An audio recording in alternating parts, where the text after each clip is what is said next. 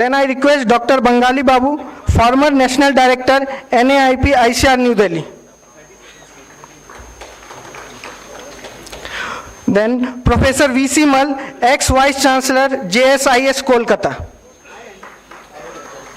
And last but not the least, Dr. N.K. Tyagi, ex-member ASRB. Sir, you all are requested to join the dais.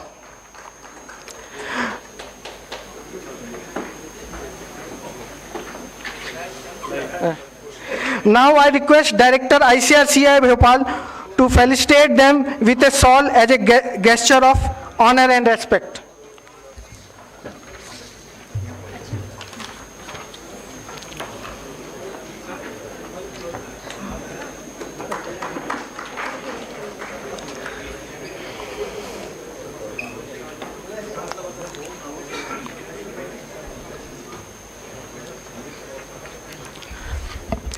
Kindly give a big round of applause to all our dignitaries.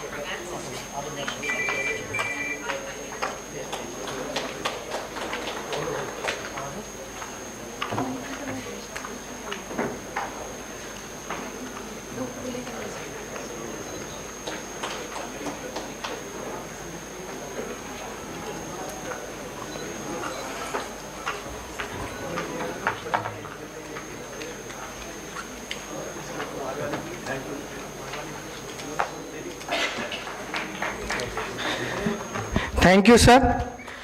Every great session requires sharp mind to capture the essence of deliberation.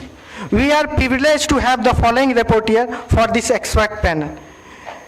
We welcome Dr. Piyush Soni, Associate Professor, IIT Kharagpur, and Dr.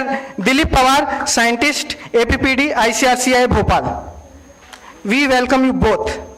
Now, with deep respect, I invite our moderator, Dr. S.N. Jha sir, to kindly take over the session and lead the expert panel discussion on engineering and innovation for agriculture 5.0. Sir, the stage is all yours. Okay, come as I'm on the desk, come as soon as possible, okay,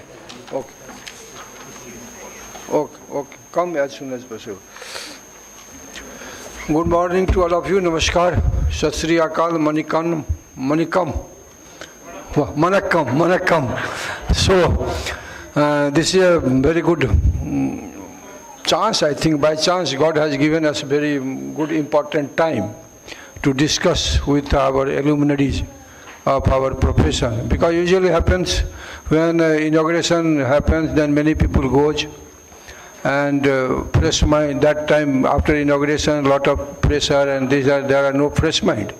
So fortunately now we have the first session, and we all are with 100% fresh mind.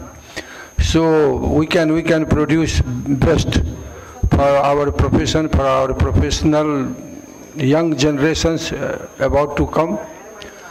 I'm more worried for the young generation about to come to have our professional activities sustainable for longer period. Friends, this theme, Agriculture 5.0, is not the theme of the, we can say the ICAR given. ICAR has given this theme. Around this theme, every society has to conduct the conference, seminar, workshops. And last year, Indian Council of Agriculture Research decided to have one or two themes on which all the scientific society associations should conduct, and then they must submit the recommendation And all those recommendations is being compiled at two places. One is at NAS, National Academy of Agricultural Science, and one is ICAR. And based on those recommendations, some action will be taken by the Council, taken by the Department of Agriculture and Farmer Welfare, Government of India.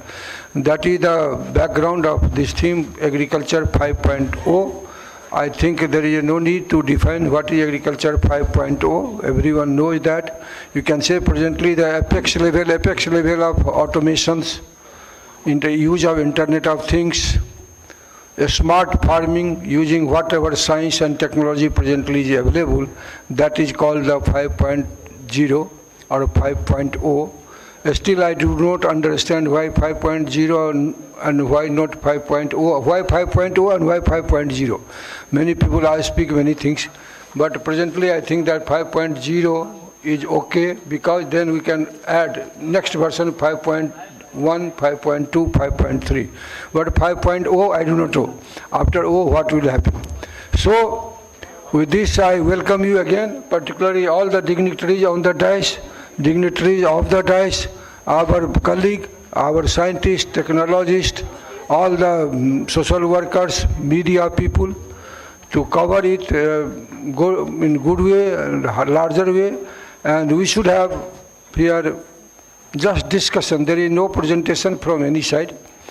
And sir, I will be moderating the session, and one or two questions will be added. That questions may be from my mind only, because I do not know. It is the session was conceived like this, but questions were not invited from the panelists because they are so senior, so experienced. They are supposed to enlighten us with their knowledge. With these words, I welcome you again, everyone. Thank you very much.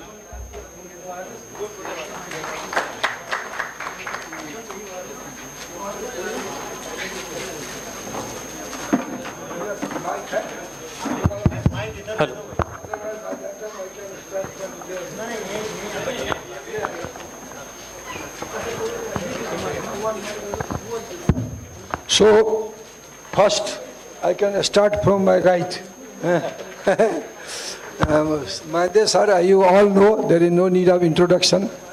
He has been Vice Chancellor and the President of ISAE, and he has mainly contributed for the present form of bylaws, constitution bylaws and rules of the ISAE to which we are following. Sir, presently what we find that our syllabus, our course curriculum, though it is being updated time to time based on the Dean Committee reports, but our faculty is not getting updated. They don't want to read the things, new things, and teach the same thing. What is the way out?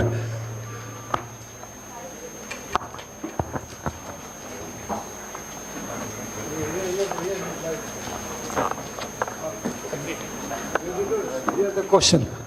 Oh. No, you have to reply whatever I am posing the questions.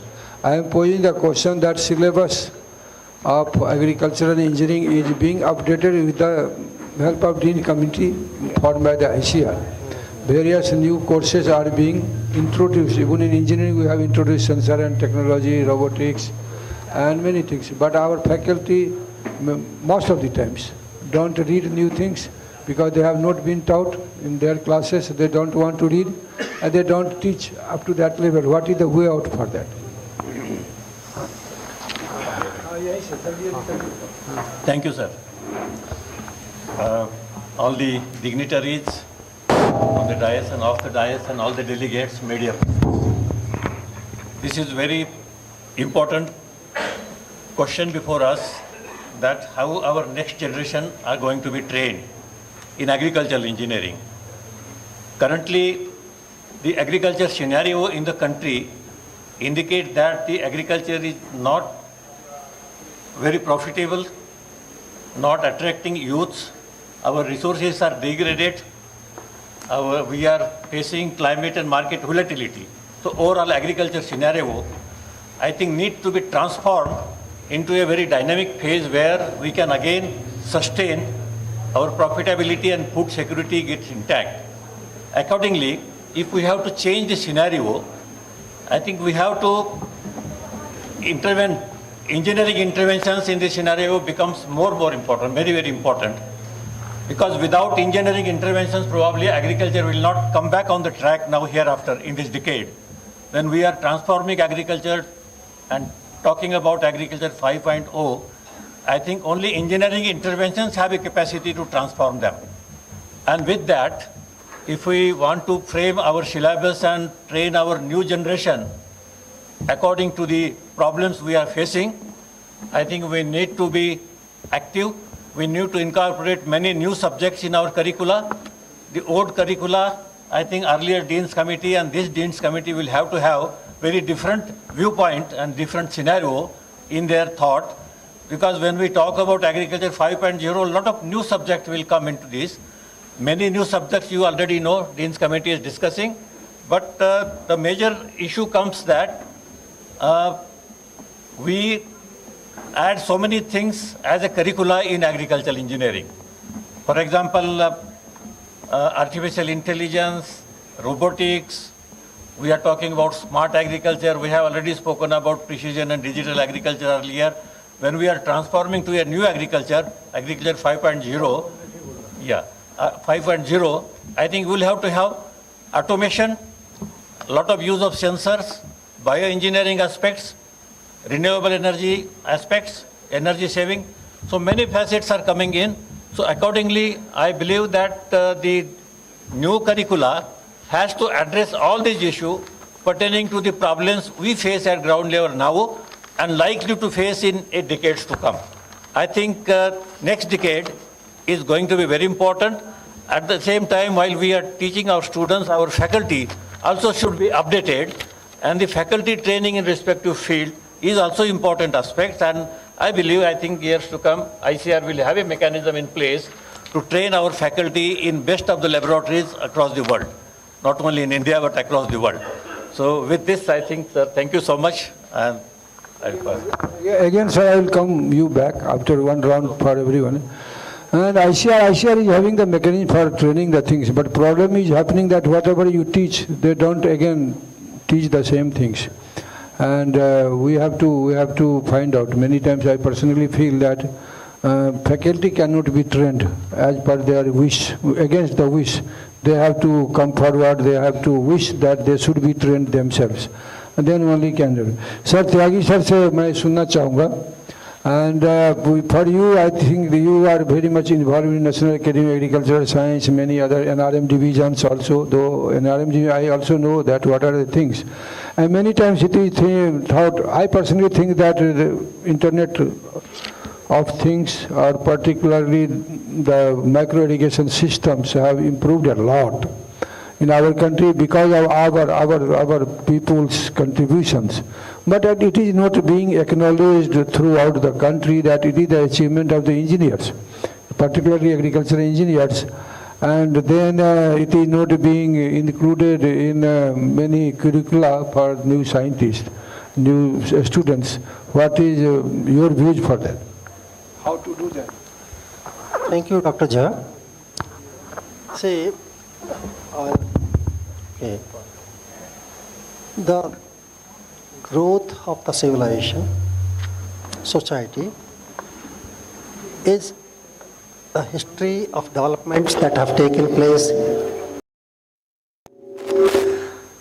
There is a beautiful report by Clock Commission, and they indicated that the developments that are taking in science, there is a revolution. And to capture that ingredient of the revolution, I'm answering first to the question that Dr. Portman. To capture those developments, the present generation finds it difficult to keep update. So it is not only question of agriculture. In any discipline, these developments are common. Most of the things that we are talking about, whether it is IT, whether it is intelligence, whether it is neural learning, they are applicable across the board. Now, so far as the particular question of irrigation is concerned, This, we have made several innovations. Starting from the Dhakuli, now we have pumps. So, and then after pumping application, the first, you can say, transformative in irrigation came with the introduction of micro irrigation. Now the problem is that in engineering group, we are in the institutes or research universities, we are not making development in the instrumentation type or the equipment itself. This is being done in the industry. What we are doing is whether we are applying that to different crops. So far engineering contribution in that particular field is concerned, it is still lacking. I visited this institute last year. I find they have started working on use of this new so-called, you can say, new ideas like your remote sensing, GIS applications, remote sensing. These are now being synthesized and a product is being delivered in the form of, you can say, decision support systems. So decision support system, which particularly soil moisture, irrigation requirement, this is becoming more and more. You can say it is coming on your computer, you can do it. Our people, since the ready-made solutions are available, they just key in the data, but what has led to development of that particular system, I think our people, they have to learn it. Earlier we used to do with log tables. So when we were doing by hand, we knew that this is the activity may be taking place. But now since everything is ready-made available, the intricacies are not available. For example, just to give you one example, I was chairing a group, imprint group on irrigation systems and river waters. NIT Mandi, they had a project on is this automation of irrigation system. And they said, yes, we have got now a system which can monitor soil moisture over a large area. I said, what is the principle on which that particular system is based? So, as an engineer, if we want to make further development, we must understand what are the theories, what are the principles behind it. I think this, our people need to learn. Thank you very much. Thank you, sir. Thank you very much, sir, for a good input. One thing what I say, what I see, that our people are so big, so well known in their own field. They are being called in various apex body. They are being called for various consultancy at not national level, at international level. I mean to say, recently I was leading agriculture from ICAR side in STIC, Emerging Science and Technology Innovation Conclave, was done by the Government of India involving 13 departments. There also few departments had called the invited speaker from USA, and later on came to know that 3 of them were agricultural engineers. So I mean to say that all departments are using the agricultural engineers for their upliftment. But when you ask the chair, when you ask the department of agricultural engineering, that becomes very difficult to get. The Department of Agriculture Engineering, Department of Food Processing, Department of something headed by the agricultural engineers or technology, something like that. And our people also are not so much updated in food processing or maybe any other departmental automation type of job. So this question is from Dr. Joshi, that how to overcome this problem so that our people should be recognized and they should be given more and more importance to lead the system.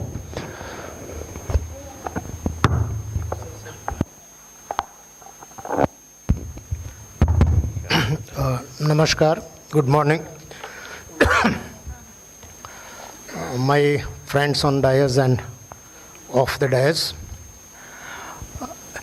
when I took admission for agriculture engineering in year 1973, people told me that this is a multidisciplinary, jack of all. That's what people used to say. This is highly relevant today because as we talk about the agriculture 5.0, where it's not only agriculture, it's not only engineering. That is what normally we used to say, agricultural engineering. But now perhaps we'll have to integrate many more multidisciplinary things, particularly the data science and all those things. So agriculture, engineering, and data sciences, these are the three perhaps things which will have to practically real-time integration is the requirement as far as agriculture 5.0 is concerned.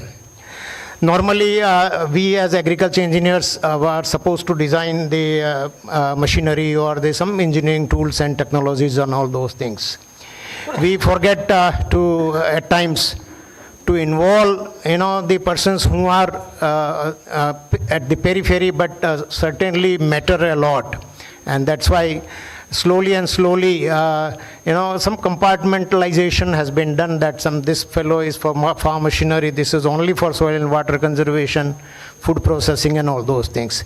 But I believe that in isolation we cannot achieve all those objectives which perhaps as agricultural engineering as a whole discipline is supposed to do. And that's why now, of course, all those advanced technologies in engineering, we can talk about the artificial intelligence and machine learning and all those things, which we will have to apply to all the fields of agriculture engineering, including food processing, as Dr. Jha was mentioning relevantly. But then, every 5 years, 10 years, the scenario goes on changing and the prioritization also changes. I think now the prioritization is certainly there on post-production systems of post-harvest handling and food processing. And certainly I would say that, the renewable energy engineering is really coming up very fast, and I think in future we'll be seeing a lot of things from solar energy point of view particularly. Both in production agriculture and post-production agriculture. And that's why all those new technological tools, including your IoT and blockchain and all those things, are highly relevant. The first question was whether our teachers are trained to that. I think no, we are not as on today, but we'll have to do that. And as far as education system is concerned, the new education policy is revising that. Yeah. Again, thank you. Now, sir, Dr. Nawawali, sir, I believe that you have very good interest in the food systems and also the biological systems and relationship between the two.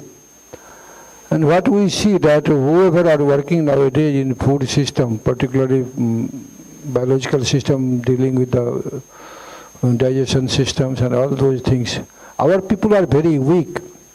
Very weak, I can say that they don't know anything, because what is the bioavailability, what is the rate of digestions, many system, biological system. And that is not also in our curricula. We have to be dependent on the ICMR, Indian Council of Medical Research. Many projects we are taking up. How to train our people, because 5.0, 5.0 agriculture does not get a benefit if the food systems are not done. Finally, we are producing anything for the food. So what is your view that how we can motivate our younger generation to read some biological system of the body, so that those kind of study can be conducted when new products are being developed? Simple questions, sir, only with less than 1 minute request. Sir, आपसे पूछ रहा था. हाँ. आप वो mic लीजिए. मैं पूछ रहा था, जो हमारे लोग जो बच्चे हैं, हाँ ऊपर था उसके नीचे ऑन है. हाँ हाँ मैं पूछ रहा था, जो our students, new generations को biological system नहीं आता है, फूड जब खाते हैं तो पेट में जाता है, पचता है, बहुत सारे बायोलॉजिकल एक्टिविटीज होती है, particularly bio availability is most important things for any new foods which we are dealing with. So our people don't know, and their studies always incomplete. Their studies always incomplete. And so how to motivate them to read those things, study those things, and do that kind of job? High value products development for biological system. Less than 1 minute time you have to reply only this one question.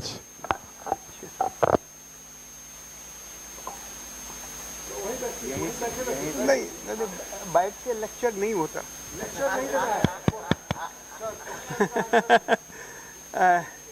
Good morning to every one of you on the dais, off the dais, everywhere. I would like to start with basic. Now on planet Earth, we are. एक minute में. बच्चे को motivate कैसे करना है वो सब चीज पढ़ने के लिए. हाँ. अब थ्योरी ज्यादा बताएंगे तो फिर टाइम ज्यादा. अच्छा. नहीं, we are a human being, biological entity. We eat food to survive and perform. Everybody has to eat food. From Japan to America, everybody. Now we produce through farming. Farmer is using tools and technology. Now the need is modernization of this. And we can do the automation. And we can stuff this. And now I can tell you there is a tractor have already come, prototype, which you can operate by sitting in your office through sensor, remote control, and the sensor is powered by solar energy in the field on a panel. So this technology is coming, comfort is coming, but you have to produce more and eat systematically so that your biological system works. You have to eat the food, extract the nutrient, excrete the waste. So unless you do all three operations through the biological material which you get from the field by automation, is not done. And I could suggest 30 seconds more, how to do it, how to achieve this. You know, the smallest unit in the country is the village panchayat. You have state, district, panchayat. So, 2 minutes, 10 seconds, 10 seconds. So each panchayat should have all the machines and give on custom hire basis to the people living in the panchayat and charge per hectare basis. So everything and comfort and marketing will be done. Thank you, sir. I'll come again second round if time permit. Now I have Professor Mal, sir. He had taught me in all the level, BTech, MTech, PhD. Many questions, sir, you have asked us during those times. But this is now time for us to ask the question. That is a reverse of the system. Chauhan साहब ने मल साहब का नाम पर. अच्छा, यहाँ order में गलत लिखा गया है. वो वाला माइक ले लीजिए सर. वो मैं दूर रखता हूँ. सो मल साहब से क्वेश्चन है. मैंने बहुत हम क्वेश्चन सॉल्व किए हैं, उन्होंने दिया था हम लोगों से.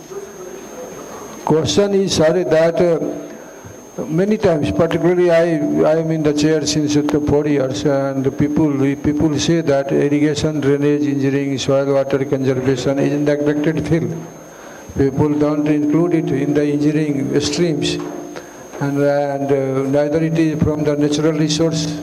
They get some value, no, they get value from engineering. And what is your view? How to do that? That people should believe that they are being more value in both sides, and moreover the irrigation system, particularly micro irrigation system, is more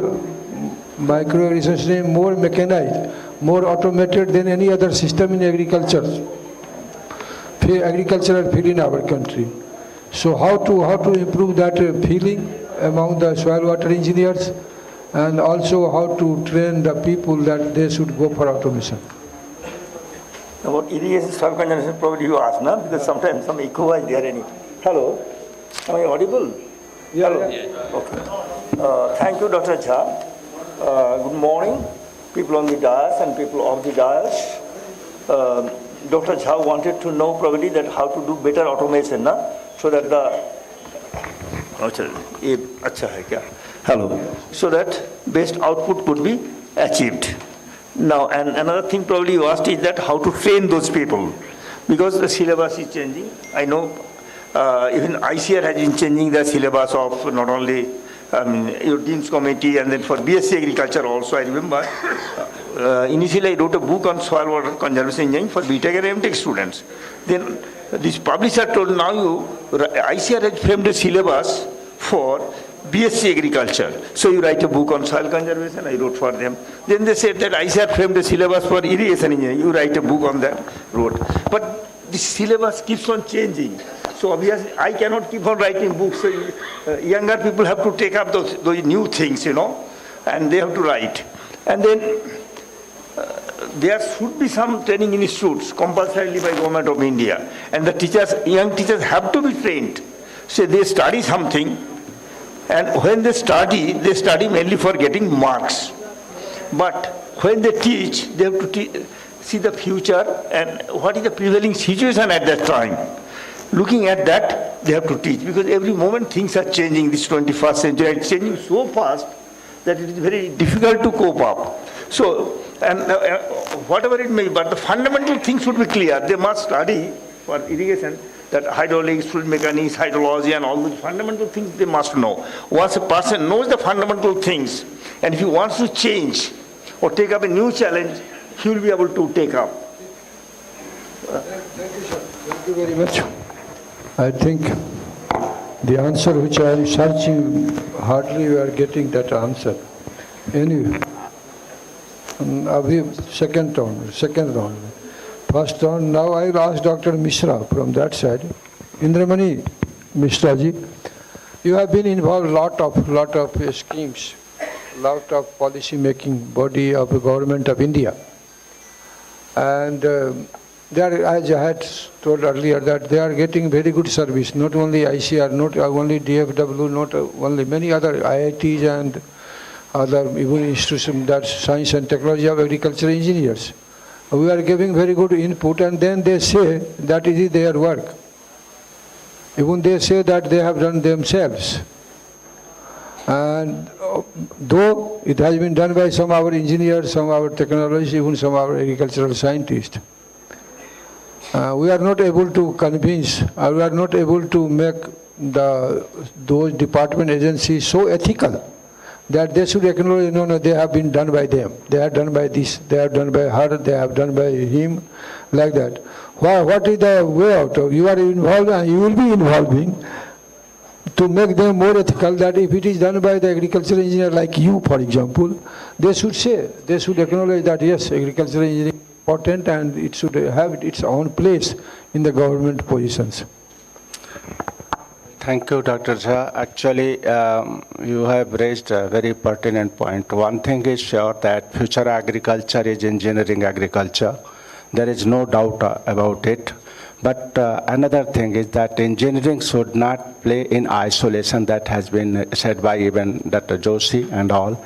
Because we know that in 21st century, engineers must know biology and biologists must know engineering. So we have to become biosystem engineer completely, and we should talk with the authority, agriculture also and engineering. So this is one aspect. So how to convince? Convince is by demonstration. My only, advice to my colleagues, ISAE members, and particularly youngers, that do the things, do authoritatively, demonstrate it, and go up to the young users and policymakers also. Tell that it has been done by us. Otherwise, what happens? Many takers are there. We should not hesitate that this is my technology, this is our technology, and this engineering group has been doing this. This is one aspect. Second, your more important question was that teaching. We all know that there are three components in teaching. One is teacher, other is taught, third is teaching material. So at these all three aspects, we are lacking in many of, now from ICAR I have gone to university system. First thing, teachers are not there. We are working on just 40%, 40% strength. This is one aspect. Then what is the solution? Solution means we can say that we will revamp total things, we will brought great people. That's the easy route is that immediately we should think about training our students, taking experts from industry, Dr. Jha, and as an adjunct professor, as a professor of practice, and this, I think this is the best thing which we can do, quickly. Content we have to improve, absolutely, there's no issue. We have to improve the content, and there also we have to take industry together.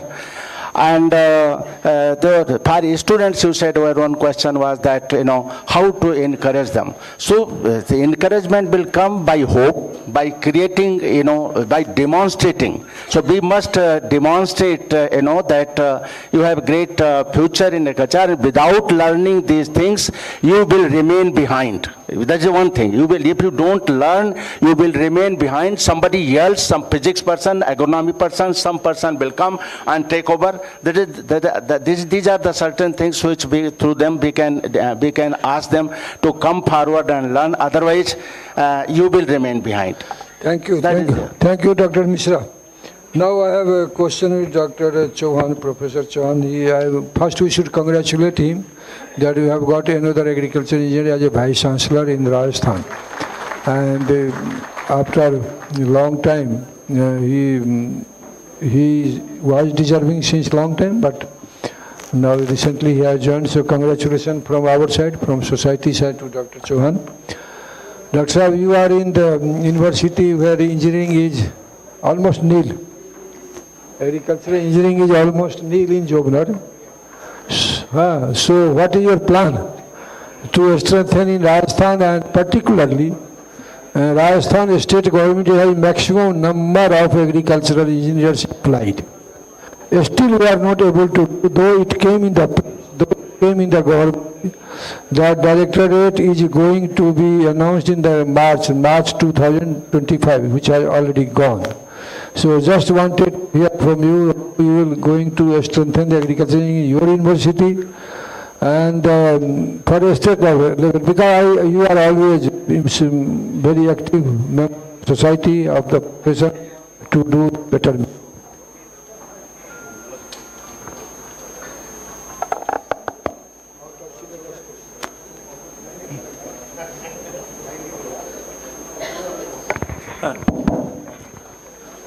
नमस्कार, धन्यवाद झा साहब और सभी panelist को एवं सभी मेरे मित्र को बहुत बहुत धन्यवाद कि आप लोगों ने यहाँ पर ISAE कन्वेंशन में मेरे को यहाँ पर आमंत्रित किया।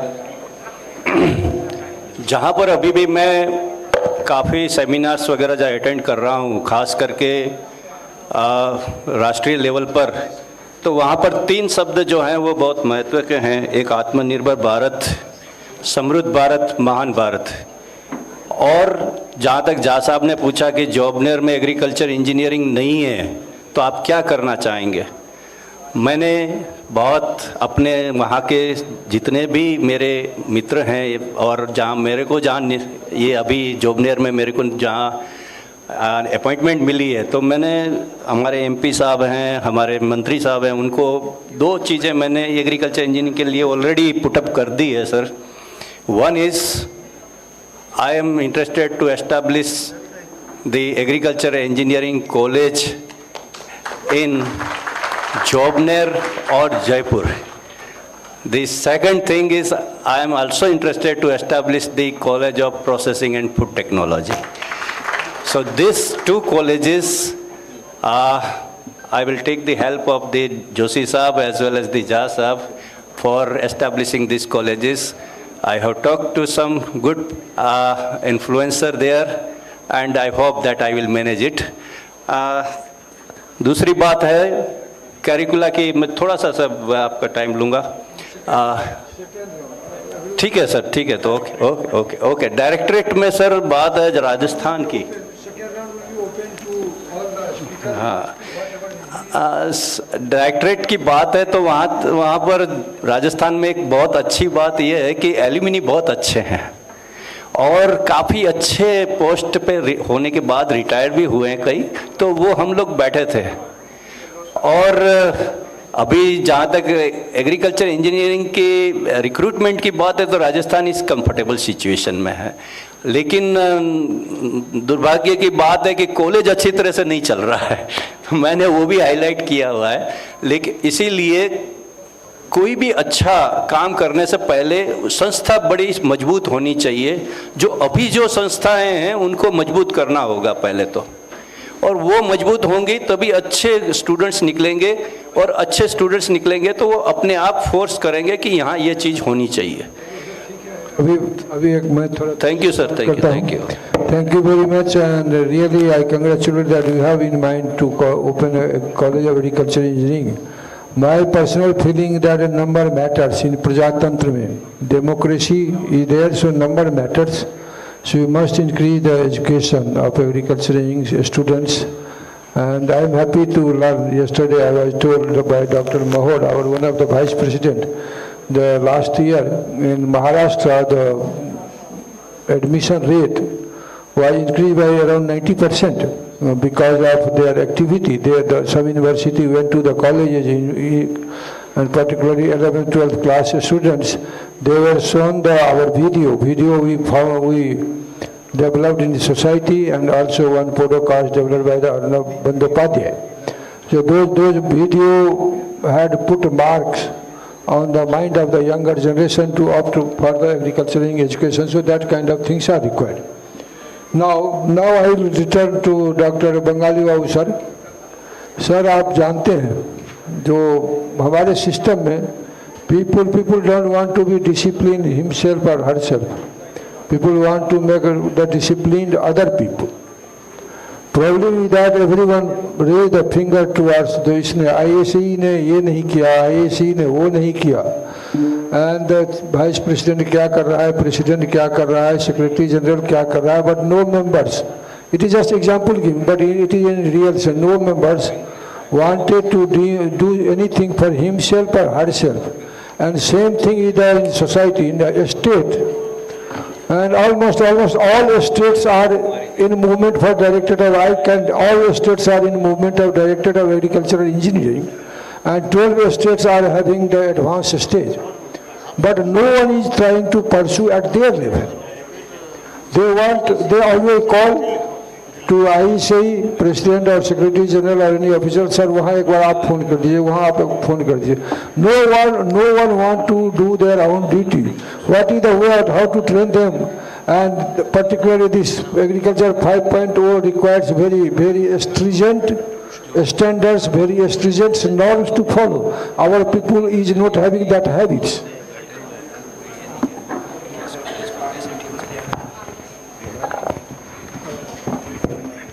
Thank you very much. I have been given two questions rather to respond. One is how to maintain the discipline in the society. I think when it comes to maintaining the discipline, whether society or the organization, my view is that there are well-framed rules in almost all the organizations, as also in the society, to tackle such cases. If I have to say, absolutely there is no problem, and standing rule is that no individual can threaten the organization or disrupt the organization, provided we also know or act according to the rules of that particular organization. I have dealt, I'm not going into detail of anything, several of such cases. It's just impossible if the organization is firm in the interest of the organization, not on the ego or something. The other thing which I was asked to respond about the Directorate of Agriculture Engineering, I will not comment on other states, but with regard to UP, there is a little different situation. Yes, it is. I have also been involved, and my experience is UP has got 5 departments which have agricultural engineers. The problem is the Directorate of Agriculture, which also has the agricultural engineers in large numbers, are eligible to go to the post of director, which everybody aspires for in the department.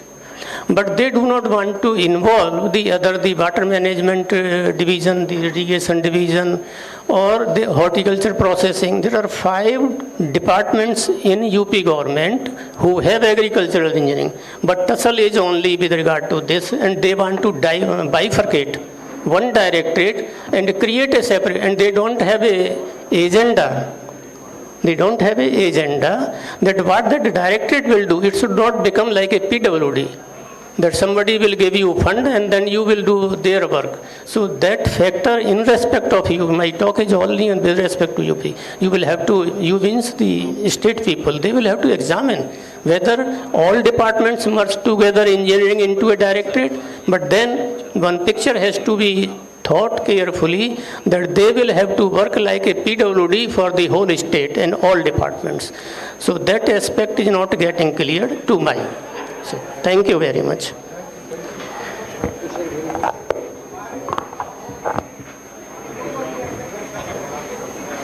Hello. Now, our friend Dr. Palani Muthu has joined here. And you have also 2 questions, Dr. Palani, in first round only. He is a very good friend of me, so I can take the leverage of that. And he is heading the one National Institute of Engineering, NIFTEM, Tanjavur. And agriculture being there also is a very proud moment. 2 questions. First question Dr. Chauhan has raised in my mind. And our colleague have opened many colleges of food technology in different university engineering colleges. And BTech in food technology is also there. And BTech is agriculture engineering also there. And somewhere in TNU, I think energy also, I don't know, energy also there. And whatever I speak presently, that is a President IAC, you can assume, not the DDG and other thing, official, no official matters presently. And I personally feel that all those degrees should have been, particularly food science, food technology, food engineering, processing and dairying, all should be scrapped. Only one, in new education policy, you know, there are so many entry level, there are so many exit level. So only one degree in processing it should be given, that should be post-harvest engineering and technology. Because you see, when you give the food engineering, food technology, it means they are not going to deal with the non-food item, which are most important things for India nowadays. We have to work for the things which are required by India, you know. Presently it is very difficult position for India. Everyone is showing the eyes. Someone is showing eyes for the some elemental material, someone is for energy, someone for any other things. So all those things are very important requirement, national requirement to become Atmanirbhar Bharat, that is self-reliant. And if you only be on the food science, you are leaving the fodder, you are leaving the crop residue, you are leaving all those things, then it is very difficult for the country to mop up those material on which we are 100% almost dependent. So if you have the post-harvest engineering and technology in IFTEM, and then you can give food technology. If someone is doing some specialization, you write BTech or MTech in post-harvest engineering technology, bracket mein, you can write as a food technology, as a food engineering, as a processing, something, whatever specialization projects they have. And another important aspect what I have felt, that food technology, food science are very good depth in the food engineering, food technology field. But for implementation, manufacturing level, there is no machinery, so most of the products remain within the lab. So engineering is must. So what is your view, whether you can impress upon to the Ministry of Food Processing to move this in new education policy? Another question, that your institute is having very good relationship with the industry. I can tell you all delegates that is a unique institute where the bigger food industries, bigger food companies are very much close partners in many programs. So what is the, you can say, how you got that institute? Enlighten the other dean and directors so that they can also do it. Good morning to each one of you, fellow agriculture engineers. The doyens of agriculture engineering of yesteryears, of course, currently also few people are there, Dr. Chavan and all. I am very sorry for coming a bit late because I am held up in the Karavan Chowk for more than 1 hour. I started at 8:35 in Fern Hotel, ended up at 10:45. We have actually walked from there, myself, Nachiket and other people. Sorry for that, for coming late.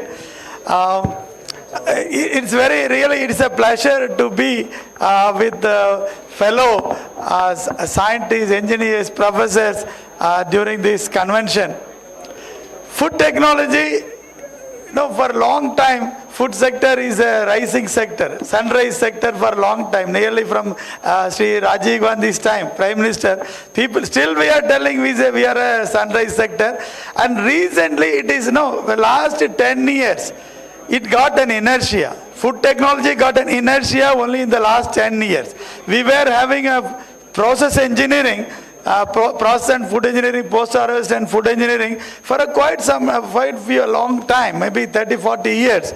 But the inertia came when it became a food technology program, BTech. Lot of universities, general universities started this program, and it is not that we are, most of the food technology program, we have food processing engineering completely held by our process and food engineers only.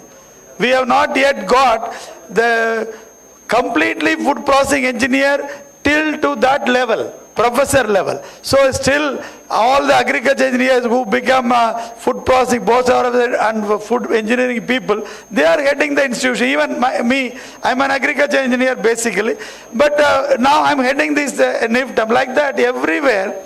Even food tech, we have not normally 5-6 departments in this food technology. Food process engineering is the lead department. Maximum number of courses come under that. Then food technology, food technology itself is food process technology is another department. Then we have a packaging and storage technology, that again is process engineers, some entomologists. No, if you see, look at it, food technology basically an engineering program and headed mostly by our processing engineers only. Of course, we leave farm machine, power and soil water no longer, they don't fit into the system. That is how it's going on, and it will go like this. And our institute became Institute of National Importance just 3-4 years back, 2021 November. And the institute itself originally was Indian Institute of Crop Processing Technology. It became, because agriculture engineering, it was an agriculture engineering institute. And later on it became a food processing technology because they included the animal products, fish, everything. So they become Indian Institute of Food Processing Technology, then now it become National Institute of Food Technology, Entrepreneurship and Management. Because this is an inbuilt system where food technology alone, just BTech food technology alone will not do. Unless you become an entrepreneur, imbibe entrepreneurship and then management into the system, they are ready for industry. That is the one reason the thing was done. And the second question was, you are asking to change it, am I correct? You want a common degree of post-harvest engineering in the NIFTM, and then other people. Now the problem is, we have this food technology, there are food microbiologists, food biotechnologists, food chemists, all the people pitch in, the storage entomologists, all the people put together, they form a food technology discipline. In that sense, when you make a post-harvest process and food engineering alone, these people will not fit into the system. That's why this is a newly, thought of, and then they brought like this. I don't think in a near future it will change.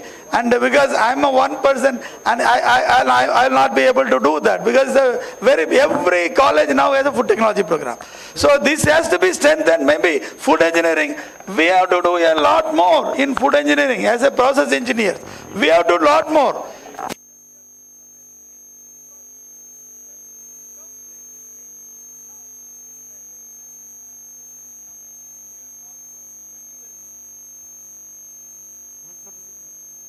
Thank you very much that you said whatever. But I personally believe that one man can change anything. Many men cannot change anything. One man can change everything, but many men cannot change anything. You try to change, stand out, you will be seen by everyone. But if you are standing with many people, no one will see you. So that is my personal view, and trying to convey the people, it may take some time. Another important thing, what I observed in this conference, even in the workshop, if you are coming from, suppose, some your own university and sitting with your own colleague, I request all the delegates, please don't sit with the colleague of yourself. Sit with the other colleague of other institute. I request you don't sit, TNAU people should not sit with the TNAU, CFET people not sit with the CFET people. They should sit with the TNAU, TNAU should sit with the CFET. Like that, mix it. Get the friendship more and more mixing. It is a human weaknesses. And that you sit, you can talk in Coimbatore, you can talk in Ludhiana, you can talk anytime. If you are talking the same thing here, then no use of coming here. Talk with the other people. So now we will go for quickly the second round because our ministers are about to come. So second round is open round, whatever our dignitaries want to say, but not more than 1 minute. Not more than 1 minute. So we will start this time from Dr. Tyagi sir. 1 minute you take and tell the message to our people that what we should do. Well, gentlemen, during this discussion, two questions arose. How do we upgrade ourselves in the teaching organizations to meet the requirement of the present day? There is a term called learning organization. Learning organization is not a university, not an institute. Any organization can be a learning organization. The difference is in learning organization, there is a goal, there is a leader, and there are others. Each one of them is continuously upgrading their knowledge in that particular, whatever job is there assigned to them. Continuously, jointly and individually, they try to upgrade themselves to achieve that goal. So that is the definition of the learning organization. So our universities, our institutes, they have to become a learning organization so that this problem of obsolescence will go. Second issue was that nowadays our people in RRM, our irrigation drainage engineers, soil conservation engineers, they feel that probably they are not having the importance that they were doing earlier. You see, unless you do something which is different from others, your leadership will not be recognized. So you have to do something for the society. The problem is that unless we do something of engineering, in irrigation engineering or in drainage engineering, the situation will not improve. We have to do better than what our people others are doing. In earlier, the engineers were having an edge because the other group of scientists or other group of workers, they were not equipped with that knowledge. Now they are equipped with the same knowledge. You have to do something different. Thank you very much. So, one more. Okay. Thank you, sir. Thank you very much for your message for our youngster. And I'm sorry to see that everyone cannot get the seat in the front. There is a limit, so we can reserve some seat in the second line also, and other program next session. This is message for the organizer. Now, sir, it is over to Dr. Mahende, sir, from this side, to give your brief message to all the youngsters. Thank you, sir. Now, this is an era where technology is changing very fast. We have to change and catch up with the advancement in the technology globally. For example, the era in which we are entering now is going to be an IT era where all artificial intelligence is going to play a major role. Agriculture engineers, basically we are aloof from that, and a recent generation is catching up with that. However, I feel the kind of programs that are coming, ChatGPT and other programs, they are very fast, they are changing very fast, and with that, how can we use those technologies in agriculture, engineering, education and research is one of the important question, and I appeal all the faculty members, students to upgrade and learn continuously to keep our new generation updated. I think, thank you very much. That's the message. Sir, thank you. One important thing also I want to convey, because many times I think personally I used to be in a problem. Our people are not giving much importance to the time. Time is very important. You see, if the inauguration could have been done at 10 o'clock, 50% of people have come after that. So what message will go to the minister if inauguration could have been done that? Just that is a small message. Now, Dr. Sir, आपको और कुछ कहना है 2 minute में?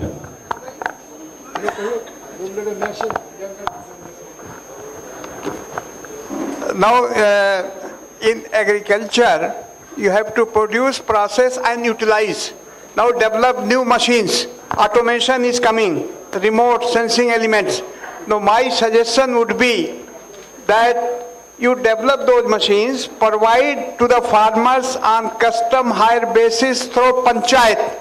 Panchayat is the unit, smallest unit in the country where every farmer is connected. So custom hire basis so that can make use of the new technology, automation, good quality control through custom hire. Individual cannot purchase. So my suggestion will be, and Government of India is also working on that, but let us see how successful that processing, mechanization of production, processing operations in the farmer's field through Gram Panchayat by providing the machine on custom hire basis. Thank you very much. Thank you, sir, very much for very brief. Now over to Dr. Joshi, sir. That what you want to convey message. Thank you, Dr. Jha. As we were discussing about the recent advances, and this is Agriculture 5.0, we were discussing about Directorate of Agriculture Engineering, but see, I lived in Gujarat for more than 40 years, and I saw that government jobs are least preferred by the Patels, So, the main thing is entrepreneurship. And for that reason, since last 5-10 years, a lot of startups have come up. I'm involved in some extent in the state government for startups. Unfortunately, there are two big sectors where startups are working. One is IT sector and another is agri-tech. But in agri-tech, most of the startups are non-agriculture. Most of the IT fellows are coming up as startups in the agriculture or food technology startups and all those things. And that's why more than 70-80% are getting failed. So my appeal to the senior teachers and researchers in agriculture engineering and the prospective agriculture engineers to be multidisciplinary. This is, without that, perhaps the future is not. They will have to have all those things. Our own experience says that unless until you know all those things, your success rate is reduced. As agriculture engineer, we are not supposed to teach agriculture, but we are supposed to know agriculture, agronomy and all those things. Similarly, for successful agricultural engineer or for that reason, anywhere, the multidisciplinary knowledge is must, and the latest technology is coming up, and they are coming up very fast. And that's why perhaps I appeal all of you to, create entrepreneurship and more innovative, creative things in your students, in your junior colleagues. Thank you. Thank you, sir, very much. Personally, I say, and not only say, I roars by saying in all the biggest meeting that agricultural engineers can do anything. Whatever you see, you can do, whatever you can imagine, whatever you can tell, that can be done by the agricultural engineers. On that one, I request Dr. Chauhan to put your viewpoint for the nation, what our people should do.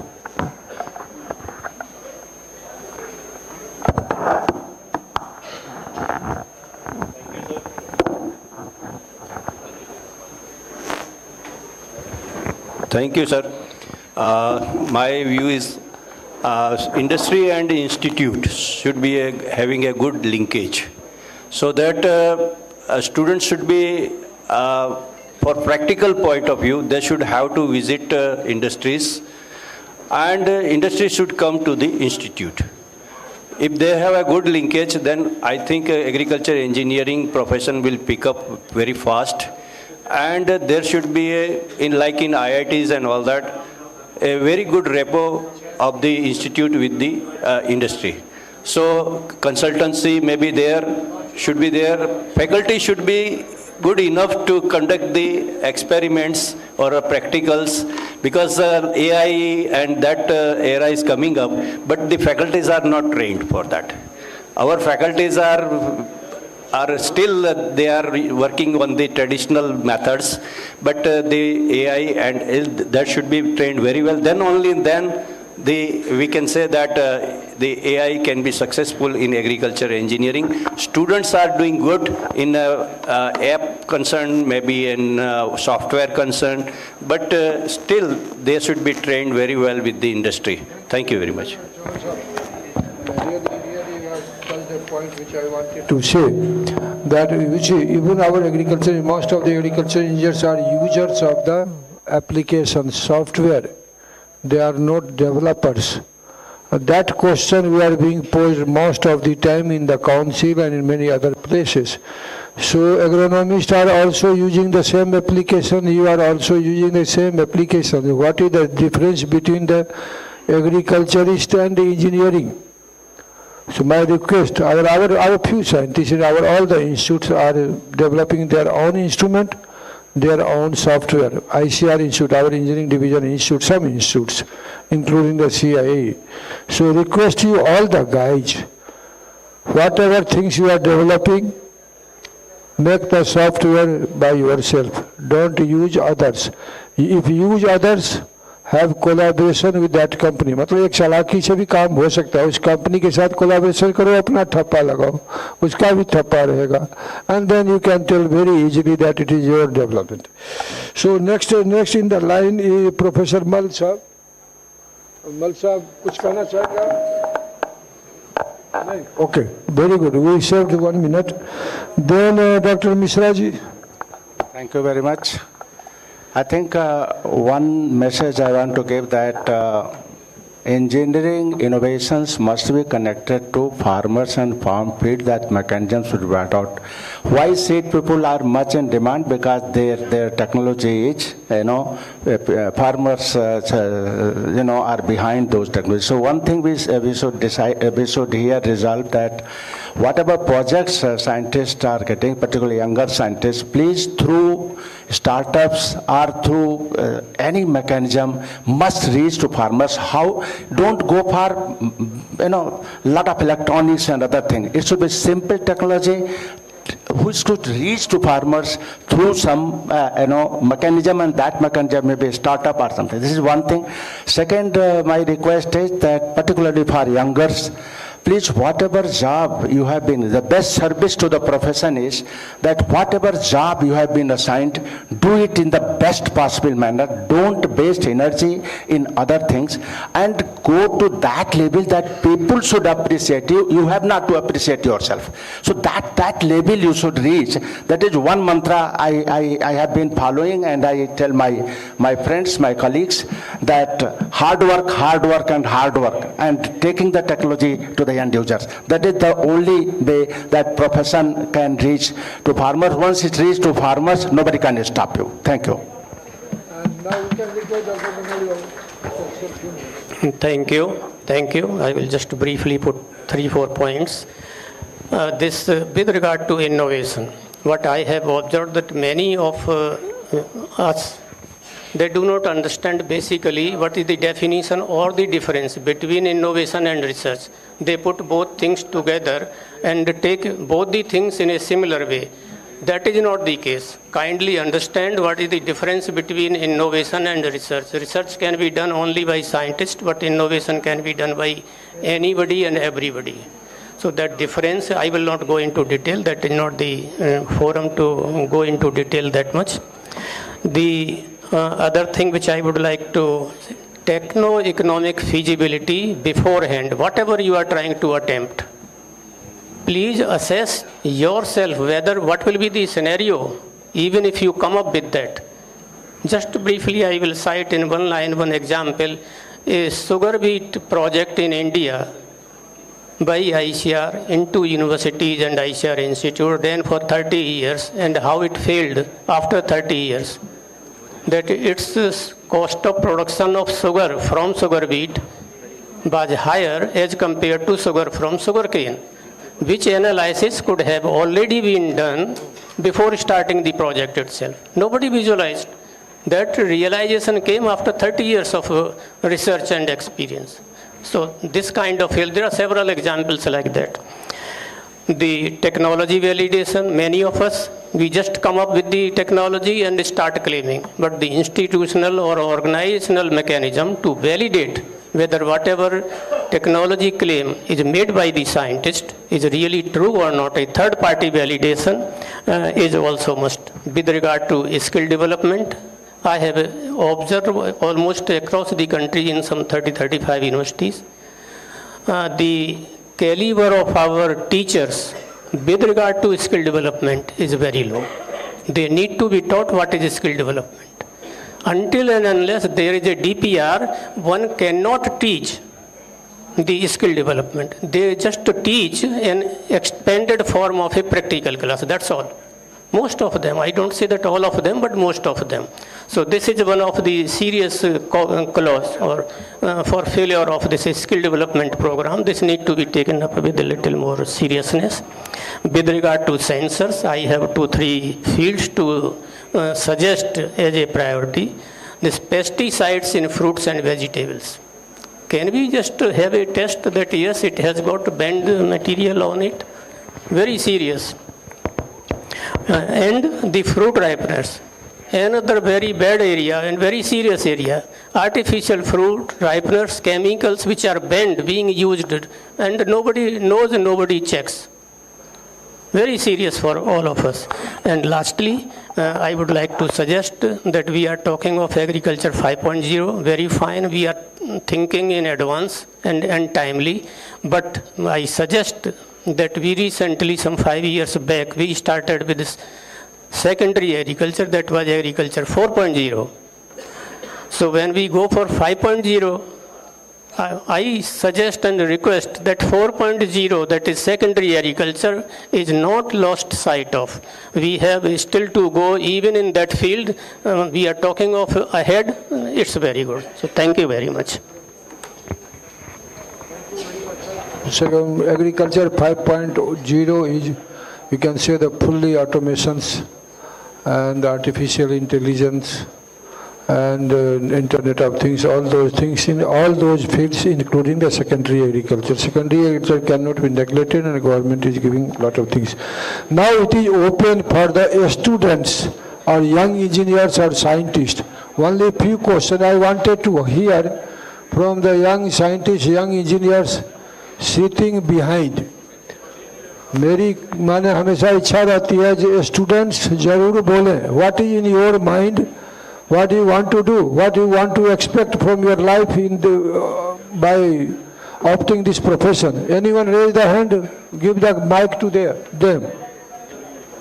Young students of the CIAE at least.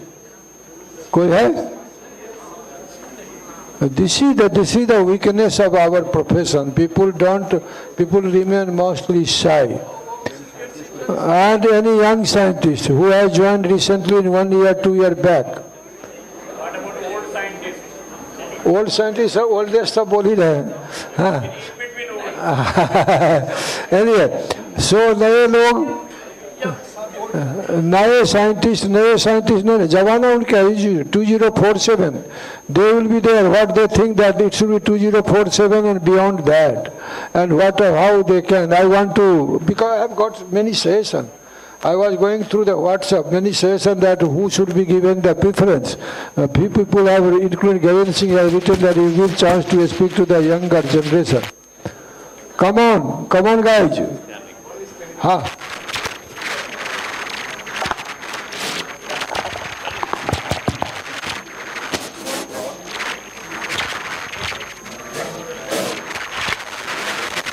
Hello. Good morning, all.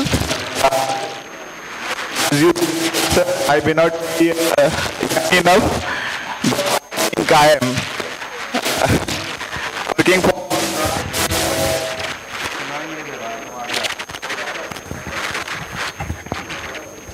Hello. Sir, as you suggested, I am not enough young, but still I see that is whole India is looking after agriculture engineers as emerging field only. So, very brief, please become very yes, sir. Sir, my question is basically related to integration of all engineering into agricultural engineering, as we are working for last 20 years in farm machinery only, and now suddenly shifted to robotics, drones and all that. AI also. But sir, still we don't have agricultural engineering in any of the IITs beyond Kharagpur. So it will be very useful for... Okay, thank you. We will get very soon. We will get very soon few at least. We are working on that. Next. The BHU we have suggested in Varanasi. हमारे अभी एक नहीं हो पाया, बहुत बार होता है फल आते आते ना अटक जाता है, हो जाएगा, जल्दी हो जाएगा वहाँ भी. Any other one? Future 5.0, agriculture 5.0, yes, give the mic there.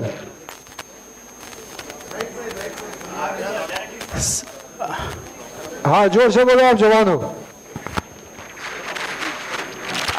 Sir, I'm Dr. Rao. My keeping in view the experience available on the dais, it's an opportunity. My question is that on one side we are talking about agriculture 5.0, keeping in view the pace in the industry. On the other side, we all have to work for the farmers who are yet not, means the technologies which we develop fully mechanical, those are not even being taken by the farmer. How to bridge this gap?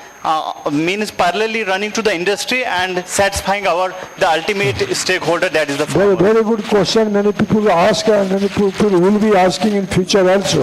You have to run the bullet train also, you have to run to the Malgadi also together. Everything you have to keep simultaneously, then only we can progress.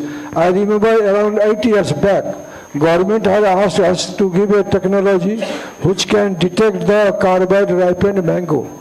And before that, no one was allowing to work on that. And when it was required, then they are asking, technology do kahan hai? Now we have technology, and that is being employed. So once, I personally say that scientist, jahan na jaye rabi, wahan jaye kabhi. Scientists should be ready for 50 years. I personally say you should be ready for also what is about to come after 2047. हमारे देश दुश्मनों से घिरा रहा है. कोई भी एक भी छिड़काव कर देगा, माइक्रो आएगा, सारा एग्रीकल्चर खत्म हो जाएगा. But think like that and then prepare yourself that how you can rescue to the government. That is the researchable issue. But we have to start working from somewhere. Similar thing. There are some farmers who are fully automatic. Still, I will tell you, in the Bihar itself, which is not so developed as people think, but there are a farmer, 100% automatic farm they have. 100% automatic farm they have. Not only soil, water, irrigation, drainage, all everything. And it is in Begusarai. I will tell you one near to the RE Pusa who are giving all the technological backup. So both are required, both will go simultaneously. Any other? Sir, I am here. I am Sandeep Mandal. I am a scientist in this institute. My concern is that the agricultural engineering education system, still we are relying on those all manual design things. What I think is that this is the time that we should be confident, all agriculture engineers should be confident to design big machines. We still are doing, designing moldboard plow in a paper. We don't have any software. If you consider aerospace engineering or any other engineering, they have software to design many things like aero engines and very good suggestion. But we don't have anything like that. Yeah, I used to interact with the many companies, and I used to tell them to employ the agriculture engineers in the design departments, which are very hardly they are doing. Because our people are not so strong probably in design. But I will tell you, our one institute in INFET, Kolkata, they are having age-old, very big machines, cotton, sorry, not cotton, that jute processing machine, very big. around, at that time, around 50, 60 years back, 35 lakh rupees they cost.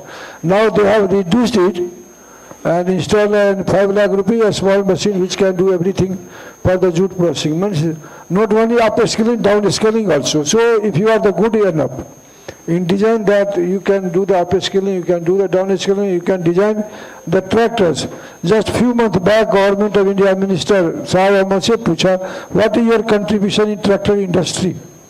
What is the contribution of agriculture department in the tractor industry? Because we very proudly say that we are number one in production of tractors, number one in the export of the tractor, but what ICAR contributing in that? We appropriately responded that what are the projects we have done with the industry in the tractor field. But similarly, that number of scientists is very few. We have to be more and more stronger, not only in design of machine, but big machine as he has told. Thank you very much for pointing out that, Dr. Mandal. Any other question? Jaldi, this is last. Then we can ask any question to any expert sitting here and outside. Doctor Jha, अगर सवाल जो आ रहे हैं उनका panelist भी अगर जवाब देना चाहे, चूंकि आप अकेले दे रहे हैं ना, तो दे देना चाहे तो अच्छा रहेगा. नहीं, कोई अगर then you can speak to the who can reply. कोई अगर एक्सप्लेन बताना चाहे. Sir, I am Dr. Deepak Thorat, scientist in this institute. I have a small suggestion, sir. Like the student which are now took admission in MTech and PhD, they should opt courses according to their area of research. They should get an opportunity, because now what is being offered, irrespective of the research topic, that is the binding from the system. To get an special skills and नहीं, ये बिल्कुल सही है आपका वो कि system should allow the courses which you study should connect one to your problem which you are going to take up. That is very, very important. So that mechanism, Board of Studies should, nowadays in new education policy, 20% courses are, on choice basis also. That's what, that our university in Srinagar, they have developed and we are also in Parbhani, degree by design. So let them select the courses and accordingly we should go, and that is giving a very good dividend. You see that only yesterday I was talking to the Vice Chancellor, and they in last 3 years, because of NEP, because of all these things, 98 patent they have given. So lot of scope is there. Is very valid question. Yes. Lot of IITs are following, sir, this pattern. That so should be we should in CIAE and other institutions also in IRA. I am getting the signal again and again. We have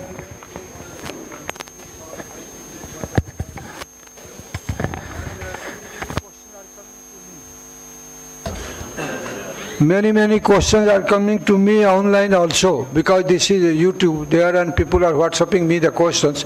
We will take up later on. But I think I thank you all the dignitaries on the dais. Also off the dais, Dr. Patil wanted to speak, under whom I worked around 5-6 years. Could not give. So thank you all, sir, for giving the insight. I will be doing it. And I think people have been very much benefited from your session. Thank you very much. Thank you, sir. Kindly give a big round of applause to all the panelists for their deeply insightful and thought-provoking discussion. To mark our appreciation, we request Director ICAR-CIAE Bhopal, Dr. C.R. Mehta, sir, to present the mementos to all our panel experts.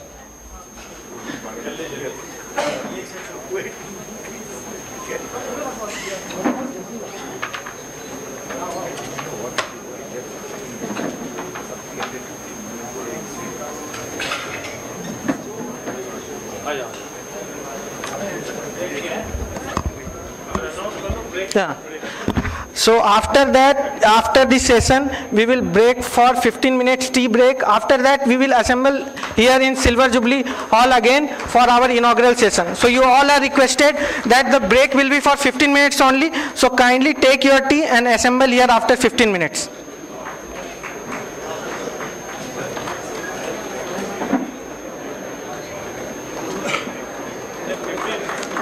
15, only 15 minutes, not more than 15 minutes. I also request our reporters, Dr.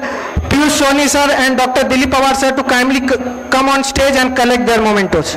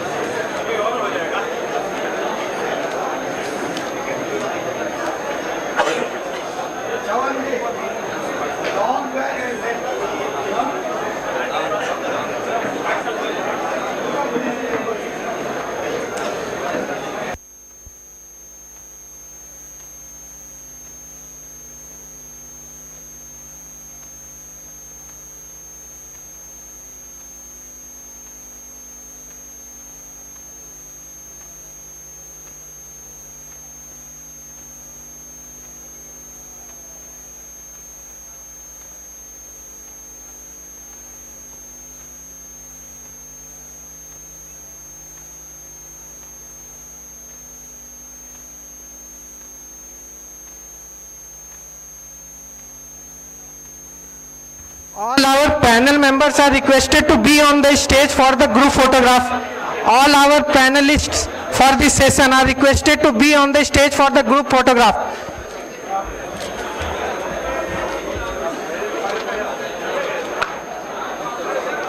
Thank you everyone. Please join us on the next session as per schedule.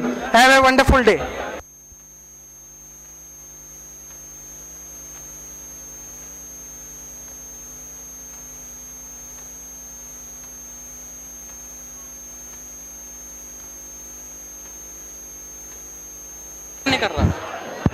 Hello hello ये रो चलानी hello बस याद रखो।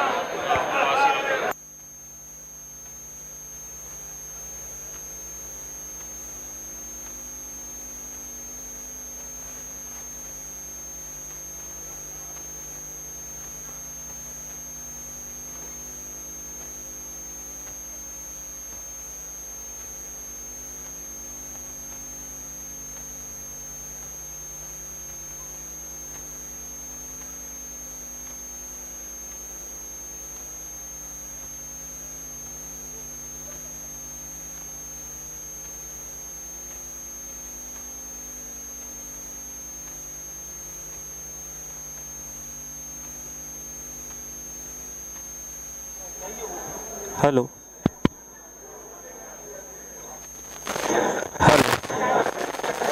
Hello hello hello hello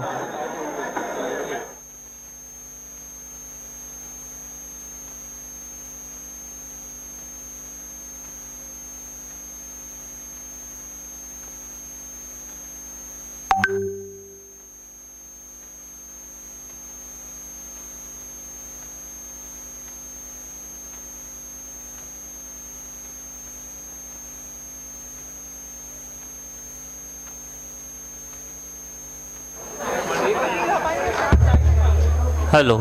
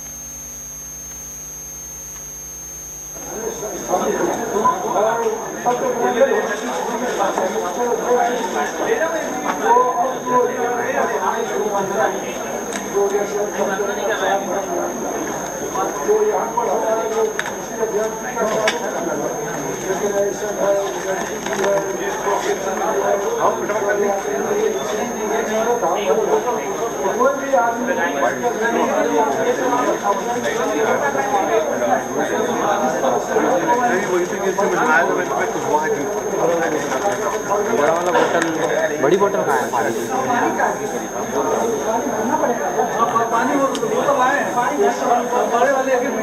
मेरा pen गायब हो गया। हाँ मिल गया। हाँ सर, ये सर है सर। हम बोलेंगे तो आप अपना तैयारी कर लीजिएगा, आप बोलेगा तो हम अपना देख लेंगे। सर मैं ये क्या मार दिए हैं लोग? मेहता सर के ना आओ डायरेक्टर उसके वाली बात कर रहा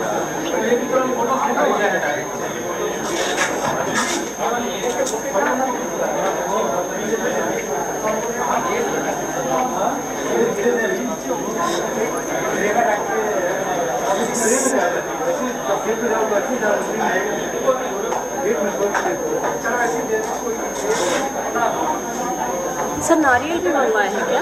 नारियल भी मंगवाए हैं? अच्छा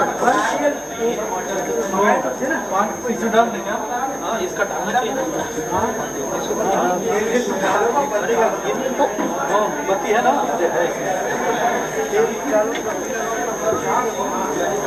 यही वाली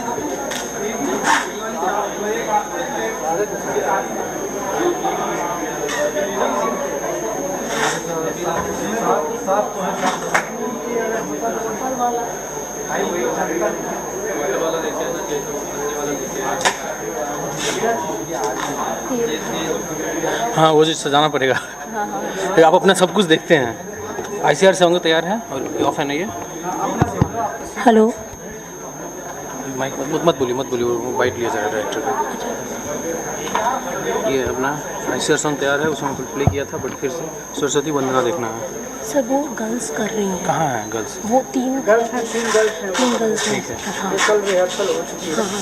और सिर्फ फैसिलिटेट करने के लिए ये सर जब फैसिलिटेशन होगा तो सर वो तुरंत भेजना रहेगा, तो उन गर्ल्स को हमें रेडी करना रहेगा एक के बाद एक के बाद। जस्ट गॉडेस वो वंदना के जस्ट बाद। हाँ सर संदेश मैडम को बुलाएं, संदेश मैडम को।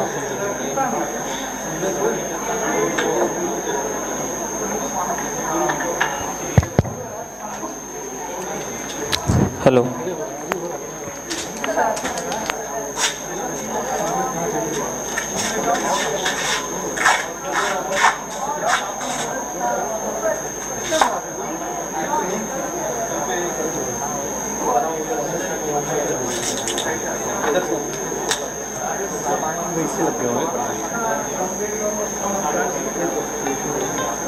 हेलो हम लोग की तैयारी तो करो। हाँ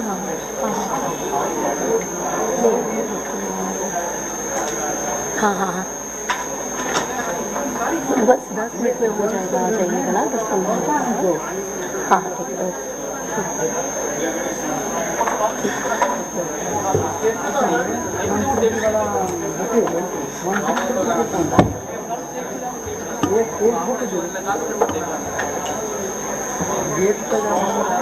सबको एक से ही है।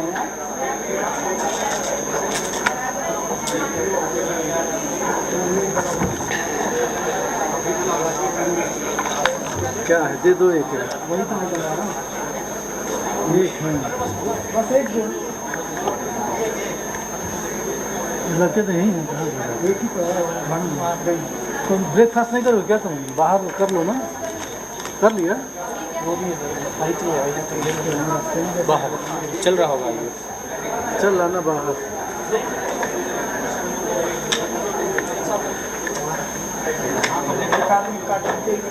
श्रीफल नहीं है ना सर फिर?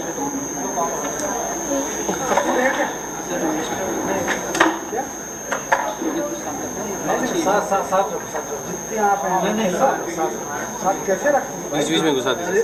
हाँ सर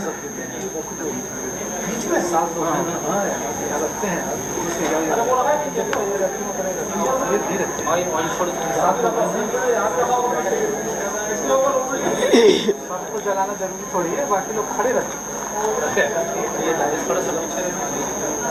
हाँ सर, थोड़ा सा उस या फिर सर उसको थोड़ा कोशिश कर दें तो वो ज़्यादा लोग आ भी जाएंगे। ये हाँ, जहाँ पे सर खड़े हैं थोड़ा सा आगे। नहीं फिर वो लाइट अच्छा नहीं होगा, नहीं होगा, बाद में हटाना पड़ेगा, फिर हम लोग के सामने आ जाएगा। हमारे सामने सर हम लोग के सामने आ जाएगा, सबको एक एक दे दीजिए। तो इस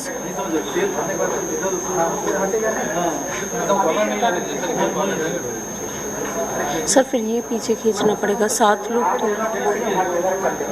हाँ हाँ होगा, तार लगा होगा, देखिए कुछ। हाँ नहीं नहीं सर, ये 2 बस। हाँ फिर दिक्कत होगा, सामने सामने होगा, ये सामने हो गया, आगे के लिए भी तो रखने दिक्कत है। सर आप दिख जाएंगे, आप बियॉन्ड उसके जाएंगे।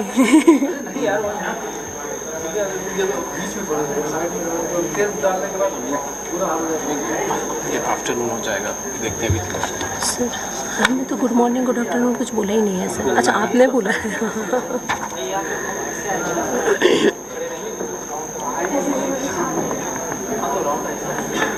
कर ही देते हैं आफ्टरनून।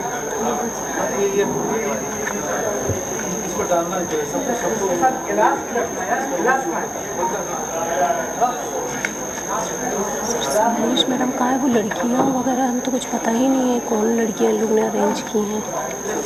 ये तो देखिए यहाँ तक आ जाएगा जब तक चीफ गेस्ट का भाषण होगा, मोमेंटो में उनकी ज़रूरत है। नहीं सर, स्टार्टिंग में शॉल श्रीफल लाने के लिए और इवन पब्लिकेशन रिलीज़ कराना, सब में तो उन्हीं की ज़रूरत है। पब्लिकेशन है सर ये इसके लिए भी कैंडल वही ला के देंगी। सर ना मेडल दिख रहा है, ये है क्या मेडल? मेडल कहाँ है? ये तो अवार्ड है, ये ठीक है, बट अपन को और क्या चाहिए? ये सोवेनियर कहाँ है? टेबल पे रखना पड़ेगा सोवेनियर। मंत्री जी को वो देंगे, वो सर मोमेंटो, वो 1 डिस्ट्रिक्ट 1 प्रोडक्ट भोपाल का जरी जरदोजी। हाँ वो लिखा है मैंने। अब बाकी सबको सर वो ट्राइबल वाले स्टैच्यू देंगे। हाँ जरी जरदारी आर्ट ऑफ ओपी, जरी जरदोजी, जरदारी लिखवा है क्या? नहीं मैंने गलती से नाम लिख दिया हो सर, जरी जरदोजी है सर। जरी जरदारी देखिए सर, जरी जरदोजी है यहाँ कार्ड। जी सर। हाँ सर,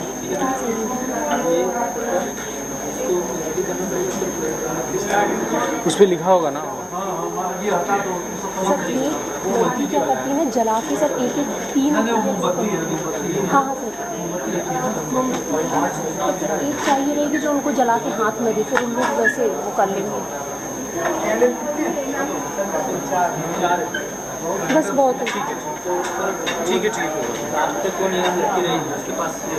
हाँ हाँ सर। सर वो 3 लड़कियां जो संदेश मैम ने कौन अरेंज की है, मैम कहाँ पे वो पीछे है। हाँ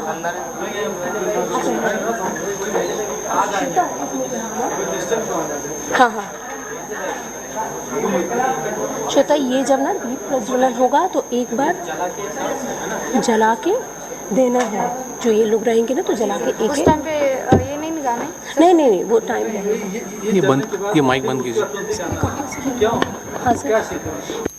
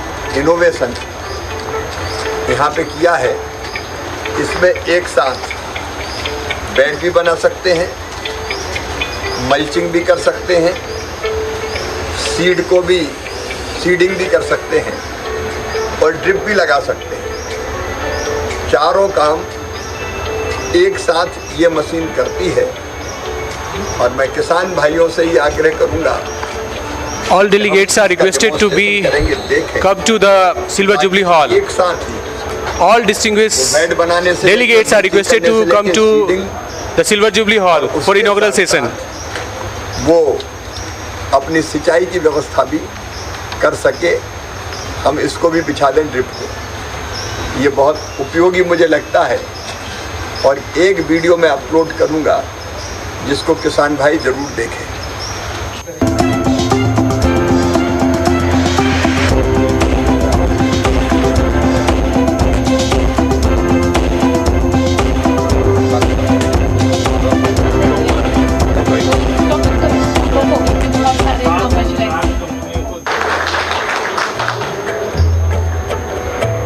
जय जय कृषि परिषद भारत की, सुखद प्रतीक हरित भारत की। कृषि धन पशुधन मानव जीवन, दुग्ध मत्स्य फल यंत्र सुवर्धन। वैज्ञानिक विधि नव तकनीकी, पारिस्थितिकी का संरक्षण। शस्य श्यामला छवि भारत की, जय जय कृषि परिषद भारत की। पता नहीं चलता कि कब संडे और कब मंडे। मामा को तो रोज काम करना, इससे जल्दी को खेतों में किसानों के बीच जाए, किसान फायदा उठाए। किसान फायदा उठाए मतलब देश फायदा उठाए। जमाना था जब हम सबसे नीचे 5 में आते और आज हम टॉप 5 में हैं। All delegates are requested to come to Silver Jubilee Hall for inaugural session as our chief guest is coming soon.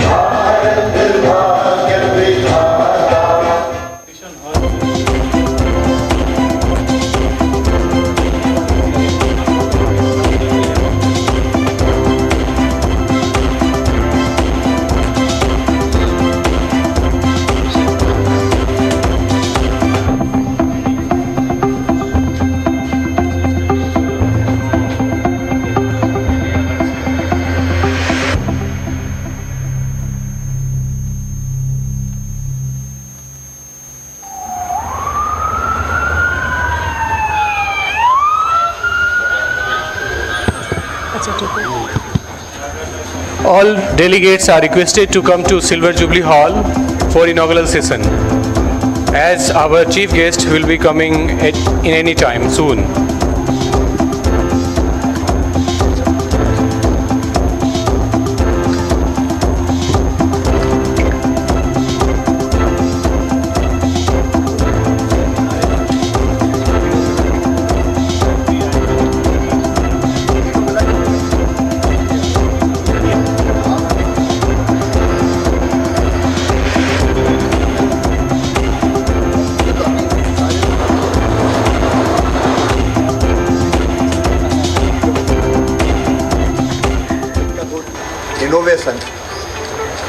यहाँ पे किया है, इसमें एक साथ बेड भी बना सकते हैं, मल्चिंग भी कर सकते हैं, सीडिंग भी कर सकते हैं और ड्रिप भी लगा सकते हैं। चारों काम एक साथ ये मशीन करती है। और मैं किसान भाइयों से ही आग्रह करूंगा कि हम इसका डेमोन्स्ट्रेशन करेंगे, देखें, ताकि एक साथ ही वो बेड बनाने से लेके मल्चिंग करने से लेके सीडिंग और उसके साथ साथ वो अपनी सिंचाई की व्यवस्था भी कर सके। हम इसको भी बिछा दें ड्रिप को। ये बहुत उपयोगी मुझे लगता है और एक वीडियो में अपलोड करूंगा जिसको किसान भाई जरूर देखें।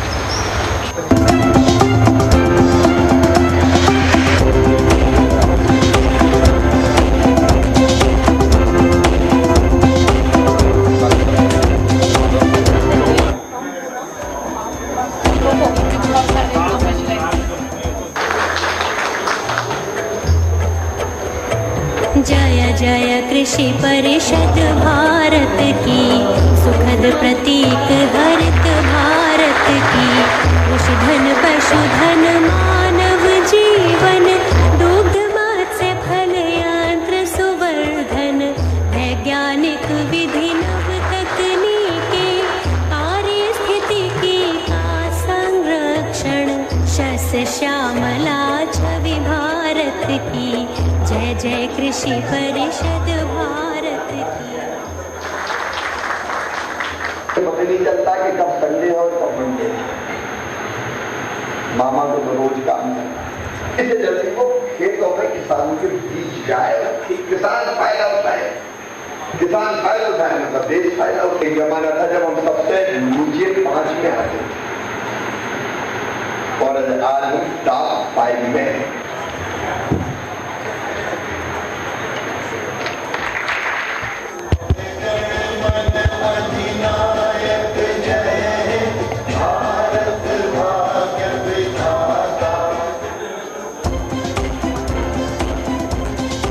Hello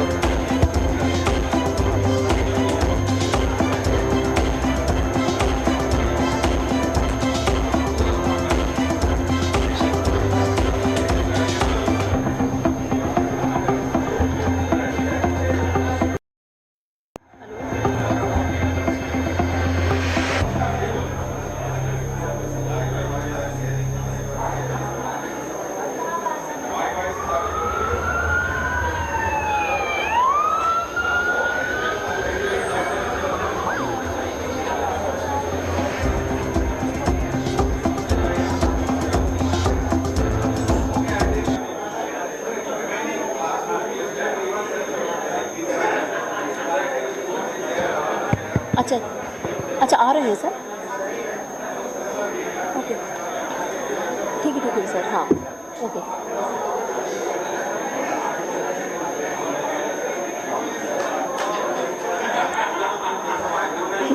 One announcement. All the dignitaries are requested to come to the Silver Jubilee Hall for the inaugural session. Soon our inaugural session will be start. Our chief guest will be with us very soon. So please, all dignitaries are requested to come to the Silver Jubilee Hall, please.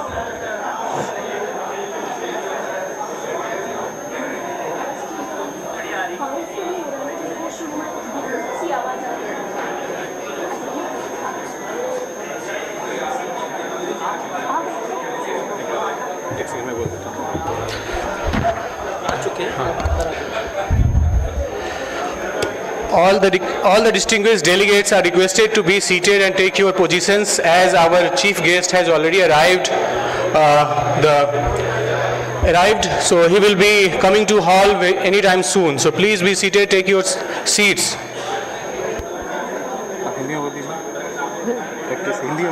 Sir Hindi में कैसे बोलोगे sir? मैं English में ही बोल देती हूँ sir.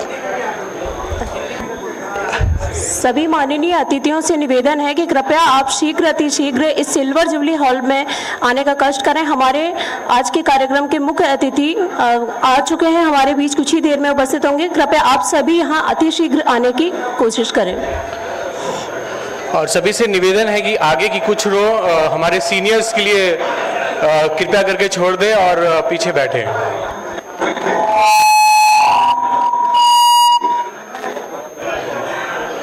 Please keep some of the front 2 rows empty for our seniors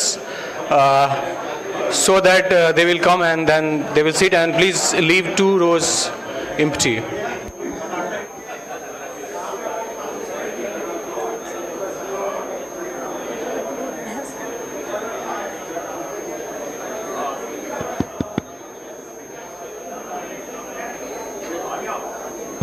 hello hello.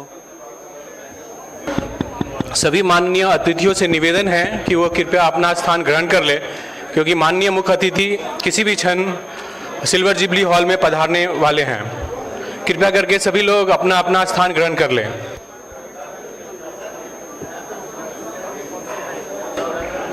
All the delegates are requested to take their seats as our honorable chief guest will be coming to the room anytime soon. सभी माननीय अतिथियों से निवेदन है कि सभी अपना स्थान ग्रहण कर लें। जैसा कि पता है कि हमारे मुख्य अतिथि जल्द ही इस रूम में पधारने वाले हैं।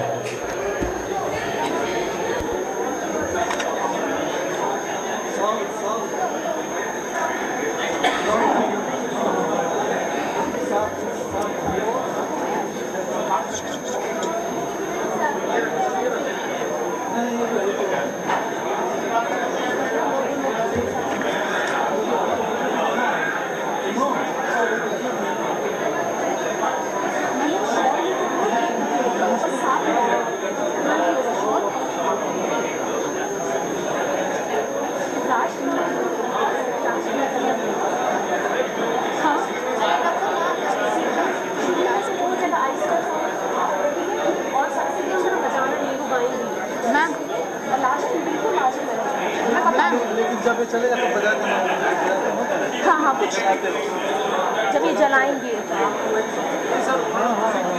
एक है ना नहीं वो उस टाइम पे वो तो जब वो गाएंगे जब ये जलाते रहेंगे ना तब वो एक छोटा सा हम कुछ बजाते हैं। हाँ हाँ हाँ कैमरा में हम लोग नहीं करेंगे। बस देखो देखो साथ और बुके भी लाना है साथ में ही बुके और शॉल वन शॉल हाँ one shawl one bouquet tray में रख के आना है और बुके और जो देखो पहले जो जाएगा ना पहले और दूसरे बड़ा वाला बुके हाँ जो बड़े हैं ना दो बुके कौन वाले अरे ले जाए वो वाले खिलाते हैं ना मिसल वगैरह करना अभी नहीं हाँ, ऐसे अभी रख दो ऐसे ही बना के सीक्वेंस में हाँ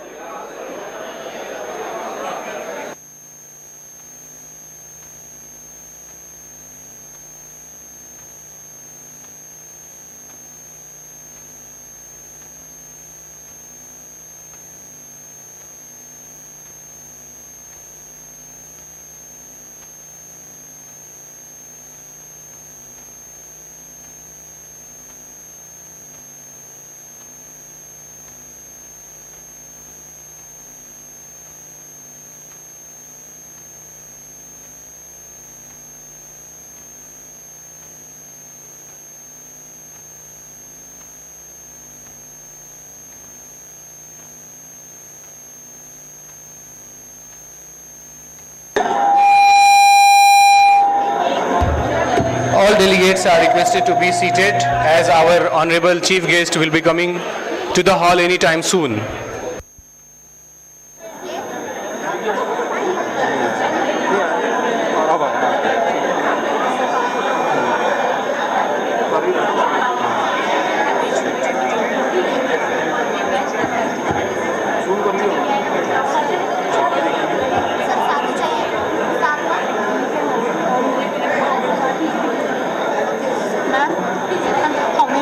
All respected delegates are requested to be seated, take their seats as our honorable chief guest has already arrived and he will be coming to the hall anytime soon.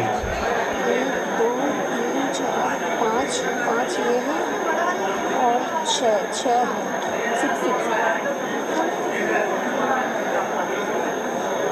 चल रहा है ना सर? अच्छा, आवाज़ कम दिया हुआ है।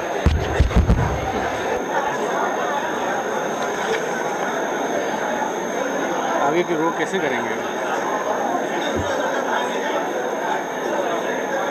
पानी नहीं पी के रहिए।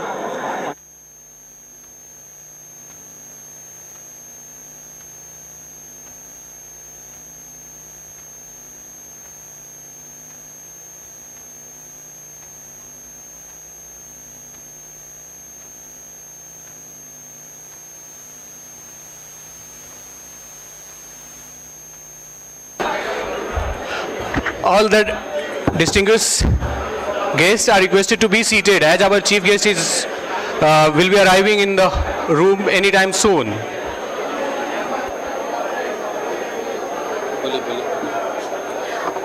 All the dignitaries are kindly requested to please be seated as our chief guest will be with us very soon. So please make silence in this room.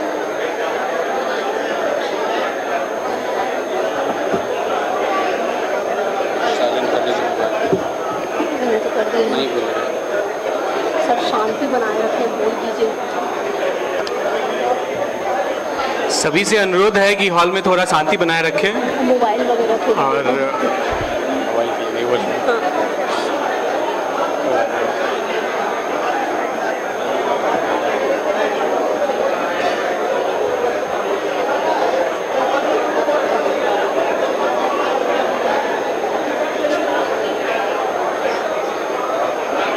All the dignitaries are requested to please come to the Silver Jubilee Hall as soon as possible, as our chief guest will be with us very soon. He has already arrived, so please come to the Silver Jubilee Hall as soon as possible.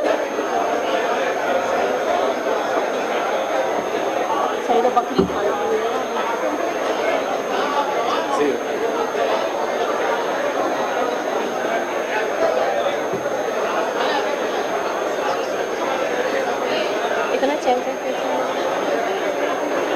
बोल दीजिए, सभी चैन शांति शांति बोलेंगे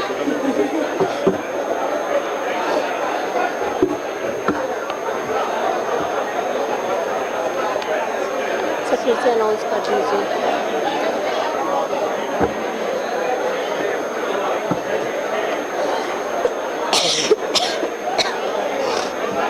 कुछ programme video चला देगा ना तो सब शांत हो जाता है। बोलिए वीडियो चला देने के लिए कोई।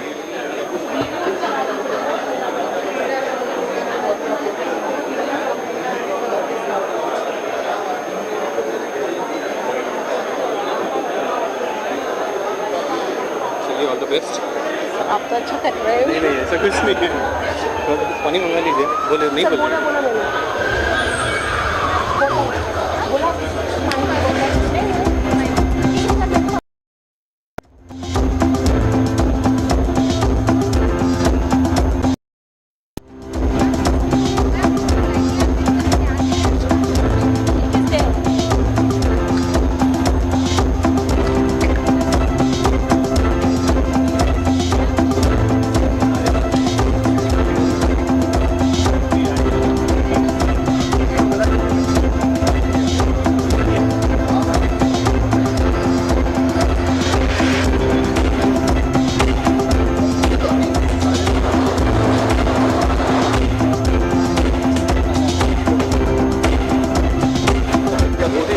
इनोवेशन यहाँ पे किया है, इसमें एक साथ बेड भी बना सकते हैं, मल्चिंग भी कर सकते हैं, सीड को भी सीडिंग भी कर सकते हैं और ड्रिप भी लगा सकते हैं।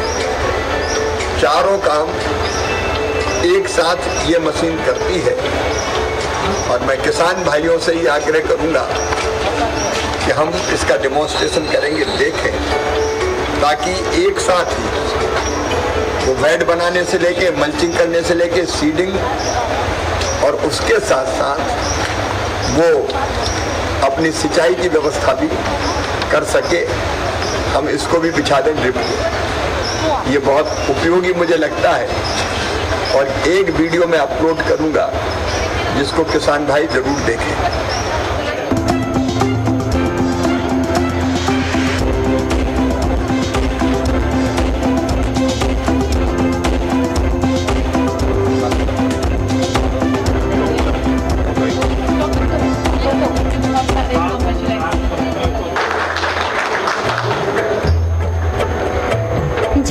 जय कृषि परिषद भारत की, सुखद प्रतीक हरित भारत की। कृषिधन पशुधन मानव जीवन, दुग्ध मत्स्य फल यंत्र सुवर्धन, वैज्ञानिक विधि नव तकनीकी, पारिस्थितिकी का संरक्षण, शस्य श्यामला छवि भारत की। जय जय कृषि परिषद भारत की।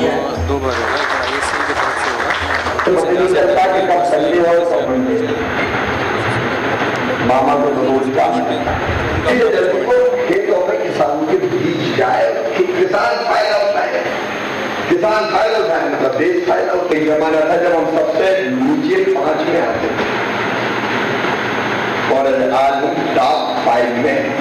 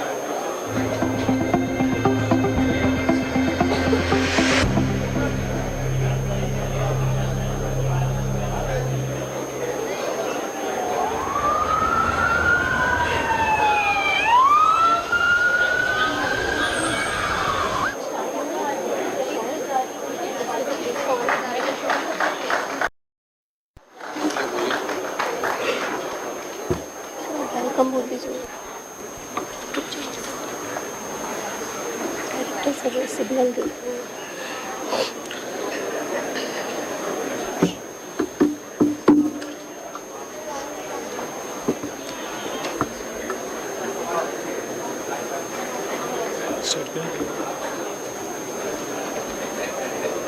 एक आदमी नहीं है।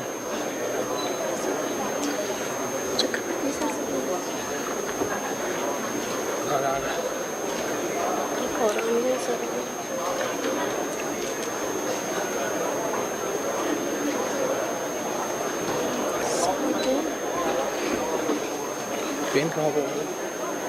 ये है मेरे पास।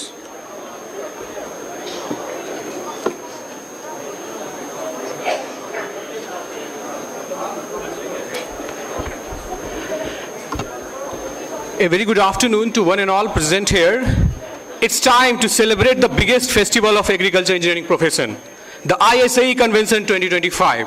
On behalf of ICAR-CIAE Bhopal and Indian Society of Agriculture Engineers, I welcome all the eminent dignitaries, distinguished scientists, visionary researcher, esteemed academician, industry representative, enthusiastic students, member of press and media to the 59th Annual Convention of Indian Society of Agriculture Engineers and the International Symposium on Mechatronics and Robotics in Pre- and Post-Production Agriculture being held here at the beautiful city of Lakes, Bhopal. Welcome all of you in Bhopal.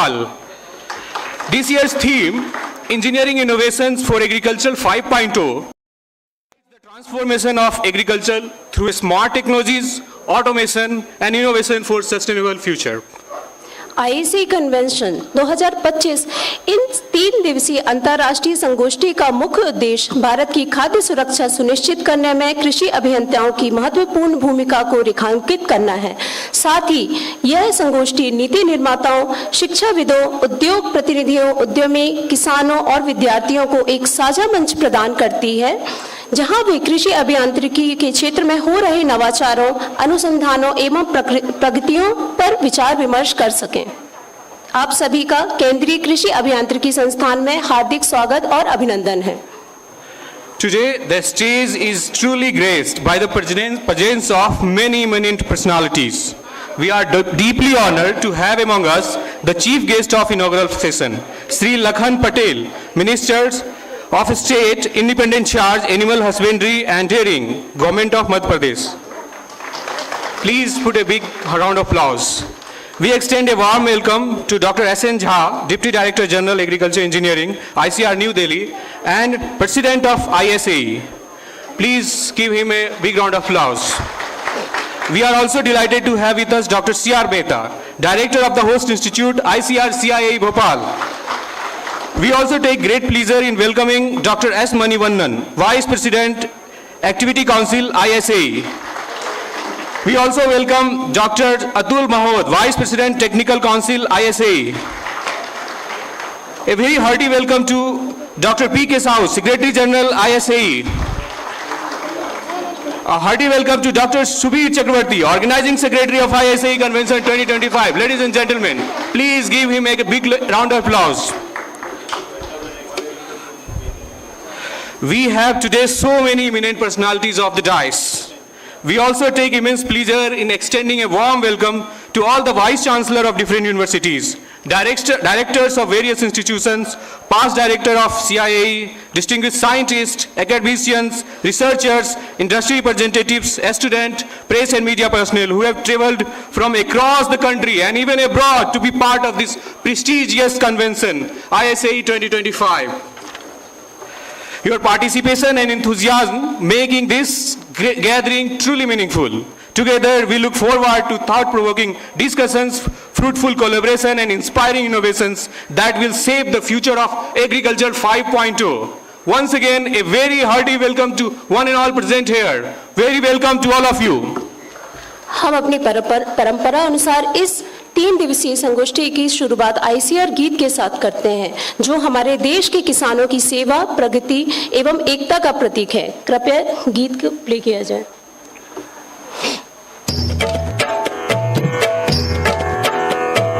जय जय कृषि परिषद भारत की, सुखद प्रतीक हरित भारत की। कृषि धन पशुधन मानव जीवन, दुग्ध मत्स्य फल यंत्र सुवर्धन। वैज्ञानिक विधि नव तकनीके, पारिस्थितिकी का संरक्षण। शस्य श्यामला छवि भारत की, जय जय कृषि परिषद भारत की। हिम प्रदेश से सागर तट तक, मरुधरती से पूर्वोत्तर तक, हर पथ पर है मित्र कृषक की। शिक्षा शोध प्रसार सकल तक, आशा स्वावलंबित भारत की। जय जय कृषि परिषद भारत की, जय जय कृषि परिषद भारत की। Thank you. Now we have come to the lightening of lamp. Light signifies knowledge, wisdom, and dispelling of darkness. I now invite our esteemed dignitaries on the dais to light the ceremonial lamp and mark the auspicious beginning of today's event. माननीय मंच से निवेदन है, कृपया दीप प्रज्वलित कर इस कार्यक्रम का शुभारंभ करें।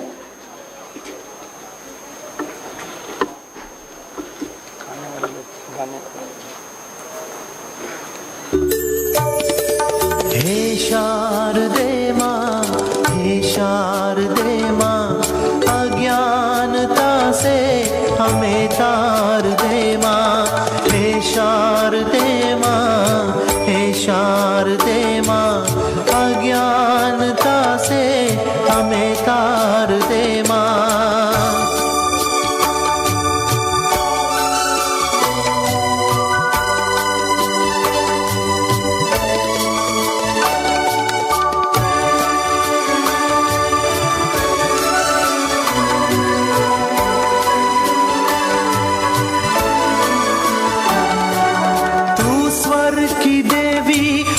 संगीत तुझसे, हर शब्द तेरा है, हर गीत तुझसे।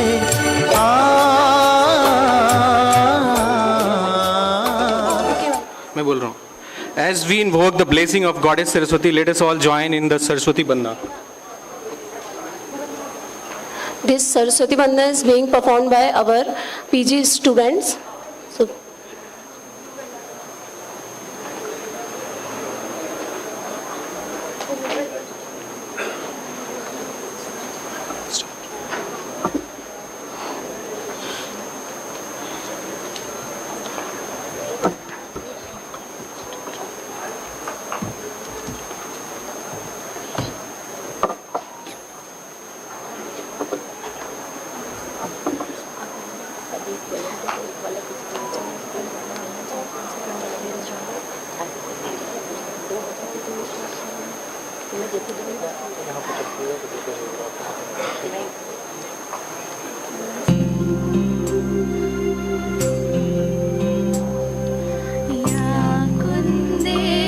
तुषार हार धवला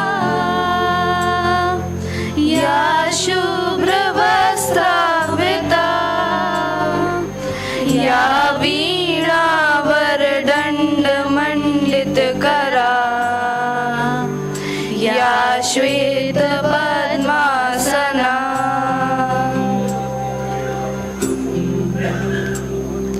या ब्रह्माच्युत शंकरा प्रभुतिभी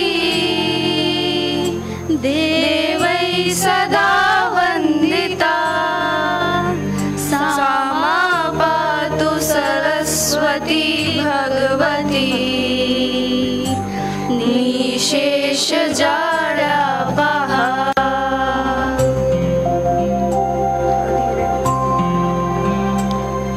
शुक्ला ब्रह्म विचार सार परमा माद्या जगत व्यापिनी वीणा पुस्तक धारिणीं भवया जाड्या अंधकारापहा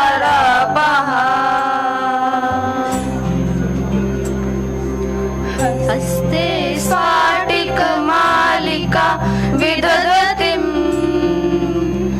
पद्मासने संस्थिता वन्दे ता परमेश्वरीं भगवतीं बुद्धिप्रदा शारदा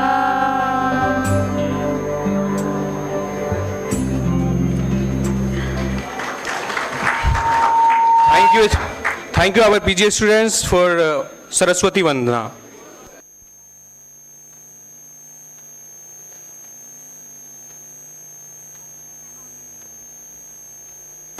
कार्यक्रम में आगे बढ़ते हुए मैं president ISAE and DDG agri engineering doctor SN Jha sir से अनुरोध करती हूँ हमारे आज के कार्यक्रम के मुख्य अतिथि माननीय राज्य मंत्री पशुपालन एवं डेयरी विभाग मध्य प्रदेश श्री लखन पटेल जी को शॉल एवं पुष्प गुच्छ भेंट कर उनका इस कार्यक्रम में स्वागत करें।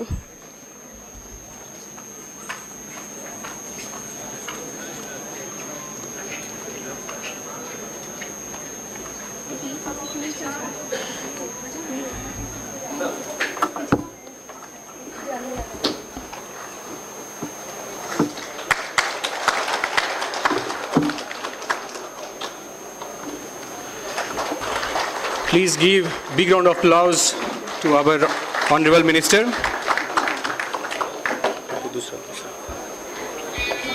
अब मैं निदेशक CIAE डॉक्टर CR मेहता से अनुरोध करती हूँ कि हमारे उप महानिदेशक ICAR नई दिल्ली तथा अध्यक्ष ISAE doctor SN Jha sir को शॉल एवं पुष्प गुच्छ भेंट कर उनका सम्मान करें। कृपया तालियां बजती रहें। मैं पुनः सर से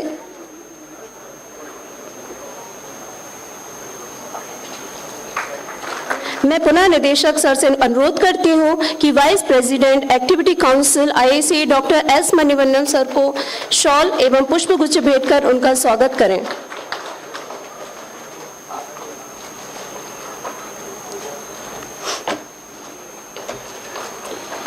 सर आपसे पुनः अनुरोध है कि vice president technical council ISAE doctor Atul महोदय सर को शॉल एवं पुष्प गुच्छ भेंट कर उनका सम्मान करें।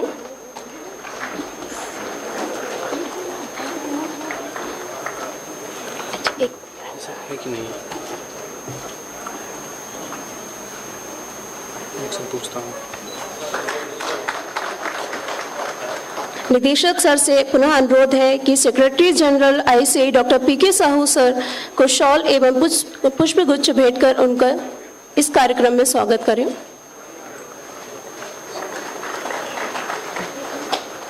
हो गया? बस पहना दे।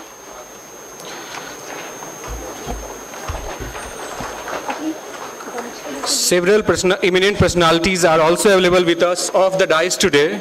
So I request Director Dr. C.R. Mehta, ICAR-CIAE Bhopal, to facilitate our dignitaries of the dais with the shawl as a token of respect. So first, I request Dr. C.R. Mehta sir to felicitate Dr. K.P. Singh sir, ADG Farm Engineering, ICR, New Delhi.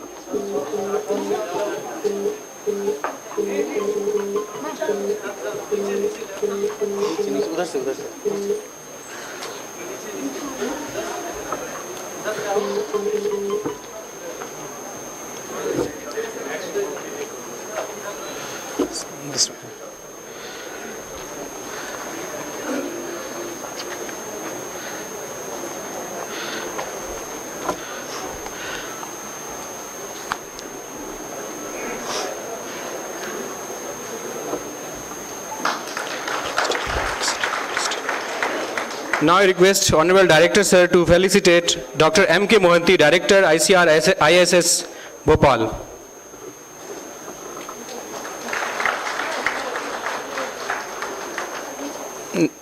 Now I request Honorable Director Sir to felicitate Dr. R.T. Patil, former Director, ICAR-CIAE Ludhiana.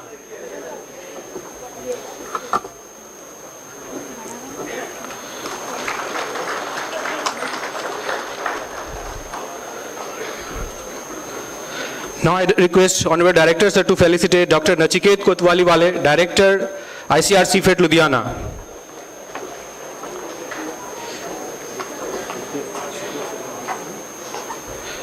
ये इसका शुक्र नहीं खोल देते हैं खोल दे क्या और Sanyal sir director Nishad now I request Director Sir to felicitate Dr. Engineer P.S. Syam, Director Agriculture Engineering, Government of Madhya Pradesh. और नहीं है कोई ये अतुल श्रीवास्तव क्या वो आप करेंगे नहीं आप करेंगे उनको ठीक है Thank you. Thank you, sir. Thank you, Director Sir, to felicitating all the eminent dignitaries.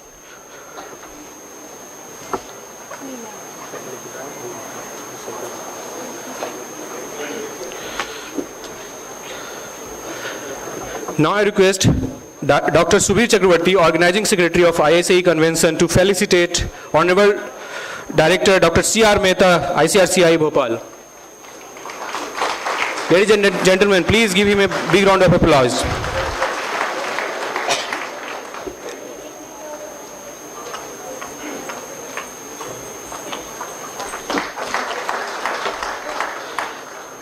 Now it's time to have a welcome address and celebrating the 50 years journey of ICAR-CIAE, to extend a formal welcome and share the glorious 50 years journey of ICAR-CIAE Bhopal. May I now invite Dr. C.R. Mehta, Director, ICAR-CIAE Bhopal, to deliver welcome address and share with us the 50 years journey of ICAR-CIAE Bhopal.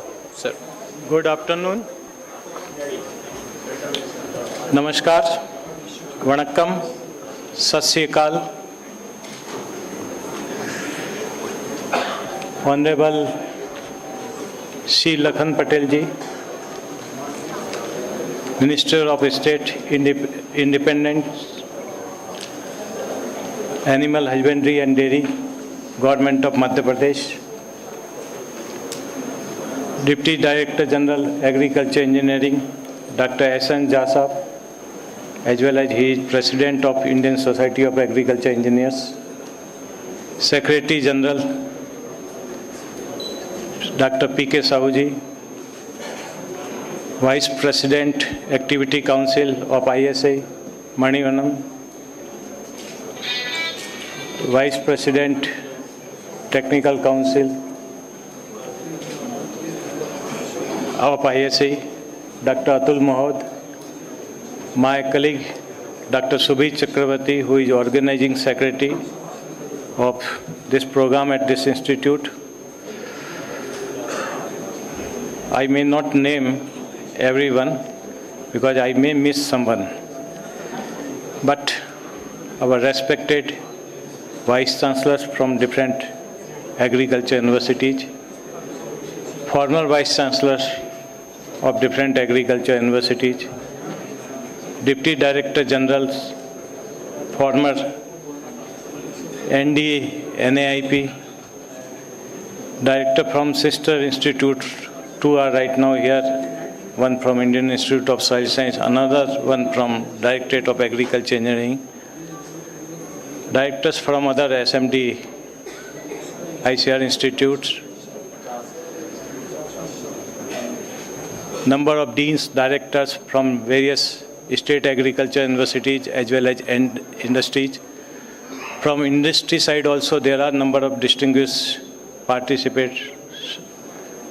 One is Shri Mukul Varsane ji, Regional Director, John Deere Company. Another is Praful Pandey ji, Mahindra and Mahindra, one of the two leading tractor manufacturers in India, as well as number of other industry partners.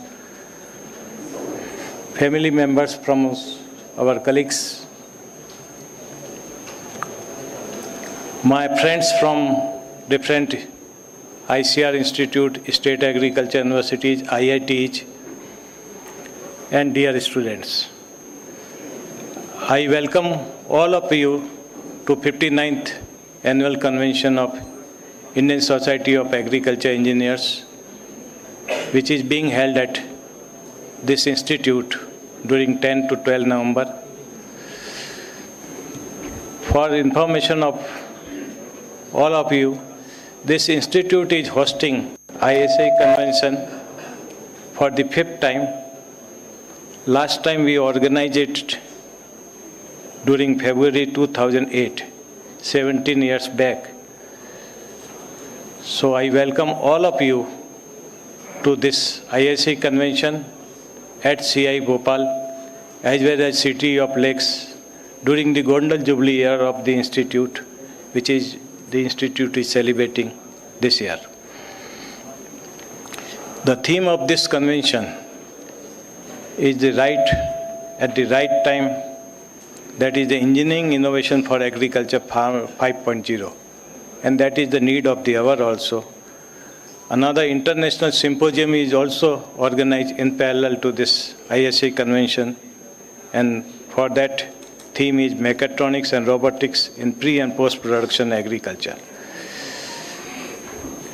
You are all here at Central Institute of Agriculture Engineering, so I may just brief about this institute journey during last 50 years. Most of you had a chance to visit this institute earlier also. Most of you know about it also. But to refresh for most of our colleagues, as well as for the knowledge of Honorable Agriculture, Animal Husbandry and Dairy Minister, who is visiting this institute for the second time. Last year also he had a chance to visit, particularly exhibition which was organized at this institute campus. So this institute was established on 15 February 1976 for providing engineering intervention in pre and post-production agriculture with the use of whether renewable source of energy or water or whatever input we may consider it. Particularly when this institute was established, mainly our focus was on providing engineering intervention and doing the related R&D. But in the year 2014, this institute has started post-PhD program as an outreach center of Indian Agriculture Research Institute. And I am happy to inform you that during this Golden Jubilee year, more than 50 students have passed from this institute. And that figure has been crossed during this Golden Jubilee year. Another, our institute has developed more than 500 technologies. More than 300 technologies have been commercialized to different industries. Some of those technologies are manufactured in large numbers. Some of them are even being exported also. We have also done the impact assessment of the institute technology which we have licensed, and we have assessed impact of major 19 technology which have been developed by the institute, and its impact has come to around rupees 14,071 crore per annum. Another, this institute is regularly organizing training program for entrepreneurs who are establishing custom hiring centers of farm machinery. This is for the information of Honorable Minister also. And in that we are getting support from Directorate of Agriculture Engineering. He is here, Shyamji. So in that we have imparted training to more than 2,500 entrepreneurs so far, and most of them have established custom hiring centers in Madhya Pradesh, and the model of Madhya Pradesh is being recommended at different forums. Even it has been recommended by Niti Aayog also. Another salient point I may like to highlight, that this institute actually in Madhya Pradesh, soybean is grown in abundance, or it is leading state which is growing soybean. So soybean processing and utilization project directorate was established in 1986. And this directorate, now we call it Center of Excellence, is regularly organizing training programs for young entrepreneurs. And in that also, more than 3,000 trainees have been trained so far, and out of them, more than 250 trainees have established soybean processing units in different parts of the country, particularly in the state of Maharashtra, Punjab, and other states. Another, this institute was also also engaged in planning of Government of India's scheme on promotion of agriculture mechanization for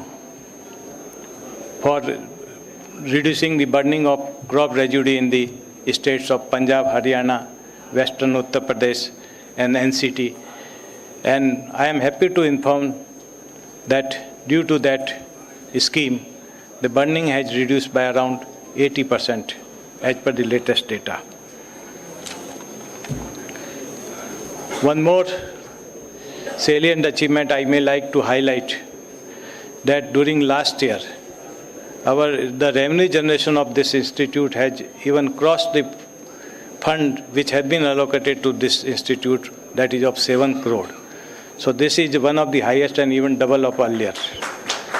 And for that, I give credit to my colleagues, and in that also major contribution has been from testing of farm machinery as well as processing at this institute as well as our regional station.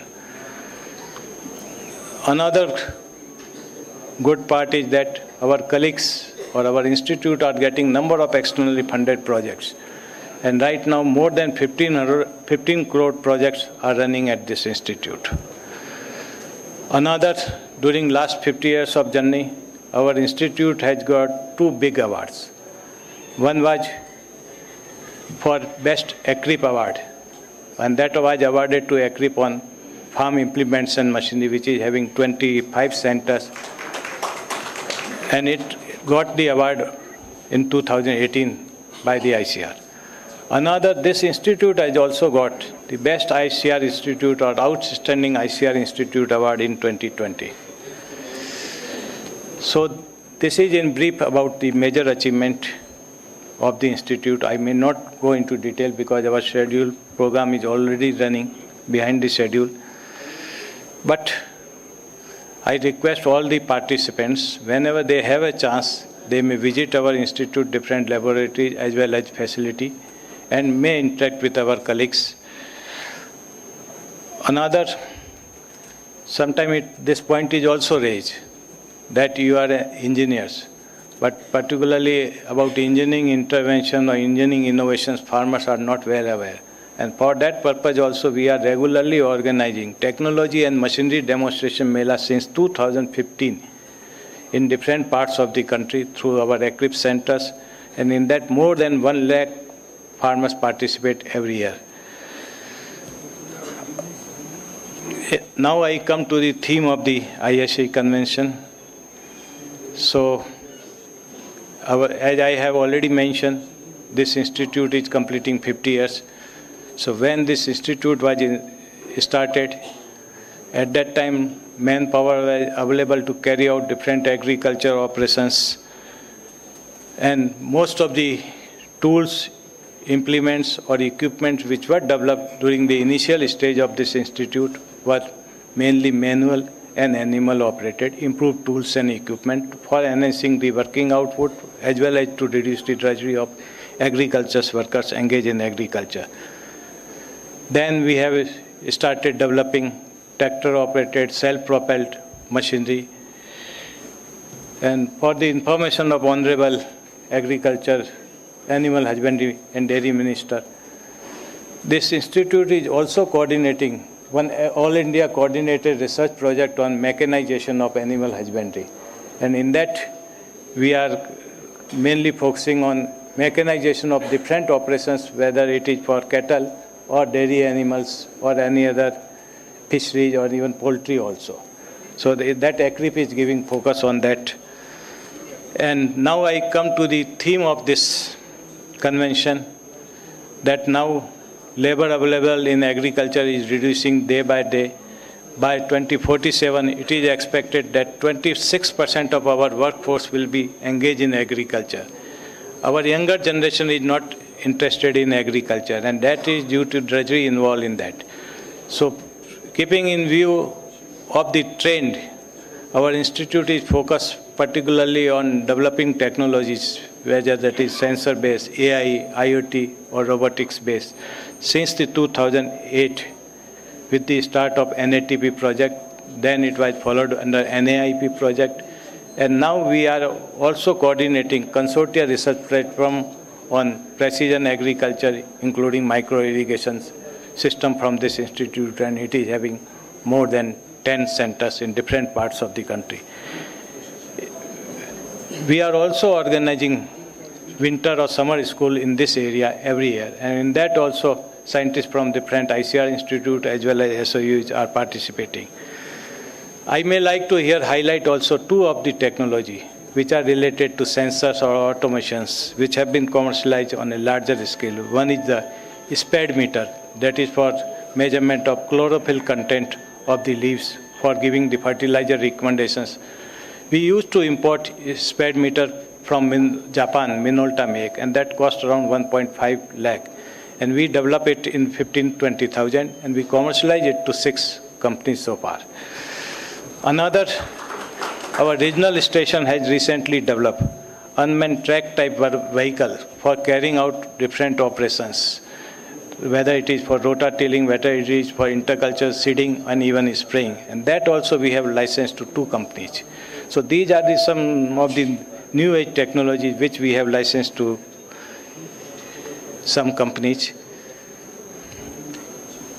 In the end, I wish all the best for your 3-day deliberation, particularly on new age technologies for engineering intervention towards the agriculture 5.0. I hope that your stay at this place may be comfortable. There are some concern. We have limited guest house facility, particularly in this campus, so we are not able to accommodate most of the participants within the campus, and they are staying far away places, whether it is in hotel or other guest house. And during last 1 or 2 days, traffic problem is also there. So in today morning also, number of our colleagues have got delayed in reaching this venue. So kindly bear with us, but we will try to have our program as per schedule. And in the end, I thank my colleagues, organizing team, as well as ISAE Executive Council for their support in organizing this convention at this institute, as well as City of Lake Bhopal. If you get time, kindly plan to visit this city also. This is beautiful city, as well as there are a few beautiful places, Sachi and other nearby Bhopal. So again, I welcome all of you to Central Institute of Agriculture Engineering, as well as to 59th ISAE Convention, Bhopal. Thank you.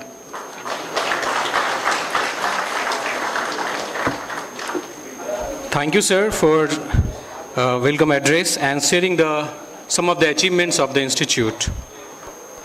अब मैं आमंत्रित करती हूँ अध्यक्ष ICAE एवं उप महानिदेशक कृषि अभियांत्रिकी ICAR doctor SN Jha sir को, जिनका मार्गदर्शन और गतिशील नेतृत्व देश में कृषि अभियांत्रिकी समुदाय को सशक्त बनाने में महत्वपूर्ण भूमिका निभा रहा है। Sir.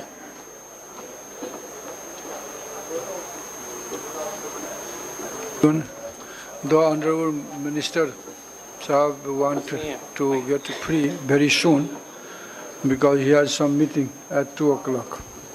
I think 1 o'clock, but if I request to postpone it to 2 o'clock, it came just in mind, 2 o'clock, and by that time I am sure that you will reach it. Dear Mantri ji, करा दे सकते हैं. If you want to go by 1, then we can call him and we can have कुछ award दिलवा दें. कुछ award दिलवा दें and then finish. Then we'll do it coolly. It is our in-house business. So पहले award ceremony करें, फिर उनका भाषण करें. ठीक है.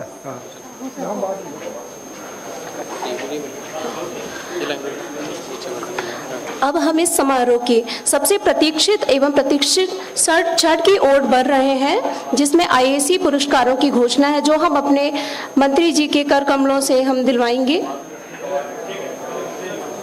बोलने के लिए मैं माननीय मंत्री जी को आग्रह करती हूं कि अपने प्रेरणादायी विचारों से हमें मार्गदर्शन प्रदान करें और लाभान्वित करें. बोलिए भारत माता की, भारत माता की. आज के इस 59वें एनुअल कन्वेंशन एवं इंटरनेशनल सिंपोजियम के इस अवसर पर उपस्थित doctor PK Sahu ji, secretary general ISAE, Atul महोद ji, vice president, doctor CR Mehta, director CIA, doctor SN Jha, DDG engineering ICAR, Mani Varna ji, Subir के चौधरी जी, उपस्थित सभी. मुझे आज सामने देख कैसा लग रहा है, जिन्होंने अपने एग्रीकल्चर इंजीनियरिंग में और एग्रीकल्चर के सुधार में बहुत सारा काम किया है, वैसे लोग मेरे लगता मुझे सामने बैठे हुए हैं. उनका एक बार जोरदार ताली बजा करके अपन धन्यवाद कर दें. उपस्थित सभी इस कार्यक्रम में सम्मिलित होने आए देश के कोने कोने से सभी एग्रीकल्चर इंजीनियर्स, विद्यार्थीगण, उपस्थित पत्रकार मित्रों, साथियों, आज इस अवसर पर आप सबके बीच में आने का अवसर मिला. मैं CIAE का धन्यवाद करता हूं कि उन्होंने मुझे आपके बीच में आने का अवसर दिया. मित्रों, आप सबकी बहुत, आज हमारे एग्रीकल्चर की स्थिति जहां पहुंची है उसमें आप सबका बहुत बड़ा योगदान और बहुत बड़ा सहयोग रहा है, तब कहीं जाके आज एग्रीकल्चर प्रोड्यूस इस स्थिति तक पहुंच सका है. मैं अगर थोड़ा पीछे जाके बात करूं तो उस समय लगता था कि खेती कैसे होगी. 50 साल 45 साल पहले, आई थिंक 70s में सबसे पहले थ्रेसर आया. If I am not wrong, है ना. उस समय चूंकि मैं भी किसान परिवार से हूं और मैं एग्रीकल्चर ग्रेजुएट भी हूं, तो इस चीज को बहुत अच्छे से समझ सकता हूं कि एग्रीकल्चर में कितना बूम आया और उसको चेंज करने में आप सबकी कितनी भूमिका थी. हम अगर पहले की खेती को देखते थे तो ऐसा लगता था कि ये जिन लोगों के पास उस समय जमीनें बहुत थी, तो आधी जमीन की सोइंग नहीं हो पाती थी, क्योंकि सिर्फ बैलों से खेती होती थी. तो कई बार जमीन खराब हो जाती थी कि सोइंग नहीं हो पाती थी. मुझे याद है बहुत अच्छे से कि जब थ्रेसर नहीं थे तो उस समय फसलों के तैयार करने में कई बार बरसात आ जाती थी. 3-3 महीने 4-4 महीने लग जाते थे. कटाई से लेकर के और उसका संधारण करने में कई बार बरसात के समय पर फसल को वैसे ही ढक के रखना पड़ता था कि जब मौका मिलेगा तब निकालेंगे। लेकिन आप सबका बधाई देना चाहता हूं कि आप सबके योगदान से आज इस स्थिति में पहुंच गए कि जिस दिन कटाई होती है उस दिन थ्रेसिंग होकर सारा चीज रख के किसान खेत में रख लेता है। तो इसमें आप सबका बहुत बड़ा योगदान है, बहुत बड़ा सहयोग है। जैसा मैं बैठा बैठा वहां कह रहा था कि थ्रेसर शायद 70s में आया था और मुझे याद है उस समय डमी थ्रेसर के नाम से वो सबसे पहला थ्रेसर आया था। और जब लगाया तो लोग देखने आए कि कैसी मशीन आई जिससे सीधा गेहूं की फसल डालते हैं और सीधा सब अलग अलग हो जाता, भूसा अलग बन जाता और ये सब हो जाता। इन सब चीजों को कहने का आशय यह है कि आप सबने इस फील्ड में इतनी नए नवाचार किए हैं जिससे कि आज एग्रीकल्चर ग्रोथ हमारी सबसे अच्छी है और उसको समयबद्ध तरीके से जो आप लोगों ने किया, खेती में कम समय लगा, लागत कम हुई। इसकी वजह से आज किसान की स्थिति में भी बहुत जमीन और आसमान का फर्क आया है। क्योंकि मैं किसान परिवार के साथ होने के साथ साथ मैं कोऑपरेटिव बैंक का चेयरमैन भी रहा और स्टेट बैंक में मैं एग्रीकल्चर फील्ड ऑफिसर भी था। तो मैंने किसान को बहुत करीब से देखा है और थोड़ा बहुत नहीं, लगभग 30 वर्ष इस फील्ड में मैंने काम किया। तो मैं एक एक किसान के बारे में बहुत अच्छे से जानता हूं और आपने जो काम किया है उसके बारे में भी बहुत अच्छे से जानता हूं। जब भी कोई नवाचार होता है तो उसको नीचे तक पहुंचाने में हम लोगों ने कहीं ना कहीं भूमिका निभाई है। जैसा यहाँ के डायरेक्टर साहब ने कहा कि मेरा सेकंड टाइम है यहाँ आने का, मैं उनको बताना चाहता हूं मैं तीसरी बार आया हूं यहाँ।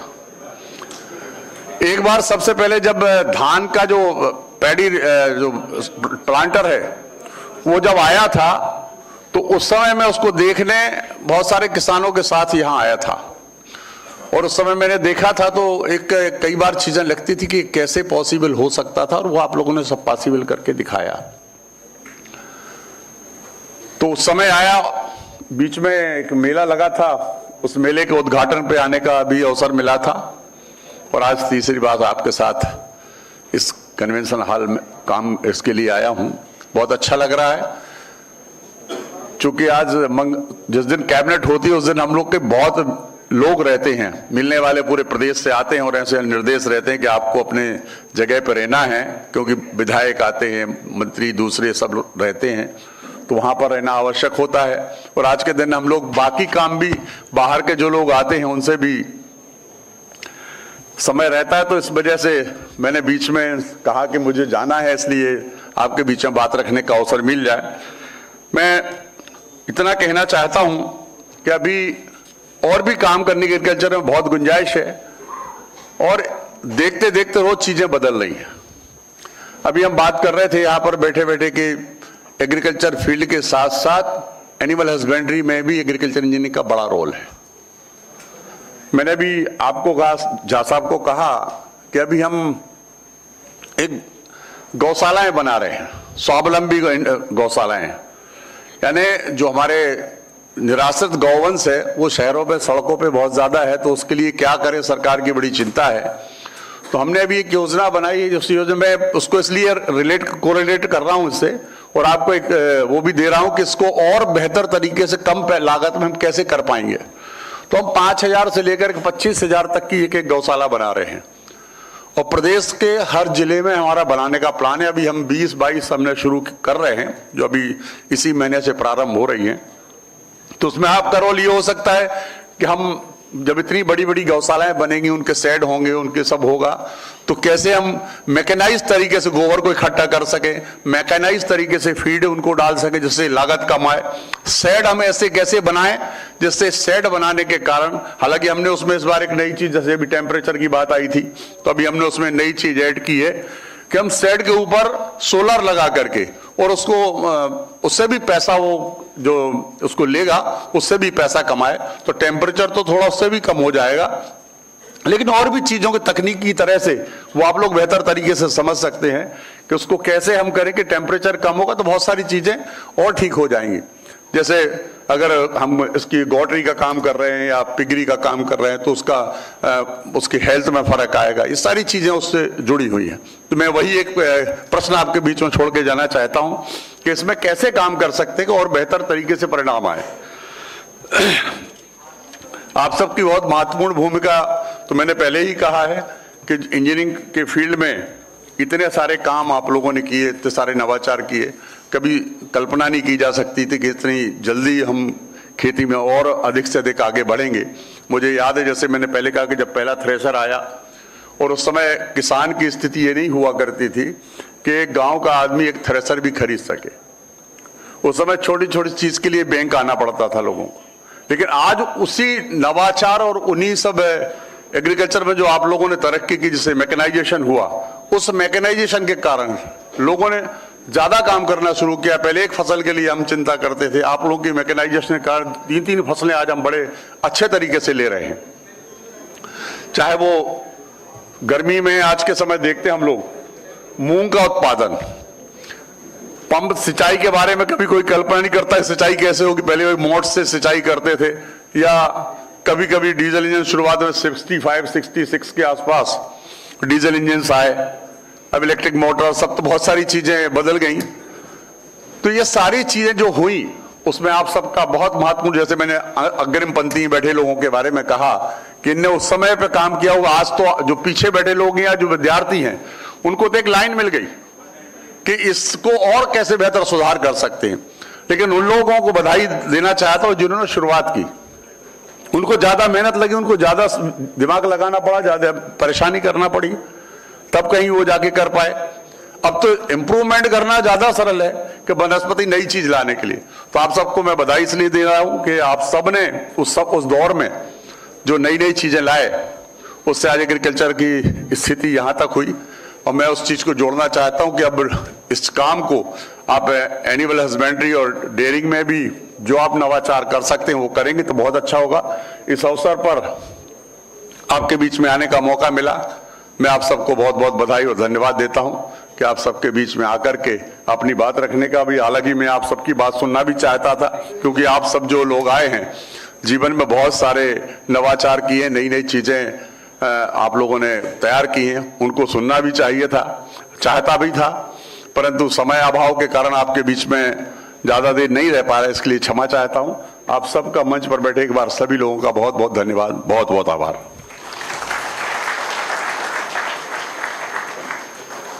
बहुत बहुत धन्यवाद माननीय महोदय।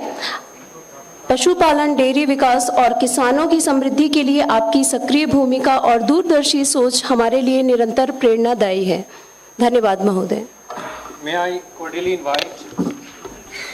I now cordially invite Dr. P.K. Sahu, Secretary General ISAE, to announce the ISAE Awards 2025 and recognize the outstanding achievers of our society. Dr. P.K. Sahu. Thank you very much. A very good afternoon to each one of you present in this august gathering. Honorable Chief Guest, Sri Lakhan Patel ji, most respected President ISAE, Dr. S.N. Jha, Dr. Mehta, Host Institute Director, my colleagues from ISAE headquarters, and all eminent agricultural engineers present of the dais. I fear that I may not be naming all because I may miss someone, which I don't want. Particularly the awards ceremony is the most awaited event in this ISAE annual function, annual convention. The society honors its members and other individuals for the outstanding contribution in the agricultural engineering profession and the activities of the society. In this series, the Mesanba Agricultural Engineering Pioneer Award is the highest recognition by the society. And this year, this award goes to Dr. V.M. Mayende. Dr. V.M. Mayende, please. Dr. V.M. Mayende is a distinguished educator, researcher, and former Vice Chancellor of Punjab Rao Deshmukh Krishi Vidyapith Akola. He has made outstanding contribution to agricultural engineering by developing innovative and affordable technological solutions for rain-dependent farming system. Dr. Mayende has facilitated the design, manufacture, and large-scale adoption of appropriate mechanization technology across the country. in recognition to his exemplary contribution and dedication in advancing agricultural engineering, the Indian Society of Agricultural Engineers confers ISAE Mason Pioneer Award 2025 upon Dr. B.M. Mayande.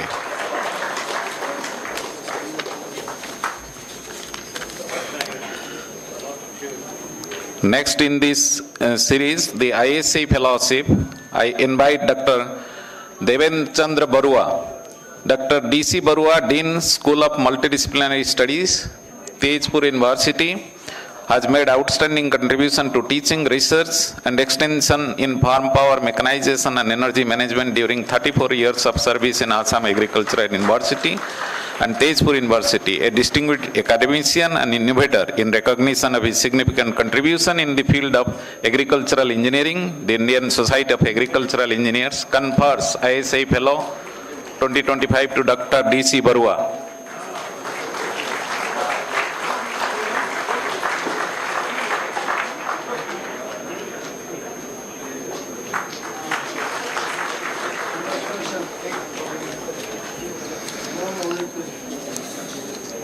Next in this series, Dr. Krishna Pratap Singh, Dr. K.P. Singh, Additional Director General Farm Engineering, has made exemplary contribution in agricultural engineering research and development. He has focused on threshing, dehulling, utilization of minor millets, development of small tools and equipment for hilly regions. So in recognition to his significant contribution in the field of agricultural engineering, the Indian Society of Agricultural Engineers confers ISAE Fellowship 2025 to Dr. Krishna Pratap Singh. May I invite Dr. M.R. Manikantan. Dr. M.R. Manikantan, Principal Scientist from Kasaragod, Kerala, is a distinguished researcher in the field of agricultural process engineering. His work focuses on value addition of oilseeds, horticultural crops, coarse cereals, millets and fish, along with other microencapsulation of nascent and bacteriocins. He holds patent for innovative autoclavable microencapsulation system. In recognition to his significant contribution in the field of agricultural engineering, the Indian Society of Agricultural Engineers confers ISAE Fellowship 2025 to Dr. M.R. Manikantan. May I invite Dr. Srinivaslu Ale.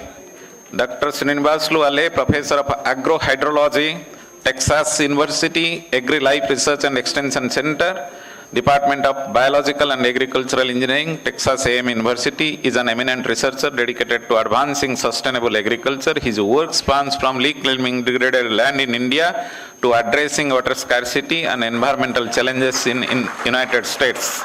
Recipient of several prestigious honors, in recognition of his significant contribution in the field of agricultural engineering, the Indian Society of Agricultural Engineers confers ISAE Fellowship to Dr. Srinivaslu Ale. Thank you. We will continue with our session later. So, due to the paucity of the time, Honorable Minister will.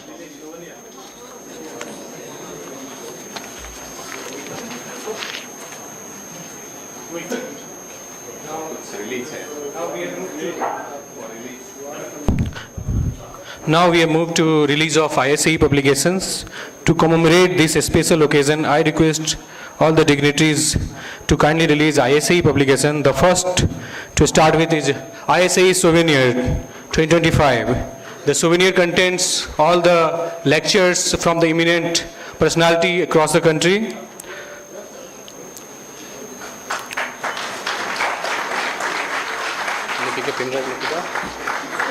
The second one is abstract pen drive.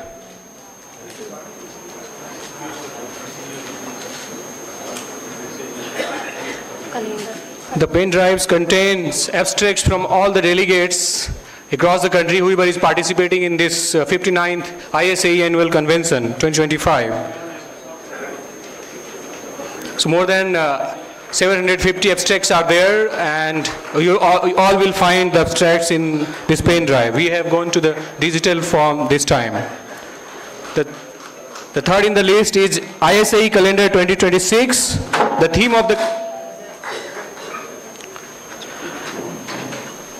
the calendar is with the theme that impact of agricultural engineering technologies. whole year you will be reminded with the impact of agriculture engineering technology whenever you see the ISAE calendar 2026.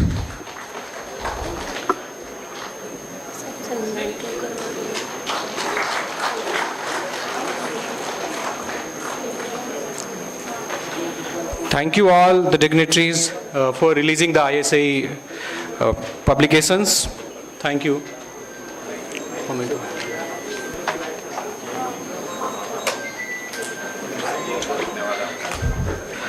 Now I request Dr. C.R. Mehta, Director ISAE Bhopal, to kindly present a memento to our Chief Guest, Sri Lakhan Patel, Honorable Minister of State Independent Charge, Agricultural Husbandry and Dairying, Government of Madhya Pradesh, as a mark of respect and gratitude on behalf of ISAE Annual Convention 2025.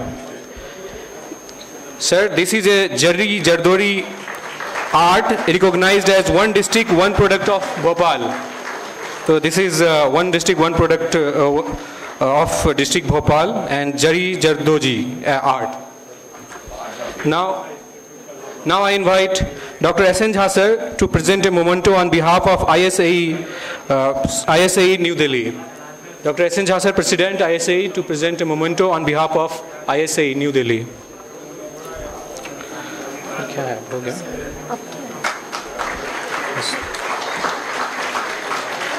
बोल दीजिए thank you, बोल दीजिए sir को, chief guest को thank you बोलना पड़ेगा ना, और बोलिए कुछ थैंक यू बोलिए।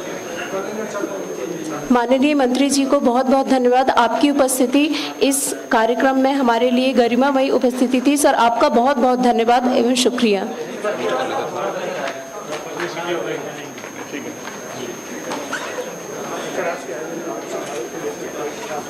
से शुरू करेंगे अब।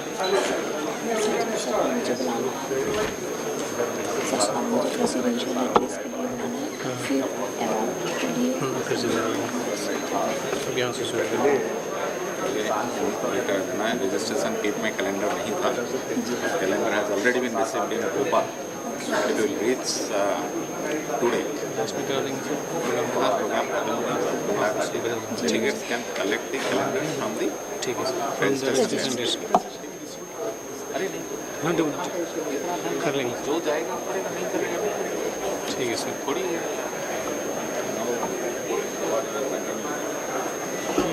अभी क्या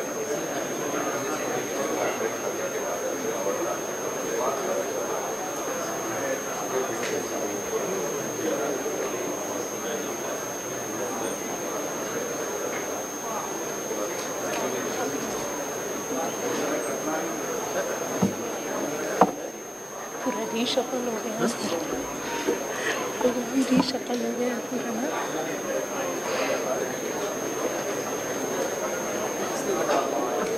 सर ये इसमें रखा हुआ है। स्टेज कौन देख रहा है? हम लोग को कोई हो गया जो हो गया छोड़ दो। यही रखा हुआ है इसके नीचे। इसके ऐसा था कि पता नहीं चल रहा है, इसके नीचे से मैं निकाल के इधर रखा हूँ।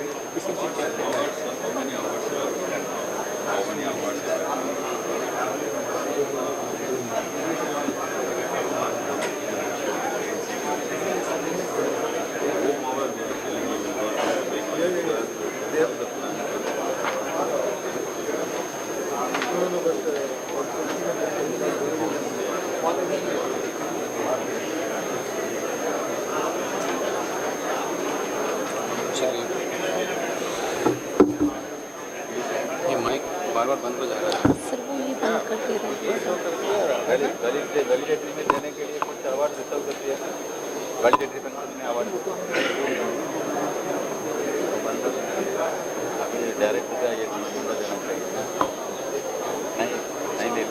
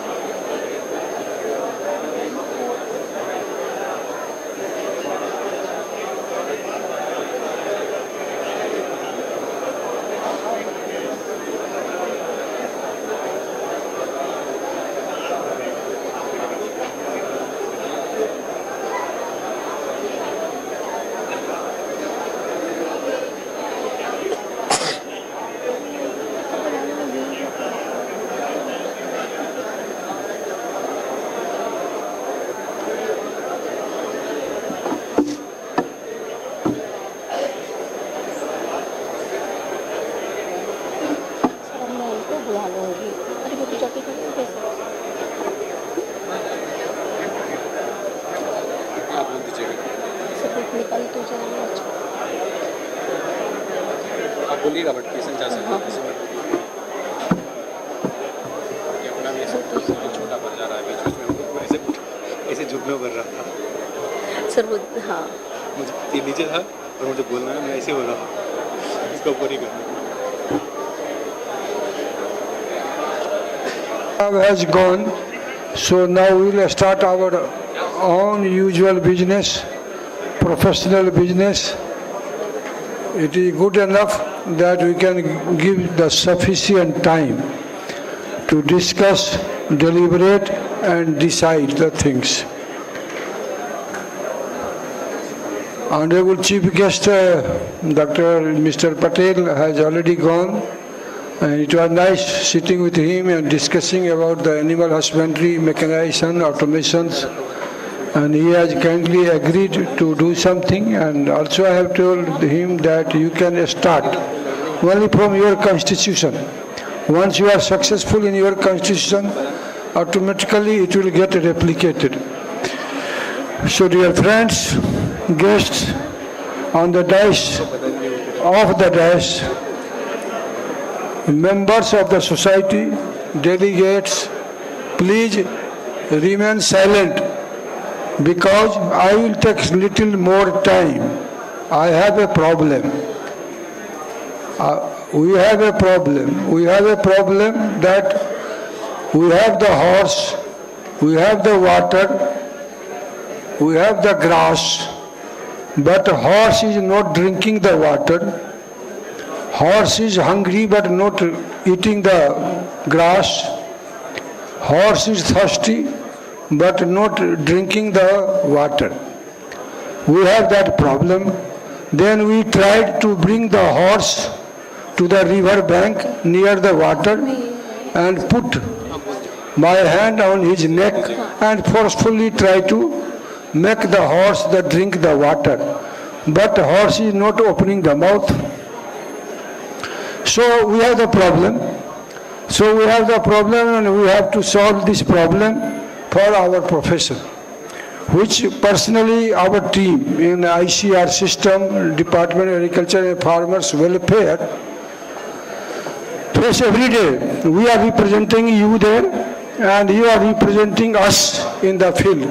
So request you to listen, because I am going to tell you something which our ancestor has done it. And on that you have to become more and more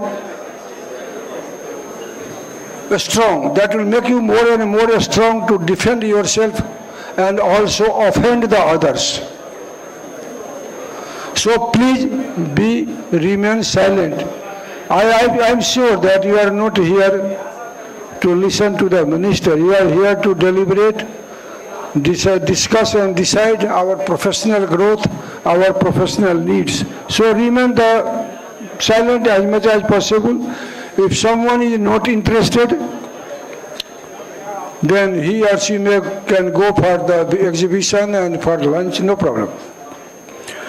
So gentlemen, I on behalf of the Indian Society of Agricultural Engineers, also on behalf of ICAR-CIAE Bhopal, because by other way I am the CIAE Bhopal is under the Department Division of Agricultural Engineering. A lot of farmers who are working with us, and entrepreneurs also. Hundreds of entrepreneurs are working with our each and every institutions. Industries, many industries are here, and also many industries have not come. Working with us on behalf of a sponsor, many sponsors the CIAE Bhopal ISAE has received for this mega event. ICR, and on my own behalf, I welcome you in this unforgettable event. I'll tell you, this is a historical event. You should be proud of. You are the part of the celebration of 50th Foundation Day of the most beloved, biggest institution of agricultural engineering. Usually I say that this is the Char Dham of the people. And really you have all the discipline here, all the four major disciplines are here. So whoever wanted to come, wanted to know about the agricultural engineering and technology, he or she should have the Yatra of Char Dham, that is the CIAE Bhopal, and that is celebrating the 50th Foundation Day. So at least we should be serious about that. Not so much noise should be created. Friends, it is a glittering moment for all of us. For all of us agricultural engineers working in this field.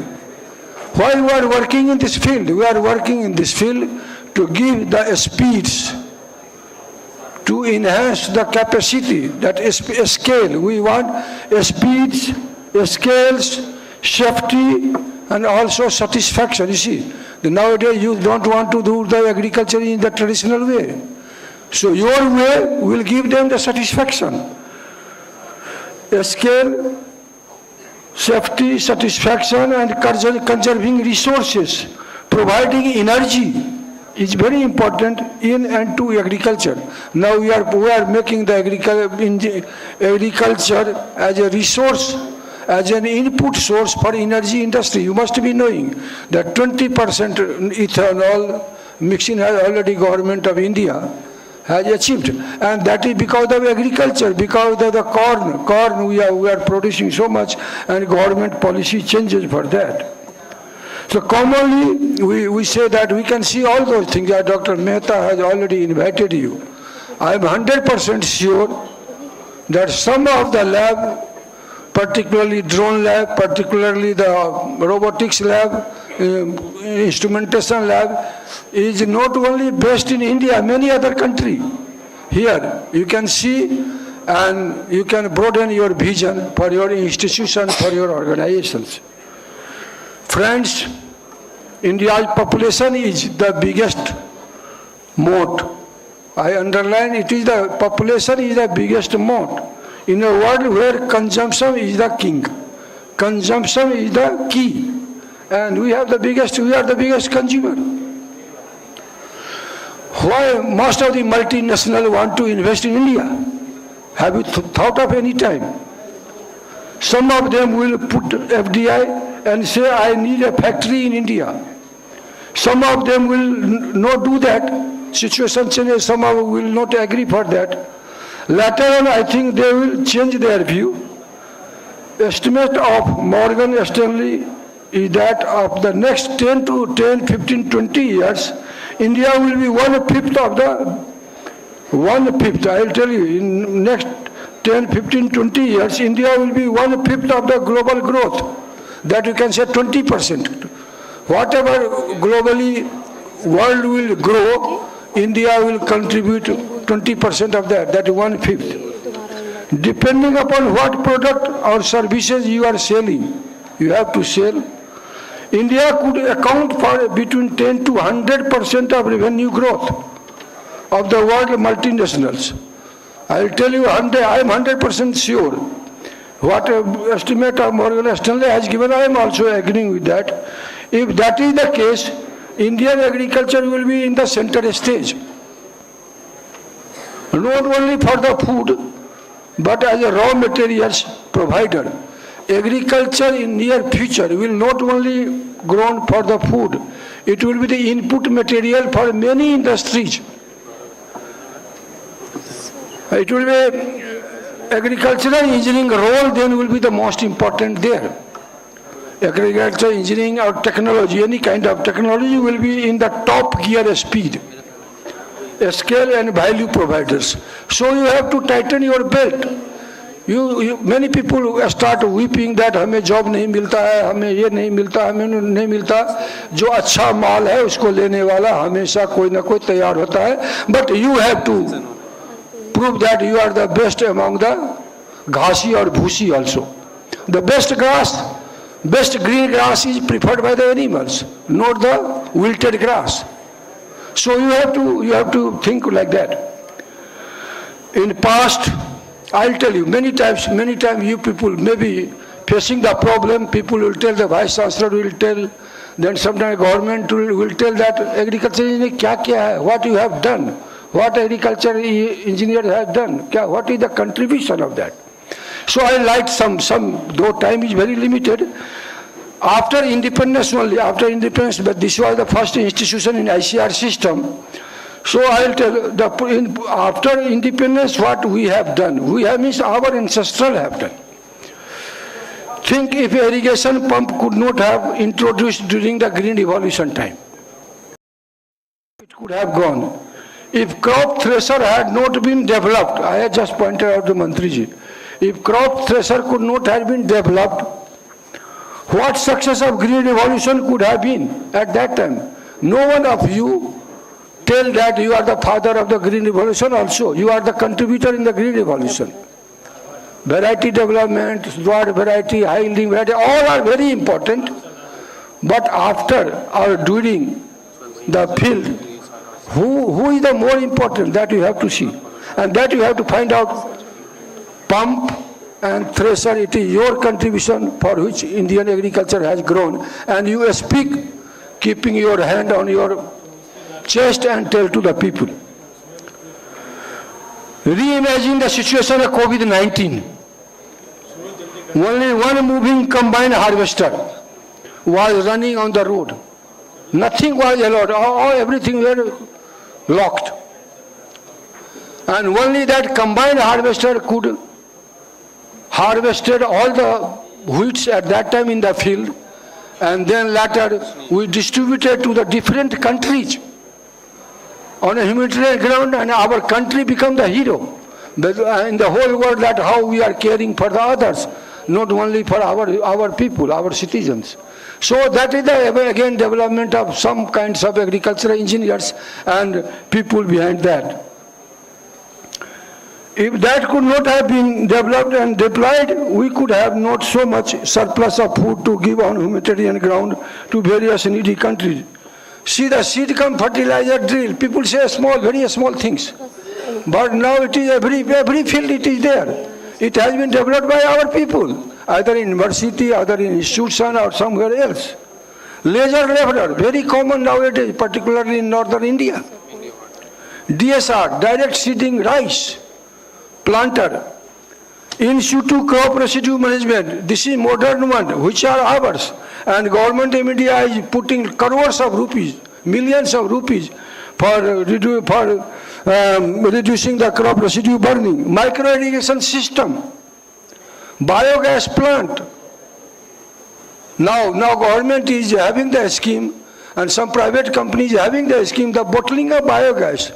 Bottling of biogas is there just like LPG. But that biogas, who developed? Our group were mainly involved there. I request all the younger people, particularly, write these technology to tell the people that these are our development. कोई आदमी आपका काम को ले लेगा, उससे पहले आप अपने काम को बोलो. Then I will tell you the farmers innovate and modern farmers. Most of the modern farmers are using all these technologies. All these are contribution of our profession in one way or other. Irrigation methods, soil conservation structures, most recent structure which our ICAR-CIAE has developed using the plastic, the check dam. Now it is catching in the, particularly in the hill region. Micro irrigation system, already I have spoken. Now you go anywhere, you will find everywhere. Anywhere you go, you will find everywhere these things. That some agriculture are behind this, one or two or one farm in other farm. Not only that, there are several agriculture in the country involved in mapping, conserving and protecting and scarcity groundwater of the country.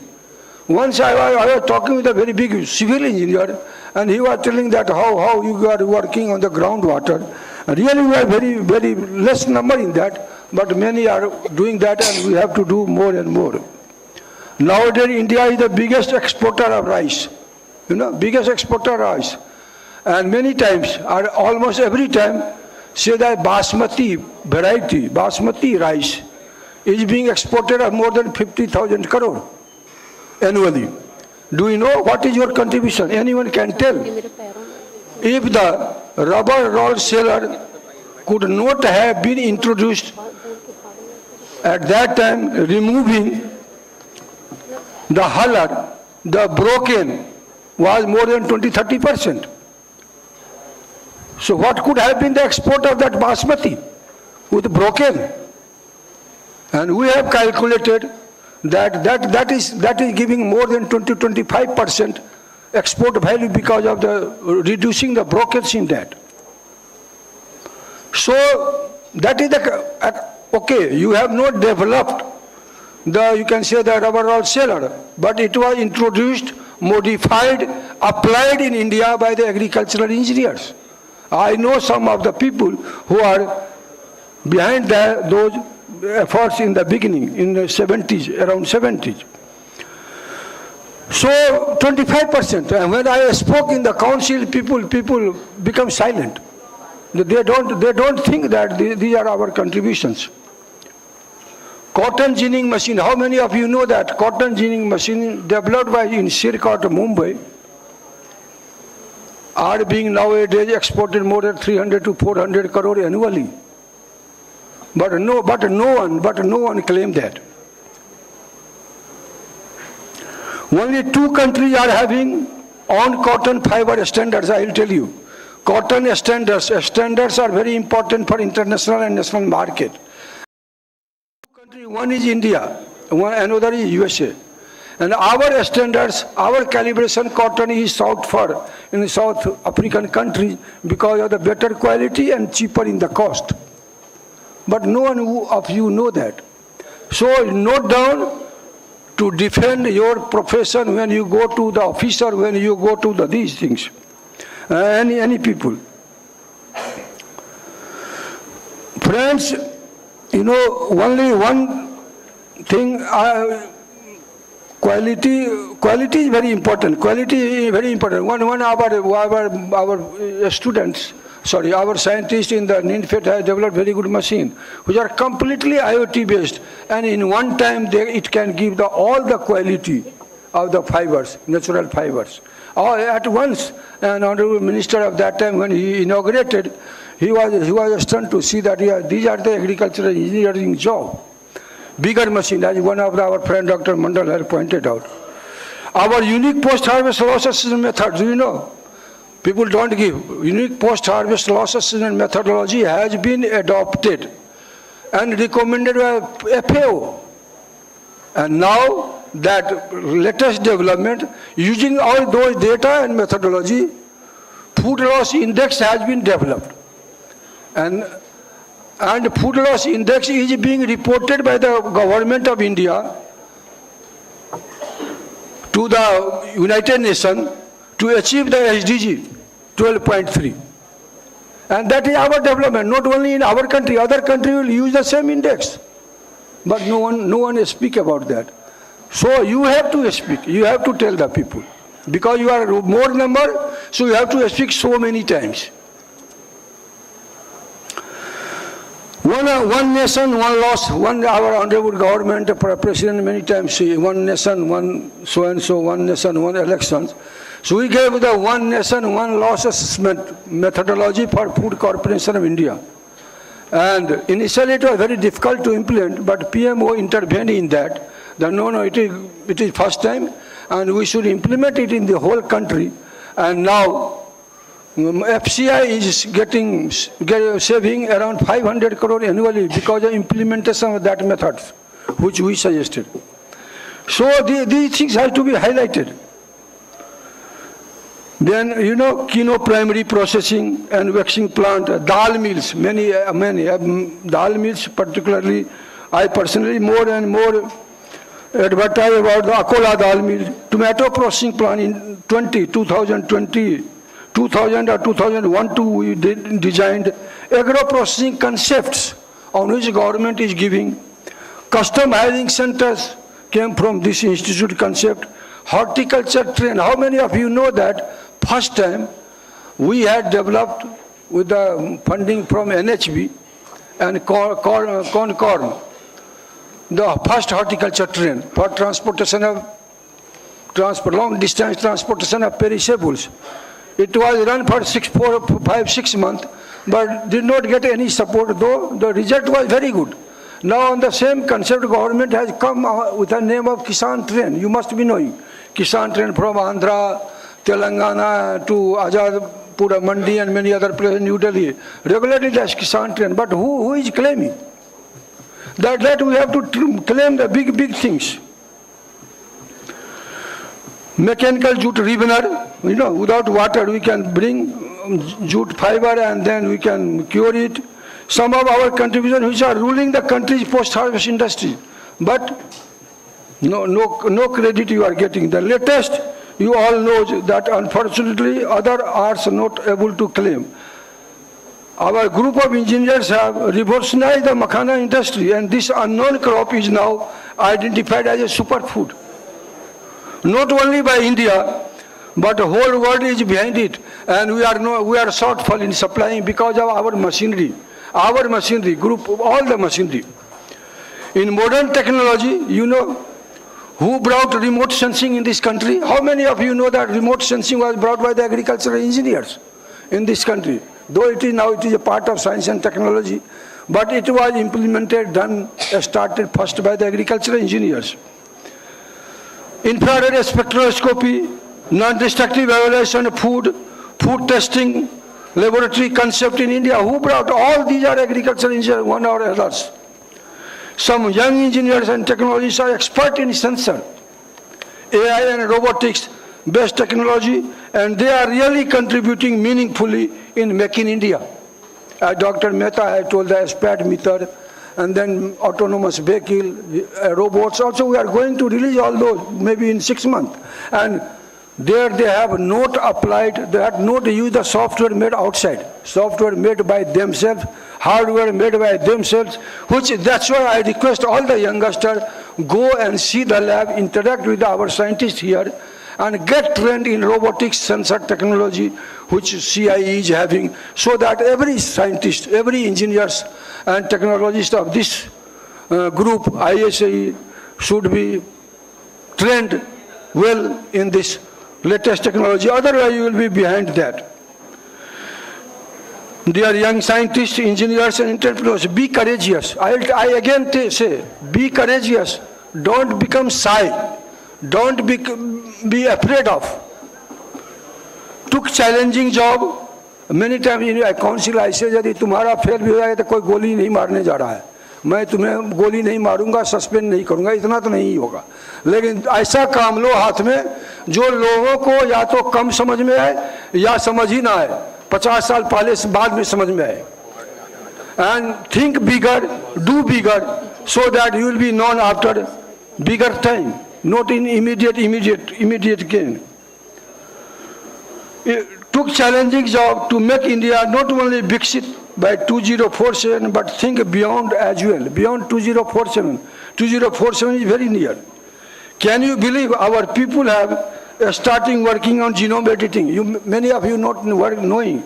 Our people in our institute have started in genome editing. Also, to have alternative methods of getting nutrition, getting foods. Suppose agriculture is shattered by some type of corona.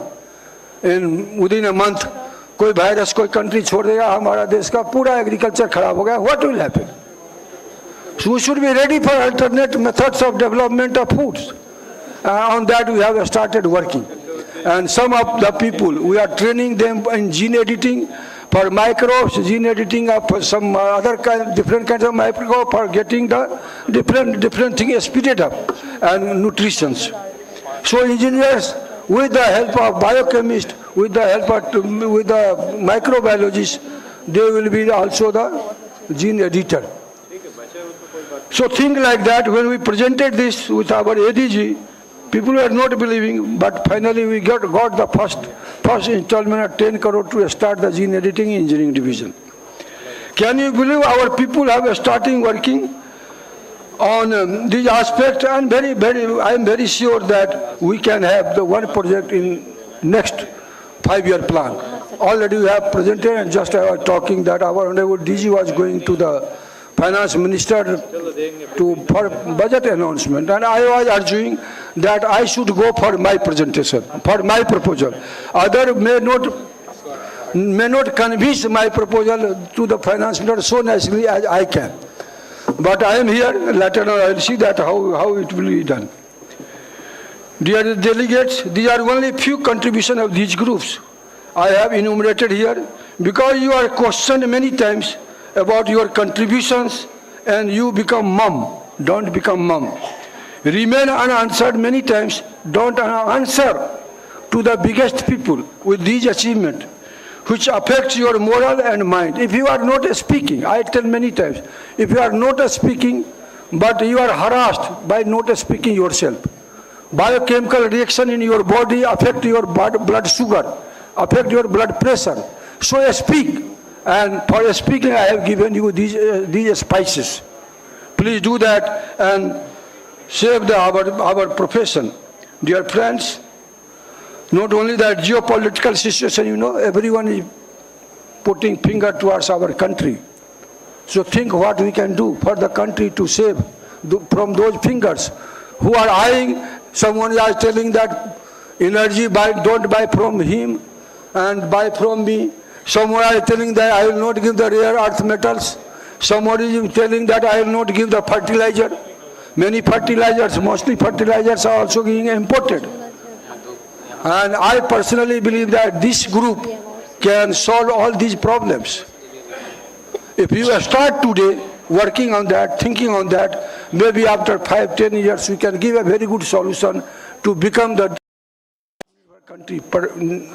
You have to think beyond what have been taught to you, what you are reading till now. You read something else, and the agriculture engineer can read the biology, can read the mathematics, can read the engineering, any engineering, and can show the most of the things.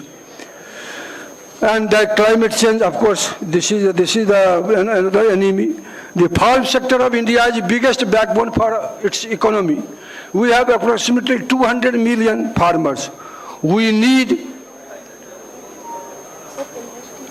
to have a better economical and livelihood situation for that. And engineering, particularly processing, food post-harvest, is the backbone for tripling and 4 times increase of income of the farmers. For that you have to see. India 350 million acres of land.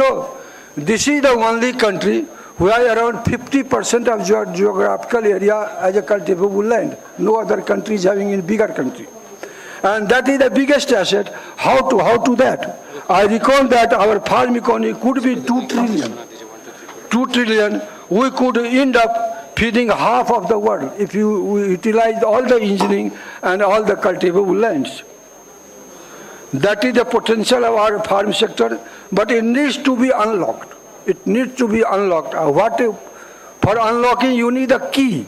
A key is the agricultural engineering. I will tell you, the key is of those locks will remain with good agricultural engineers. If you are, I say, underline good agricultural engineers, not good agricultural engineers, then you can unlock all the problems. For unlocking this farm sector, its reforms or directional changes in technological development, path for existing and future farm situations are urgently necessary. I will tell you, I have requested earlier many times to the senior people particularly. I have some kind of feed for everyone. You see, the agriculture is driven by the agricultural engineering, but you are driven by some other policy makers, some other people. So request you to write in mass, many people should write to the government that how to prioritize the agricultural engineering, how to give the more budget, how to give the more manpower in this. And if 100 people would write to the PMO, PMA, many other, it will surely affect. But no one is writing. Everyone is playing WhatsApp. If you so many groups, you write WhatsApp and then become silent. So instead of that, write a letter and send to the correct place. That will serve as a retired persons. India's agricultural position is resilient, but global risk could test the strength. India is fine, but the world is aging. Another problem, farmer is aging, and new farmer is not doing. And people are telling after few days, few months, few years, slowly you will reach to the robotics. And again, if everywhere there is a robot, then what for farming is? Robot is not eating. Robot is not wearing the cloth. Robot does not require any medicine. So what for farming, what for this land will be used beyond 2047? Think for that. So I say, what is the industrial agriculture? We have to produce some material which will be the feeder material for other industrial product, just like rare earth, metal, or fuel, or maybe lithium ion. Our one colleague in Udaipur Center is making the sodium ion battery using the crop residue. This is very high in research. So do that, and that is very much important, that how you convert yourself. And you have to convert the agricultural engineering to agriculture robotics, then agriculture to the industrial agriculture. So that this agriculture is not only for food, it should be for health also, it should be for the energy also, and it should be for the things which are weaker section of the Indian country, India. And we can give some kind of help to the government of India through agriculture in the scarcity material. So finally, imagine beyond 2047, innovate and inspire the others. Imagine, innovate, inspire. Future is in your hand. Jai Hind, Vande Mataram. बहुत बहुत धन्यवाद महोदय। आपका मार्गदर्शन और गतिशील नेतृत्व हमारे कृषि अभियांत्रिकी समुदाय को मजबूत और सशक्त बनाते हैं। तो चलिए फिर से हम बढ़ते हैं आज के इस मोस्ट अवेटेड मोमेंट की ओर, जो है ISAE पुरस्कारों की घोषणा। Once again, I cordially invite Dr. P.K. Sahu, Secretary General ISAE, the ISAE Awards 2025. Thank you. After this scintillating address by the President ISAE, I think again the award ceremony will go on. And as I have told, this is most awaited. And the peer recognition is one of the most important things. And particularly ISAE awards are all just peer recognition. So with this series commendation medal for professional achievement, may I request Dr. Samranpreet Kaur from Department of Soil and Water Engineering. Is she present? Yes, Madam Samranpreet Kaur, congratulations. She is from Department of Soil and Water Engineering, PAU, Ludhiana, Punjab. Next in this series, Dr. Ramchandra Pradhan from Department of Food Process Engineering, National Institute of Technology, Rourkela.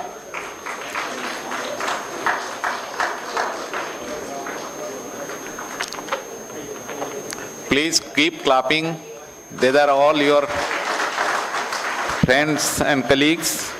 Dr. Ravi Pandi Selvam, Division of Agricultural Engineering, ICAR-CIAE New Delhi. Dr. Dheeraj Khalkhao, Department of Soil and Water Conservation Engineering from IGKB Raipur. Dr. Dheeraj Khalkhao.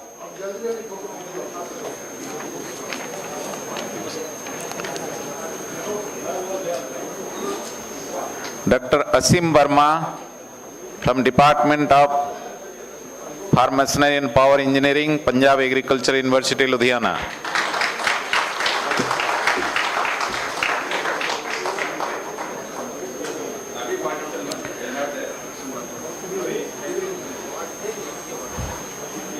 So name of the awardees, if any of the awardees is not present in this gathering, any of his friend, his or her friend can collect the award and you can present it. Thank you very much. Then comes the Distinguished Service Award, Dr. Mahindran R., Professor, Department of Renewable Energy from TNU, Coimbatore. Dr. Mahindran R. Dr. Mahindran, yeah, he is there. Dr. Sarbapalli Vijay Kumar, Krida, Santosh Nagar, Hyderabad. Dr. S. Vijay Kumar.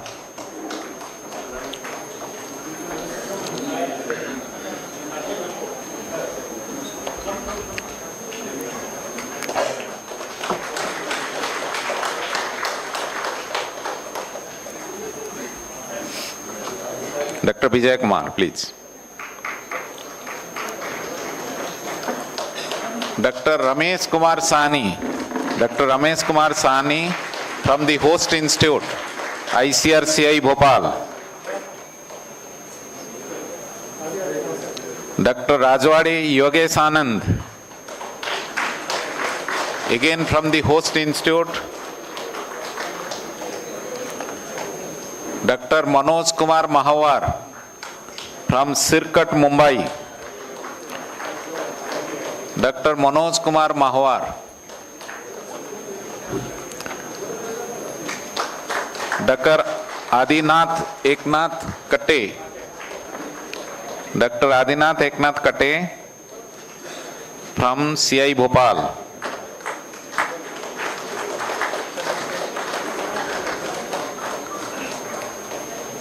Friends, yesterday I just informed the ISAE Council, and in the GB meeting today we will be informing the Journal of Agricultural Engineering India that has entered into Web Science. We have listed in the Web Science. So the role of reviewers are quite important for this, and ISAE sincerely awards the best reviewers. So the best JI reviewer award goes to Dr. Jyoti Prabha Das in Soil and Water Engineering. Dr. Manisha Jagdale, Energy and Other Areas. Dr. Manisha is there. Dr. Jyoti Prabha, I think she is not here. Dr. Manisha Jagdale from Energy and Other Areas. Dr. Manish Kumar from Farm Machinery and Power. Dr. Manish Kumar.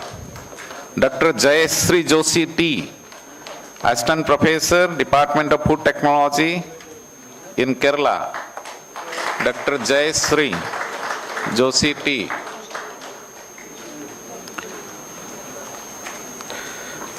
Along with the reviewers also, best research paper published in JE, we go for the awards.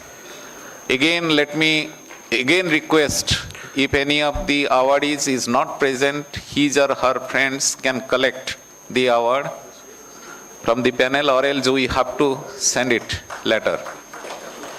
JE Best Research Paper Award for the climate change impact of hydroclimatic fluxes, that goes to Saubhagya Lakshmi, Ambika Prasad Sahu, Jagdish Chandra Pal, Dwarika Mohan Das, Sanjay Kumar Raul, any of his friends, yeah, Dr. P.K. Sahu from OUT Bhubaneswar. The second JE Best Paper award goes to Performance Microscale Gasifier, Dr. Sandeep Mandal and Krishnadeep Sahu. Dr. Sandeep Mandal and Krishnadeep Sahu.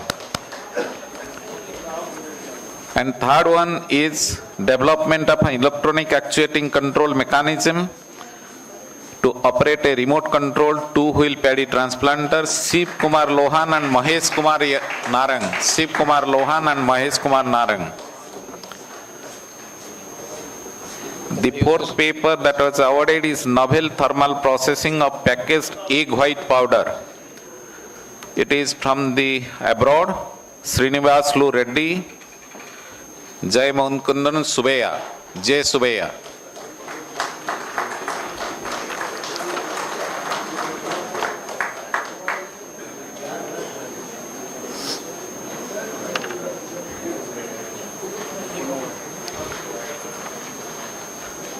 And the ISAE Team Award goes to Dr. Rajesh Kumar Verma and his team.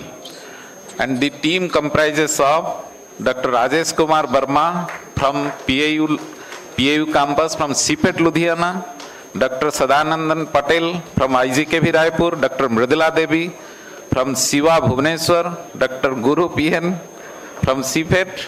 So it is truly a teamwork comprising of four different institutes. So Dr. Rajesh Kumar Vishwakarma along with his team. Also I request Dr. Nachiket Kotliwale, the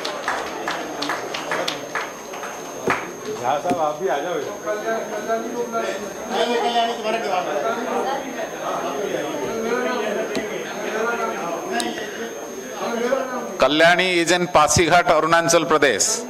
So you can see this team comprises of from 5 different institutes So truly a ISAE team award. So bit of appreciation for ISAE also to select a team which is comprises of so many scientists from so many institutes. And ISAE TAFES Sipsalem Memorial Student Gold Medal Award, it is to Dr. Pranay Sarkar. Dr. Pranay Sarkar, and he is from IIT Kharagpur. Dr. Pranay Sarkar. This comprises of a gold medal as well as the cash award of rupees 15,000.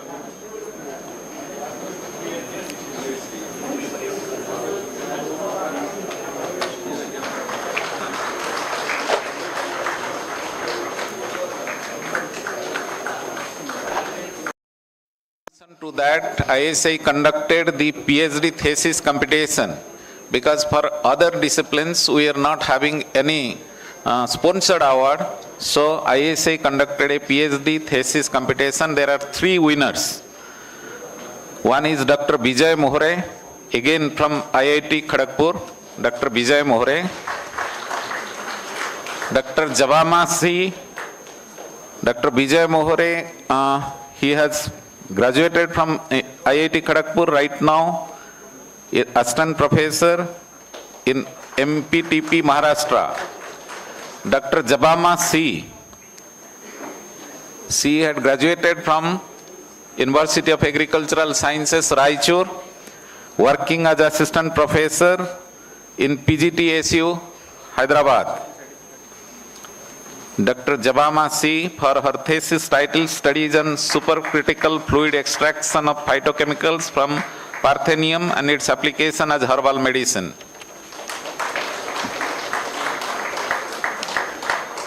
Third in the list, Dr. Monojit Chaudhary for his thesis titled Design and Development of Crop Canopy Reflectance-Based Real-Time Variable Rate Fertilizer Application System. He worked in IRI New Delhi and right now is subject matter specialist in ICAR-CIAE Bhopal.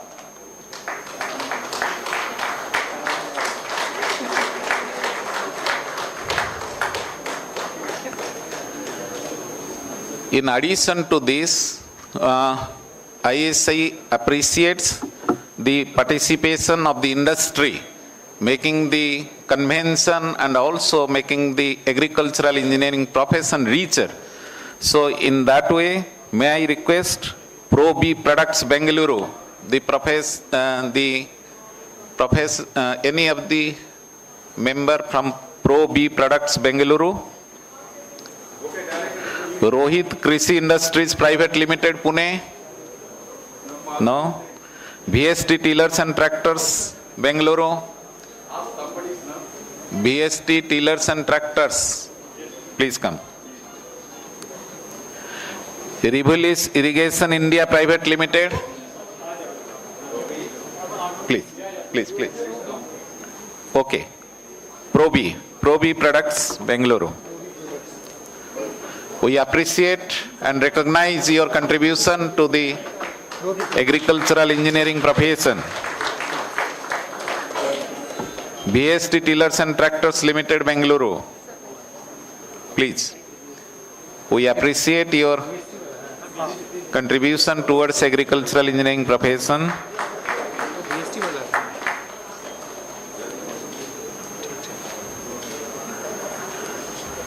And Rivulis Irrigation India Limited. Rivulis Irrigation India Limited. BST ले लिए ना? No, ले लिए BST वाला. वो गलती से चला गया क्या?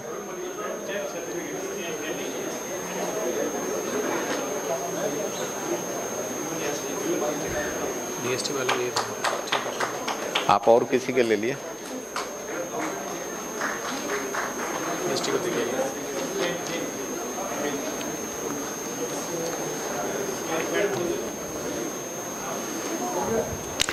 One more, sir.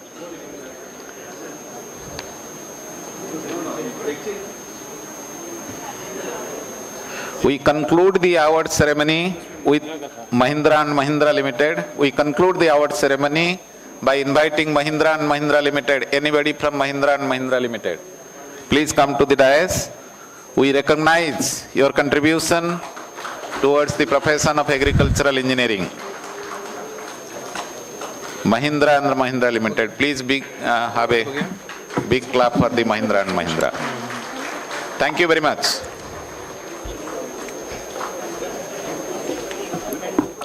बहुत बहुत धन्यवाद sir.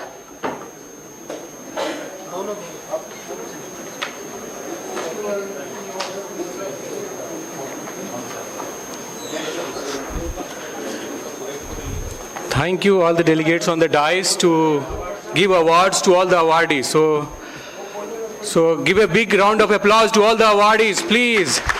It was really a hard work of whole year, and even so many years of dedication, hard work has gone into these awards.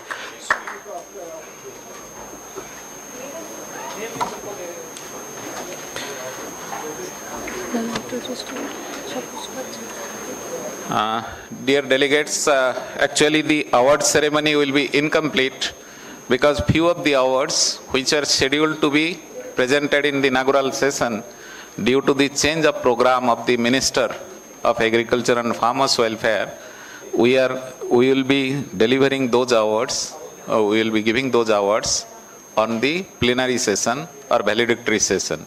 So just I am giving the name only, and I hope the awardees, they will be there on the valedictory session.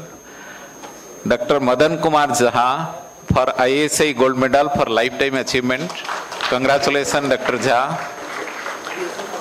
And also, contrary to other years, we are giving the honorary fellowship to Dr. M.L. Jat, the Secretary there, and DG ICAR.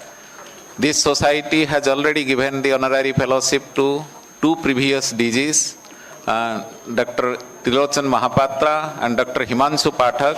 Last year in Parbani Convention, we have given the honorary fellowship to Dr. R.S. Paroda, the Padma Vibhushan Awardee. So this year we are giving the honorary fellowship to Dr. M.L. Jat, DG ICR and Secretary there. And the Professor Gajendra Singh ISA Education Gold Medal will be given to Dr. Indramani, Vice Chancellor VNKV Parbani.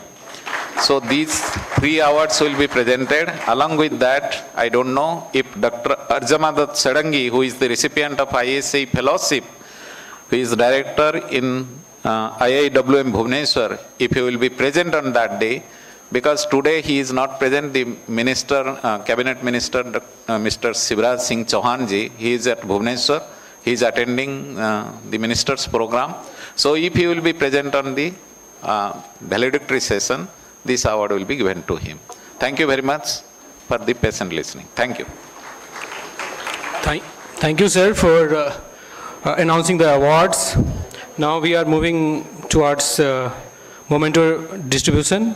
So next I request Dr. C.R. Mehta, sir, Director, ICAR-CIAE Bhopal, to present a memento to Dr. S.N. Jha, Deputy Director General, Agriculture Engineering, ICAR, New Delhi, and President of ISAE. The memento is in form of a statue. This statue is depicting tribal figures, which is a spirituality of MP and speciality of MP. This state is known for its tribal culture and art, with various tribes like Gondas, Veels, and Vaigas creating unique drafts like this. Now next, I request Dr. C.R. Mehta to present memento to Dr. S. Manivannan, Vice President, Activity Council, ISAE. Please give a big round of applause to the awardees. Next, I request Dr. C.R. Mehta, sir, to present a memento to Dr. Atul Mohod, Vice President, Technical Council, ISAE.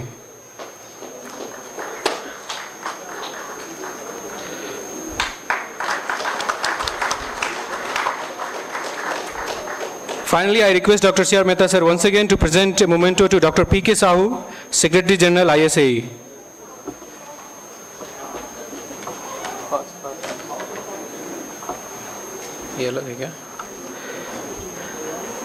This is a Dogla art of MP state. The art, MP is known for so many arts, and this is one of the art.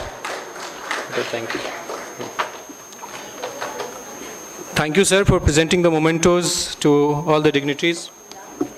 कार्यक्रम के सफल आयोजन में सहयोग देने वाले सभी सम्मानीय अतिथियों, आयोजकों और प्रतिभागियों के प्रति अपना आभार व्यक्त करने हेतु मैं IAC कन्वेंशन के आयोजक सचिव डॉक्टर सुबीर चक्रवर्ती सर को IAC एवं ICAR-CIAE भोपाल की ओर से धन्यवाद ज्ञापन हेतु आमंत्रित करती हूँ। Good afternoon. After this is lunch, but I'll take some time. All right. My due respect to the respected stage, luminaries and doyens of agricultural engineering, dear delegates, students and fellow colleagues. The last 3 months have been the fastest in my life and in the life of many people who have been behind this, organizing this mega event. At the onset, I would like to thank our chief guest of the day, Shri Lakhan Singh ji, Honorable Minister of Animal Husbandry and Dairy, Government of Madhya Pradesh, for gracing this mega event upon the request of the organizing committee. Thank you very much, sir, in absentia. We are indebted to ICAR, our guiding force, Dr. ML Jat, Secretary DARE and DG ICAR.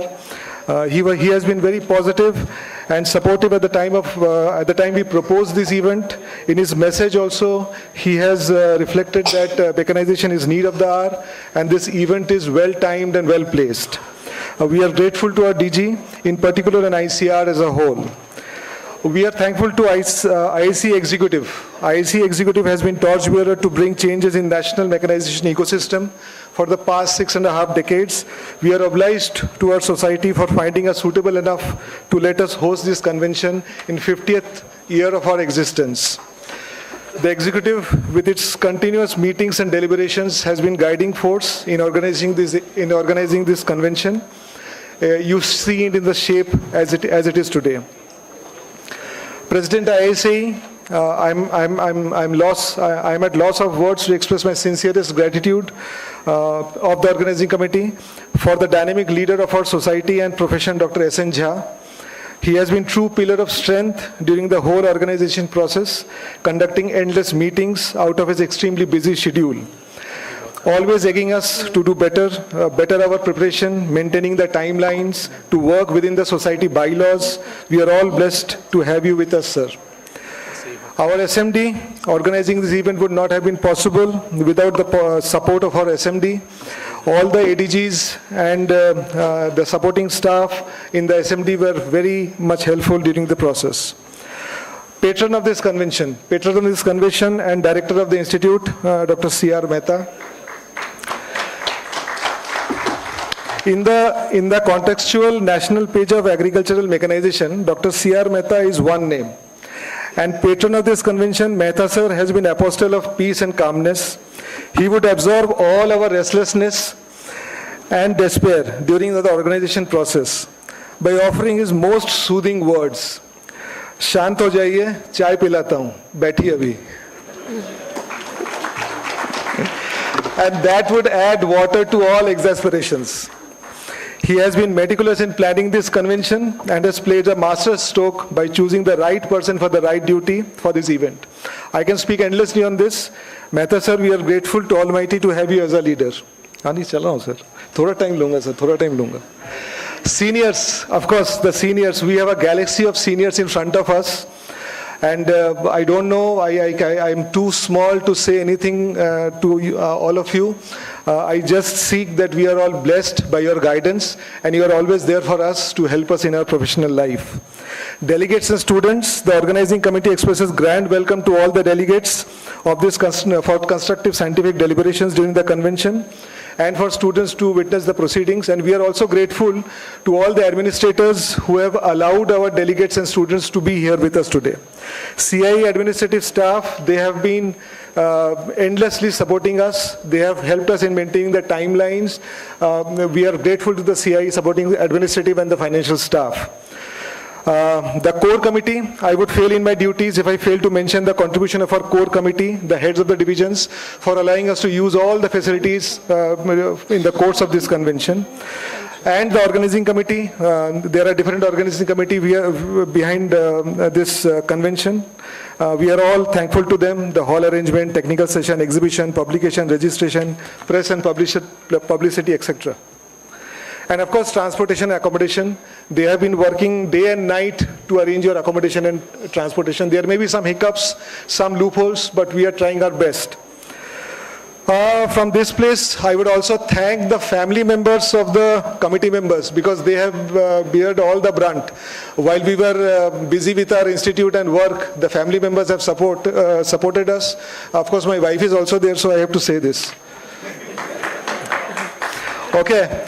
Now the most important part, I cannot miss this, the sponsors. The sponsors, we have been chasing our sponsors like anything. We have been supported by State Bank of India, Mahindra and TAFE. They are our platinum sponsors and they deserve a clap. Our diamond sponsors were NRF, National Research Foundation of DST. Then we have the gold sponsors in John Deere, Bureau of Indian Standards, NIFTEM Tanjavur, Palani Muthu sir himself is here. Kubota Limited, Bionutrients and Jan Irrigation. Our silver sponsors were NABARD, State Horticulture Department, Montra Electronics, VST and CNH International. These are our silver sponsors. And there were other sponsors also like Kisan Craft, Redlands, Tractor Junction and MathWorks. There are many small industry partners also who have contributed. They have been very well represented by our regional station colleagues from Coimbatore. They have helped us a lot in gathering sponsorship from Deep South as well. We also have a word of appreciation for Director of Budni, Dr. Nandede. He has been very helpful in getting the sponsors for us.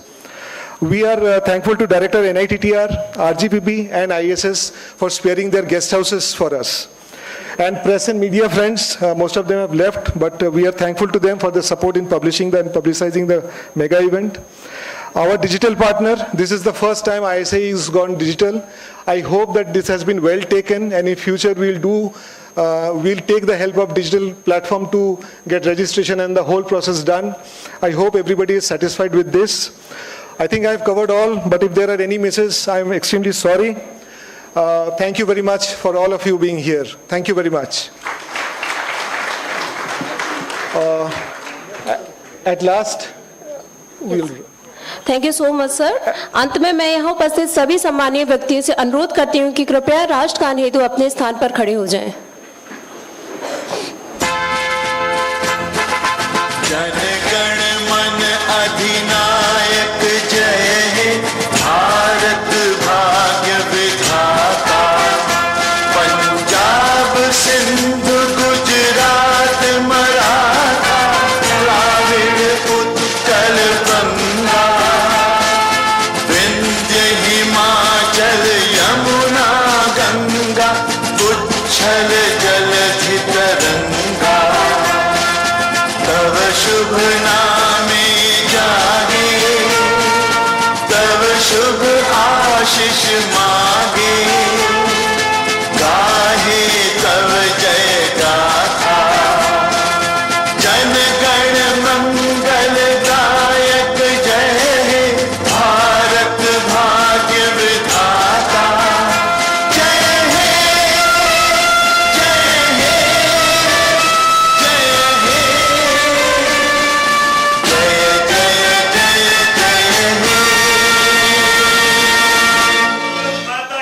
जय हे धन्यवाद। After the inaugural session, all the dignitaries are requested to proceed for the inauguration of exhibition, Farm Tech Pro 2025, a showcase of cutting-edge technologies and innovations in agriculture engineering. With that, we conclude the inaugural ceremony of ISAE Convention 2025. After the inauguration of the exhibition, I invite all the guests to join us for lunch to continue interactions and discussion in exhibition area. Thank you everyone for your gracious presence and for making this event truly memorable. Wishing you all a fruitful, inspiring and successful convention ahead. After the lunch, I request all to kindly present here by 3 or 3:30. We will be gathering here after lunch at 3 p.m. for the next session. Okay, it's an important communication. Yes, sir. Once the national anthem is over, no? They lost. They are just. Okay, no issue. Done well. Thank you.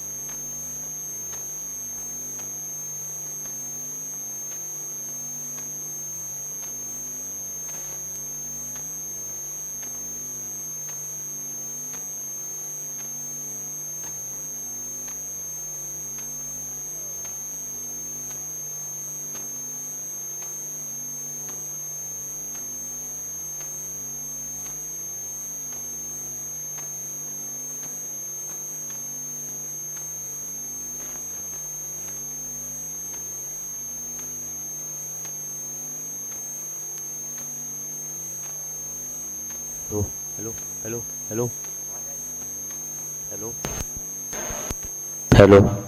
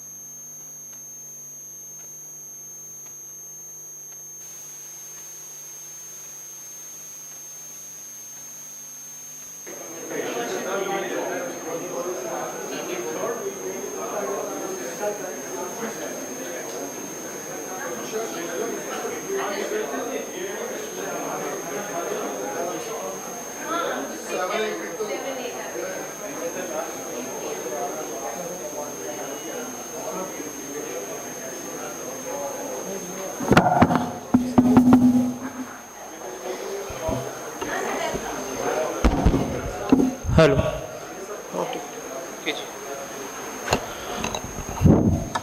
We are starting industry session in next 10 minutes. All the participants, please reach to Silver Jubilee Hall.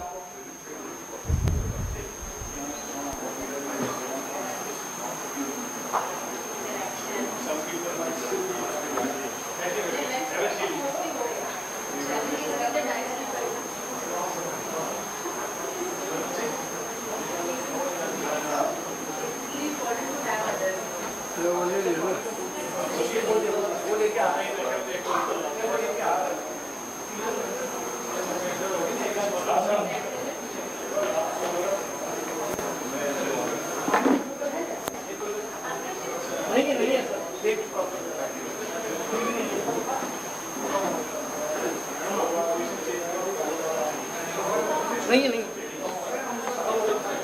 मैं मंगवाया हूँ sir, एक packet मंगवाया।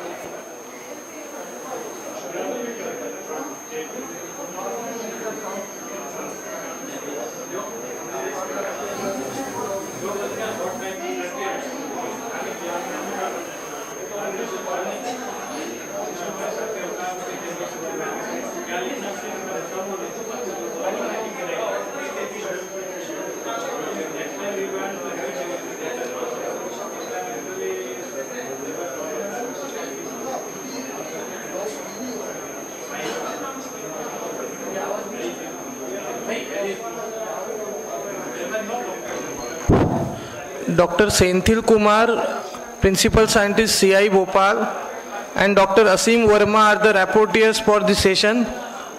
Dr. Asim Verma, please reach to the Silver Jubilee Hall.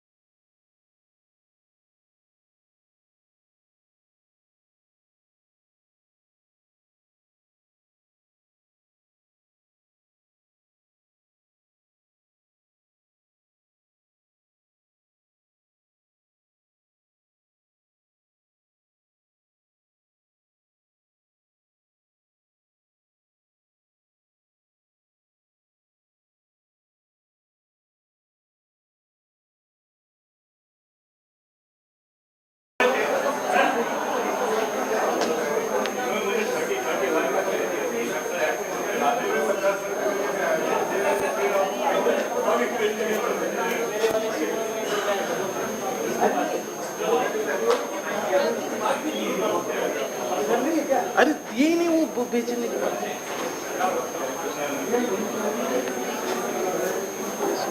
उठा के लाया मेरे कमरे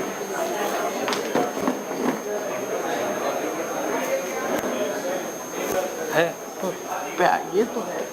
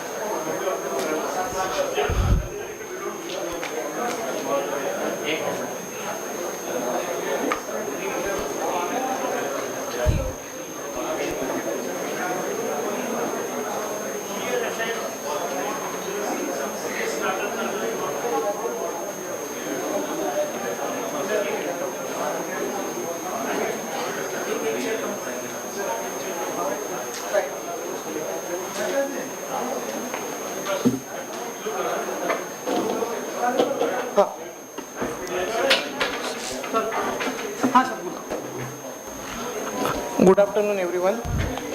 We are starting industry session.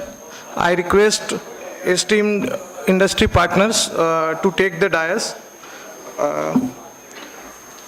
Mr. Praful Pandey from Mahindra and Mahindra.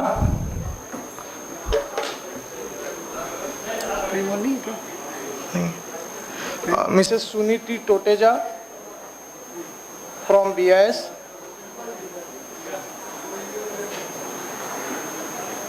Mr. Ashley Anthony from Redlands. Mr. Rajat Gupta, CEO Tractor Junction.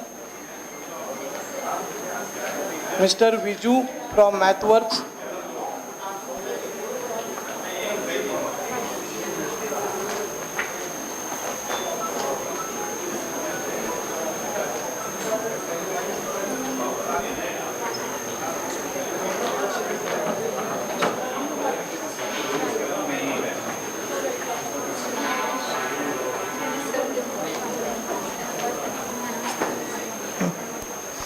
Mr. Saumitra Chaudhary, Mr. Mukul Varsne, Mr. Ranjit Pawar is here.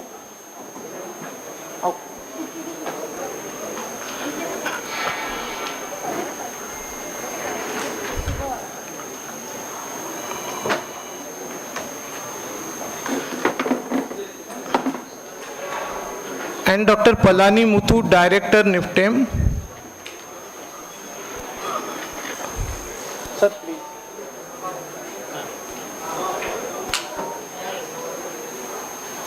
Sir,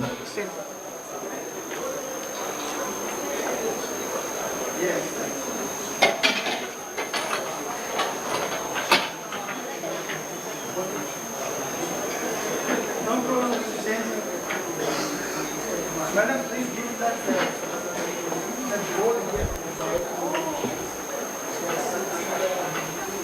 Mrs. Madhuri Dixit is the Director Industry Relations of ISAE Executive Council. She has experience of around 18-19 years in irrigation and industry and currently founder of AgriNext Consultancy for capacity building of new agri engineers. So I hand over to Madhuri.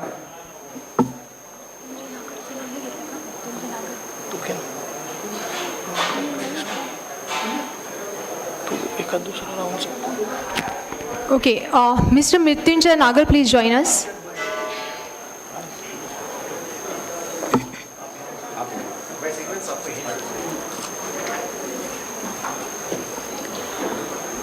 So this year our theme of ISAE convention is Agriculture 5.0. Keeping this in mind, Agriculture 5.0 is just a strategic shift in agriculture in which agriculture engineers can play a vital role that integrate advanced technologies like AI, ML, robotics to create more sustainable, efficient and resilient food systems. So considering this is our theme for discussion, panel discussion today. And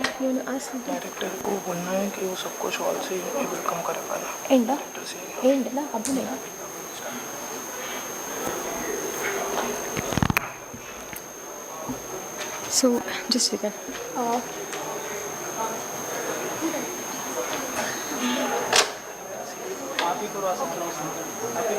Okay, so I would like to request Dr. C.R. Mehta, Sir, Director of CIAE, to felicitate all our panelists.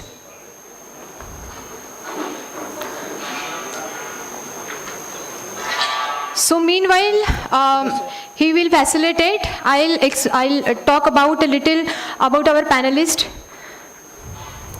Our moderator is a dynamic Mr. Mukul Varsne ji. Mukul Varsne ji is the Regional Director, Corporate Affairs, Media, PR and Corporate Communications, overlooking these responsibilities for John Deere India, Africa, Middle East, Southeast Asia, China and Asia Pacific. Mr. Varsne brings with him over 35 years of experience in agriculture industry. He is a council member for Vision 2020 Cotton Mechanization Program, Integrated Farming Solution and Skill Developments in Agriculture Sector.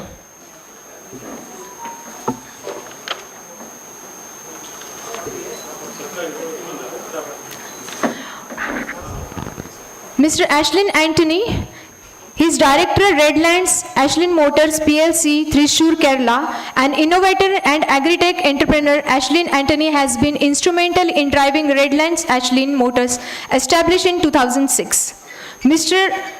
Dr. Lakshmi Narayan Viju Ji, Technical Manager and Head of Research and Education Team at MathWorks. He collaborates with premier Indian institutes in engineering and science on research and curriculum. Mr. Praful Pandey, he is a General Manager Business Licensing, Mahindra Tractors, an agriculture engineer and alumni of IIM Ahmedabad with 28 years of rich experience in sales, marketing and business licensing. He is instrumental in Mahindra's skill development initiatives, and currently Mahindra is operating 15 SDCs across 6 states. Mrs. Suniti Toteja, she is Scientist, Senior Director and Head, Food and Agriculture Department, Bureau of Indian Standards, New Delhi. Over 19 years of experience in the standards formulation activity of BIS, involved in the formulation of national standards in the food and agriculture sector, leading the development of national standards covering entire food chain. Dr. Ranjit Pawar, he is Senior Agriculture Engineer at Central Farm Machinery Training and Testing Institute, Budni, Minister of Agriculture and Farmers Welfare, Government of India. Mr. Rajat Gupta, Founder and CEO at Tractor Junction. He is driving digital transformation in India's rural mobility and agri-fintech landscape. Tractor Junction is country's most trusted platform for farm machinery discovery, transactions and financing. Mr. Saumitra Chaudhary, General Manager Mahindra & Mahindra, having more than 30 years in automobile industry and currently heading Mahindra's training division. Mr. Mrityunjay Nagar, CBU Manager, Madhya Pradesh, 20 years of experience in tractor industry, expertise in channel management and brand penetration. CNH is well-established brand in tractor and crop solutions. Thank you. So I request Mukul sir to start with the session. Yes, sir. Oh, I'll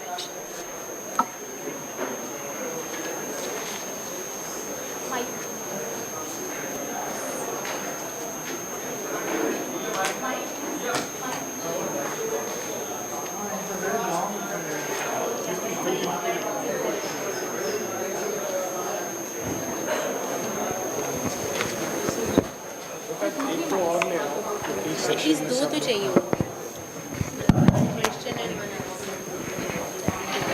दो तो चाहिए। माधुरी ma'am, बहुत बहुत धन्यवाद आपका। CIAE के सभी अधिकारियों को मेरा नमस्कार and congratulations for your 50th anniversary. It's a big milestone. मेरे यहाँ पे सारे सीनियर्स, मेरे गुरु बैठे हैं, उनको सबको मेरा प्रणाम, चरण स्पर्श। और शायद आप लोग की शिक्षा की वजह से हम आज इस मुकाम पे हैं। एग्रीकल्चर जिस दौर से गुजर रहा है और जिस तरीके से बदल रहा है, आपकी शिक्षा का एक बहुत बड़ा उसमें योगदान है। आज के सेशन में हम बात करेंगे कि एग्रीकल्चर 5.0 जो कि देश को एक कम्पैटिटिव ग्लोबल प्लेटफॉर्म पे लाने की मुहिम है, उसके लिए हमें क्या करना चाहिए। यहाँ पे मेरे जितने भी कोलीग्स बैठे हैं, उनमें से कई मेरे दोस्त हैं, पुराने दोस्त हैं, और कुछ आज नए दोस्त बने हैं। मेरे ख्याल से इस ऐसे मौक़ों की एक ख़ास बात ये होती है कि you have old friends that you meet and at the same time you make new friends, and that's how the networking happens, and that's how we come together to bring this transformation. Agriculture में अगर हम देखें तो बहुत साल पहले mechanical था, फिर इलेक्ट्रोमैकेनिकल हुआ, फिर मेकाट्रॉनिक्स हुआ, उसके बाद धीरे धीरे करके आज हम रोबोटिक्स और आर्टिफिशियल इंटेलिजेंस की बात कर रहे हैं। एकेडमिया चूँकि स्टूडेंट्स बनाता है, इंडस्ट्री उन स्टूडेंट्स को यूज़ करके पैसा बनाता है, और उससे देश को नए नए टेक्नोलॉजीज़ और नए नए चीज़ें मिलती हैं। मेरे बगल में सुनीति मैडम बैठी हैं जो इस सब बात की निगरानी करती हैं एक स्टैंडर्ड्स के थ्रू। तो मेरे ख्याल से today's platform is the most appropriate, where we have academia, where we have industry and we have a regulating body So we would like to hear without wasting much time, and in no order of preference, I will start right from my first colleague, Mr. Anthony. We'll start from you, and very quickly, what's your organization and how do you think you're heading for 5.0? What can you do? And there are 5 major themes in that. Renewable energy is there, agriculture, irrigation is there, mechanization is there. We are talking about technology, which I think MathWorks is working around. So we have everybody here. Very quickly, how do you think your organization is moving towards 5.0 agriculture?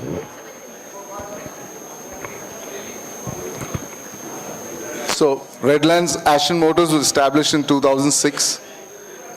We have consistently stood at the forefront of innovation, sustainability, and quality in agriculture mechanization. After 8 years of sustained R&D, our Redlands Precision Sprouted Seed Planter, RDS 2000, is ready for commercial production. 2024, we received a patent for this world-first system, marking a milestone in our journey towards more smarter and sustainable rice cultivation. Sustainability. The Redlands 2000 fundamentally transforms rice farming practices. Unlike manual broadcasting or mechanical transplanting, it eliminates the need for nursery preparation and seedling handling, reducing water consumption, fertilizer and pesticide use, improves productivity and soil health. The RDS 2000 delivers more yield with less input, a true benchmark of sustainable farming. Basically, what has to be done is it employs the same method as it's done in seed broadcasting. The seeds are soaked for 48 hours and then they are fed into the transplanter, which plants them directly. We have been doing trials for the last 3-4 years. A lot of it was confidential. It is only after we got our patent that we started to do it on a more public platform. So resilience, by promoting direct planting of sprouted rice seeds with precision spacing. One of the biggest advantages we have is we can do the same in SRI system here. We plant the interdistance is of course fixed. It can be fixed at 24 or whatever the farmer wants. And the intra spacing, that can be varied between 14 and 30 centimeters. So you can have a square spacing, or as the farmer requires, whatever he requires.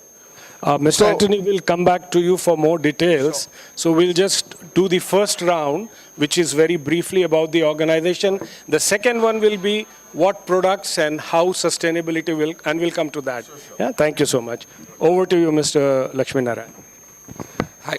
Sure. Good afternoon, everyone. Really nice to see multiple people on the dais here. I represent MathWorks. We are makers of MATLAB and Simulink. I don't know how many of you have heard of MATLAB, but it's a pretty popular engineering and science tool. Someone in the morning asked a question, are there tools for agricultural engineers, like say, how would say for aerospace? So MATLAB is a general purpose platform as such that, you know, you should be able to use. So a little bit, I do have some notes just to ensure that I'm on time. But primarily I work with the academic and the research institutions in the country to see how MATLAB and Simulink is used in curriculum research, etc. In the past few months, I've been visiting a lot of ICAR institutes, or how you call it, ICAR institutes, including CIFT in Kochi, NISA in Ranchi, and IARI in Delhi, and many others. Yeah. MathWorks as such, we have a lot of focus in the engineering segment. As you see, Mahindra and John Deere are on the dais. The automotive industry uses MATLAB quite a bit. Yeah, we are also there in aerospace, ISRO, DRDO labs. All of them use it in various different applications. Similarly, communication, electronics, a lot of these companies uses biotech as well.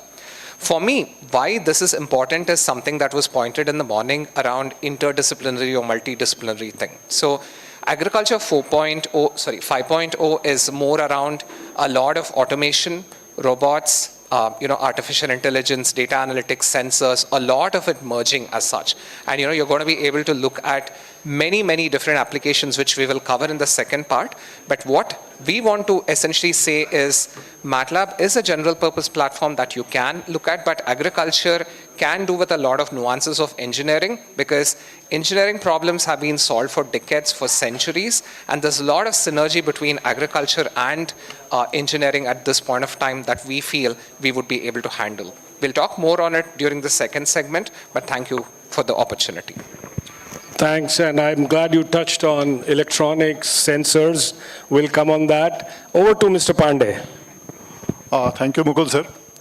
And good afternoon, everybody. I am Praful Pandey, representing Mahindra & Mahindra here. Mahindra, as you know, is country's #1 tractor manufacturing company. We started in 1945. From 1983, we are #1. We operate with some 45% kind of market share in Indian tractor industry. And Mahindra is known for its vision and philosophy of farm tech prosperity. So we say that if we have to make really India #1 country in the world, the farmers' productivity and income has to grow. And how do we do that? So we bring the best technology for tractors and farm machinery through our world-class research and development center at MRV Chennai. Mahindra is known for getting the best product in the country. We also have our Krish-E vertical, which focuses thoroughly on how to improve farmers' productivity on the field, how their income goes up, how their expenditures goes down. So those are the kind of thoughts. We also have our Mahindra EPC, which focuses on efficient irrigation. We, as part of agriculture engineering fraternity, also kind of try to help a lot in skill development initiatives, which my colleague will talk in more detail. We also think that this is a time when a disruption is needed in tractor and farm machinery industry. It has been growing incrementally, but for the exponential growth, some kind of disruption is needed. And that is where this gathering of academia and industries can make sense. So that is the future on which we have to work. If we get time, we will elaborate more. Also, I'm an agriculture engineer, so I feel proud to be here. I'm 76 born when ICAR-CIAE Bhopal also started. So this is the coincidence of Golden Jubilee. I congratulate all of you on this. Thank you. You are also put up Golden Jubilee. Awesome, awesome. आपकी उम्र का आज पता चल गया हम लोग को. With that, we go to Dr. Muthu. Good afternoon to all of you. Very interesting panel discussion, industry panel discussion. If you see the topic, engineering innovations for agricultural 5.0. The key thing to make it in agriculture 5.0 is integrating precision agriculture with smart food processing. Unless you do this, you cannot really achieve 5.0. For that, most of the people on my left or right or center, all from production side. Of course, barring one lady, a regulator. And I'm in between. I'm basically an academician. How many of you know, I do not know, maybe 50% of the crowd, the people here may not know, National Institute of Food Technology, Entrepreneurship and Management in Tanjavur. I am the director of that institute. It is an INI institute, Institute of National Importance, and we have two institutes, one in Kundli, Haryana, just Delhi, and another one is Tanjavur, which is a very old institute. You may know it by many other names. Paddy Processing Research Center from 67 to 72. Then it continued till 2008 as Paddy Processing Research Center as a national lab. Then we became Indian Institute of Crop Processing Technology.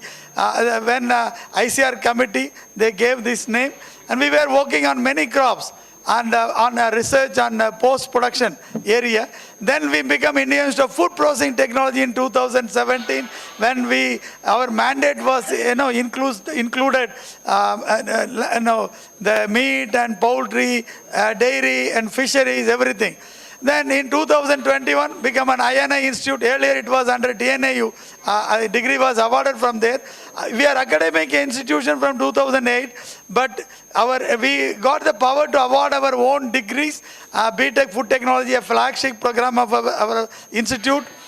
through JE only we take the students. We have 3 disciplines in Masters, Master of Food Process, Food Technology and Food Process Engineering, and Food Process Technology and Food Safety and Quality Assurance. These are the 3 disciplines.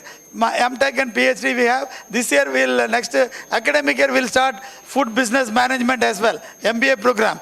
It's a well-known institute across the globe, and we have a wonderful Enable accredited food testing lab, which really, and many of you must be aware of PMFME, Prime Minister Formulation of Micro Food Processing Industry Scheme. One district, one product. Many people were talking in the morning as well. For that, the nodal agency for capacity building is NIFTAMS. On behalf of Ministry of Food Processing Industries.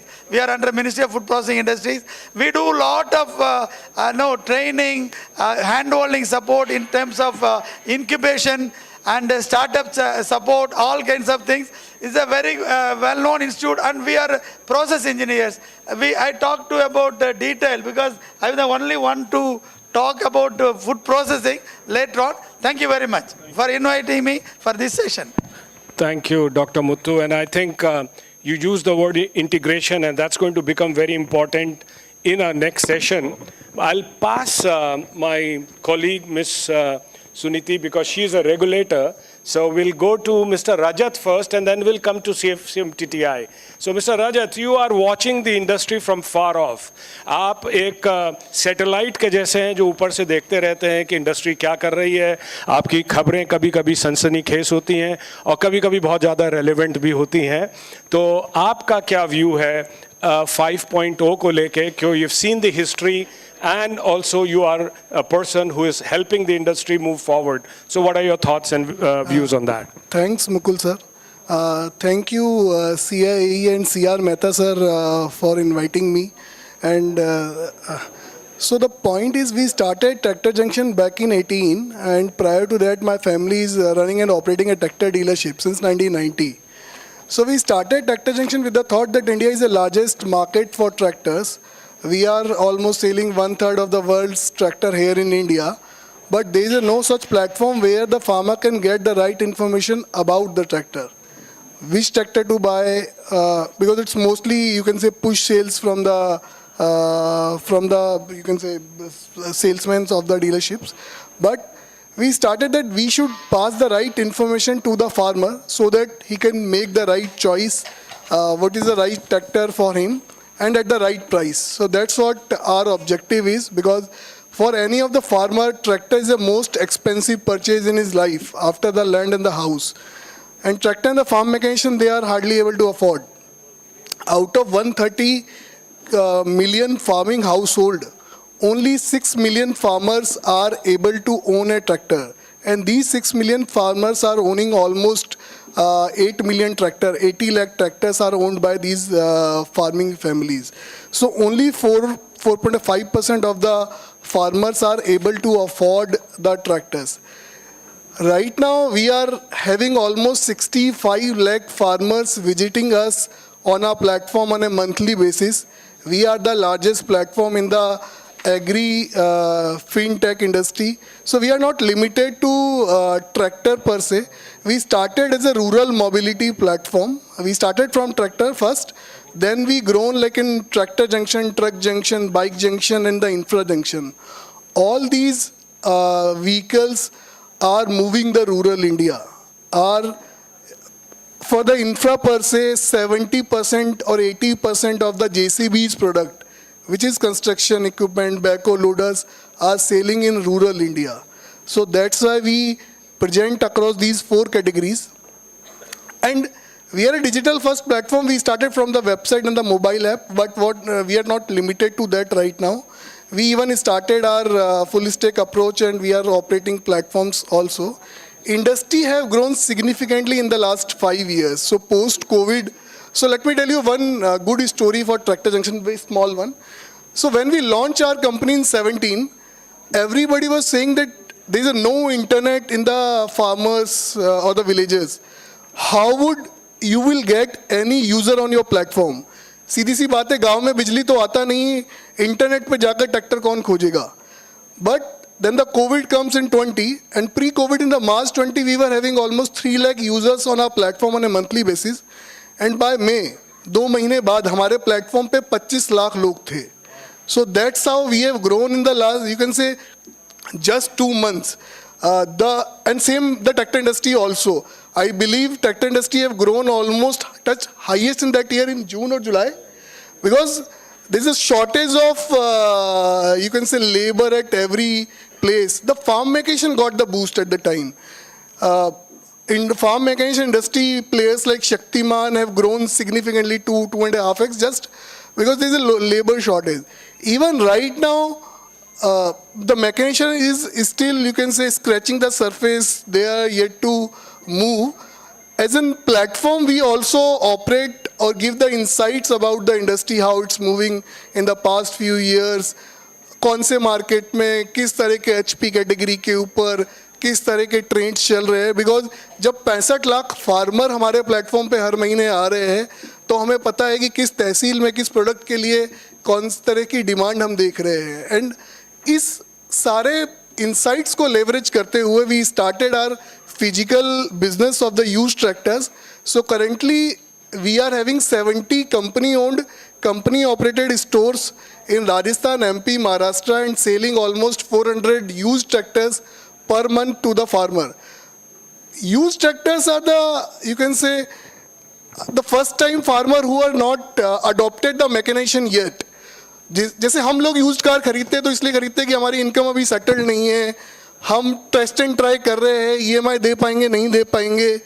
तो जो farmer पहली बार mechanisation adopt कर रहा है, जो पहले driver था, we are helping them to adopt the mechanisation. At the same time, we also started our financing arm where we are helping the small farmers and the marginal farmers for the financing of the used vehicles. Currently, we have partnered with almost 25 lenders and disbursing almost 150 crore rupees loan to the farmers for the used vehicle. On top of that, how we are accommodating, you can say, agriculture 5.0, we are generating hell lot of data over the platform. And with yeah, okay. So this is all from my side. Yeah. Thanks. And now we have someone who's doing skilling of farm people. We'll go to Mr. Chaudhary first, because skilling is so important if you really want technology. And I think as Mr. Rajat said, he's seen access grow in the rural area. Digital platforms are growing, internet access is there, people, their stores are expanding. So I think after access, how can we leverage skilling in order to reach masses? Chaudhary Saab, your thoughts on that? Thank you, Mukul sir. And thank you, ICAE, for having me here. So I think my colleagues have spoken about the technology, agriculture 5.0. But as rightly said, to handle this technology, because it is all about technology. So to handle this technology, you need skilled manpower. Because to operate the machines, to maintain the machines, unless you have skilled manpower, it will be extremely difficult to even to operate these machines, forget about maintaining the machines. So that is what my role comes in. So I represent Mahindra's training and skill development. So we have a state-of-the-art skilling center, training center in Nagpur, and we have 2 more centers, one in Zahirabad and in Mohali. And in the last couple of years, we have put our footprint even in the global map. So we have made our first training center in Houston, Texas as well, because USA is a tractor market for us. So we are imparting training even for our American customers. So this skilling center, and apart from this, so we have also established skill development center collaborating with agricultural universities, with state governments, with NGOs. And today, I think 15 skill development centers are operational across the country. So our basic purpose is to skill the unemployed youth and make them employable, so that in future, so when this new technology comes, or even today, the present technology, to handle this technology, to give a better service support to the customers. So that is what we do in Mahindra Skill Development Center. Thank you.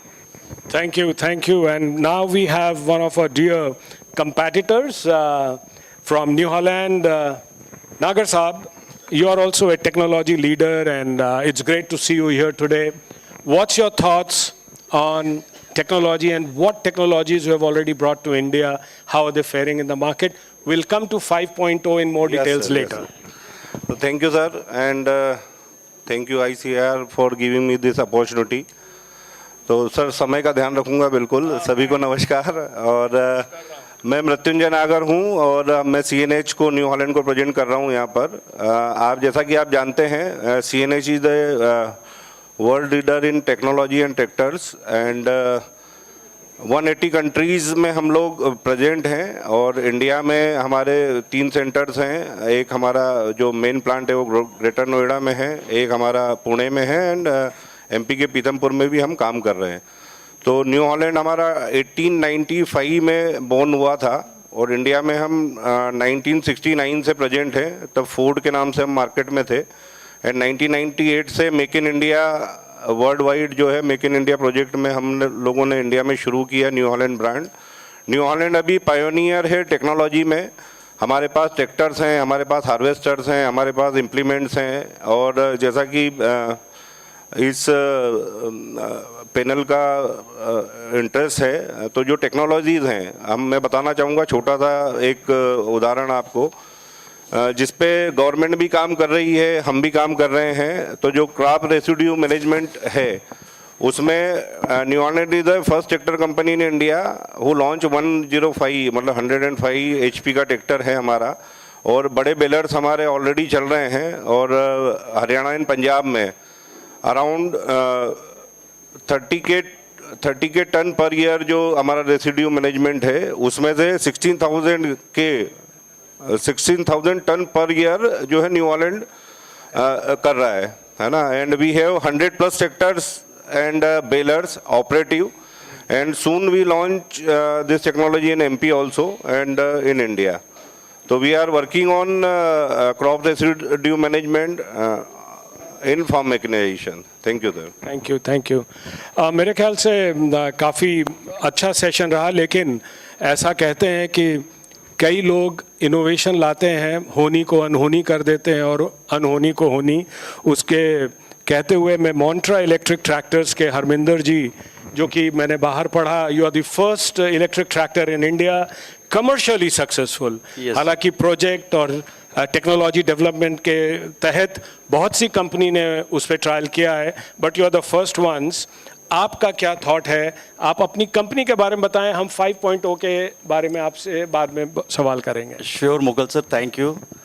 Thanks for giving this opportunity, and thanks to the institute also for giving us chance, giving Montra Electric a chance to represent ourselves. We are very new in this niche of tractor industry.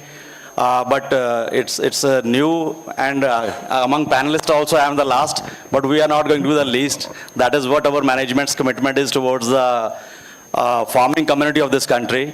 As this name of our this session is Engineering Innovation for Agriculture 5.0, sir has already mentioned that 5.0 we will deliberate little later. So let me share a brief about my company. I'm Harinder Singh from Montra Electric Tractors, which is a part of TI Clean Mobility Private Limited, which is further a subsidiary of group, which is into 29 separate businesses. And out of those 29, 10 are listed companies. Few of their companies are like Chola Mandalam, Chola Finance, Coromandel, PI, EID, Perry Sugars. So they are into lot of spaces. Now recently, for last 2-3 years, they have entered into mobility business, and with a vision of bringing clean mobility. Because clean mobility is the need of the hour. There are a couple of reasons for that, and they especially came into this space through commercial vehicles. So from commercial vehicles, I mean to say it is heavy commercial vehicles, which are big trucks. They are into small commercial vehicles. They are into 3-wheelers. And last, they are into now tractors also, only purely electric vehicles, electric mobility. The two top objective of coming into this space is, one is to reduce the India's dependency on diesel or petroleum products in the coming years, in the years to come. And second is certainly the environment. because whenever we will bring any vehicle which is more dependent on renewable resources, certainly it is going to save our environment. So our recent product is tractors, and I am representing this Montra or TICM tractor division, and we are here among you. Certainly, the very key benefits of electric vehicle are very common, which everyone is aware. Now, almost in our house or in our locality, you can always say a two-wheeler or a car. In our nearby houses or in anywhere in our vicinity, any electric vehicle is there. Although they are costlier, but in longer run, they are beneficial. In longer run, they are good for our nation also, because of the reducing dependency on petroleum products, which we are always used to buy from, which country needs to import only. So that is where this need of bringing, and tractor is one of the biggest used product where diesel is consumed at a very high pace, and even that cost larger to the pocket of a farmer. If some way we can reduce the cost of this diesel on the pocket of farmer, certainly it is going to add the productivity or profitability of that farmer. That is the broader objective. And I will say certainly this is in line with the innovation which we want to drive in our agriculture in India. That's all to introduce myself from Monta Electric. Over to you, sir. Thank you. And I just would want Ms. Madhuri, I'll turn over to you. Can you briefly introduce your organization and share a little more about your contribution? Thank you so much, sir. I am Madhuri Dikshit Gugri, and I'm an agriculture engineer. I've worked for 11 years in the irrigation industry in various domains, and after that I have started my own startup named AgriNext Consultancy in 2017. Why I started this? Because I found a gap in the industry and academia. I found a gap in the industry itself also. There are almost 200 companies registered in one state under Indian standards, under ISAE in any state, and hardly 3 to 5, maximum 5 companies are having infrastructure for design, training, recruitments and all. So this is the gap, and that gaps will getting increased, and we are not delivering the quality things to the farmers. That I observed, and I have started training to the corporate, training to students, agriculture engineering students, and we have started irrigation design work, as well as we are into recruitments. I am very glad to tell you that last year we have placed 10 agriculture engineer abroad, as well as not only this, we haven't charged a single rupee from any student till date. We have placed almost 500 candidates till date from 2017. So we are into assessment studies also, various assets, like we are also doing electric tractor studies for Maharashtra. Currently we are doing it for Tamil Nadu also, and this is how my introduction brief. And I would like to add one thing, because I am a coordinator. I would like for next session we can make it crisp and short for 5.2. Thank you so much. We have to be. Now, you just heard how agriculture is taking shape from electrical tractors, less fossil fuel, to training, to skill development. And we also know that tractors at some time was only for grain production. Then it came to fodder production. Then it came to fiber. And now it's a fuel. Because as they said, they have introduced 110 horsepower tractors. They are baling. So fuel, renewable energy, everything is center focused to agriculture now. How do you see, as a regulator, what kind of standards, what kind of regulation should actually encourage this sector to become a much more powerful economy for India? Thank you. Thank you, Dr. Mukul. I think, am I audible? Yeah. Yeah? Thank you. First of all, I would like to thank CIAE Bhopal, I think, for inviting us to be part of this this convention, and of course to ICAR also and ISAE. And I think, as you all know, so just a little, sometimes, there is a confusion. I think this is not clear, yeah. BIS is the national standards body. So there's a slight difference between BIS and a regulator. That's what I wanted to say.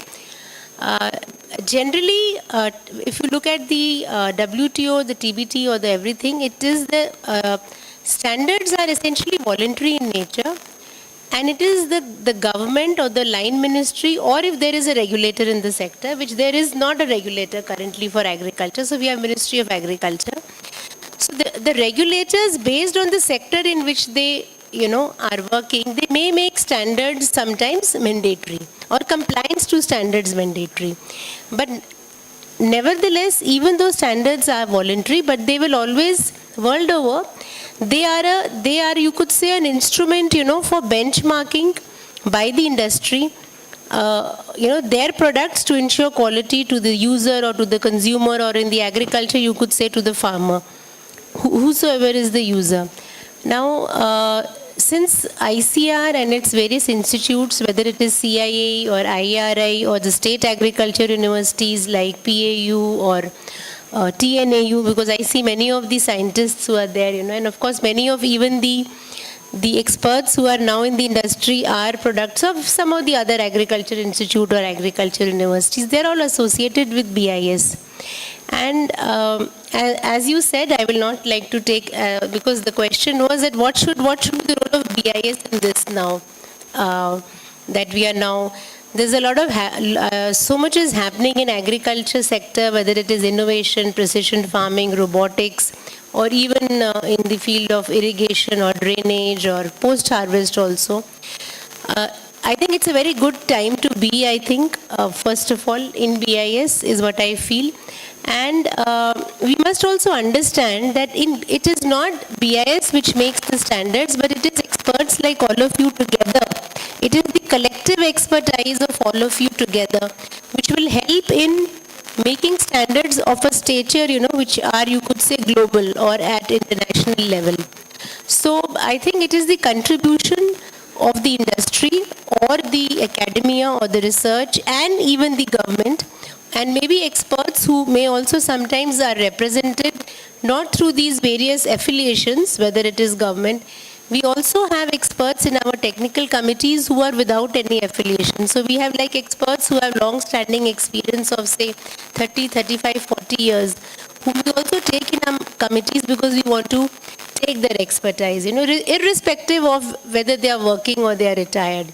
So I think it's a very important, with the vision, of the government to become a developed economy by 2047, and of course this agriculture 5.0, it is very important that there has to be contribution of everybody, when we are making standards. And as I said, I'll again reiterate that standards development is for. और बहुत से लोग कुछ डर डर के आते हैं और कुछ बहुत खुश खुश आते हैं आपके पास. आपने आज सुना और हम 5.0 की बात कर रहे हैं, जिस हिसाब से फ्यूचर टेक्नोलॉजीज के second session to test the tractor as per their requirement for the subsidies. So this is one side. As a certifying agency, the institute are doing their work from the since inception, and almost near about 2,500 tractors, more than that, the institute has been tested the tractor. Then there is a second major focus, that is the training. In the training side, if tractor is to maintain the tractor, to make its service, there is a need to create a man force or workforce, and this workforce is going to be support the industry.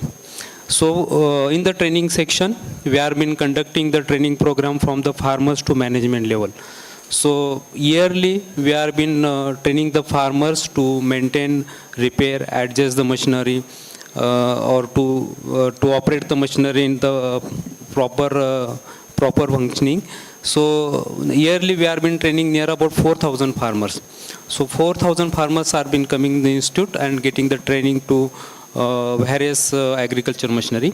Secondly, yearly we have been training, given the training to the state agriculture universities. Near about 700 to 800 students from the various agriculture machineries are reporting to the institute, and we are providing the training to these students also. So these students in future playing the role in the farm mechanization, participating in the industry for job, as well as open their workshop to provide the services. Then thirdly, we are also conducting the training program for the technicians. So the technicians from the dealers or the manufacturers or from other service agencies that approaching the institute for the training of the agriculture mechanization, that tractor and agriculture machinery. So we are also providing the training for these people also. Sometimes the industries also approaching us for the training to their engineers on the farm mechanization. So from various resources or to attend the training program due to number of times due to their family issues. So we are trying to reach at the villages and try to provide the training at their own villages, own hometowns. And on that ways we are trying to cater the farm mechanization in the central region of this institute. As well as, sir, we are also supporting the state government of MP for the custom hiring training programs. And yearly 700 to 800 people we have been providing the training for the custom hiring owners. So that own the tractor and almost 5 to 6 machinery. So in that way we have been trying to reach to the people. Thank you, sir. We have to make sure that our talk should be 1 or 1.5 minutes. Yeah. It should be very crisp and clear about 5.2. Correct. And now we just have 20 minutes left. I'm just doing the time monitoring. But as we move to 5.0, there are a couple of things that become very important. Sustainability, as Mr. Anthony, you were talking about. Smart connected machines, data generation, precision. We want to be globally competitive, but we also have to take care of our farmers. Bharat में कुछ भी कह लीजिए, coexistence हमेशा रहेगी. इंद्रमणि साहब आज सुबह आप इस बात का जिक्र कर रहे थे, झा साहब इस बात का जिक्र कर रहे थे कि कोएग्जिस्टेंस रहेगा. हमारे पास छोटे मध्यवर्गीय किसान भी रहेंगे और प्रगतिशील किसान भी रहेंगे. लेकिन हमको अपने देश को प्रोडक्टिव बनाना है, हमको अपने किसान को प्रॉफिटेबल बनाना है, हमको पर्यावरण का ख्याल रखना है, हमको टेक्नोलॉजी का सही इस्तेमाल करना है. ये सारी चीज़ें ही मिलकर 5.0 की तरफ बढ़ेंगी. उसमें स्टैंडर्ड्स की बात होगी, उसमें टेस्टिंग की बात होगी, उसमें स्किलिंग की बात होगी, उसमें बात ये भी होगी कि किस तरीके से एक वेल बैलेंस्ड अप्रोच लेके हम आगे बढ़ें. Now since we just have 22 minutes left, in one line mister Antony will start with you. Sustainability, technology, data generation, connected machines, and taking care of our farmers, both small, big, and aspirational. Yeah. Am I clear? Yeah. Okay. Taking a leaf from Mr. Vashni, we have always been a disruptor. Starting from the small baler, when we introduced it in 2012, today we have sold more than 15,000 of these balers. South India is completely free of straw burning just because of us. So then we have got RDS 2000, as you said, a disruptor. This is a disruptor in every spirit and meaning of the word, because it eliminates manual seed broadcasting, it eliminates mechanical planting of seedlings. Because all you need to do is to have it in 48 hours, soak it, and put it in the planter. This plants it precisely. And now coming to the 5.0 thing. I've already talked about sustainability, resilience. Now resilience is an important point I feel in 5.0, where planting the sprouted seeds directly and precisely. So you have stronger root systems, better stress tolerance, and reduced dependency on the current labor, which is decreasing day by day. So you have a healthier, climate-resilient crops and greater profitability for the farmers. Precision and autonomy. Using AI sensors, GPS, the RDS 2000 can integrate seamlessly with tractors to create an autonomous precision planting system. It can then collect and process field data on soil, weather dispersion, enabling timely data decision making for both farmers and the research community. So precision meets intelligence, where every seed, I would say, is placed with a purpose. The human-machine collaboration. So here, designed for adaptability and simplicity, the RDS 2000 operates through existing tractor PTO and hydraulics with optional electronic upgrades, as I stated earlier. This allows farmers to embrace advanced mechanization without the high costs of complex or complicated training. So you have the humans and smart machines working together, not one replacing the other. So a complete data loop from seed to harvest for market is there. And inclusivity. The RDX 2000 is not a very expensive machine. It costs under 3 lakh rupees. And therefore this ensures inclusivity in the sense the small and marginal farmers can also use this machine with existing equipment. So sustainability, precision, inclusivity are embodied in one machine. Thank you. Thank you, thank you. Maths work. I think you are the foundation to all the connectivity. Yep. You know the game, not, and we don't know as much as Sure. you know. Sure. What's your pick on this, and how can we move or advance 5.0 Sure. in much faster time? Sure. I'm going to take 2 use cases. I'll be brief, but I want to take 2 use cases based on the theme that we had. Future-ready tractors. We already saw Montra has electric tractors, but how about having an autonomous and an intelligent one? Yeah, there's a company in California, Monarch Tractors, which actually used MathWorks' workflows. Now they actually end up having autonomous electric tractors. So that's one thing. So of course, the electrification bit, Montra can talk about it much more, but the whole optimization piece there. But in terms of even predictive maintenance and IoT connectivity, I think it's important for us to keep these machines running smarter. Yeah. So that's one place where it comes in. And I think there's a lot of talk around digital twins as well, right? So how do you end up building virtual tractor models rather than costly hardware prototypes? That's where the system simulation component comes in. So yeah. So that's one side.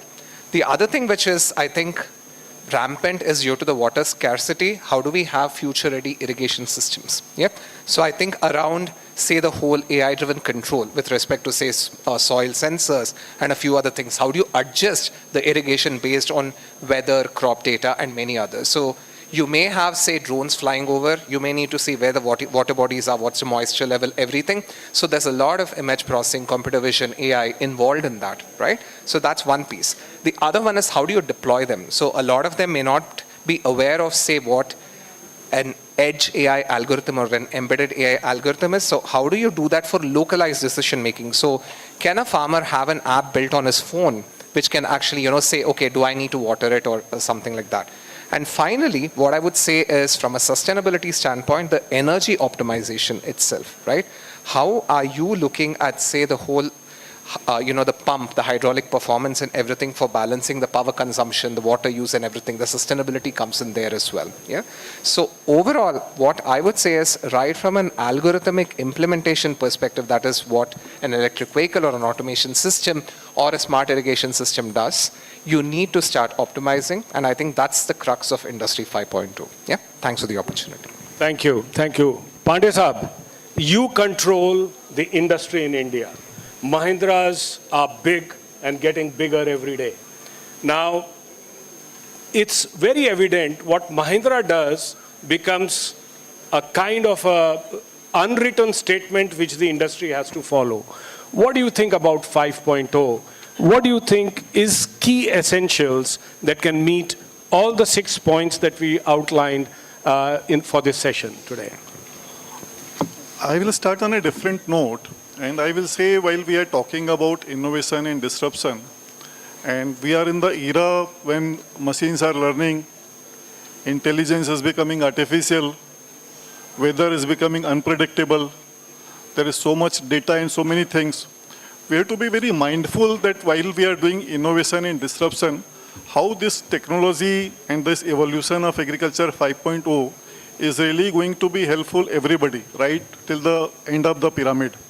I remember meeting Jha 2-3 years back, Jha, if you remember, and he was always talking about robotics, AI, how the disruption in agriculture will take place, how we may not become the follower of the word, but can become the leader of the word. So those being the guiding philosophy, Mahindra will always want to deliver a model which is more kind of value for money for farmers, which is sensitive to environment, which is using the technology but making sure that it is cost effective, it is not having any adverse results to environment, and what we are doing is sustainable, it's making sense for the era. And that's where I spoke in the first part also, that is where the academia and institutions would come forward. We are doing our bit with world-class R&D centers at Mahindra Research Valley, Chennai, where we are trying to bring the world-class product to start from our country, and we will keep continuing doing that. We will also make sure that we work closely with all the academia, all the institutions, leading agencies in the country, and we work hand in hand to make sure that our industry moves in right direction, and we kind of participate not only in the journey of 2047 of Viksit Bharat, but even beyond that. So that is how Mahindra will want to contribute. Thank you. Thank you. Thank you. I'll go to you, Mr. Nagar, before I come to my friend Dr. Muthu. In one line, tell me, how do you think, with all these 5 things that we just spoke about, is the future that we can build for India? Thank you, sir.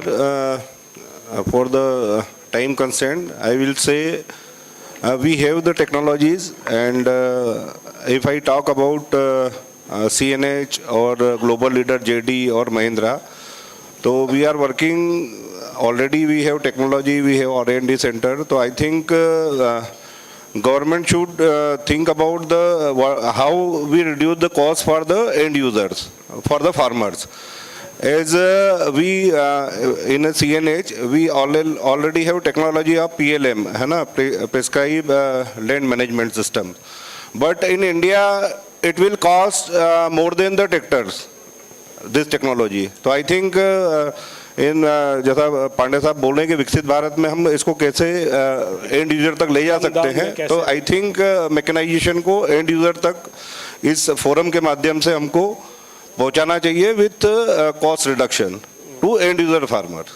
So this is from my side, sir. Thank you. Thank you. Dr. Muthu, हमने सुना यहाँ पे सारे industry के लोग sustainability की बात कर रहे हैं, प्रिसीजन की बात कर रहे हैं, और जाहिर सी बात है कि अगर इसको सही तरीके से क्रियान्वित किया जाए, इम्प्लीमेंट किया जाए, I'm sorry, I use Hindi a little bit, if we implement it really well, I'm sure the farmers will produce quality. And when he produces quality, there would be quality processing.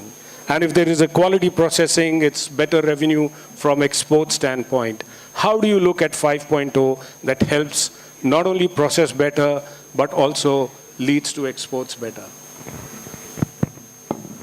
When you give a very nice food, like that one we got today in the afternoon, people will go to sleep.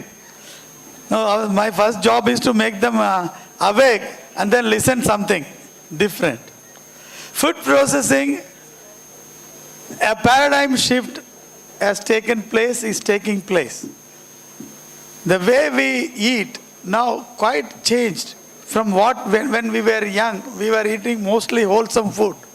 But today is the era of processed food. Now, engineering innovations in food processing should have 4 fundamentals. The processing should be efficient, number 1. Number 2, you should deliver a nutritious food. At the same time, not only nutritious food, it should be safe food. This is the 3rd thing. And the 4th thing you mentioned, sustainability. In the area of food processing, sustainability means energy efficiency. And then labor efficiency. All kinds of things come into play. We have a number of new technologies, especially non-thermal technologies in food processing that ensures nutritional quality. I can list a lot many processes. HPP, maybe in the future juices what you will eat, you will get all the paperboard and all other juices, maybe HPP process, high pressure processing, where no heat is involved. Energy energy is much reduced.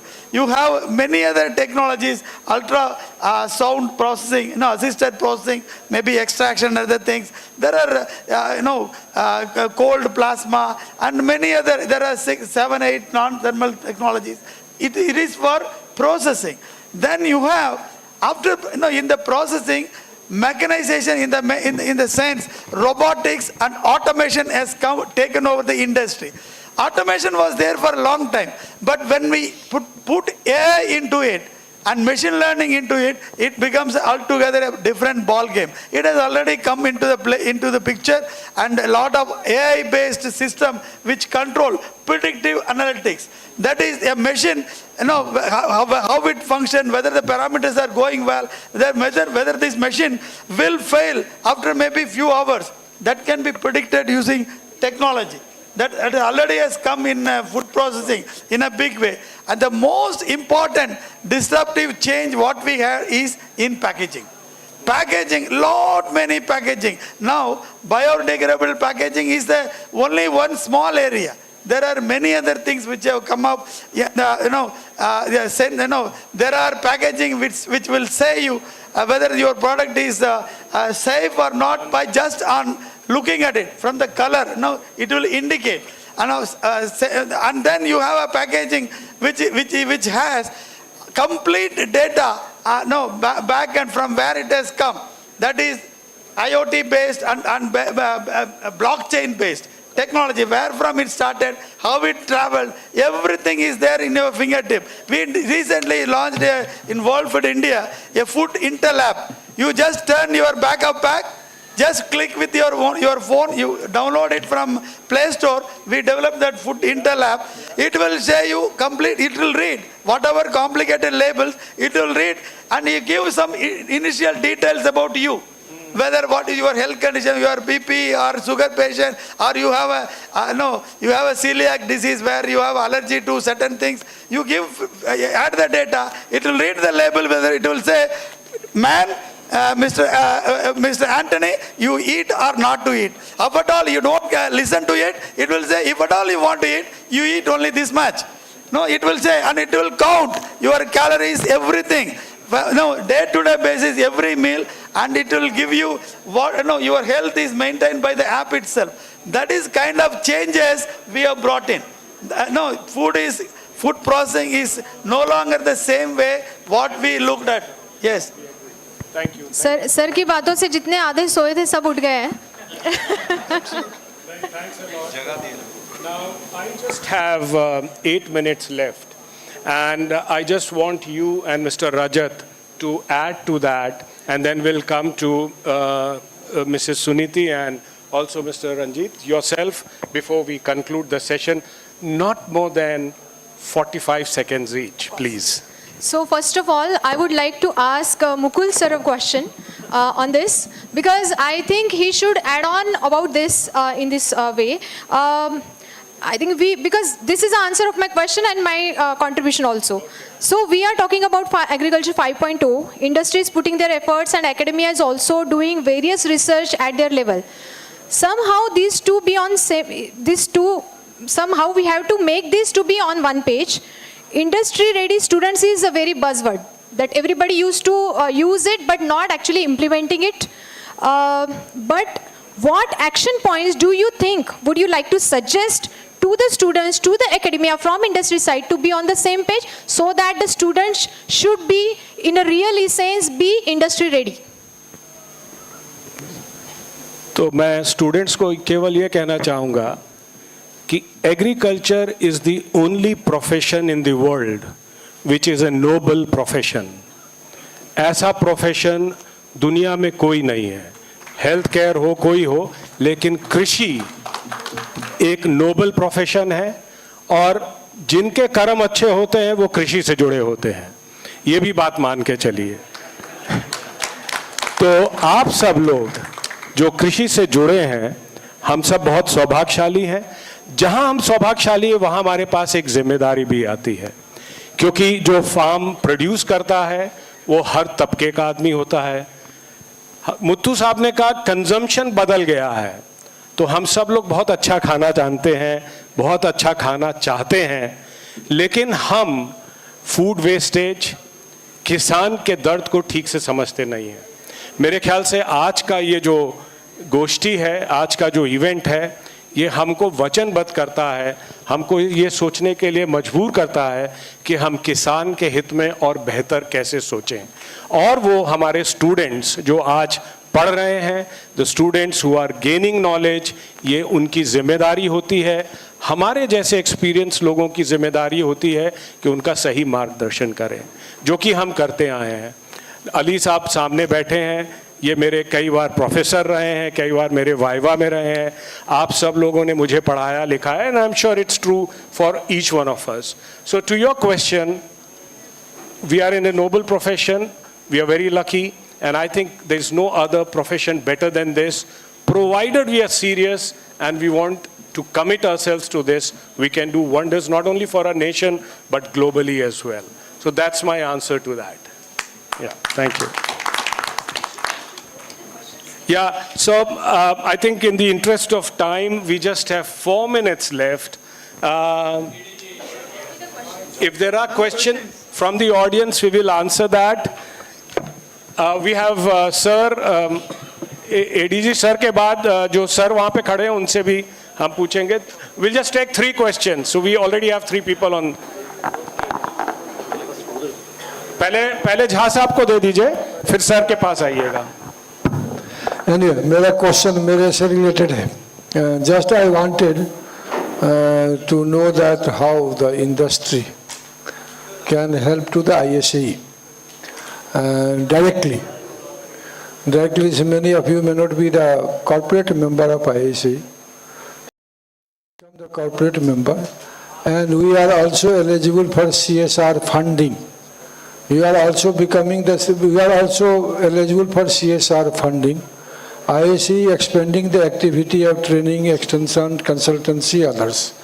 So how this company can help us in expanding the activities of ISAE? And how many of you are giving the job to the agricultural engineers in the design departments? I am emphasizing in this since 3-4 years. तो sir मैं industry के behalf पे I can take liberties to answer this. Jha साहब, मैं आपको ये बताना चाहता हूँ कि चाहे वो न्यू हॉलैंड हो, चाहे वो महिंद्रा हो या जॉन डियर हो, कृषि अभियंता हमेशा प्राथमिक रहता है हमारे लिए. जहां मैंने ये कहा वहां पे मैं एक बात और बताना चाहता हूं कि एकेडमिया अभी इंडस्ट्री के कंपैटिबल नहीं है, बहुत गैप है. इंडस्ट्री अगर आगे बढ़ रही है तो हमको उन इंजीनियर्स को कम से कम 6 महीने और साल भर एक स्पेशल ट्रेनिंग के थ्रू ले जाना पड़ता है, तब वो इंडस्ट्री रेडी होते हैं.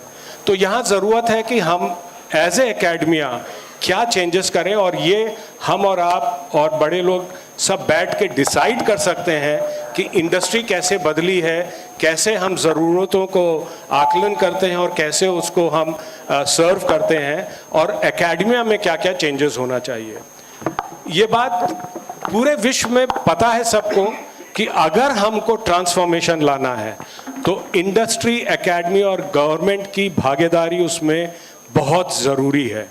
नहीं तो हम लिंपिंग इंडस्ट्री के रूप में देखे जाएंगे, प्रोग्रेसिव इंडस्ट्री के रूप में नहीं देखे जाएंगे. जहाँ तक CSR के फंड्स हैं, मेरे ख्याल से हमको इसको बियॉन्ड CSR देखना चाहिए. इंडस्ट्री की जिम्मेदारी है, एकेडमिया की जिम्मेदारी है, गवर्नमेंट की जिम्मेदारी है कि how do we come together and create a robust platform for the new agriculture engineers and agriculture graduate.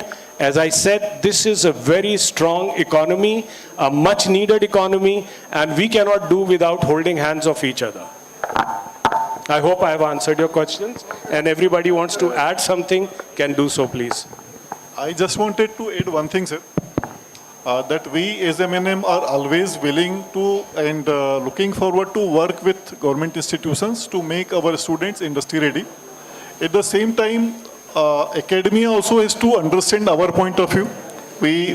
And there are things not to be discussed in this forum in the interest of time, but we are willing to make our students industry ready and employable. That much I will definitely want to add. So I'm sorry, we just have 1 minute, but we have a couple of questions. Can we, sir, if with your permission, go to him first? Sir का हाथ पहले उठा था तो कोई sir को mic देगा please?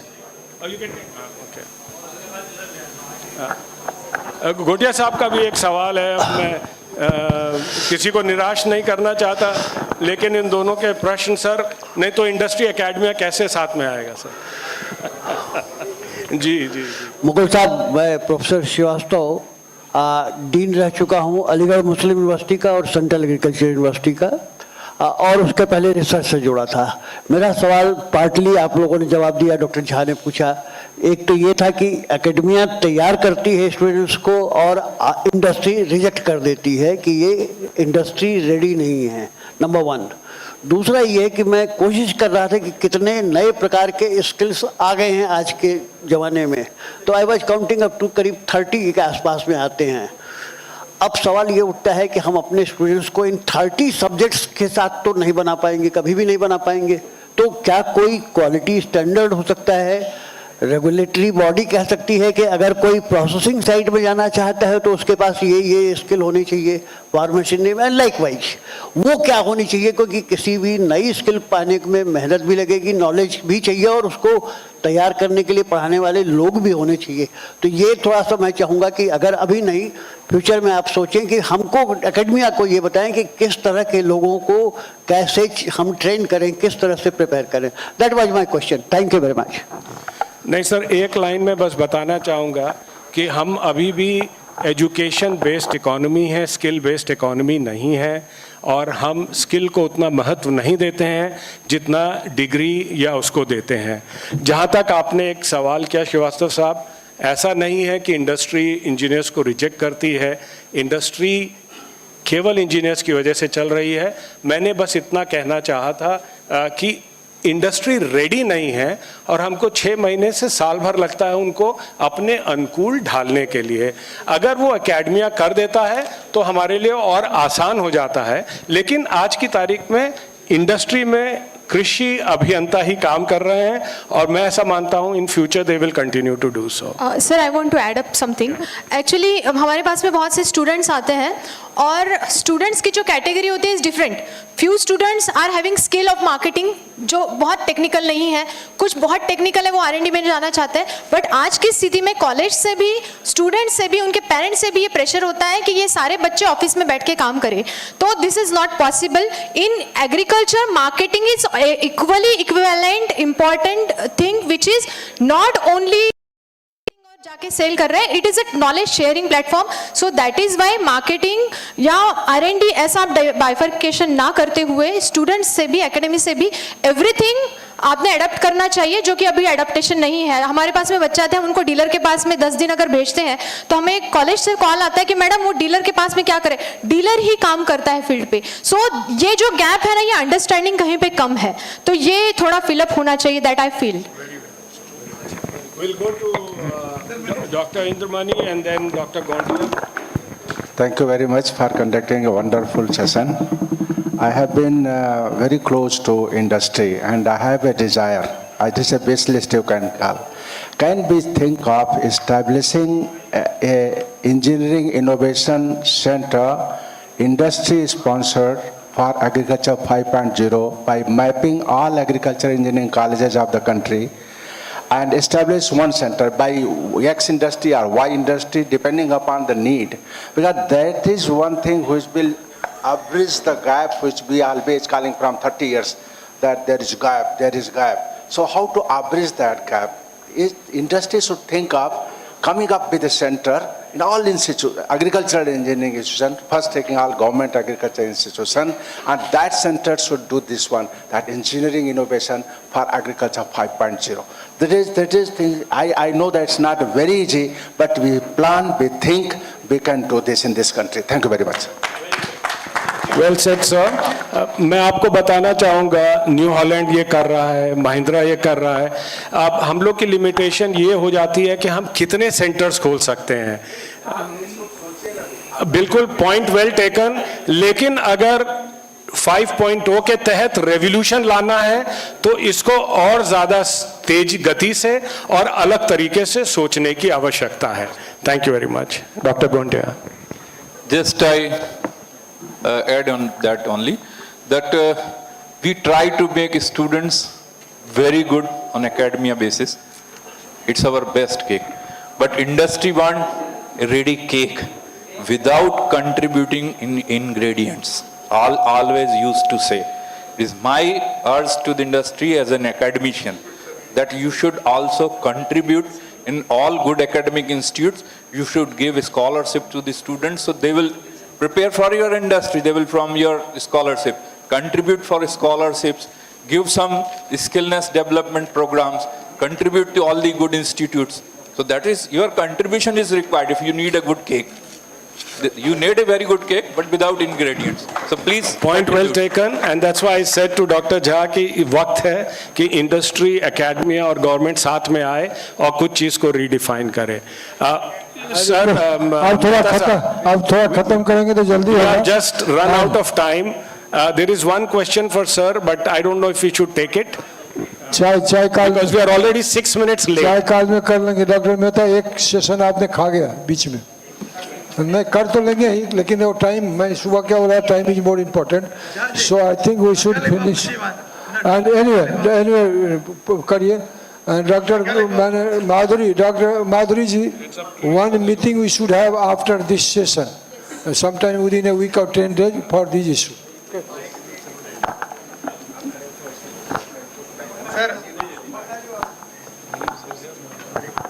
I just compliment Dr. Saab का मुझे नाम नहीं पता, but what he has suggested that industry need to come forward to make the student industry ready. आप ये burden academia पर डालना चाहते हैं, which prepares a student broadly, whether he is going to food processing, irrigation or mechanization and several fields. So he cannot be industry ready for all of you. He cannot be. If you want a student to be industry ready for your industry, I think it is onus lies on you people to make the student ready for your industry. Thank you. Point well taken, sir. Thank you very much. And back to you, ma'am, to conclude the session. We have just run out of time, sir. My apologies. Ma'am, over to you. So we are going to conclude this session. I am thankful to each and every person sitting in the on the dais.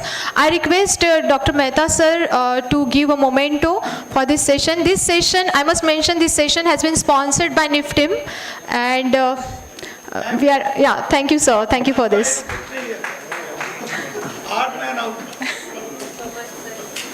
We can have a group photo on stage after the memento, and we can conclude the session. Thank you. No, absolutely no problem.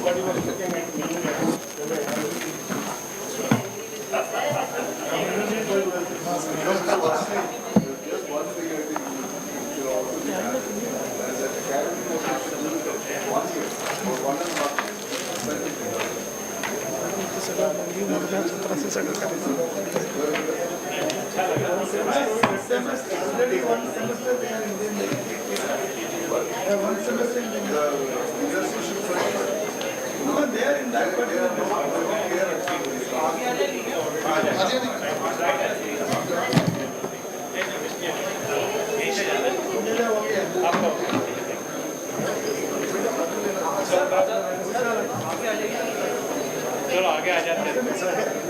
Group photo की आगे आ जाइए. ठीक, अच्छा हम सब लोग आ जाओ, आगे जल्दी से आगे आ जाओ.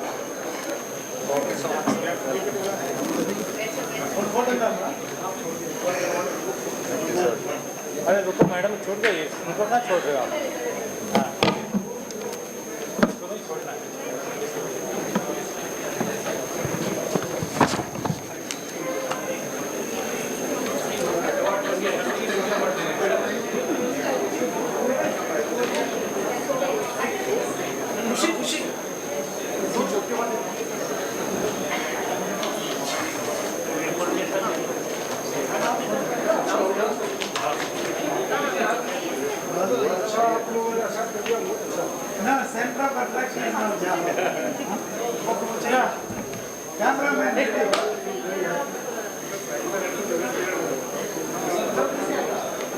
That camera.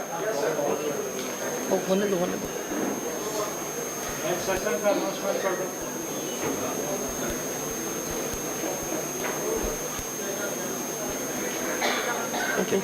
चाय का ब्रेक है, चाय का break I request Mehta sir to T. Senthil Kumar sir and Dr. Asim Verma sir. Volunteers for this session. Dr.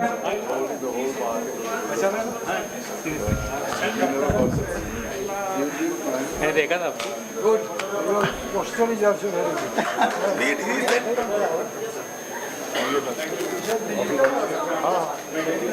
Dr. T. Senthil Kumar, Principal Scientist, CIAE Bhopal, and Dr. Asim Verma,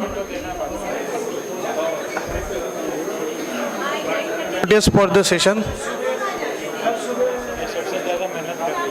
Concludes the present session. Shall start shortly.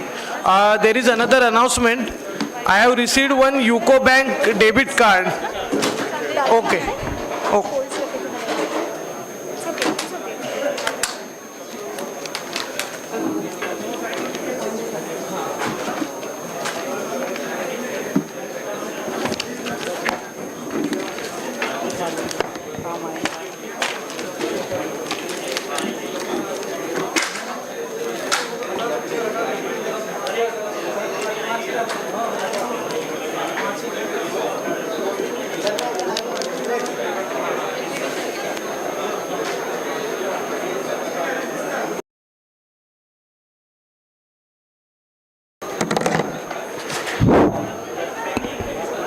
Dear members, good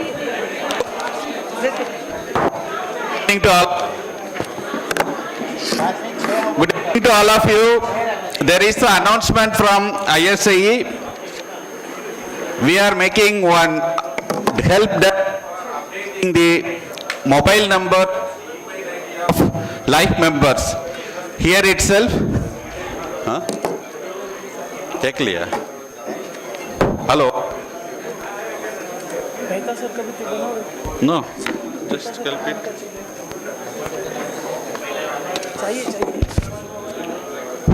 Audible? Is it audible? Yeah.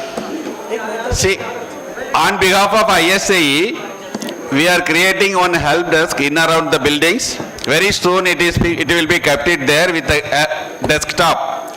I request all the members who had not received any communication earlier or who had not updated so far mobile number and email ID, kindly update on the spot itself. Not only you know that anyone, if your other members, life member is known also, you can update it. Thank you very much.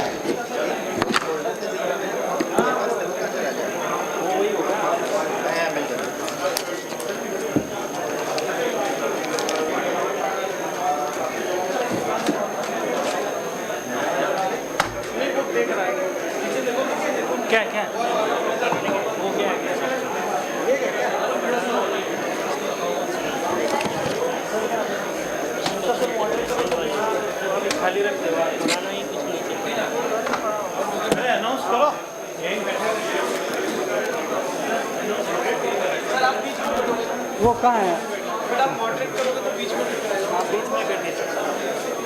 Tea break नहीं करना है अभी?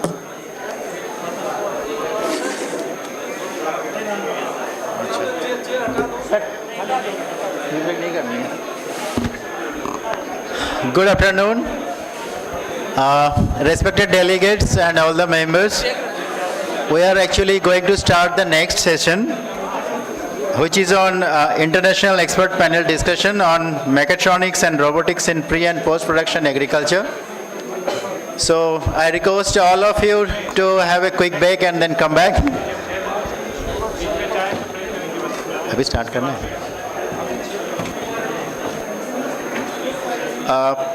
I'll announce the names of these members of this panel discussion. The Panel discussion will be led by and moderated by our Director Sir, Dr. C.R. Mehta. And the panelists for this discussion will be Dr. Harmansh Lal, Dr. Bala Shankari, Dr. Srinivasulu Ale, Dr. Avilas Chandel,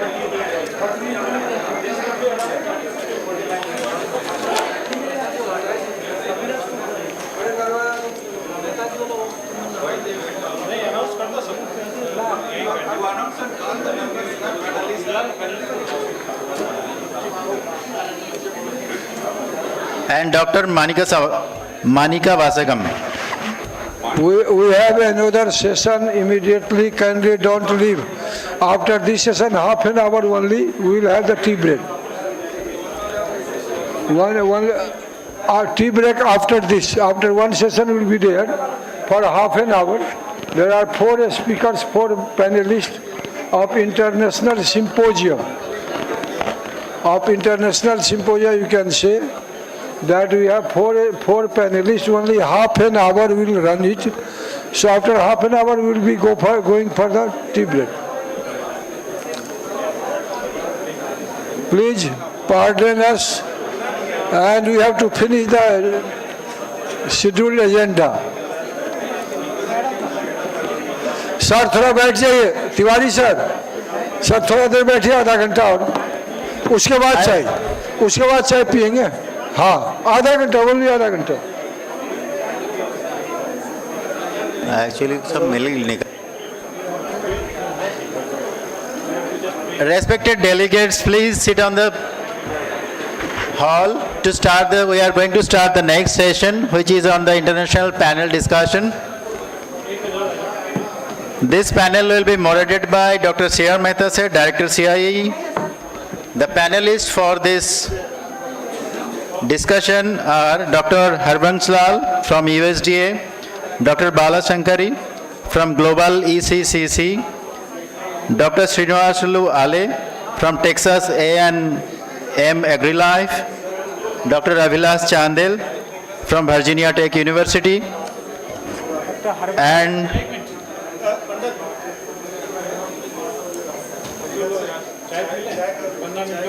okay. इसीलिए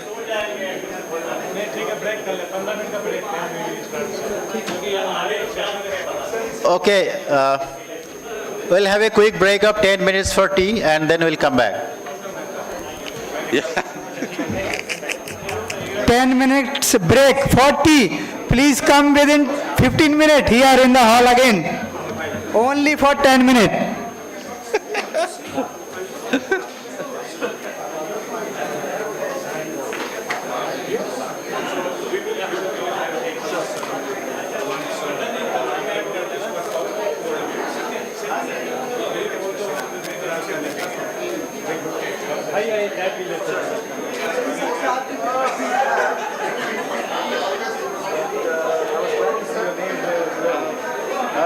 I'm good. How are you? Good to see you again. Good to see you again.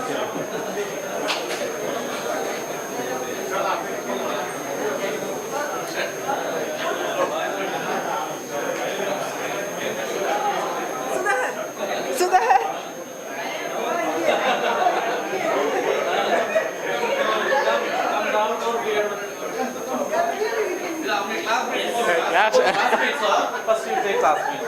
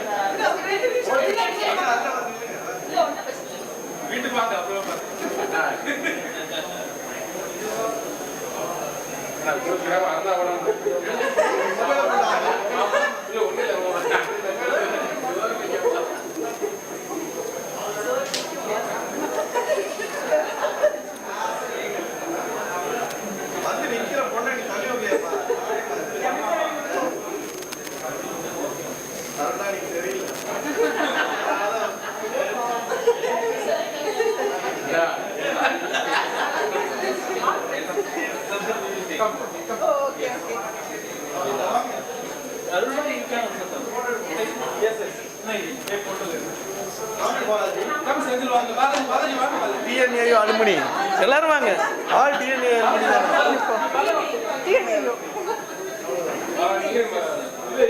யாரோட போட்டது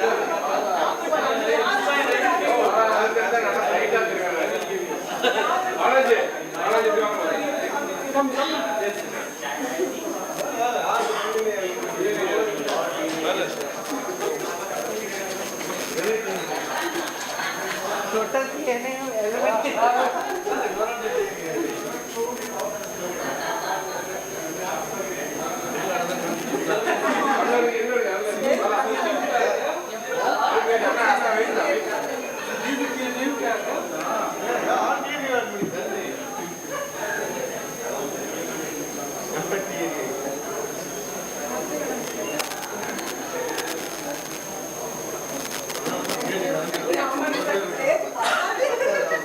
இந்த stage தான் கரெக்டா இருக்கு இல்லாட்டி ரொம்ப உயரமா இருக்கு அவர் இப்ப எங்க டைரக்டர் இப்ப பார்த்தா மறந்து எல்லா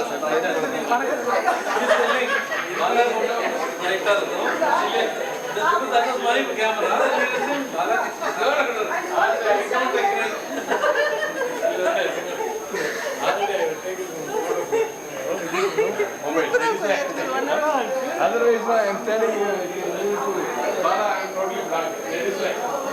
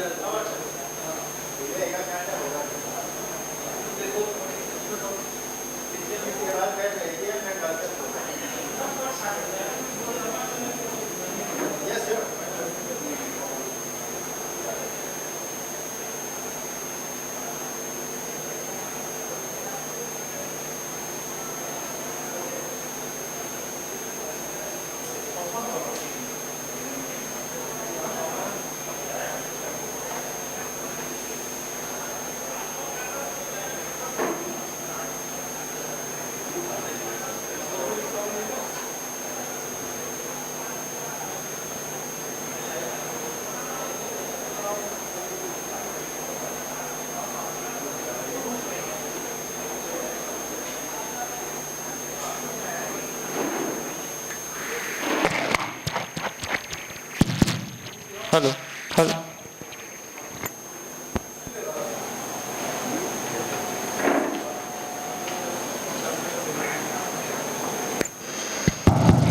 Hello, hello.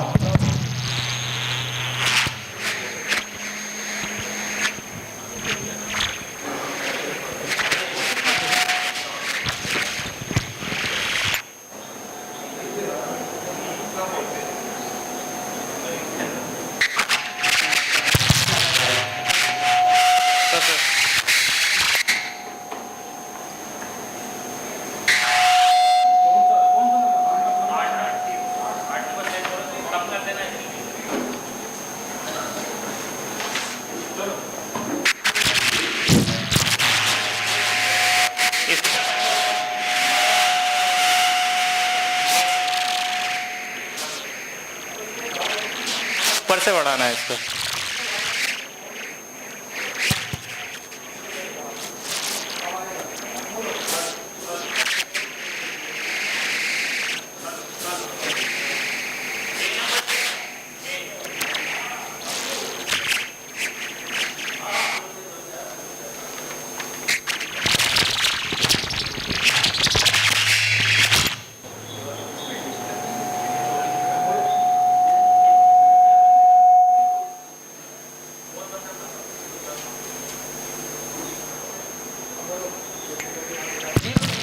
Hello, hello, hello,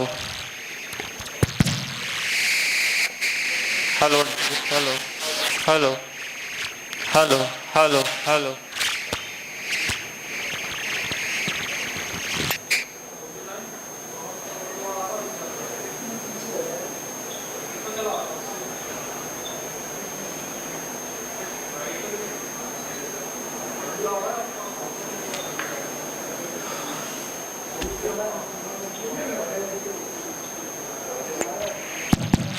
Hello, hello, hello, hello, hello, hello,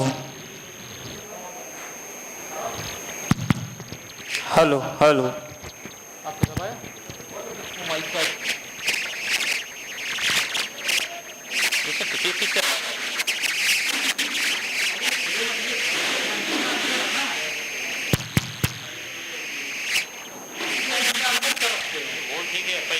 जो आवाज आ रही है ये नहीं आना चाहिए ना.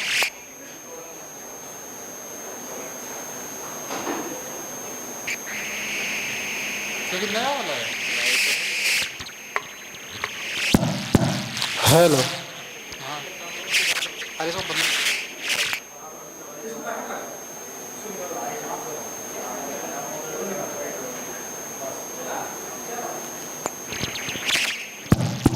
Hello, hello.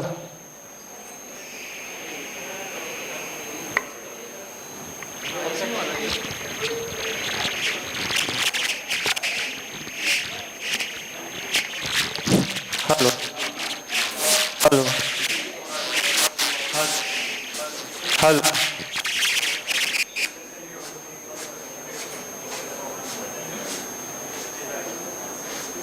अरे पूनम, पूनम,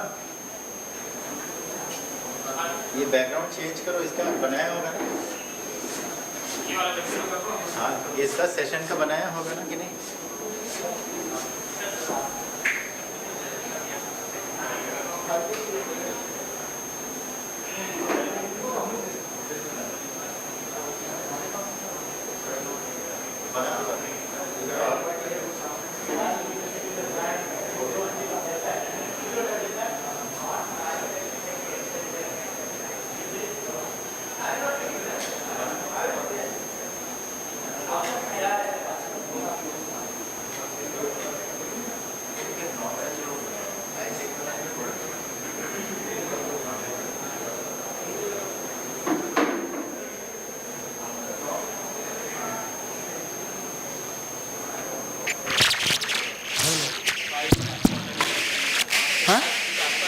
कुछ और हमें लग रहा है इसमें डिस्टर्बेंस है और बंद करो.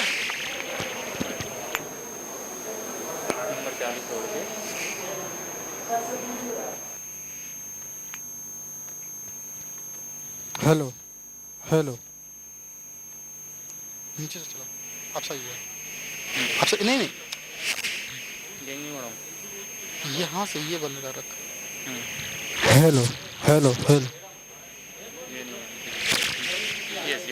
ये कैसे हो गया? छोड़ो।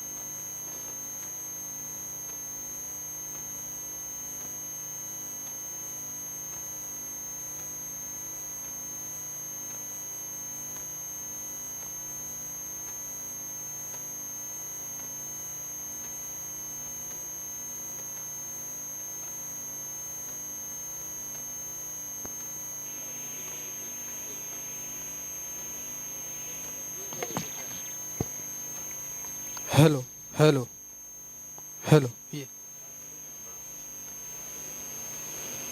हेलो हेलो सही, वो कर रहा है, पोर्ट कर रहा, हेलो हेलो, ठीक है। अनाउंसमेंट करो सबको बुलाने के लिए, कौन है?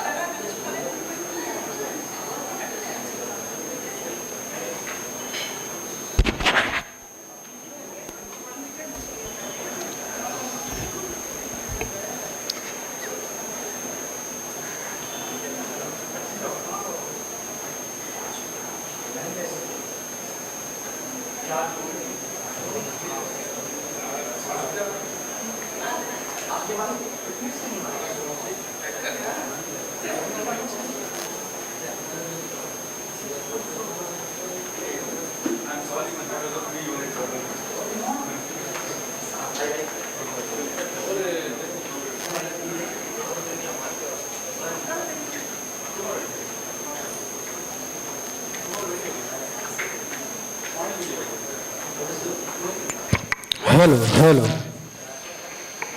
हेलो हेलो, अब नहीं हो रहा, नहीं अब नहीं कुछ हो रहा।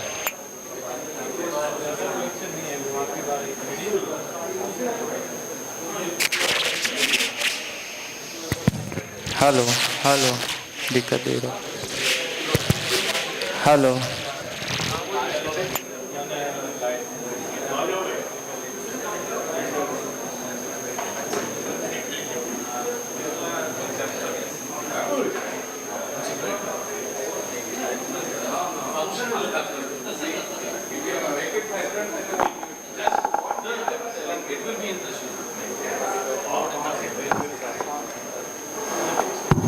हेलो, यहाँ तो करिए आगे।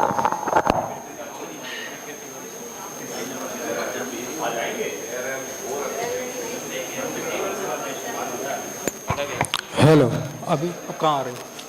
अभी आ रही नहीं आ रही? अभी नहीं आ रही? Hello hello. Good afternoon. I request all the delegates to come inside the hall so that we can start the next session. I request all the delegates to come inside the hall so that we can start the next session.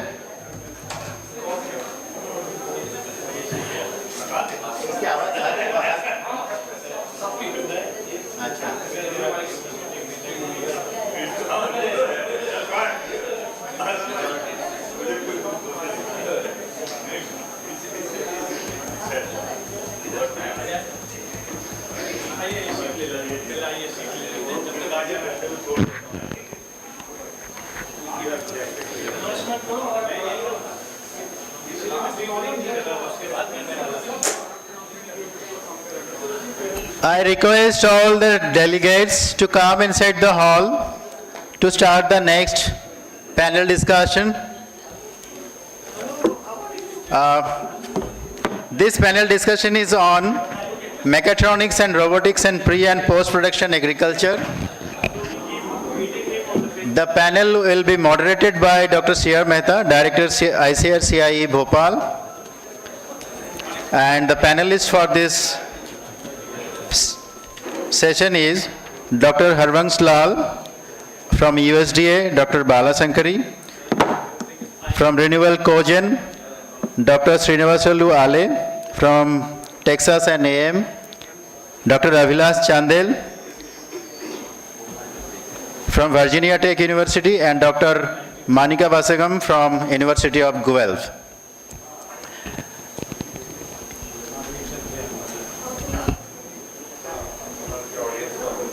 I request the delegates outside, please finish your tea and come inside the hall.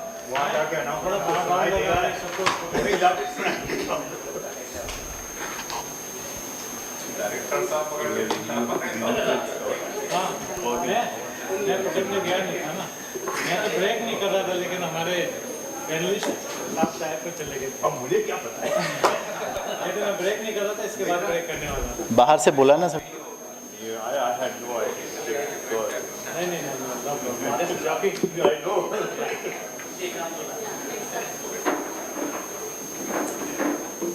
वहाँ जाके I request all the delegates outside, please come inside the hall so that we can start the next session.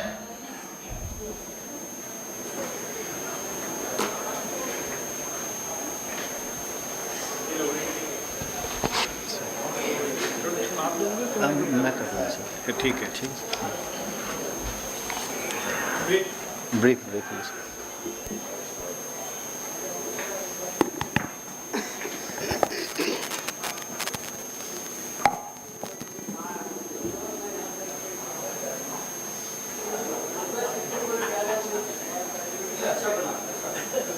और announcement करो अभी थोड़े से 2 4 5 एक बार announcement में आएंगे Let me have a reader may multiply to speaker.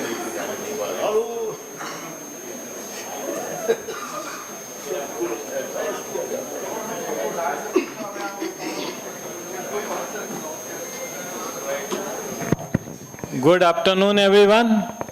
I request everyone to come in the hall. We have to start important session that is on international theme, that is on mechatronics and robotics and its application in pre and post production agriculture. मैं सभी से request करता हूं कि वो जल्दी से जल्दी इस हॉल में आए. I think most of us understand Hindi very well. Dr. Abhilash Chandel, are you in the hall? Chandel भी नहीं है पे वो चला गया बाहर ही होगा sir.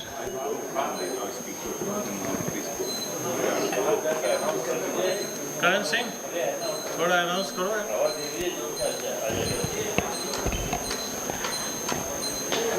I request all the delegates outside, please come in the hall.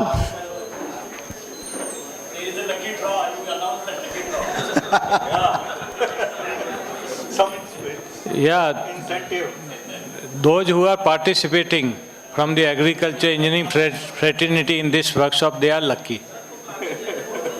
The most lucky draw. Yeah.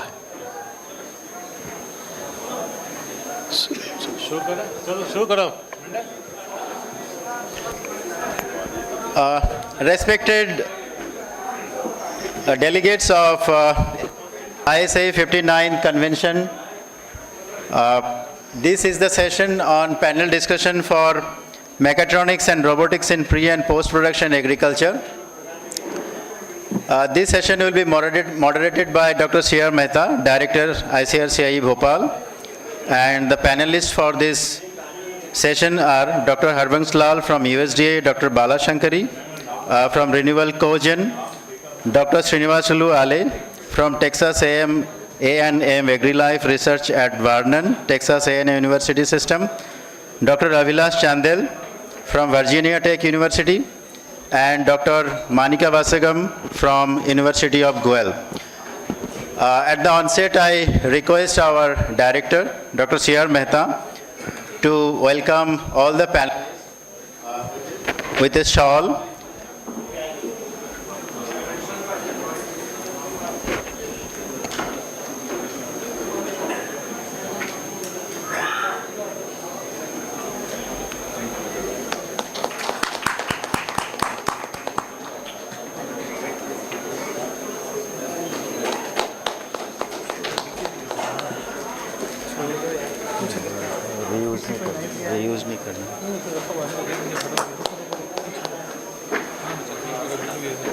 अभी रहने दीजिए सर, वो क्या रहने दीजिए, क्योंकि वो सवाल पहनना अच्छा नहीं लगेगा। अच्छा नहीं लगेगा।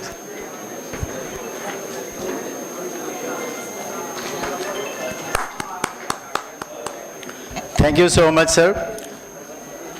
We have been so much deliberation and information and sharing of ideas in the last industry session.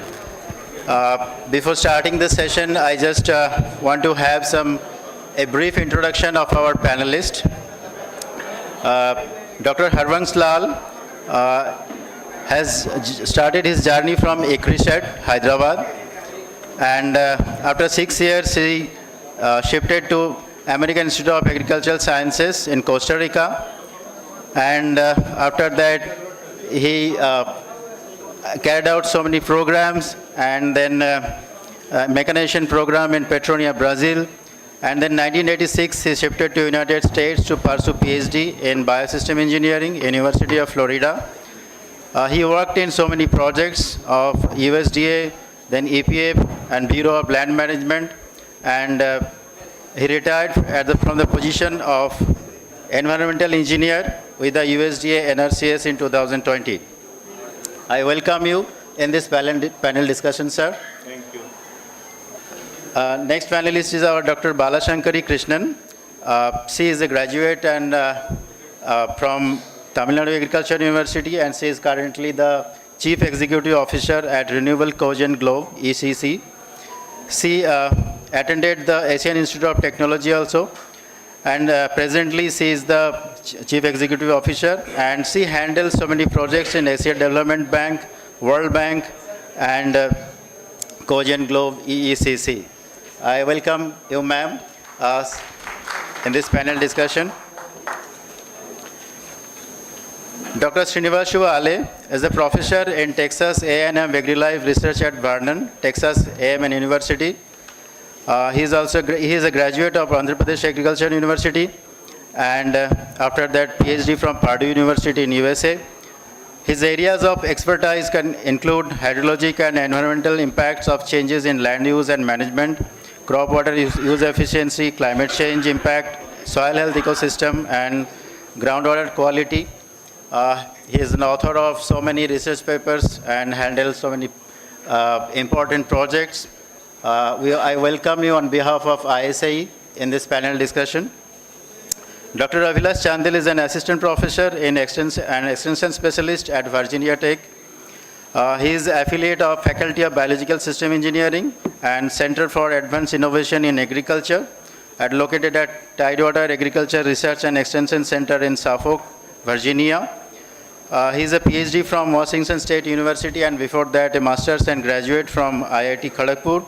He has an expertise in precision agriculture and data management program, and he has authored so many, more than 50 research papers and so many other articles, and now he is working in the field of precision agriculture.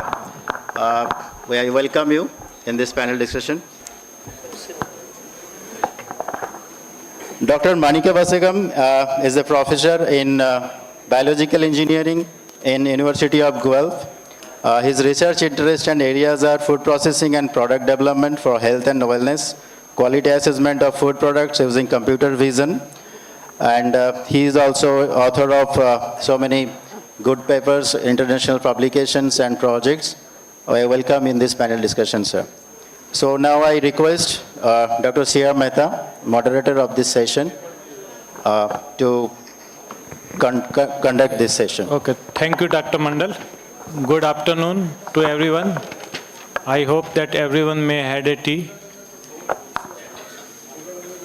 Honorable our seniors, mentors, as well as delegates participating from different parts of the country, from different institutions and organizations.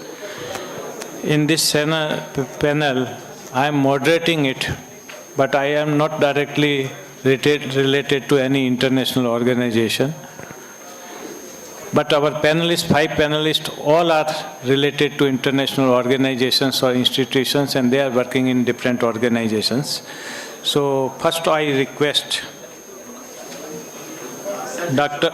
In this session, the rapporteurs are Dr. Steini and Dr. Adinath Thate.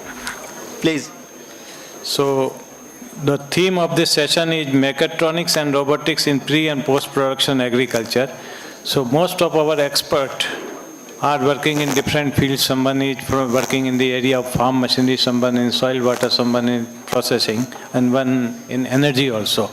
But all have the application of robotics and mechatronics. So, first of all, I request Dr. Harbans Lalji to brief about himself. He had long exposure of working in the US in different organizations, and finally he retired from environmental engineer from USDA in 2020. So first I request all the panelists to brief about them, and then we will be asking that what we have to do, particularly keeping in view of the theme of the session from the Viksit Bharat 2047 point. Yeah, please. First of all, thank you for giving me this opportunity, and I'm here because of Dr. Mal. If he would not have given me this idea, we would just have come to visit India just for 1 month, 4 weeks. And in that 4 weeks, when I talked to Dr. Mal, he mentioned about this conference, and he said, Harbans, you want to join? I said, yeah, it's a good opportunity. How can I miss it? And to tell you frankly, I'm attending this conference, ISAE conference, after 50 years. Last time I might have attended was 1976. So exactly after 50 years, I am back, and I'm honored to be on the panel here with Dr. Mehta to be part of this whole discussion. As regard to my professional career, how I have, progressed, or I have passed my last 50 years of my professional life. After doing MTech with Dr. Mal, he was my BTech, and the funny thing is his last name is Mal, and my last name is Lal, so my roll number was 36, and his roll number was 37. And so we attended all the classes together, all the tutorial together, and also did the MTech together. Man, how long we can kick each other. Anyway, making the long story short, so after MTech, I joined ICAR-CIAE. ICAR-CIAE International Crop Research Institute for Semi-Arid Tropics. And that was where my professional career started. And obviously, being a farm machinery man, I was working on the small animal implement. One thing which we introduced that time was multi-tool carrier. Rather than having, Mahendra can explain more where we started. He also was part of that group. So that multi-tool carrier was a new concept which we introduced. I don't know where it stands now. But rather than having chassis and beam for every implement, you have a tool carrier where you can attach implement. That was our first introduction to the, making the farmer's life a little easier, because otherwise he had to walk along here, he can sit around and do the thing. So after working in ICAR-CIAE for 6 years, I had the opportunity to be invited by ICAR-CIAE International Agriculture Research of Costa Rica to be a consultant for Embrapa, a Cepasa in Petrolina, Brazil, Petrolina, Pernambuco, Brazil, which was my initial contract for 16 months, which extended for 6 years. We did good job, looks like.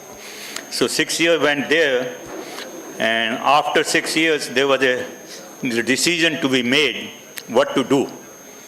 So after a lot of deliberation and a lot of hard, thinking, we decided to move to US rather than come back to India and start life all over again. And we moved to Gainesville, Florida, where I did my PhD in agricultural system engineering. And I was one of the first pioneers to do simulation modeling using AI concept. Now AI has become a big word, but if you look at my dissertation of PhD, it talks about AI. At that time, it was more like expert systems rather than AI. but you will see a lot of, I still get a lot of invitations in terms of references which are being cited based upon my publication from dissertations. After doing the PhD, I moved to Oregon. Oregon is from one end of the US to other end of the US, from southeast to northeast. And there, and as an immigrant of first generation, this is the one thing which I like to point out to our younger people. When you are moving from one country to another country, you have to struggle and you have to basically start your life from ground zero. All your experiences sometimes goes, they are not counted. So basically because of the H1, all the immigration problems which you have to go on, student visa, H1 visa, green card, and finally getting the citizenship. So unless you cannot get the federal position unless you have a citizenship of the country. You have to have a US passport. So till I got the US passport, I worked as a contractor for several federal agencies in Portland, Oregon, including EPA, Environmental Protection Agency, Bureau of Land Management, US Forest Service, and that time I became expert in GIS, Geographic Information System. So did a lot of work in the GIS field, integrating crop models and the water quality models with the regional productivity analysis and regional water quality analysis. So another change of the profession from farm machinery to modeling to geographic information system. And after that, I was basically last job I had was with the USDA NRCS, which was, I was hired as an environmental engineer on the water quality and quantity team, National Water Quality and Quantity team. And in that, again, I had the pioneering work opportunity because I worked on the concept of what they call water quality trading. This is a developing concept. Like you have a carbon trading, similar to carbon trading, they were introducing the concept of water quality trading. If somebody wants to know more about, we can talk about it later. Another project which I was pioneer was the water quality index for agriculture runoff. Because when the agriculture runoff happens, based upon what the field is going through, you can evaluate how much water is coming out and what's the quality of that water. So those are some of the pioneering tools or techniques which I developed during my profession. In 2019, I retired and moved to California. Now we are in California. So that's my profession. Thank you. Sir, you have worked in number of organizations, you have long exposure. So next I request Dr. Bala Sankri. She has worked with Asian Development Bank and she has handled number of consultancy with number of organizations. So I request you to brief about what work you have done, particularly in the area of renewable energy. Okay. Thank you, Doctor. And I thank everyone for this opportunity. I'm really happy to be here and just share my views on this. And actually, our company is Renewable Cogen Globe, EECC, that is Energy, Environment and Climate Change. We do anything under this world which comes under the purview of energy, environment and climate change. Mentioning about the carbon credit, we have done more than 80 carbon credit projects all over the world. And right now we are also into all of you must be aware of the Paris Agreement, which is a very hot topic, and all the countries throughout the world, more than 196 countries have committed for their nationally determined commitment. That is, everyone have agreed to reduce the carbon emissions in their policy framework, everything, and by two means. Like one is by their own financial support, whatever they can do. Then the other one is like, that is called as the unconditional emission reduction. Then the other one is called as the conditional, that is, they will reduce, they will be in a position to reduce the emission reductions based on some kind of finance they would get from the international organization. So like that, every country has done it. So that is where the Paris Agreement comes into picture, and we are also into that. And in developing the methodologies, we have for these purposes, we have to develop the methodologies and tools. So this is a worldwide platform, so where we are into developing tools in connection with the Paris Agreement. And right now we are also discussing with the Ministry of Environment and Forestry and Climate Change with ADB on, for example, low carbon technologies in rice cultivation, actually alternate wetting and drying, which is the latest one.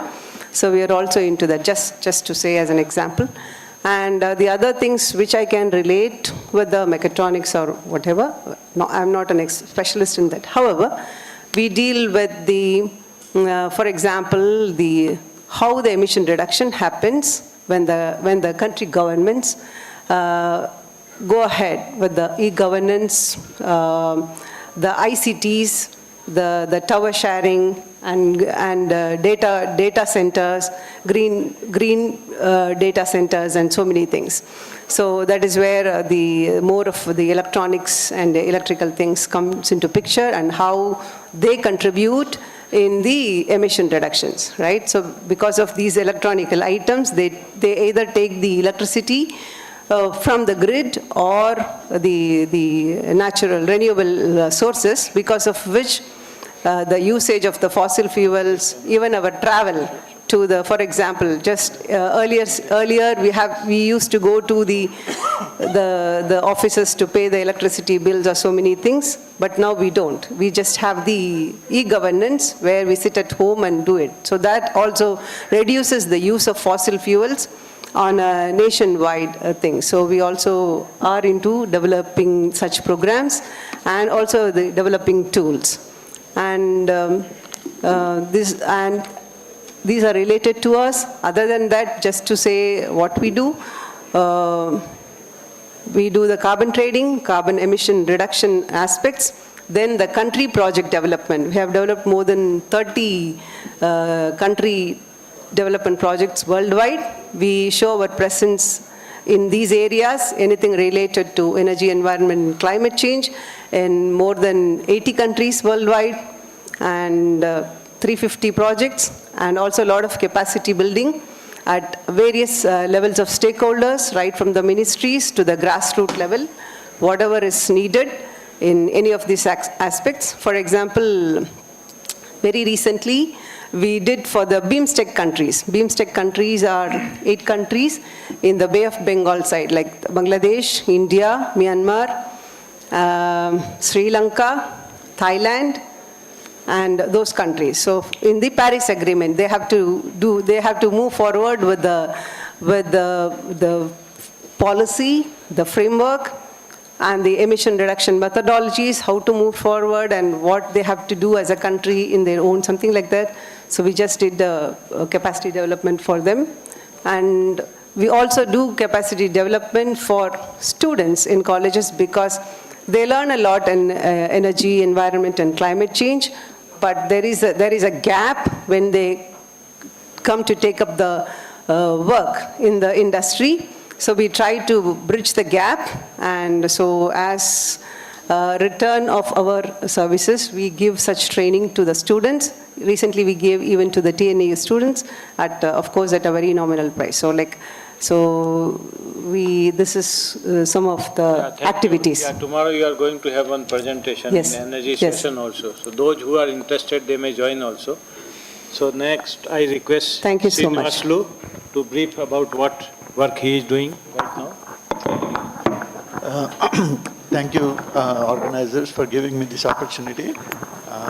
So I just want to share that, I worked here in India, for 12 years as a faculty in Andhra Pradesh Agriculture University, later Acharya N.G. Ranga Agriculture University.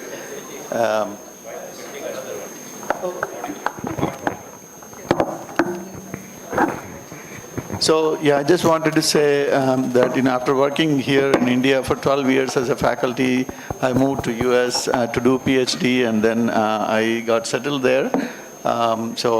It's my pleasure in front of Dr. Tyagi, who was my advisor in MTech. So it's an honor actually today to receive the fellowship also in front of him. And thank you, ISAE, for giving me this honor. So coming back to my research related to this topic, so primarily, we use sensor data, UAV drone data, and then AI models for soil and crop monitoring, as well as, irrigation management. So I led projects in which, we developed mobile apps, which use, the sensor data and then the drone data, as well as the seasonal weather forecast to simulate, irrigation requirement and then automate irrigation, scheduling. So that is one project. And then integrating, the sensor, crop model and AI model data for irrigation management. And also, crop monitoring, we use these drones and UAV data, as well as, the AI models to predict yields, to identify species compositions in case of rangelands. Those are some of the areas or examples of, the projects related to automation or, the mechatronics. So we don't use the robots as such, but we use other sensors, AI, and models. Thank you. Thank you. Next, I request Dr. Manik to brief about what work he is doing and in which organization. Thank you, Dr. Mehta. My name is Manik Annamalai. I was born in deep South Tamil Nadu, Rachapalayam. I received my bachelor's and master's from TNAU, Agricultural Engineering, and then I went to Canada for PhD. I obtained PhD from the University of Manitoba, Canada, in Biosystems Engineering. I worked 8 years with different agri-food processing industries, and then I decided to go to academia. For the last 20 years, I have been with the University of Guelph, that is in Ontario, Canada. My research focuses on food quality assurance using computer vision, artificial intelligence, and IoT technologies. Apart from my academic position, I have two startup companies. One is Bioimaging Research Solutions, and the other one is Ontario Organic Farms. Apart from these two companies, I also have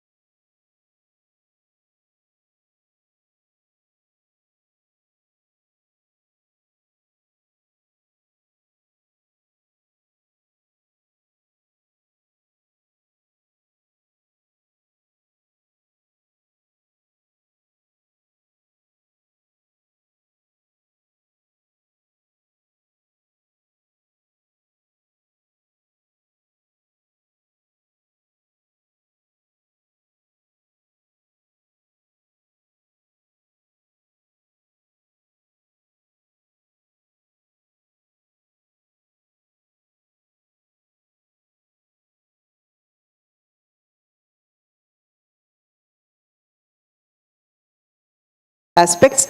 That is where when the Paris Agreement came into picture. So when all the countries, almost, I think 2016 was the origin, and where 181 countries joined together and committed like they would definitely reduce the emission reductions. And how this can happen is like, especially with the developing countries, they would always need some support. So that is where the market started picking up. So now what I would say is the approach or the methodology or the market mechanism which is being followed slightly different until it was 2012.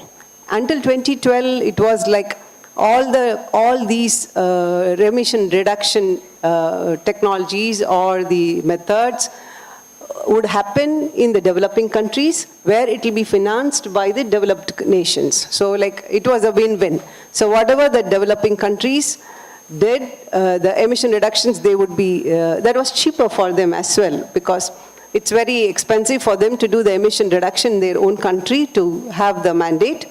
So they used to do in the developing countries. And so there was a money flow into the developing countries and a lot of good things really happened. However, it didn't go well because like countries like India and China, they were also large emitters and they were also developing a lot, and all the market details you must have known.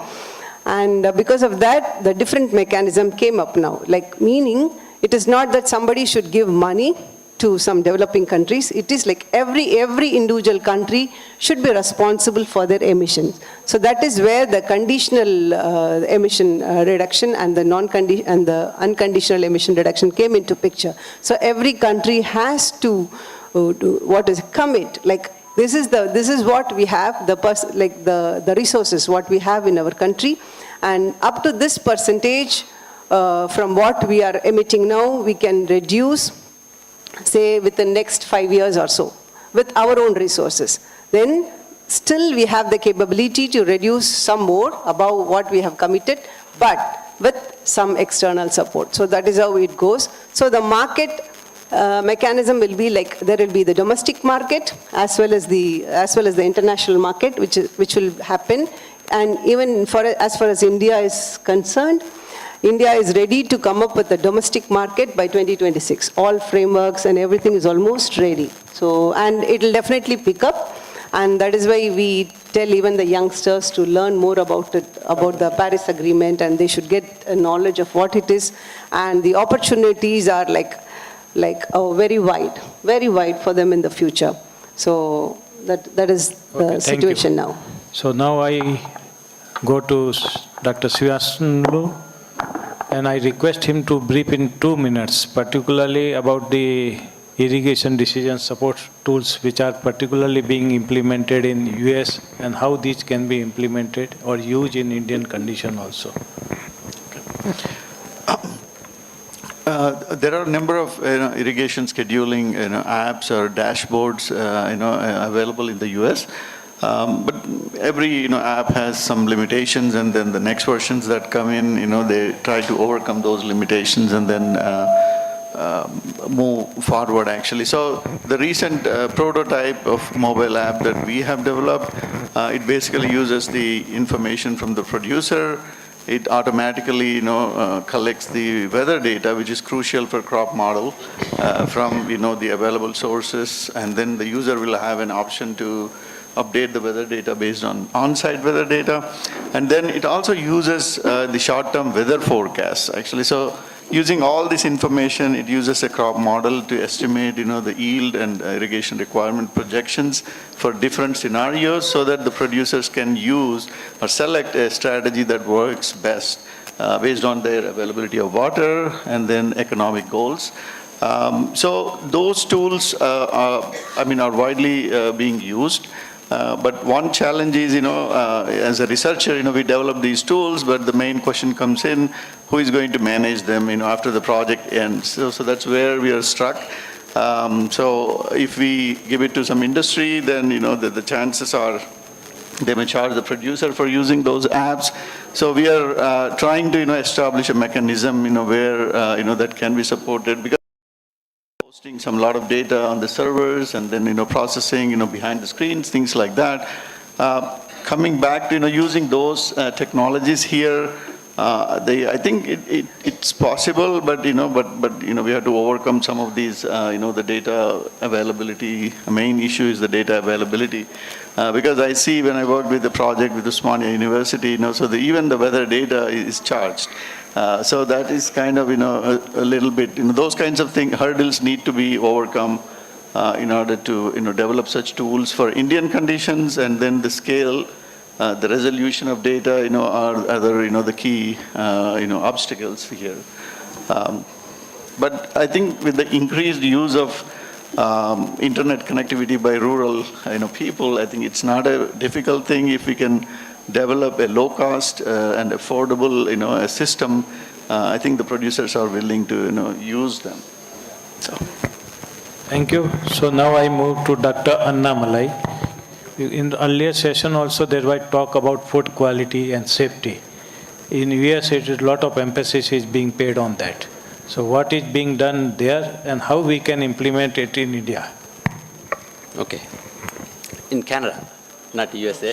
That's okay, yeah.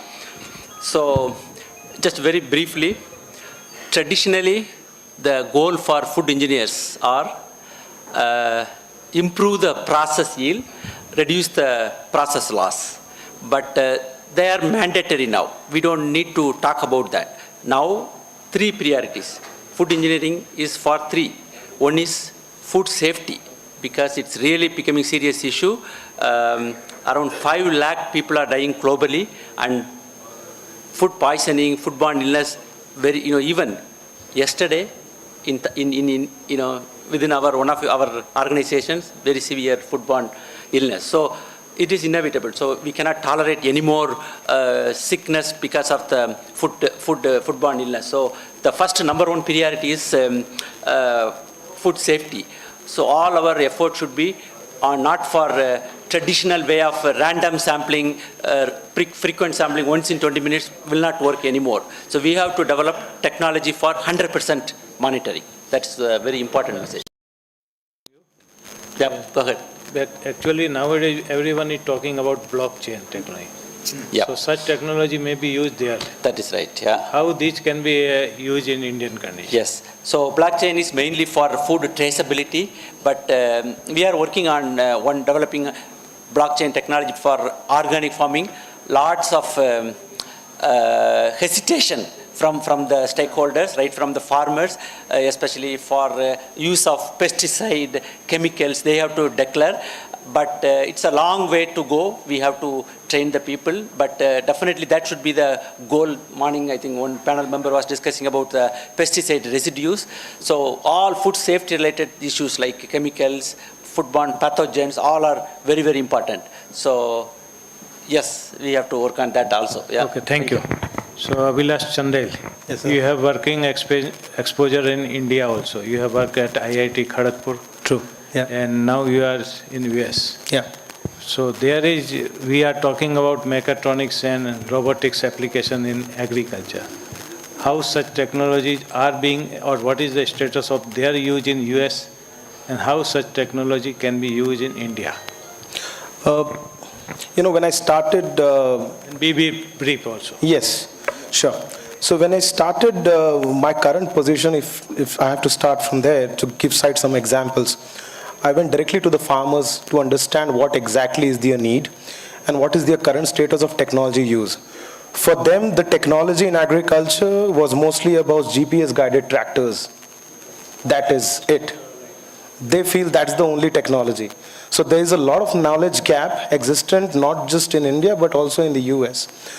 One of the major differences is the farmer's background, the farmer's land holdings, the farmer's gross income, which is completely different. The farmer's education level and the next generation of farmers who are interested to pursue farming as their passion, their kids, their grandkids, if they're really interested.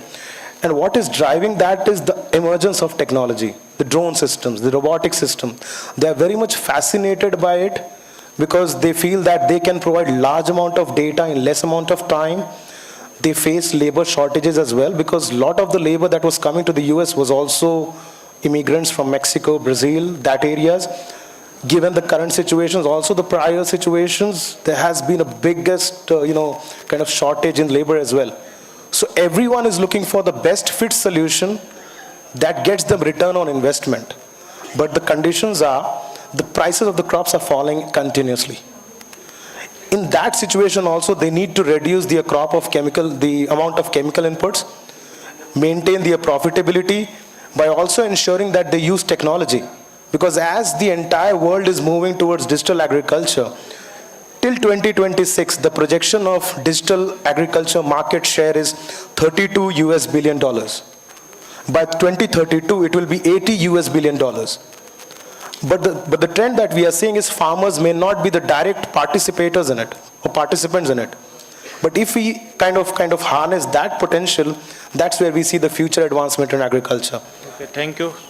Tomorrow you are going to have presentation. Yes, I'll be talking more about it. Discuss more about it. So now I again move to our senior most person in this panel, because we have talked about mechatronics, robotics, and you have talked about AI. How we can use such technology in Indian conditions based on your experience? Yeah, I think one of the things which we need to understand, obviously it has been pointed out, that the experience we have from American agriculture to Indian agriculture is a totally different ballpark.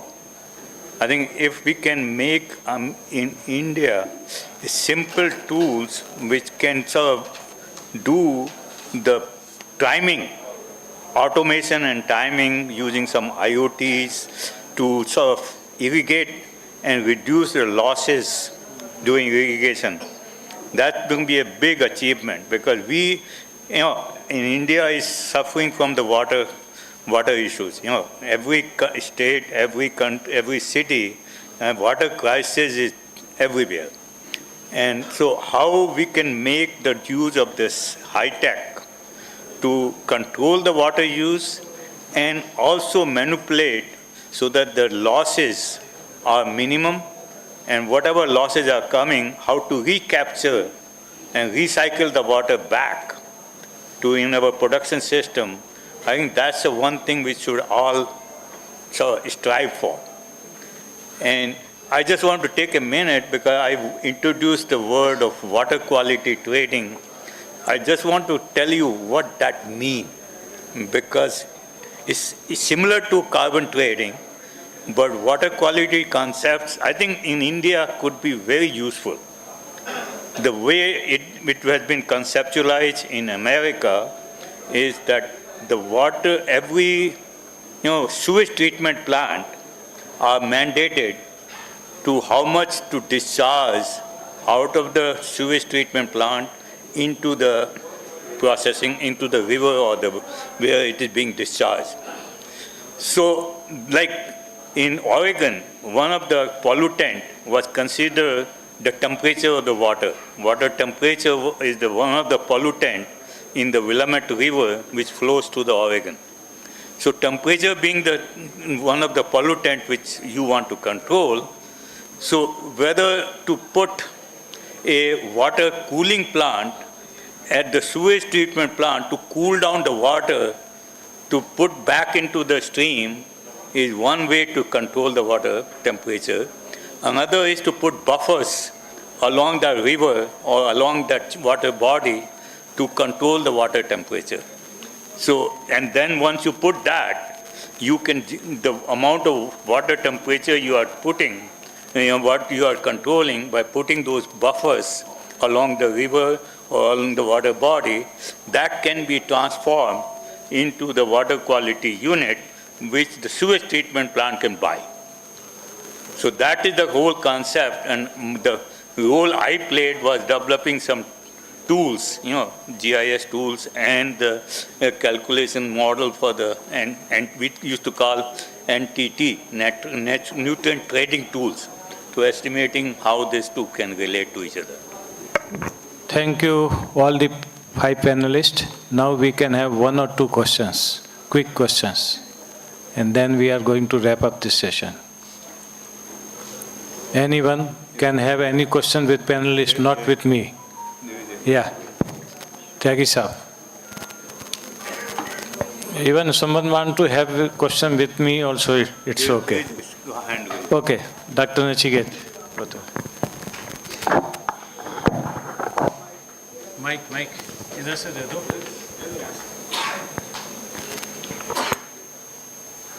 My question is to Dr. Balashankari. Now, see, in India, wherever mechanization is taking place, a lot of a major issue is coming regarding burning of crop residues. And now there is a kind of discussion that farmers might stop burning crop residue if they get some carbon credit for not burning it. So how far do you think that is practically possible, and what are the ways to make it possible?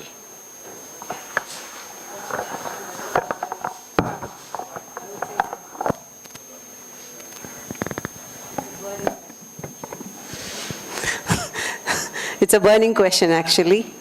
And that's what our government is also working on right now, because so far, especially with respect to agriculture, in the trading aspects, what India was facing is the size of the farms, especially because of the fragmented sizes and the costs involved in the entire procedure of trading, carbon trading, like generating the emission reduction, then trading, and realizing the benefits of trading. It takes some years. It has its own procedures, some platforms, the methodologies to follow, strict monitoring, because every unit of, when we claim emission reduction, that has to be proved. So all these things are a bit expensive, and they require strict monitoring. So they are a problem. And especially when we have the small fragmented lands, bringing together people is being difficult. However, I think now the government is coming up with low carbon practices, methodologies for low carbon practices, especially with respect to rice and other cultivation of crops. So with that, I think definitely it should be possible in the future. But otherwise, as of now, I confess, like it is very difficult for our country. We have tried some similar things like this in Nigeria and other places, but with huge support from funding organizations like UN and things like that. But you won't believe, even after 6 years of hard work and struggle, it didn't pick up. So there is a lot of challenge, definitely. Yeah. But I think the government is taking necessary measures and visualizing this. Thanks. Just, I would like to know for myself to educate, which are, in your view, three major areas where a country like, not like India has severe emissions, in your view, and any possible suggestion from your side? No, I'm sorry, I didn't get your question. Three major areas in which we as a country produce more emissions as compared to some other countries, and some way out or some hint that this could be solved, something like this. Which are those three major areas in your opinion? You are relating with respect to agriculture or anywhere? Agriculture. With agriculture, rice production. Yeah, right now, like lot of changes are being proposed with respect to alternate wetting and drying with respect to rice, because that's the major consumer of water and stagnating water, which results in emission. And even in northeastern parts and of India itself, like they are following like AWD right now. And any other area? Other area is the livestock. Livestock is supposed to be the major emitter, but India is still not agreeing to it because like it has been our practice from like, I don't know, millions of ancestral practices. We have not agreed even for rice cultivation data, which has been imposed on us that this is one of the major causes. There are papers published in high, that data is not really so authentic. I would cite just one example, some data from other countries. In Delhi, 3 experiments on this cloud seeding recently, I think within a month. Okay. all the parameters were in place which were recommended and authentic practices. Nothing worked. 3 experiments, crores of rupees, they went waste. Now, some countries that works, and it was done by IIT Kanpur.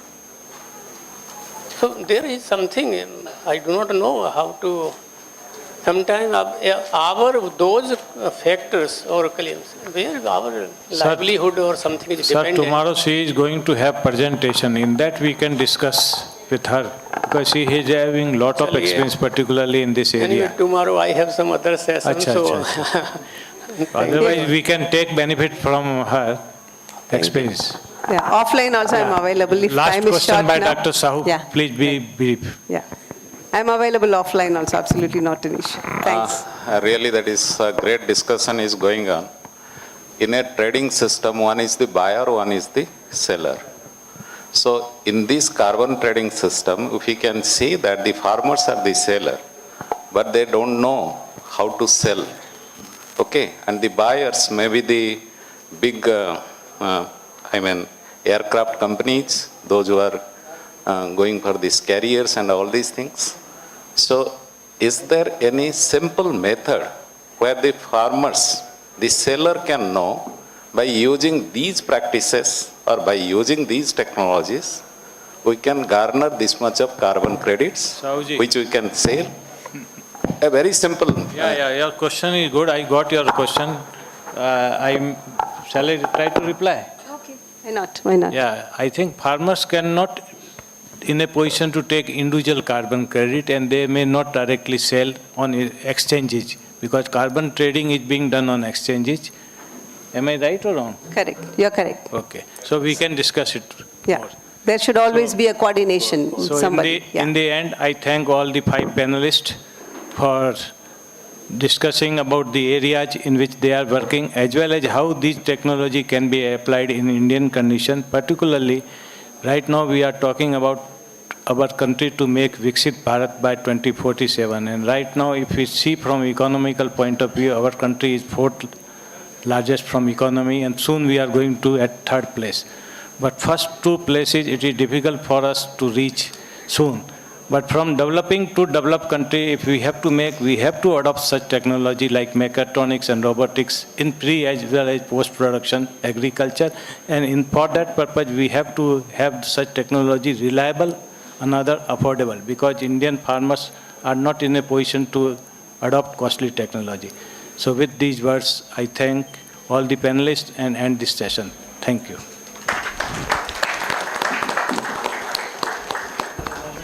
Thank you so much, sir. This indeed was a very fruitful discussion on so many things like carbon credit and water quality trading, precision agriculture, and other areas. Now I request our director, Dr. C.R. Mehta, sir, to present mementos to our panelists.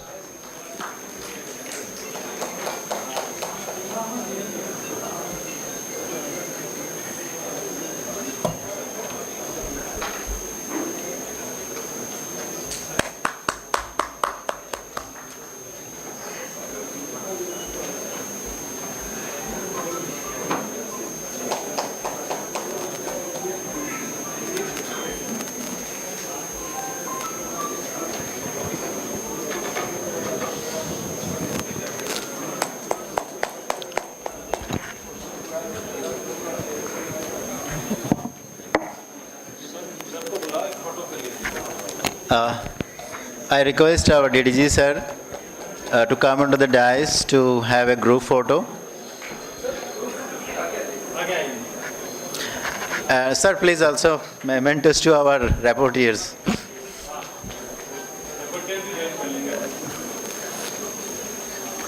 खुद ही ले ले.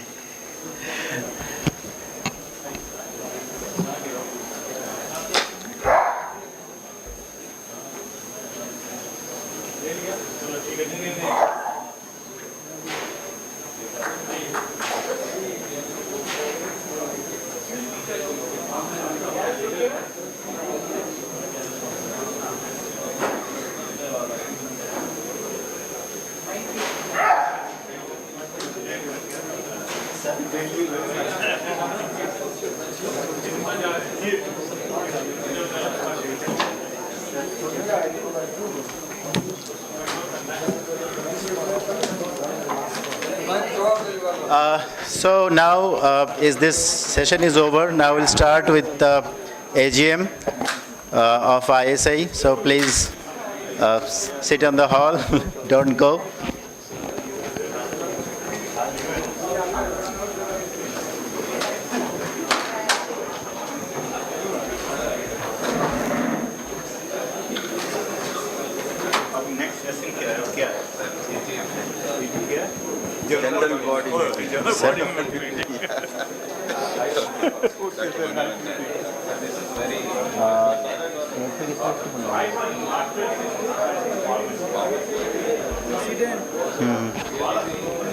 Vice President, Treasurer.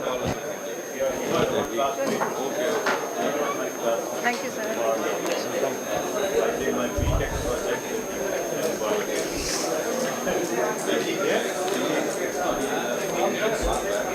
As we are going to start the annual general body meeting of ISAE,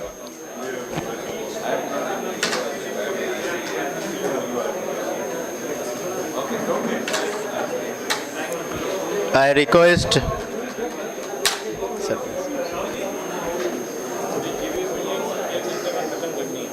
कितने time में खत्म के लिए लोग आ गए कितने टाइम में आप हमको 5 बजे दिए 6:15 5 बजे कहाँ था आप देखिए आपने क्या दिया आधे घंटे में खत्म कर दिया सेशन आपने कितने बजे शेड्यूल में दिए हैं 5 बजे दिए तो ठीक है वो तो इतना स्ट्रॉन्ग आपका इंडस्ट्री पैनल था उसको इतने कम टाइम में कंक्लूड करवाया कोई बात नहीं मेरा दोस्त तो नहीं है ना तो ठीक है विल ट्राई टू कंप्लीट एक को सिर्फ उन्हीं को ये करने से हो जाएगा उनको भी मैं अभी टोक देता हूँ नहीं कोई बात नहीं टोकिएगा मत अभी शुरुआत से टोकिएगा अरे वो जो दीपक वगैरह घूम रहे हैं ना कहाँ गए वो लड़के अभी यहीं पर होंगे आ जाएंगे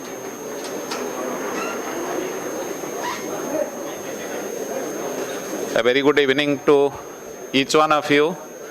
May I have your attention, please? May I have your attention, please?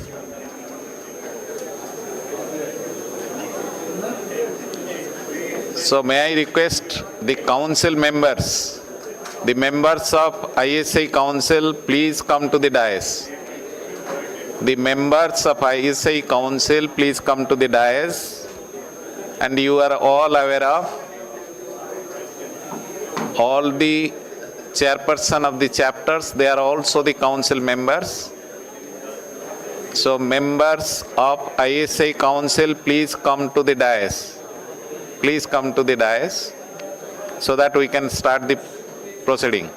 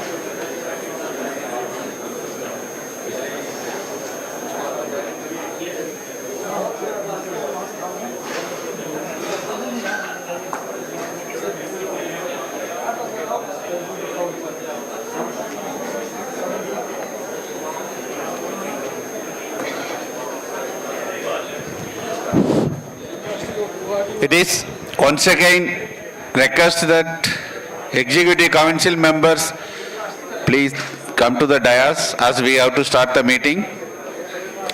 As you may be aware, all the directors and chairmen of the states. Yeah, please come.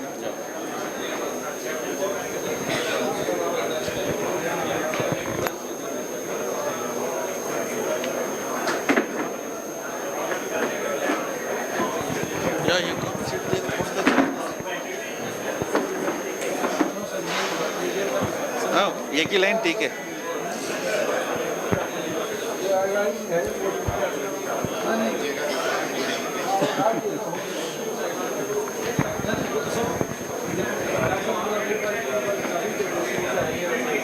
Madhuri ji.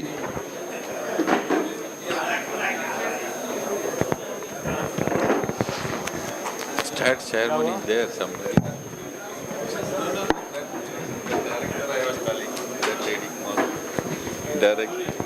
Director industry. No, ये chair.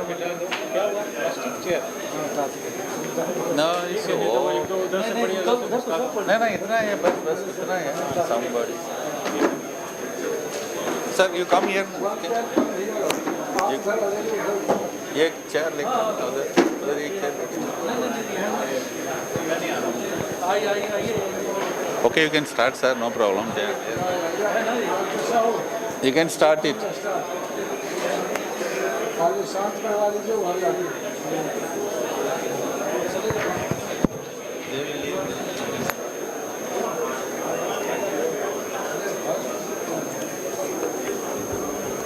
A very good evening to one and all. May I have your attention, please? May I have your attention, please? So we'll start the AGM right now, or else it will continue for more time and you people will be restless. So please cooperate. But it is really heartening to see the good crowd in AGM. So without taking much time, if the President agrees, then I should start the proceeding. With the permission. So good afternoon to all of you, and yeah, Secretary General has said that number is good, but all are not the member of the society present here. So it is better, my suggestion, that you become the member immediately. Within a few minutes, few seconds, maybe less than 60 seconds, you can become the member of ISAE. Take your mobile in hand, go to ISAE.in, left top corner, join ISAE, and go out within few seconds, you will become member of the ISAE. Till yesterday, whoever applied, all have got the certificate of live member, student member, annual member. And whoever have applied today, they will get in few days, after 3 days probably. Because this is AGM, official meeting of Indian Society of Agricultural Engineers. So only the members are allowed to attend this meeting. And if not, other can also attend. They are all our colleagues and friends, but may not participate actively in the meeting, but they can say something, no problem. And still, we have now 2 days. Today we have 6868 members. So we don't know what is the quorum of the Society of Registration Act. So Dr. Sahu will break for a few minutes, and we'll allow some more members to attend. If they are coming, then we'll start the meeting officially. So officially we are breaking for a few minutes to allow some more members. If even then quorum will not start, then start the business.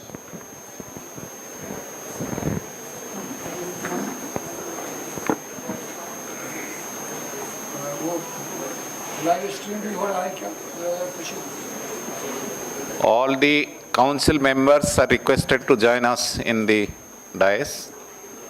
All council members from even the state chapters, chairpersons are the council members, the technical directors, they are also council members. please join us in the dais.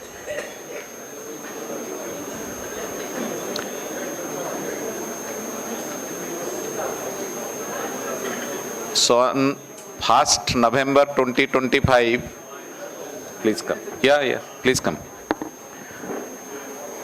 The membership strength was 6868.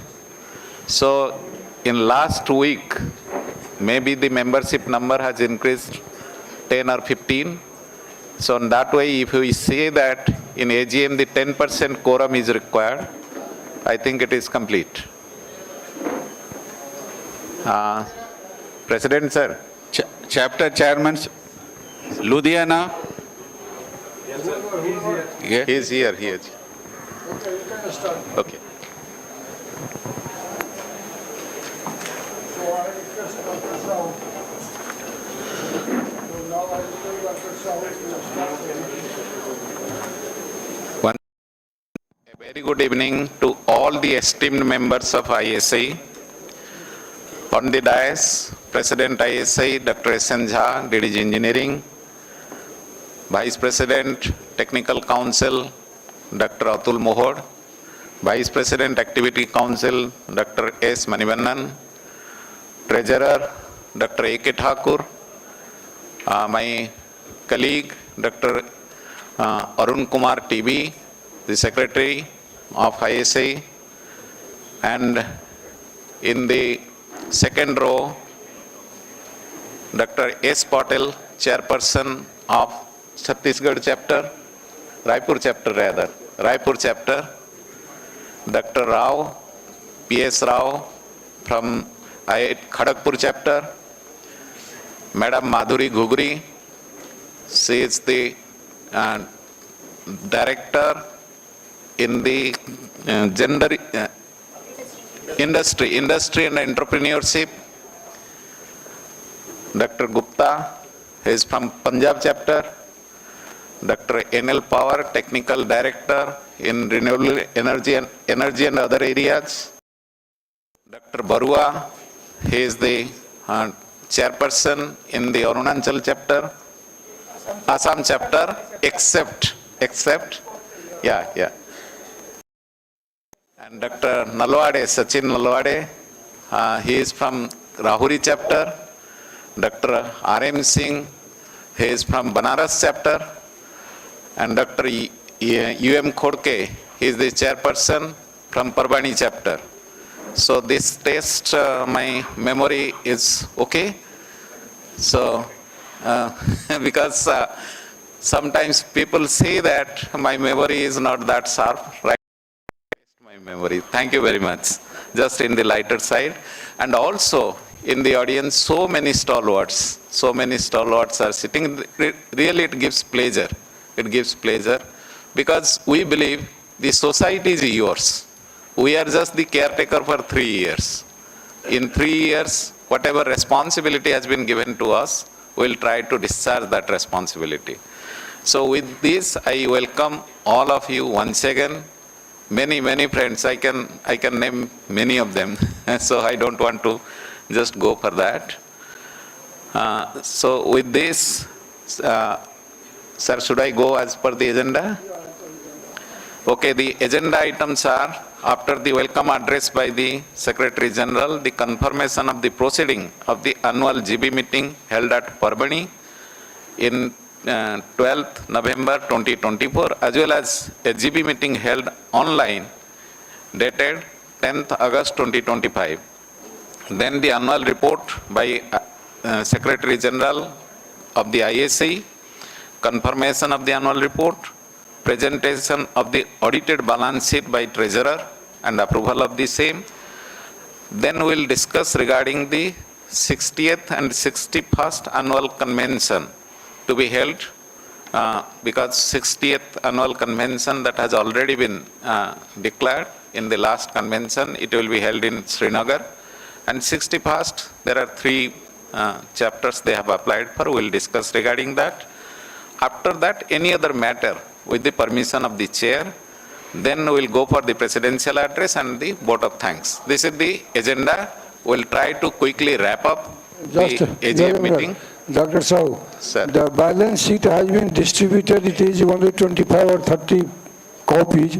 So request all the members to exchange among the person sitting here and there. So also the annual report, the balance sheet and the annual report, both has been distributed. Please have a look at that.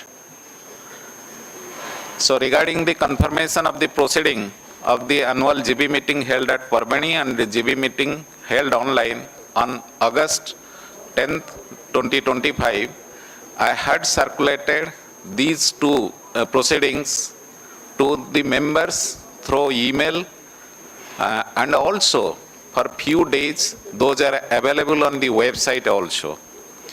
But I have not received any complaint or any modification, any suggestion on these annual report, proceedings of these two GB meetings. If I place before the GB to go for the confirmation of these two proceedings.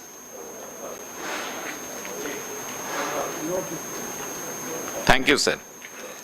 Then I will go by the annual report of the ISAE for the current year. That is again from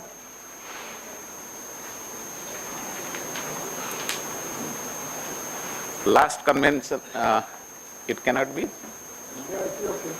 No. Yeah. तो फिर कैसे देखेंगे? नहीं, ये तो मेरे लिए.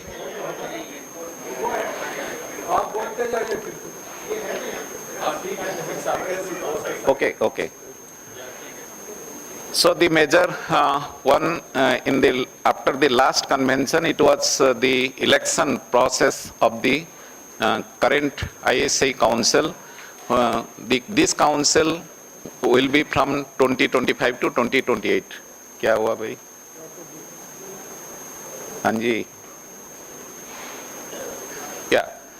So with the last ISAE executive committee, they appointed a neutral committee, empowered committee for conducting the election. It was very clearly, it has been very stated that none of the executive committee member or council member will have any impact on the election process. So simply all the council members, they were away from the election process. Then it was conducted in the February and the total voting was more than 70%, which is quite, we can say it is a good number. It is a good number as it is the online voting. In online voting, this is the total. And when we talk about the governance and the, just one minute.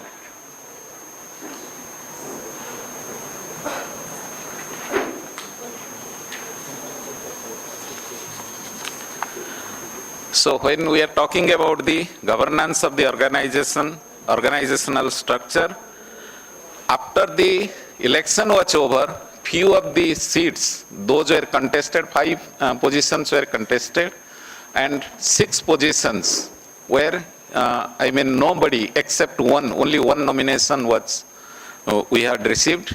So all those 11, after 11 people were elected for the council, then few of these seats were remain vacant. As per the bylaws, very clearly in the first executive committee meeting, those persons were nominated having high credential and who can discharge the duty. On the basis of that, it was placed on the first ISAE council meeting for the approval and ratification of the council members.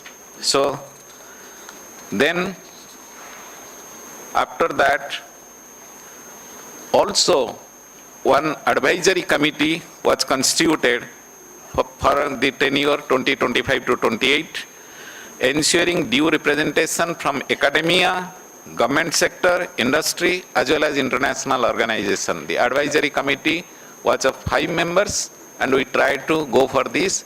Again, we tried to include one, past president in the advisory committee so that we can get some suggestions from advice from the, and also there was a provision in the council, in the bylaws to co-opt the council from industry and academia, and 3 people, one from state government, one from industry, and one from academia. They were nominated for this. And few of the committees were formed for standard making, also election reforms, because there are some suggestions from the members that the election should be conducted like what was being done in the Institute of Engineers and other societies. Therefore, a committee was formed for election reforms. The committee is yet to submit the report. So after the committee submit the report, because this council will go up to 2028, prior to that, if the report is submitted, we will go by that.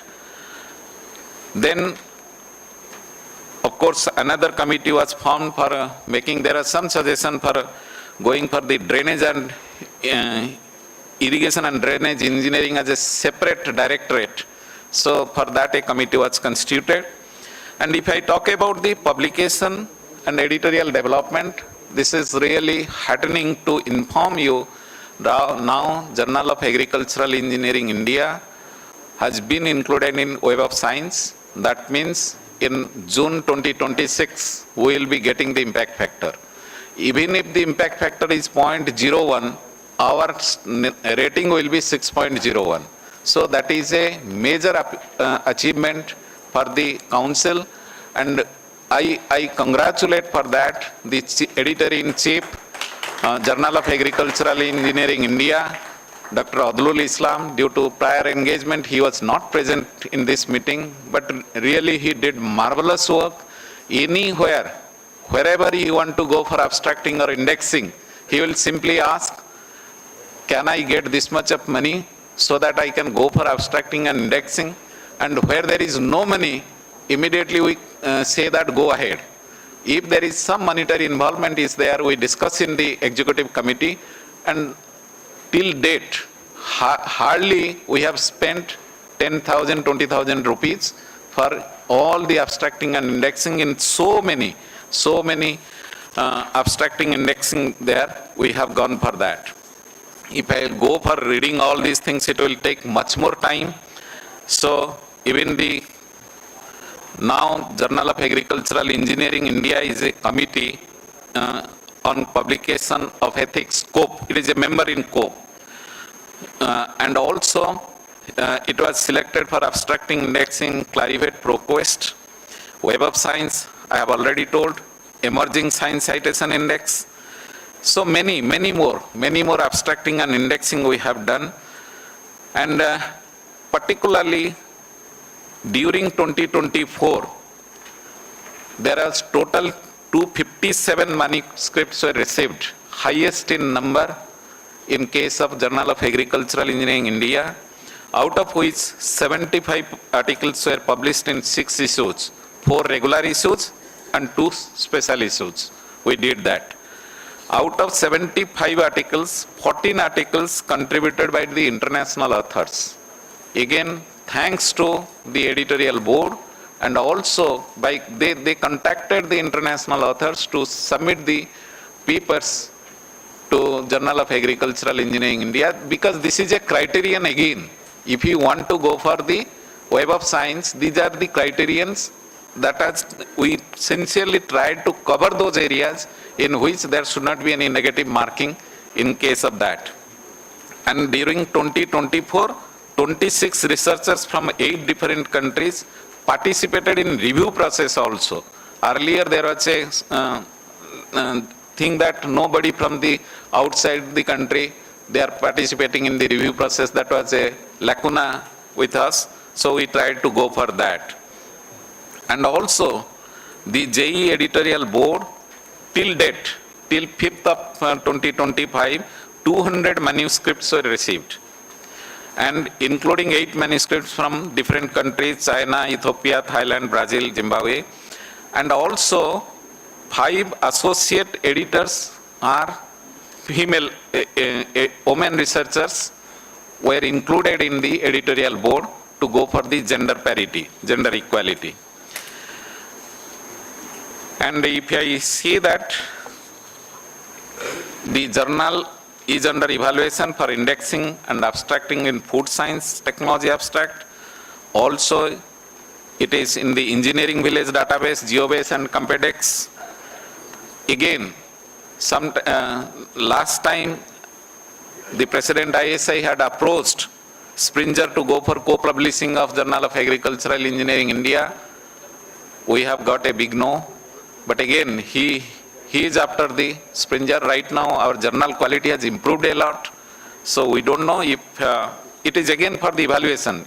The company, they are evaluating for co-publishing of the Journal of Agricultural Engineering India. We are trying to do that. Also, the e-newsletter editorial board, that was also revised. And few of the MOUs were signed by ISAE. One MOU was with the ProQuest for abstracting, indexing, and sharing the revenues also. We are getting some revenue. Also, there is another, I'm just forgetting the name. It is also giving some revenue to us by sharing the abstracts. Also, the EC has approved the MOU signing with EPIDA for mutual cooperation on data sharing and consultancy projects. Due to one or other reason, this has not been accomplished, but we hope in a month or two, we'll be able to go for the MOU with EPIDA. And one more discussion was with the World Scientific Publishing Company, one of the reputed company based in Singapore. But at the end, after negotiation for 4 to 5 months, their terms and conditions, we didn't agree. So we didn't accept their terms and conditions. Therefore, again, we are trying for the Springer. And for this 59th convention, which you people are right now attending, participating, the EC continuously participated in deliberation. Of course, the organizing committee, we tried to just give suggestions and try to improve upon. If there is any sort of lacuna that can be meant prior to this. And also, the ISAE has signed an agreement with CIGR for the conference in 2028. In last convention, we had informed the AGM that we have already signed the MOU with CIGR, and the CIGR 2028 conference will be held at Delhi. The co-organizers will be the ICAR also, ICAR and ISAE. If any other ministry will pitch forth, then we will definitely go for that. And for that, usually Dr. Devendra Dhingra, he was nominated as the organizing secretary. And Dr. Dhingra, we have already gone for that website. And I will request Dr. Dhingra, he has shared, I think he has shared the poster with the organizing committee of this convention. If possible, tomorrow at least, if the poster will come, that will be help for the participant of this convention. And also ISAE represented by Dr. Sandeep Man in ISAE. ISAE annual international meeting held at Toronto, Canada, which was appreciated by the Executive Council and Executive Committee. But let me make one thing very clear. ISAE has not given a single pie to Dr. Man. So Dr. Man, he has arranged for his travel, he has arranged for his stay. But we feel proud when the member from ISAE, they go for that, because the invitation was for the ISAE and Dr. Man represented us. Thank you very much, Dr. Man. And also, in AAA conference, the President ISAE, he has participated, represented and elaborated our activities for better collaboration with the overseas organizations. We have some collaboration with Krishi Jagaran. But again, whenever we sign any MOU, we go for any negotiation, there should be zero budget from the ISAE. We try to see that we will not spend any money from the ISAE cover for the organizing of this type of event, co-organizing of this type of event. And also ISAE Mumbai chapter also participated in the Krishi Mela organized by an NGO Maharashtra, and no money was given. And several chapters, we got the information, several chapters have number of activities, they are organizing number of conferences, workshops in collaboration with different institutes or organizations. It is being reported in the ISAE e-newsletter. So I request all the members to have a look in the ISAE e-newsletter. You will be definitely getting much more information regarding these activities and conferences held elsewhere. And from the Coimbatore Convention from 2022, in each annual convention, President ISAE and Secretary General ISAE interact with the 11th and 12th class students of nearby schools to create some sort of enthusiasm and encourage them. And to some extent, we are finding some sort of positive response. In the morning, somebody informed that, okay, in the council meeting, it was informed by the Vice President, Technical Council, 90%, more than 90% seats were filled up in the agricultural engineering subjects. In BTech agricultural engineering, more than 90% seats were filled up in different colleges of Maharashtra. So this is really a good thing, because earlier a lot of seats were remaining vacant after the counseling. Also, the farmer session is being organized in each convention since 2022 to just assess the role of ISAE in addressing the grassroots problems of the farmers, our Annadata. And regarding the award and recognition, this time the award system was completely online. The participants, they filled up the form online. It was reviewed, though the review process was not online. We are trying to make it next time. We will go for the review process also online. But the independent award committee was constituted in August 2025 for evaluation of applications. The scrutiny, it was done in 15th September 2025, and it was approved by EC on 21st September 2025.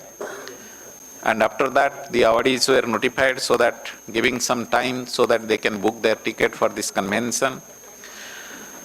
As ISAE cannot go for instituting any awards, because already in the constitution, in the bylaws, it has been very clearly mentioned, there are two types of awards. One is the institutional awards, and the other is the sponsored awards. So anybody giving some sponsored awards, that can be discussed in the GB and we can go for it. And if you want to institute any awards, again it has to come through the channel. It has to be discussed in EC, then council, then it will come to GB for approval. So, but this TAFE Shivsayalam Gold Medal Award, it is only for the PhD thesis in pharmaceutical and power. So there are many students, they approached, why not for the other disciplines? So as ISAE cannot go for that, from last 2 years, we are trying to organize PhD thesis competition. So it is an online PhD thesis competition. This year it was held on 27th September 2025, and 3 theses were adjudged as the best, and they were awarded in the morning session, in the inaugural session, and in that the registration was free for them as well as the travel grant if they wish to. But again, ISAE can give only the third AC travel grant if somebody wants to take it, or else they can claim it from their organization.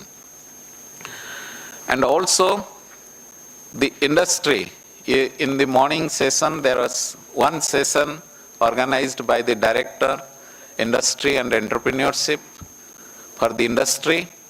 We recognized and appreciated their efforts. Though she was very much interested to go for giving some awards, so it was highly unlikely as per our bylaws, as per our constitution, we cannot just institute any awards on our own. Therefore, we went for appreciation and recognition of the industry in the inaugural session.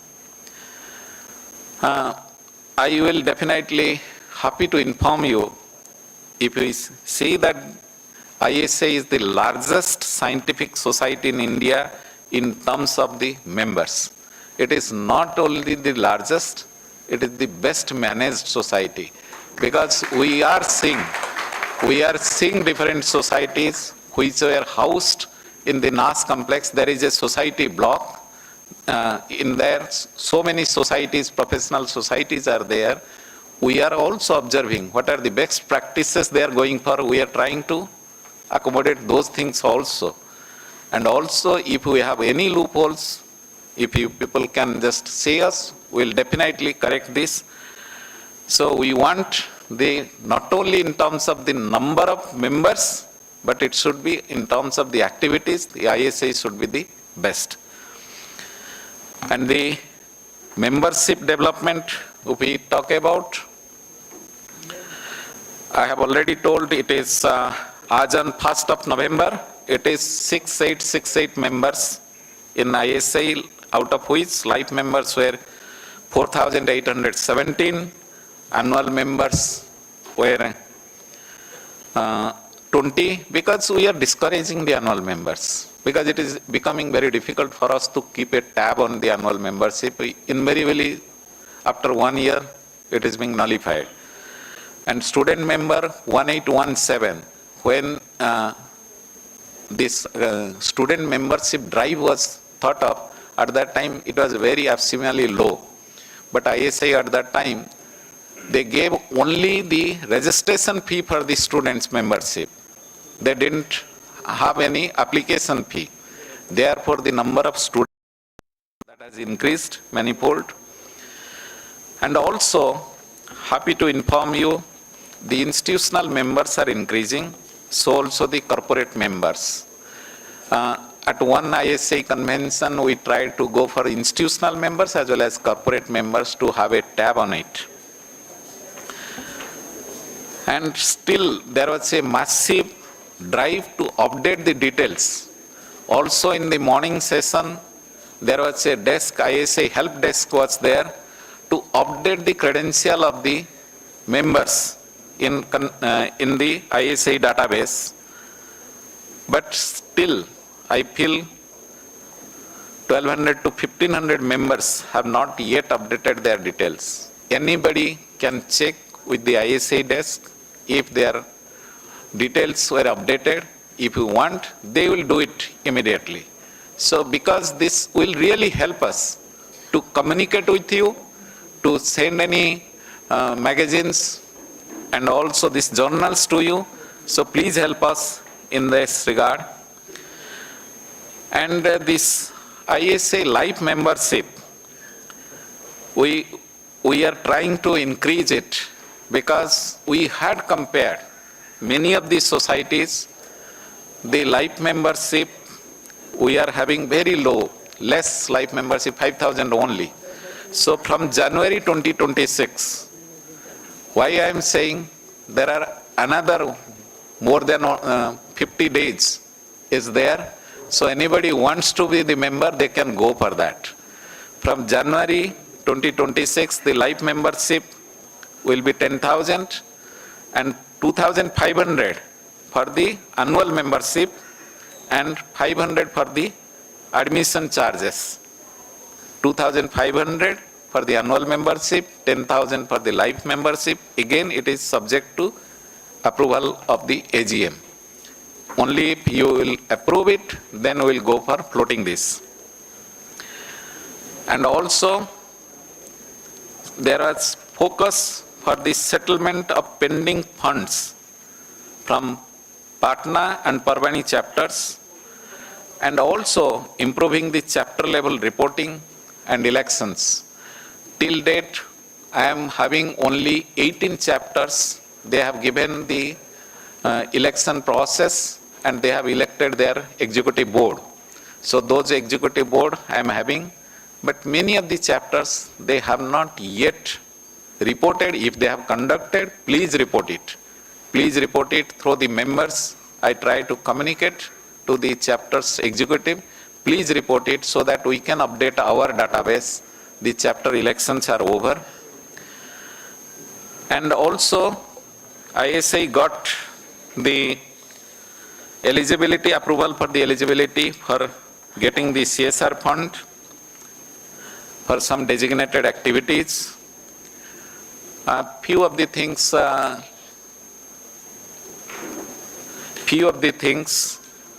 that we have revised the pay of the contractual staff, and also subscription rates. We try to go for the revision. As on today, of course, Dr. Thakur will be presenting the audited account. As on today, we say that the society financial health is good. It is pink. But again, if we will not keep our hands tight, whatever money is there in the coffer, it will be really evaporate very soon. Because there is a lot of demand. There is a lot of demand from different quarters. You give us this much of money. Why don't you give the travel grant? Why don't you give this, that? So again, I am saying the society is yours. You can guide us whether we should be little bit miser and listening to the members, or we should spend it lavishly like king. After 2028, we will give you a balance sheet which is depleted in nature, and then whatever we are planning to go for our journal updation and the journal rating, which is very much beneficial for all the members, that will not happen. And particularly, the financial position is only good because you are all are aware there was a flat. We are having 2 flats in Ranjit Nagar in Delhi. We are getting a constant source of income from those flats. I do remember just 8 to 10 years before, there was some suggestion not to sell these flats, but it was not approved by AGM. At that time, it was not approved. And let me tell you, this is really a very good decision taken by the AGM. So I believe the AGM can guide in the proper direction for the executive committee to the ISAE council how we should proceed. And to enhance the activities outreach program for sustainable system, substantial amount is required. Let me tell you. So whatever we are in the coffer, don't think that is enough. And if you spend it lavishly, we will not achieve these goals. Regarding the standards, already I have told, we have constituted a committee so that if some standards are making, it is just like what ISAE is doing. What ISAE is doing, if you can do that, a working committee to enhance emphasis on irrigation drainage engineering. Also, from 2022, the ISAE World Calendar that is being published each year. Now, in the morning session, the 2026 ISAE World Calendar was released. We go for the theme. In each year, we go for a theme. This year, we tried to go for impactful agricultural engineering technology. So in the previous sessions where people were saying that these are the technology, these are the things. Few of the things have already been done by our colleagues or esteemed members, and we are trying to showcase that. And really it feels pleasure when you see your ISAE wall calendar is hanging in the minister's waiting room, in the secretary's room, so it gives pleasure. So we are trying to, from 2022 till that, we are doing that. Of course, for this, let me thank all the state chapters, to whomever we have asked for high resolution photographs and all these things, they have provided.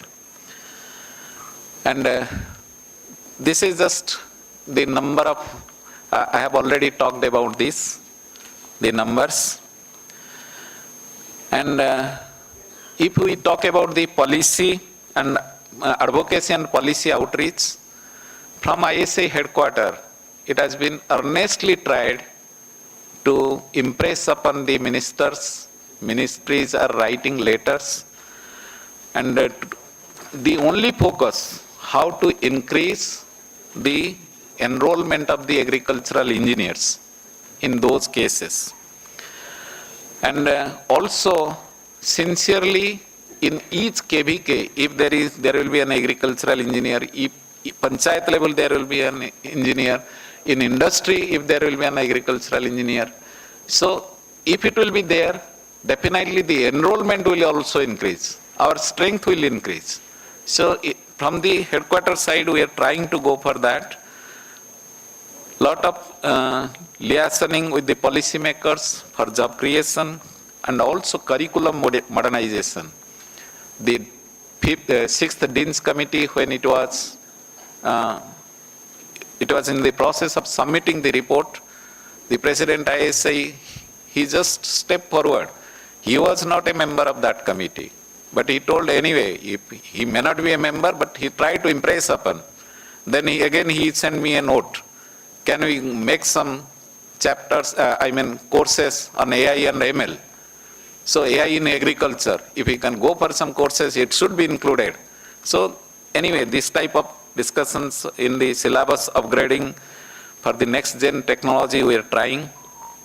And later from the Honorable Agriculture Minister and Secretary of Government of India, it has been written to all the state governments, to their Chief Minister as well as Chief Secretaries, and many of the chapters, they have received it and they are trying to do the needful. And also Maharashtra state government created the post of Director of Agricultural Engineering, is working to expand the directorate, whatever information is available with us, and similar progress in 11 other states. And in few, we see that it is in advanced stage.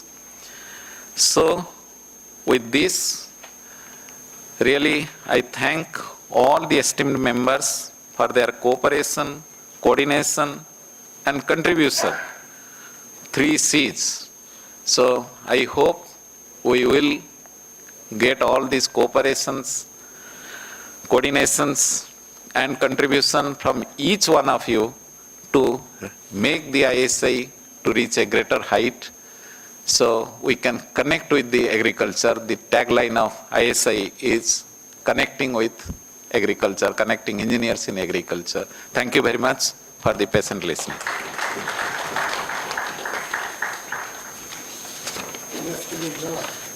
So this is about the annual report of ISAE. So can I get the confirmation of this annual report? Thank you, sir. Thank you very much. Then presentation of the audited balance sheet by Treasurer.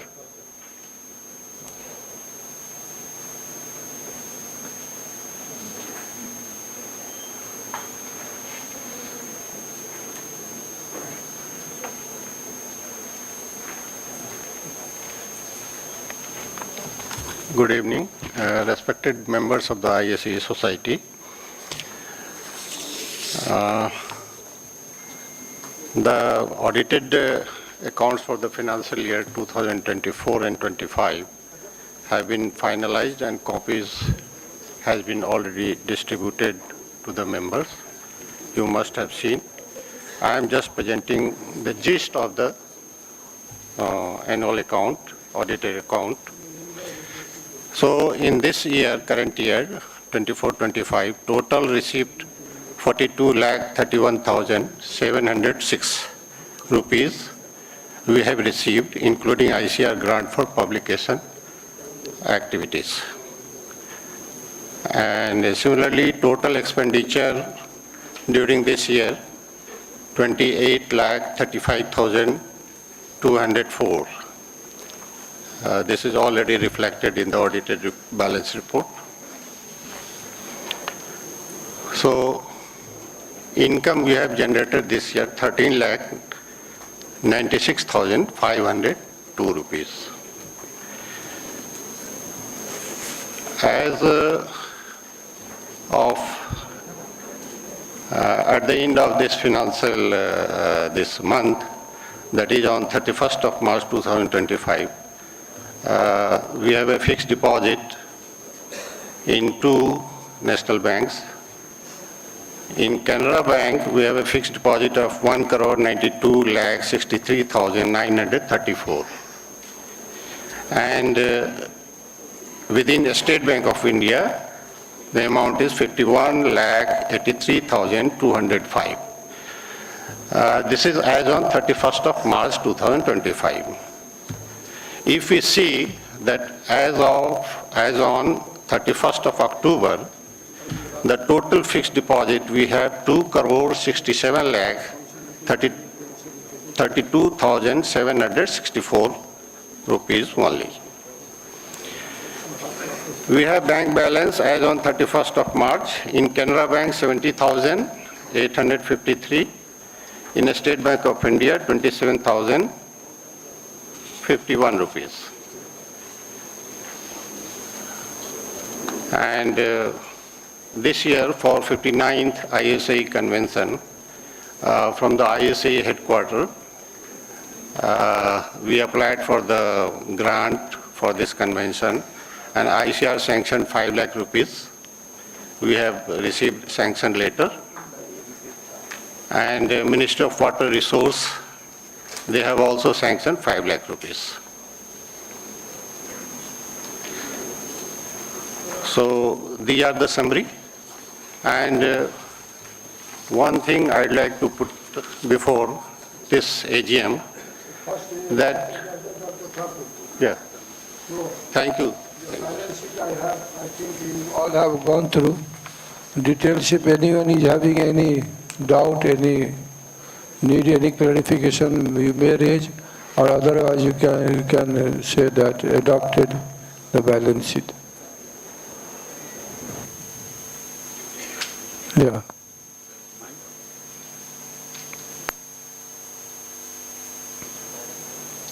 Schedule 6A is a sundry receivable from 51, 52, 54, 55. Sundry receivables. I think carrying in the account sheet every year for last 8 years is not good. So I suggest, if possible, we can write it off in AGM.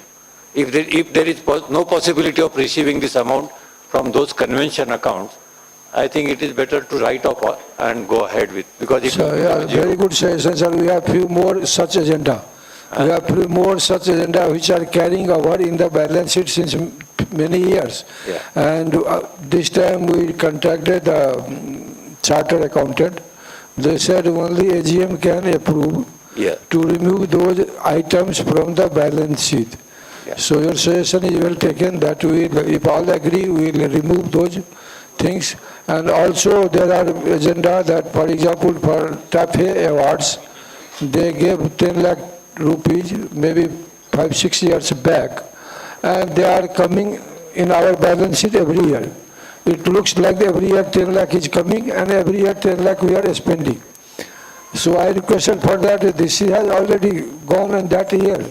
He said, no, it is coming like this, so if you want to remove this heading, then you have to take the permission of the AGM and resolution. You have to pass a resolution that these things should be removed from the thing. Yeah. So, Sir, as a president, I present and request to take a resolution to remove such items from the balance Sir, sheet. let me approve actually. Sir, let me little bit clarify this. Yeah. Actually, once the money is given, in that year it is not being carried for, it should not be carried forward.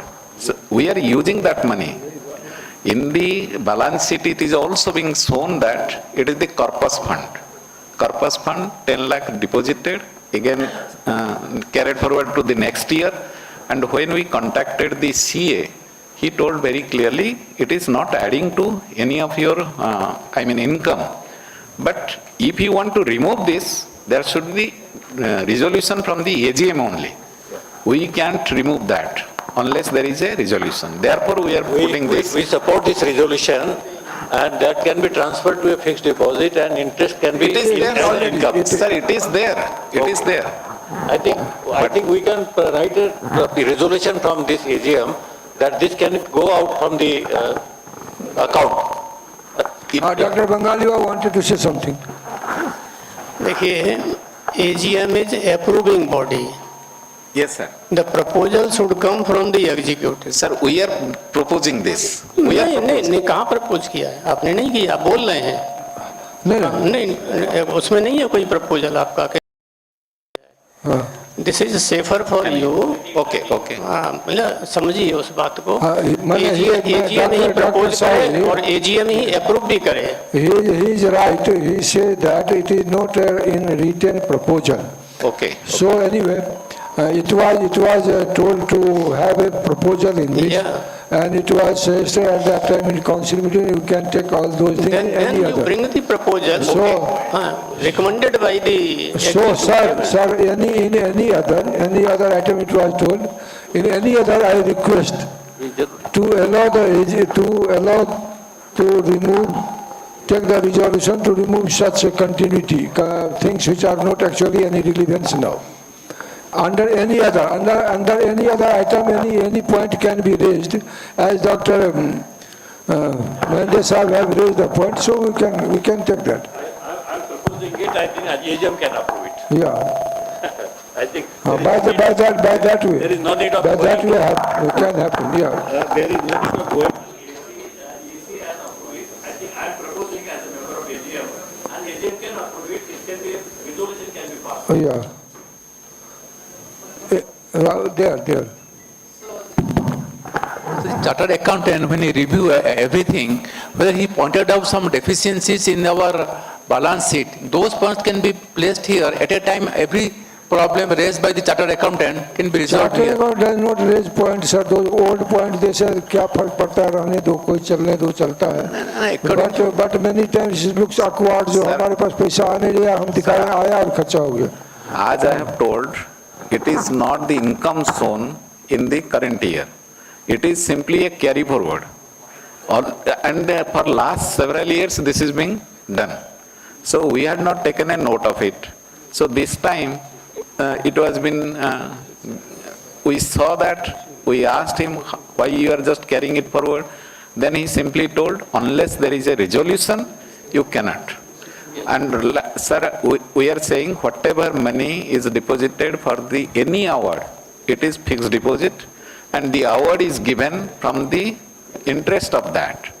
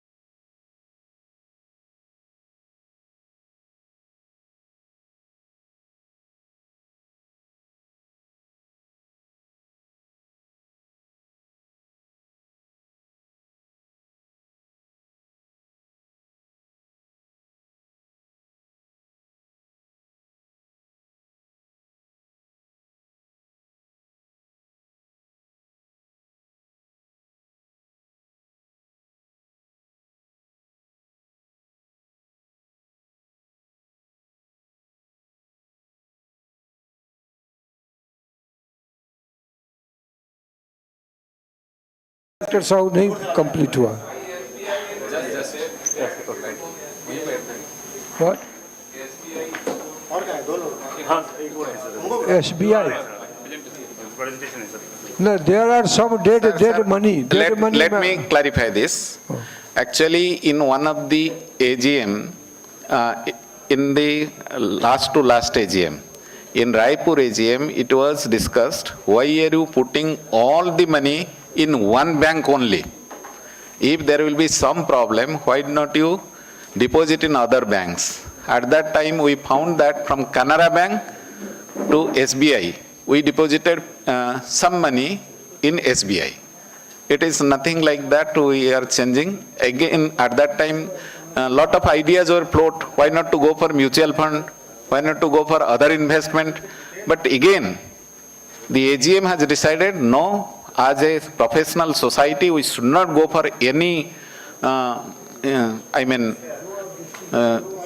mutual fund or any investment. We will not go for that. Only we will go for the fixed deposit in the nationalized bank. But yes, at that time it was being said, why we are only going for Canara Bank. Earlier there were two banks, sir. PNB was there, but gradually PNB was out from the, we have deposited in Canara Bank and SBI. Two banks are only.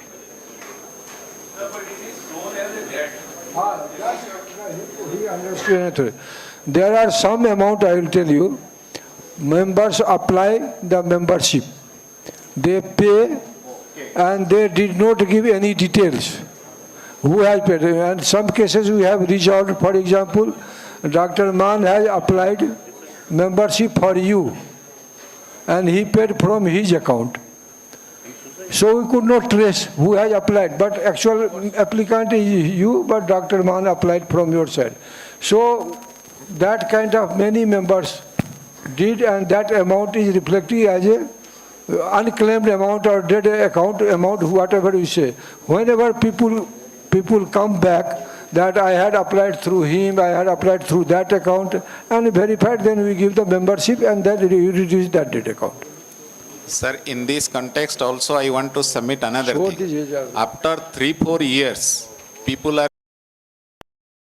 had applied, I have not got the certificate. After 4 years, I have got a call. At that time we check, if it is found matching to the contents, then from this dead account, whatever is there, we try to, but this money is with us. Nothing is dead, sir. This money is with us.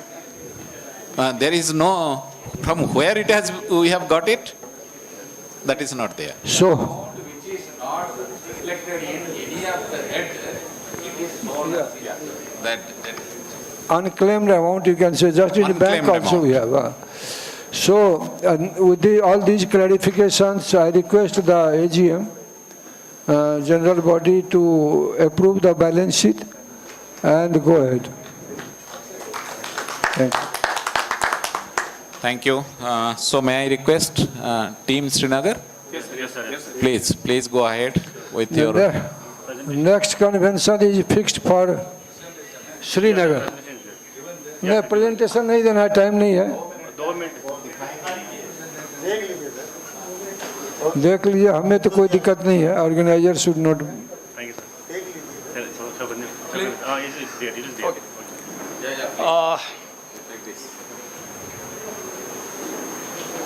Good evening, everyone. Myself, Dr. Shaukat Rasool. I am from SCOST. So it's my pleasure to invite all of you to the beautiful Valley of Kashmir to host next ISAE annual convention. So I'll just have a presentation to give a more appetite to all of you, so that all of you will attend the next annual convention in Srinagar. Thank you. So as far as the SCOST Kashmir is concerned, SCOST Kashmir is an agriculture university, but it's one of the leading agriculture university, and currently it stands at number 3rd among the all agriculture universities in India, as far as the recent NIRF ranking is concerned.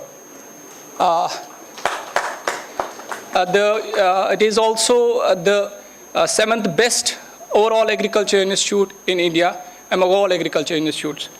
as far as, facilities is concerned in SCOS Kashmir, and weather of the SCOS Kashmir and beauty of the SCOS Kashmir is concerned, everybody is aware of it.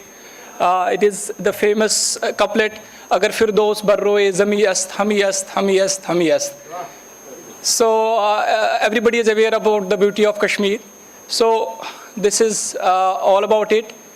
So as far as the facilities in SCOS Kashmir is concerned, we are hosting many of the international events. Recently, we conducted one international conference in Hongul, and every day we have events being hosted in SCOS Kashmir. Last year, we inaugurated one of the largest convention center that's in entire Srinagar, with a capacity of around 500 plus people. So we had an honor that Dr. S.N. Jha also delivered one of the lecture there in that beautiful convention center. If this video can be played. Yeah.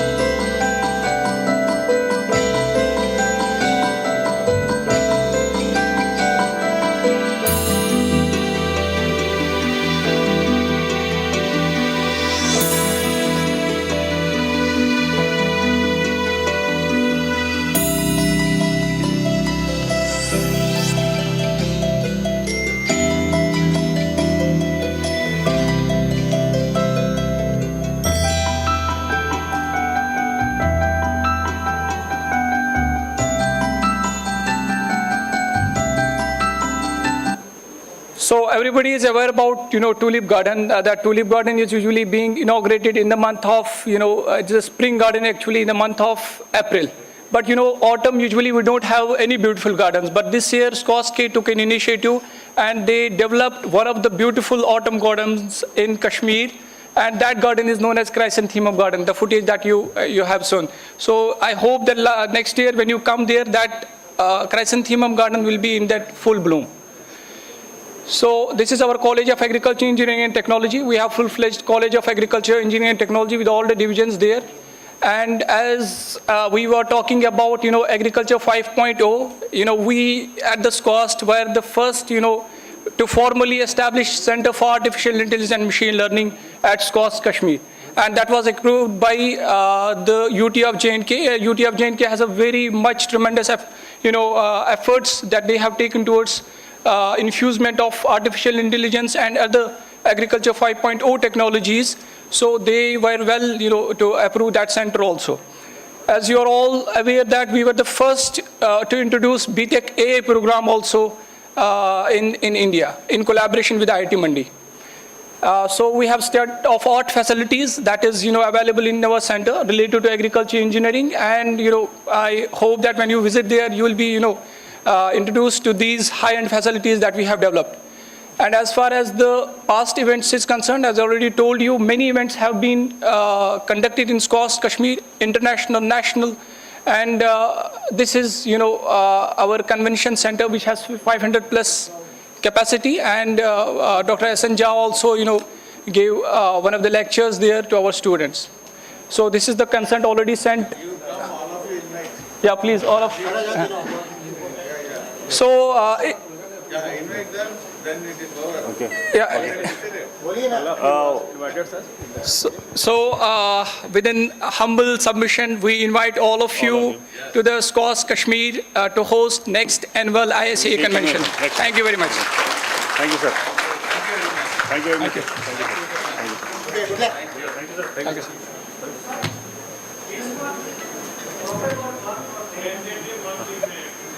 So we are thinking about, maybe first or second week of October.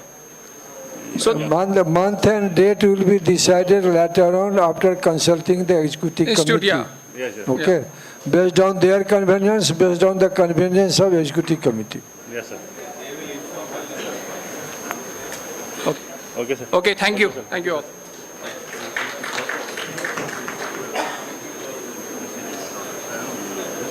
Thank you, sir. Thank you very much. So next in the agenda, it is 61st ISAE Annual Convention to be held. Like the previous years, we try to go for announcing the venue 2 years in advance so that they will get adequate time to prepare for the convention. We had received 4 applications from Ludhiana chapter, from Pantnagar chapter, from Kerala chapter, from Akola chapter. But just few days before Pantnagar chapter, they withdrawn the application. So in the fray, Ludhiana, Kerala and Akola, these are the 3 chapters they had submitted. The first in the list, Ludhiana chapter had submitted, and particularly Akola chapter, because we had few of the conventions very recently in Maharashtra. So as per the norms, we want to just segregate. In that way, Kerala comes in the first. But Kerala chapter is not that vibrant. Let me complete. Kerala chapter is not that vibrant. And also when I asked the chairperson of the Kerala chapter, please be present in the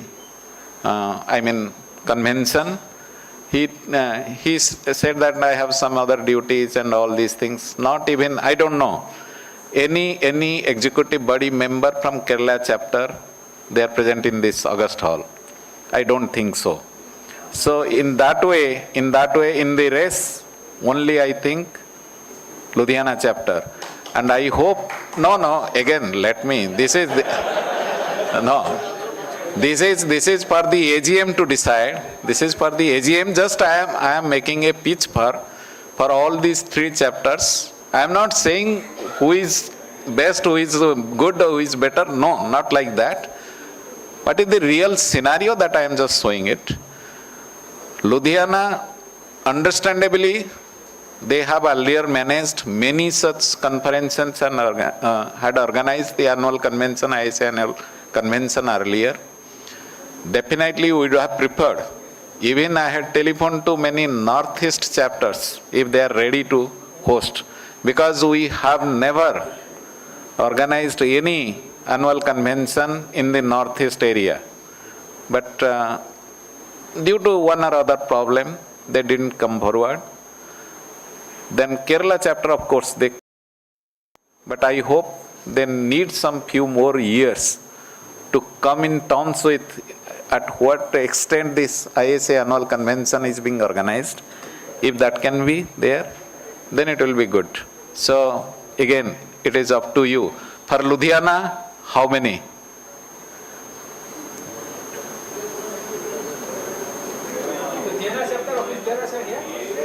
Huh? No.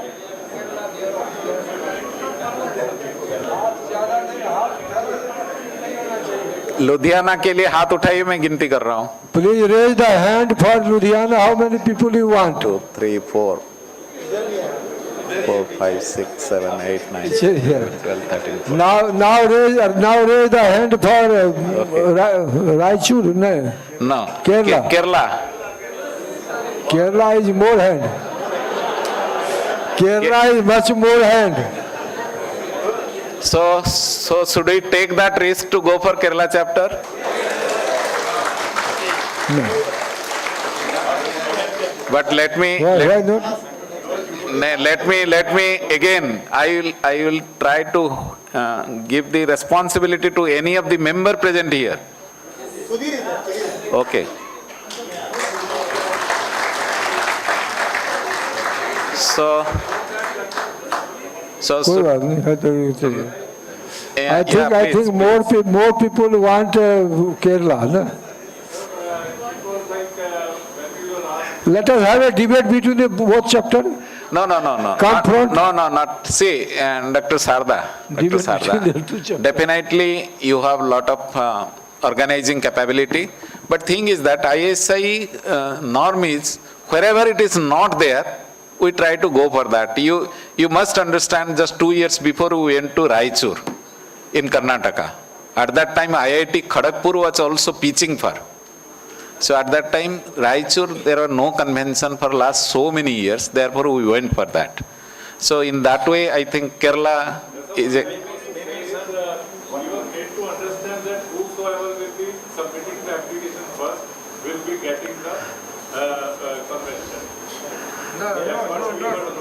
Dr. Sarda, no, that is not the case. That is not the case. ऐसा है, ये तो president साहब थोड़ा सा लिखते हैं आप लोगों को उजागर करने के लिए. मैं तो बार-बार सबको लिखता हूँ. ये सबको लिखते हैं उजागर करने के लिए. क्योंकि मैं चाहता हूँ जो ज़्यादा से ज़्यादा प्रपोजल है, and then we try to go where my personal view again.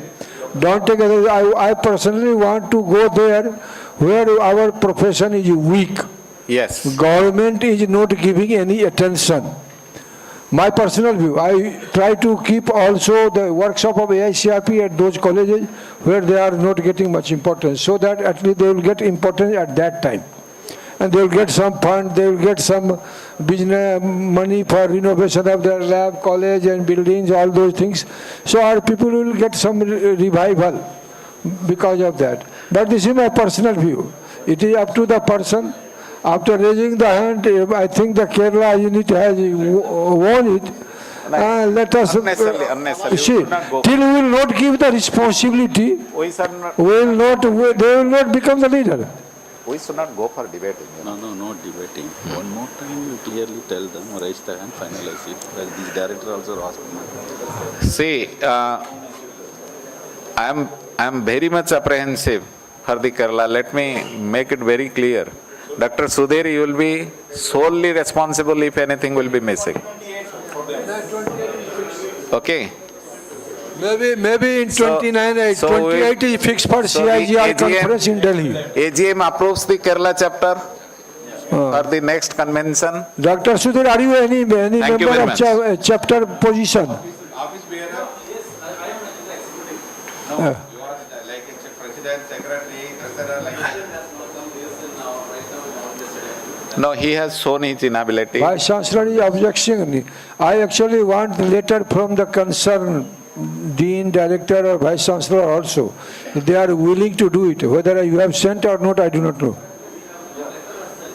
No, your center has sent, but I want the organizer is chapter, but responsible has to be taken by the university or the institution. Because you need to utilize so many things of the university and institution.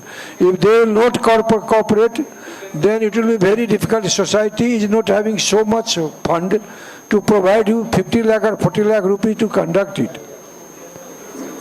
So, I think that I don't remember. Chapter only. Only by the chapter.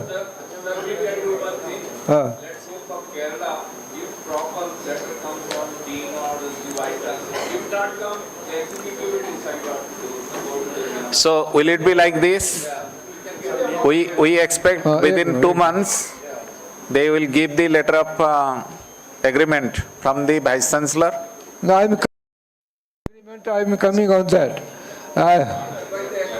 Later तो अलग बात है, agreement भी नहीं नहीं sir, ये दे देते हैं Vice Chancellor. I hope he can manage it. We have come, I in the capacity of Chairman Punjab Chapter of ISAE Ludhiana. No, your dean has written, CFET director has written. That's specifically deputy. We agree. For like inviting all. We agree. Even the director CFET, he has also given the consent. 28 is already. Gupta ji, Kerala. Dr. Gupta, we never doubt the capability of Ludhiana chapter.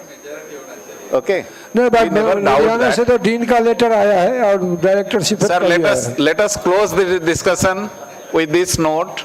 Kerala chapter will give some set of letter from the highest authority of the university. Within 21 days, because you have to make the proceeding accordingly. Within 21 days, send the letter from your Director Research and Vice Chancellor that they will support you and they want that this convention should be held in Thrissur. Okay? And then we will have another meeting. We meet every second Saturday of every month. So we will decide if you get the letter, we will decide in that meeting and communicate in the proceeding accordingly. ठीक है sir? So this is the resolution in the AGM. This is the resolution in the AGM. the Kerala chapter will submit the some sort of letter from the authority Not of some the sort of, I have already told, consent of support letter from the Vice Chancellor or Director Research. Yes. And Something nahi hona chahiye. Dr. Sudhir is responsible. If we don't receive, then the convention is... Yeah, Dr. Nachiket wanted to say something. Give the mic.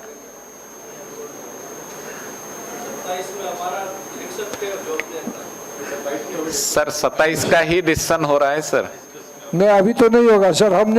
हमने कम जब से हम president है, ये secretary general है, committee है ना, we get 4-5 proposals. So we came here, like Dr. Sharda said, we came here with an understanding that applying within few minutes of the announcements, we take the strongest claim on this. But still, see, it is a member's call. If they are going with Kerala and whatever is EC is saying conditional, so our offer is still valid. Okay. Yes, thank you. Our offer is still valid. If they will not provide the letter, then it will thank be you. Ludhiana. Yeah, Dr. our Nachiket, offer thank is you very much. Still valid. And another thing I want to add here, I earlier thought in any other business, but I thought maybe it's the right time to say, see, ISAE doesn't conduct any major activity for students, maybe at the most paper presentation or something. Those who have seen... Okay. चलिए ठीक है, बाद में बात करते हैं. Okay, so the resolution is this. Now, as on today, it is for the Kerala chapter, but they will send some letter from the authority from the university in 21 days, and it will, or else, by the ISAE executive committee, will not go for the GB again. So executive committee, as Dr. Nachiket had told, that the offer is still valid. It is greatness of the chapter. Thank you very much for accommodating the request of the majority members. Thank you very much, Dr. Nachiket. With this, all the business in transaction is over, but prior to any other matter, let me, one thing is sure, the enhancement of membership fee, as I have told, should we, I need the approval of the... Membership from 5,000 to 10,000 we have proposed to increase from 1st January 2026, because the region secretary general has already explained. Even the journal page from 72, it has gone to 200 or 300 page. Cost, if you go on international, cost is going on internationally. So we need to increase to it 5,000, the lowest in the all society of India. And so 10,000 we are making, and then the annual member 2,500. Admission charge earlier was 250, now it is 500. For a student, membership is still free, only admission charge. And there is no enhancement in the corporate member, which is 1 lakh rupees. Only 250 will be enhanced because of the admission charge. So we request your approval. Okay. Okay, एक और point है. So it is approved or... Approved. हाँ, जज बताइए, give the result. हाँ. Yeah, I think that EC should tell why it should be doubled. That's what I'm telling you. I already explained by the Secretary General. No, doubling probably will discourage people. Why we want to have this society? Okay, I understood, Doctor. I will explain. Society is not a charity. Society is a job of no profit, no loss. And we have expended expenditure around, we can say 50 lakh per year, but our income is not 10 to 20 lakh if we minus the rent of the flat.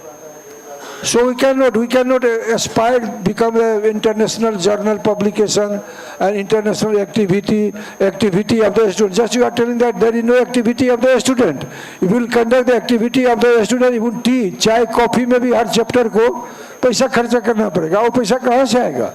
That has to be services.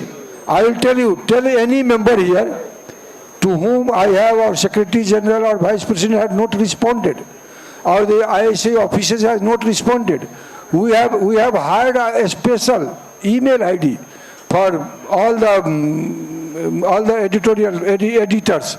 We have hired the editorial system. We have planning to make the publication division, because since it is going on internationally, we have to maintain the quality and standard. Otherwise, आज तो आप सब खुश हो रहे हो, जो web of science हो गया, बट उतना ही तेजी से खत्म भी हो जाएगा यदि आप क्वालिटी और स्टैंडर्ड मेंटेन नहीं करोगे. For that we need money, for that we need man power. एक मिनट. उसमें और क्या है? Presently, our society is running by one-man company, investing so much labor and money and energy with that company. If that company goes, everything will go in one day. So it is not robust, it is not systematic. We have to make it robust, systematic. For that, we have to employ our own people, computer programming people, and software people, more people in the ISAE office. And that requires at least 2 lakh rupees per month salary. Where Prabhu will give? If we want to become the ISAE like ASAB and some other, then we have to earn the money, and only source is the things. Few avenue we have. We have few avenue now started. We are getting 2-3 lakh from advertisement in AET. We are getting some revenue from our licensing agreement of that papers, and also people are buying some paper, but those are very, very meager amount. Major amount has to come in 5,000, and 5,000 is the lowest. No society is giving the lifetime membership in 5,000. So if you want to expand, you have to earn the money by membership, and I am sure that at least 100 members, life member will be every year, because earlier membership was in 4 years, 5 years. Now membership are in 4 days. Just you apply, I can approve your membership immediately.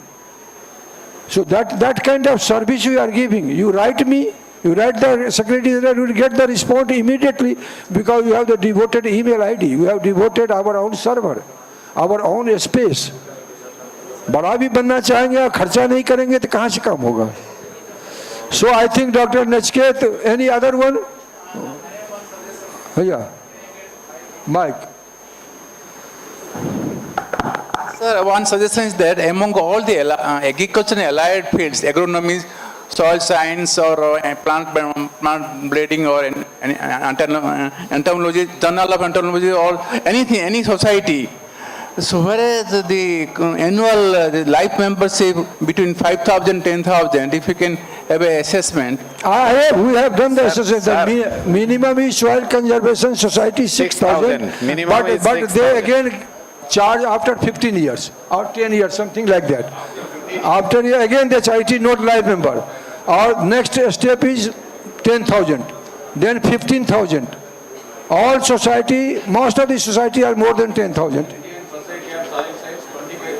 25,000. So who is the lowest among that group? No, lowest. We are the best society. We have to become more and more. And I'm telling between 5,000 to 10,000. यदि हमें विकसित भारत होना है तो lowest में नहीं जाना है. Sir, 5,000 सबसे lowest है. No, I'm telling between 5,000 10,000. Others are 10,000 only. After 6,000 जो next lowest है 6,000, वो भी valid for few years. After that they again charge. But in our society we don't have that provision. Once life member means this. So therefore we are. Sir, उनको mic दीजिए.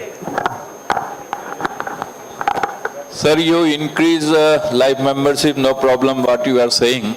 Sir. But my suggestion is, when we feel that lot of amount is going for journal, our journal standard is raised and good quality journal is coming, why not we increase the price of the journal also? That also we have increased, but that also we have increased it. That. Already that increase, that does not require approval of AGM, we have already increased. Sir. But our subscription, again, I will tell you. Subscription has been please increased. Keep your hand on your heart and ask me how many of you are subscribed from your library. No one is subscribing. Subscription is only 40. When a Springer has asked me subscription, then it was very difficult to tell the company that what is our subscription, because all are getting free of cost journal. There is no subsidy, only 40-50. Otherwise, all free service. Already we have thousands of copy of pending journal lying there. We are going for Nilami. Why not we press all deans and agriculture engineering colleges? मेरे से ज्यादा कोई press कर देगा मेरे मरने के बाद भी तो मैं समझ लूंगा. हाँ, थोड़ा सा नहीं, अब आप बताइए ना, आप कह रहे थे जल्दी जल्दी कर लेंगे. नहीं, आप हमें कर रहे हैं तब हम भी आपको कह रहे थे. ये एक्चुअल बिजनेस है, ये actual business. So I think 2-3 questions, they don't say no, only Nachket has said no. So I assume that it is approved by not consensus. Dr. Nachket, whether you agreed or not. Because of you, it is not by consensus. So it is by majority, it is passed. So we have to change the language. Otherwise, till now, all decisions were by consciousness. So this is the 1 by, you can say 200. 1 by 200. Huh? He is not changing now. He has actually poked me to speak so much, I think. Anyway. So, no, we are also giving a window of 50 days. Anybody wants to be member, he can be the member, life member. So, next agenda is any other matter with the permission of the chair. And that is one non-official group of ISAE New Delhi. Yeah, I will explain. आपने raise कर दिया point. Last decision it is raised. Approved by majority. Whatever. 1 by 200 will count the attendance, then write 1 by 200. Yes. 10,000 life members. From January 1. Now next agenda is that there is some WhatsApp group on the ISAE New Delhi name. I suppose ISAE New Delhi is registered office only one. We don't own that group. So just for information and request to the group, if you want to run the group, change the name of the group or delete the group. But you don't run the group on the name of ISAE 2000, ISAE New Delhi. Because it gives misnomer that it is an official website group of ISAE. I hope that all the members will agree for that. Raise the hand, majority of you raise the hand. Otherwise people say that मैंने forcefully करवाता हूँ. मेरा image है कि मैं forcefully करवाता हूँ. So I will find out who is the admin, and request them to change the name, just change the name and run the society. Because many times, friends, there is no official website of the WhatsApp group of ISAE except 2 groups. ISAE Council, it is written, ISAE Council 2025-28, ISAE Executive Committee 2025. Only 2 groups are official group of ISAE where we talk only the elected or selected, whatever members are there, council and executive committee member. Rest, though ISAE people made all the agriculture in 1, 2, 3, pharmacy, processing group, all we made. But those were for communication purposes of the society member, person who are not even the member of the society. So those are not the official group of the society. Or go to next. Yeah. So friends, I will tell you that many times what we have observed that one members, Mr. Lohani, engineer N.K. Lohani, I exactly name, he writes, he abuses the executive committee, ISAE, executive council members, and he said that everything is very bad, and individual members are puppets, individual members are adopted members of the society, nominated members are adopted members of the society, and now he says that now members are doing financial buggling. So I challenge that if anyone can find out, I had written a group reply also, that anyone find that I will resign on that day as from the presidentship, that any bungling in the financial burning. So he is tarnishing image of the society, council and committee by posting the matter. Or moreover, if someone luckily or unluckily respond that, their response is recirculated, taking the screenshot in other different group. This means he want to malign the image of the society, image of the council members, image of the committee members. कहता है ना, बहुत बार लोग विरोध करते करते party का विरोध करते देश का विरोध करने लगता है, उसको पता ही नहीं चलता. वही हो रहा है ना, आजकल बहुत जगह होता है. You are opposition party. He is also the council member. He forget that what is his duty. When I asked many times what you have done, what you are doing to you, I cannot ask. As a president, I cannot ask the elected member, you should do that, he challenged. There are all screenshots I have also kept. Lastly, day before yesterday, he had posted call for not attending the ISAE convention from Bihar chapter, and later on he will give boycott call the ISAE from whole over India. What does it mean? ISAE. No, sir, you do not care. Sir, you don't care, but when it goes to other group, it maligns the image of the society. It maligns the image of the society. It is not only your group, our group. It goes to other group. I will tell you. I have the information. When you respond, he take the screenshot of your response and circulate in other groups. Not only engineers group, in other groups, Bihar group, Kharagpur group, some. So I'll tell you what we have decided yesterday in the council. There are three rules, and R 7.5 and R 7.15, something like that. Under that rule, by giving a notice of 10 days, 15 days, 21 days, to explain that with the proof, that allegations, if he is not explaining, he is not giving the proof, you had also asked in that group, kuch writing mein to kya hai? But he took it otherwise and circulated in many other groups, your response.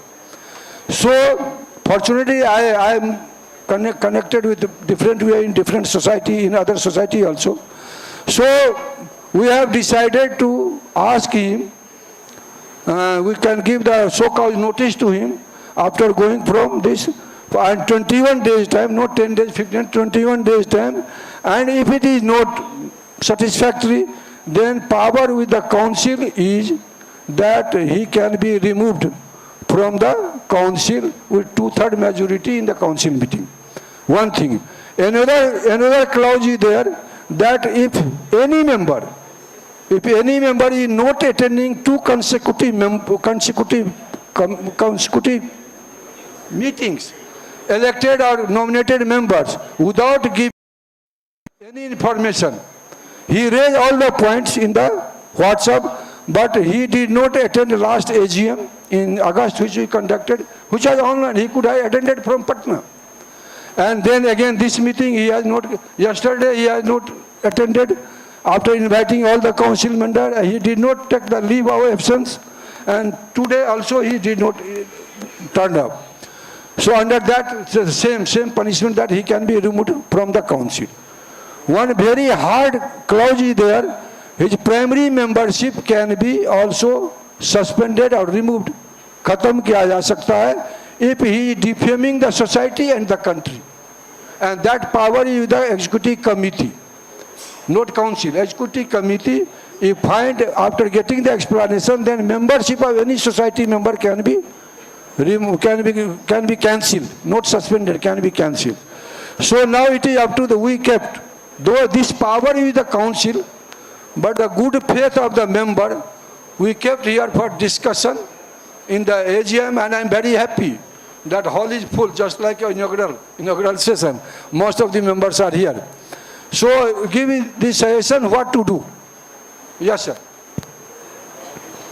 I think the executive council can be authorized, apply the constitutional constitutional provisions in true spirit, and his membership, either you take a decision on members to be removed as a member or the other clauses. All the clauses should be applied, because I have seen the posts, and the posts are not really good for the ISAE. Always similar posts are without any justification.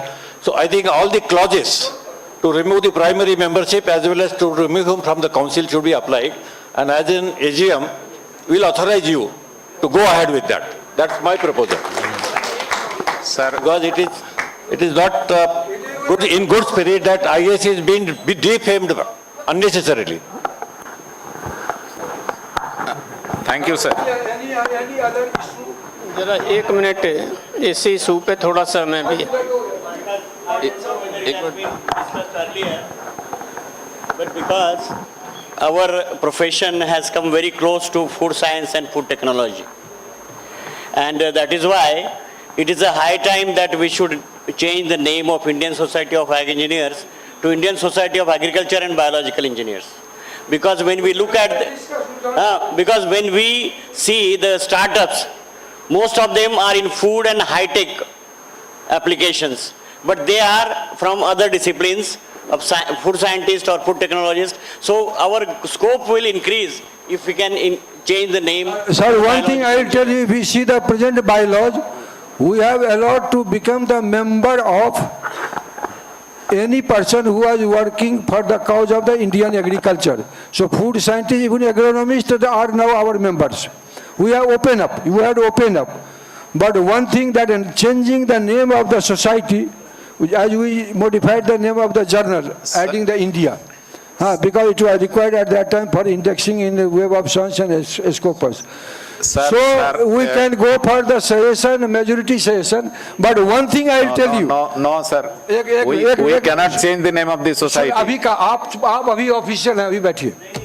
क्या है constitution अभी लोगों का view लेते हैं, क्या करते हैं? ऐसा नहीं हो सकता. Sir, I will tell you one my own story. Most of the institutions in the world related to agriculture engineering, they have made those changes.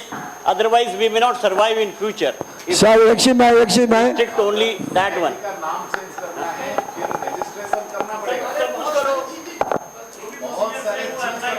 No, anyway, sir, I'll tell you one thing, that one experience, when I was taking the Makhana Research Center in ICR, in Engineering Division, though I am the Makhana person, but I proposed the name of the institute, that aquaculture, Aquatic Crops Research Institute, Aquatic Crop Research Institute to keep us.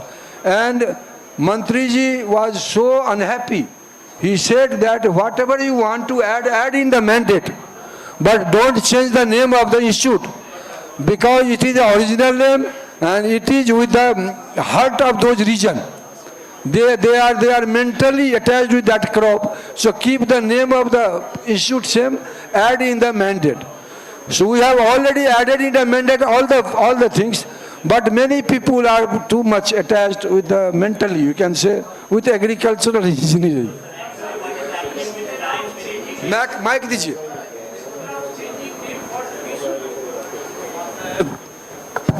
See, my suggestion or rather submission request is that instead of changing the name, original name, we can increase the dimensions, objectives, this, that. So it is then. It is already there. It is already there. Then proposals are coming and everything is coming there in the how change the name, my name or his name or anyone, then it will create so many issues. So better my submission and feelings are that we should continue with. Thank you. Any other view other than two? हाँ बताइए. International, yeah.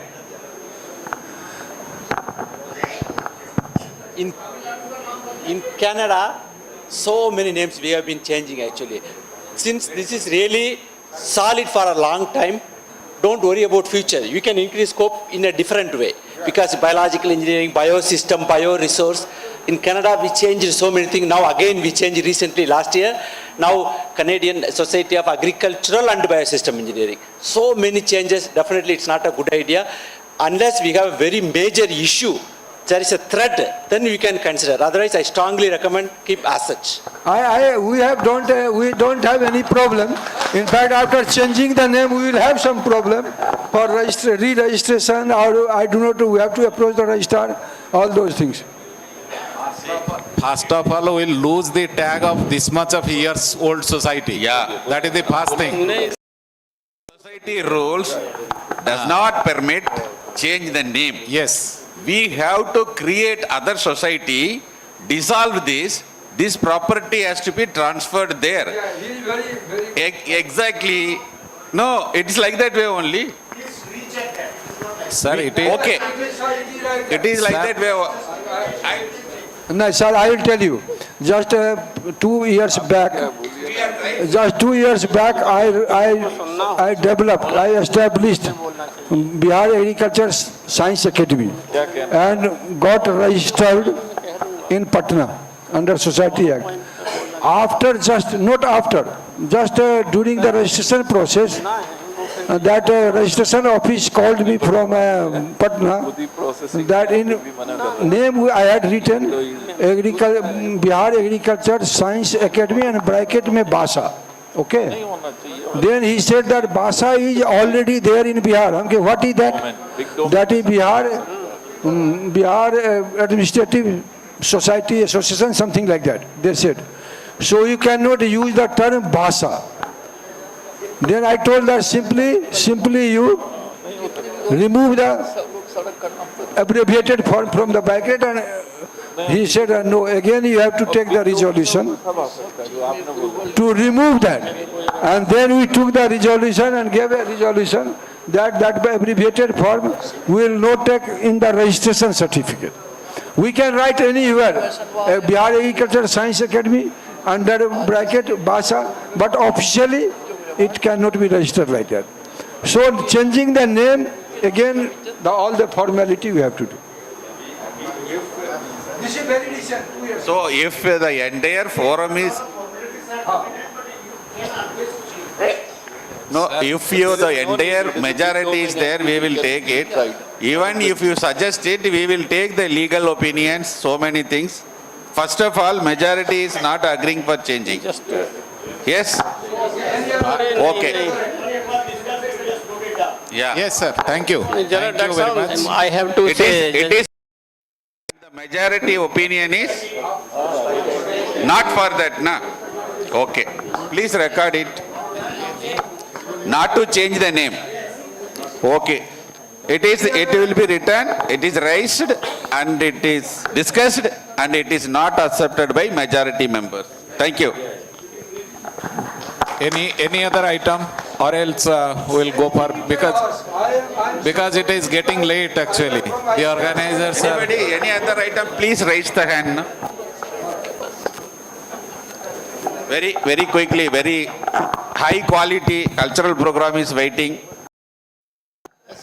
In American Society of Civil Engineering or American Society of Biological Agricultural Engineering, they have a lot of columns there for donations from sectors or segments are there. Why not to increase our resources, financial resources? Why not we can see what are the components where we can... I want, we have personally Dr. Sahu don't know because we have not, I have not shared with him. We have the approved MOU with the APIDA. APIDA has also approved their side. After their accounts and finance, all the, we have also approved. But we are not, APIDA was busy here and there for making the Indian markets after India, America and India, jo bhi hua uske karan. But now I am delaying because that under that MOU we can take the consultancy, we can take the training parts, they can finance us, we can raise the fund. But I am apprehensive still in front of all of you that who will do those work? We can make a committee. We made a standard committee last year, last term also, but no report came. We make some more committee last year, but nothing happened. This year also we have formed 3 committees, and 3 months has gone, nothing has happened. So I request if some members, old members, middle members, age level, even the working members are willing to have some consultancy, some kind of this activity. ISAE can offer that through EPIDA presently, and we are approaching some other. I am personally approaching. Whenever I go for the meeting, I approach for relationship with the EPIDA. But in our system, as morning I said, that our horse don't want to eat. उसके सामने घास रख दीजिए, मुंह ऐसे बंद कर लीजिए, आप खोल नहीं सकते. See how many people are raising the hand. We are very good number here. Everyone should raise that hand. That change or not change. I am happy that in case of Kerala, many people raise the hand. So actually, but all the issues they are not raising. So I am telling when I am. So I request again, who are here eager to have a consultancy through ISAE? Note करिए साहब साहब.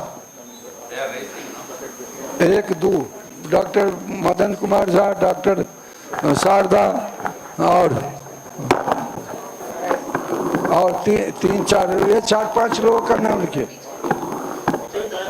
We'll take that kind. You see, out of around 200 people are here, but only 3 people have raised the hand, taking the extra job.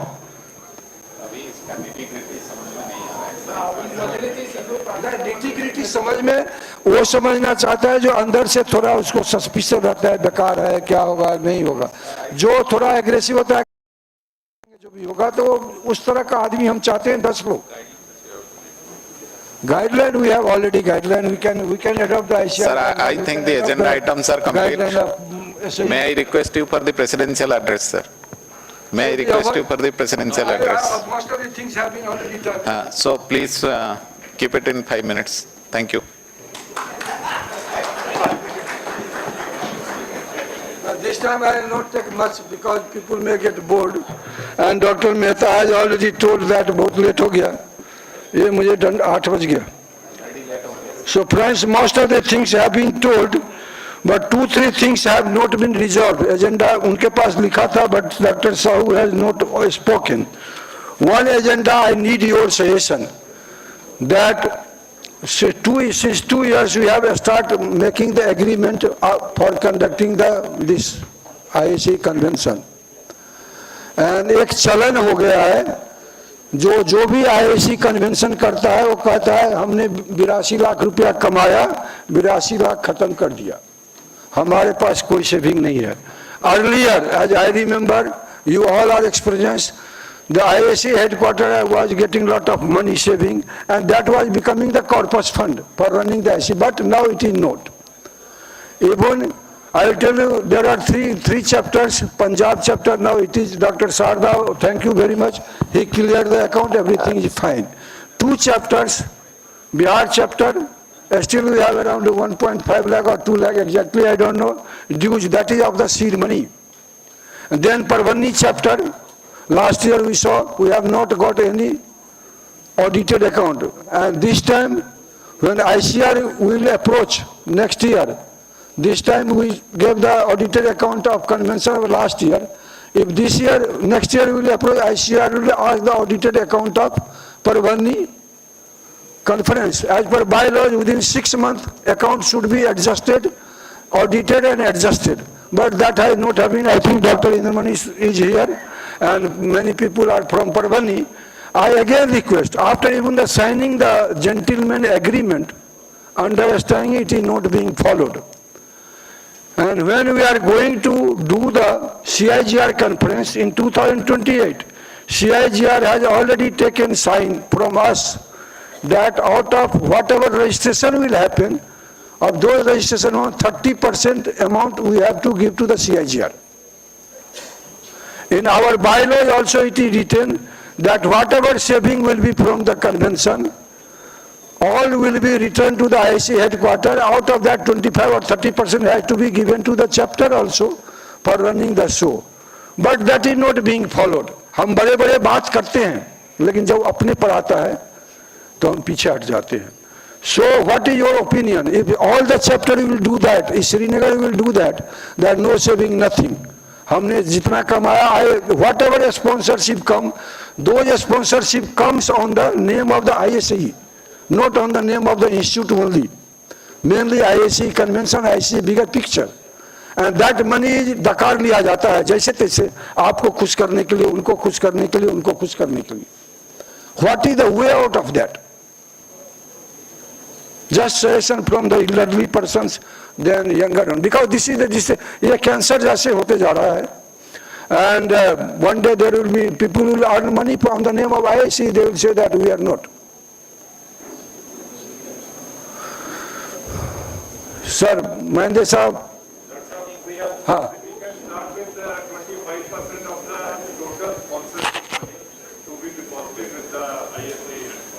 No, it is already there. 25 or 30% will be given to the structure, rest will be to.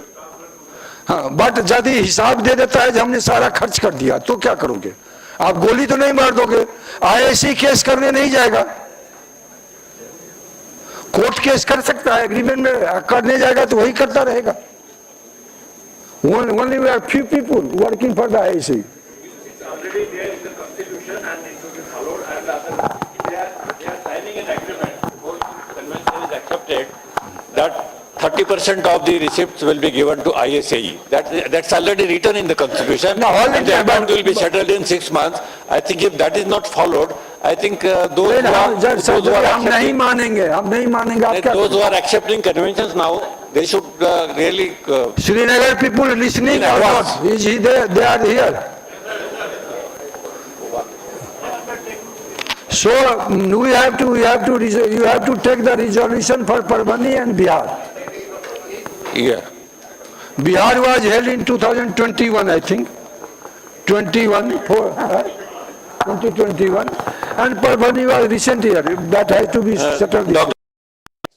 He is from Parbhani. No, my third He was organizing secretary. already I have tired, I have stopped writing to them.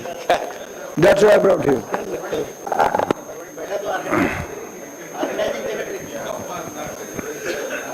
Sir, ISAE headquarters has assured us to give the money from ICR, Ministry of Water Resources, and we could not get that money. And the audit report will be given soon. Audit report आप नहीं दिया है? 1,30,000 to ISAE headquarters. Audit report हमारे पास तो अभी नहीं है. आपका email होगा. They have given 82,000, 82 lakh or something, 83 lakh receipt, 83 lakh spent. Is it the audit report? They will give, sir. You have to give in 6 months. And now we have to get we have to file the income tax return.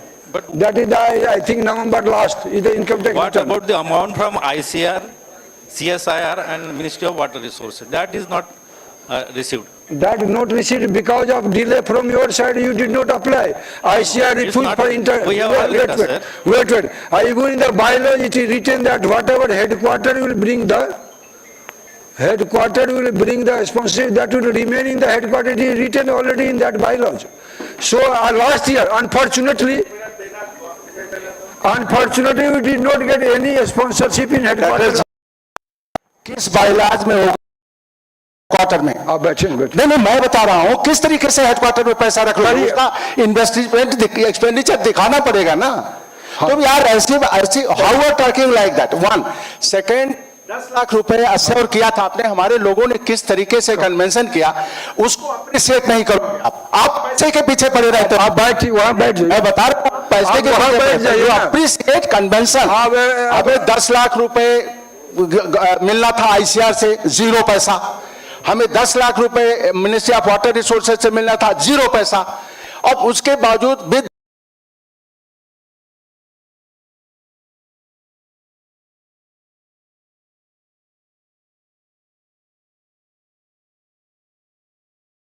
करोगे क्या आप उसका? हाँ अपने घर से आप expenditure कैसे दिखाओगे? Doctor he wrote to me कि इसका करोगे क्या? I am asking for myself. अरे तुम्हें ब्लड प्रेशर हो जाएगा. Don't come. तुम टाइम पर नहीं आइए मिश्रा जी. तुम टाइम पर नहीं आइए. अरे बेकार की बात करता है. This nothing. To provide the press. नहीं एक इशू को लेकर के चिल्ला रहे हो. नहीं आजकल जानते हो कितना एक्सपेंडिचर पैसा लगता है? आप हिसाब दे दीजिए ना. मैं तो बोला No, sir. Please leave it, sir. We will take the decision. 1 minute. Yeah. No, khatam nahi. We have to settle the account. Now, if the AGM, आज आपने पुराने वाले का सर मैंने साहब बोला ना आप हटा दो. AGM should decide, take the resolution, don't charge Bihar, don't charge Parbhani, we will not charge. As he speak that, he asked me that what I will do the money. नहीं ये तरीका सही है जो मैं क्या करूंगा मनी लेके. Sir, I request गलत बात.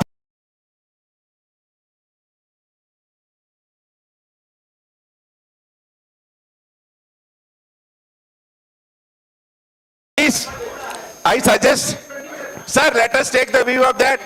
See, it is been already done. I request GBs, I propose the decisions now. University of Parbhani already organized, and they say Dr. it is no Indramani, balance. Listen Yeah, to me. Just wait a minute. If there is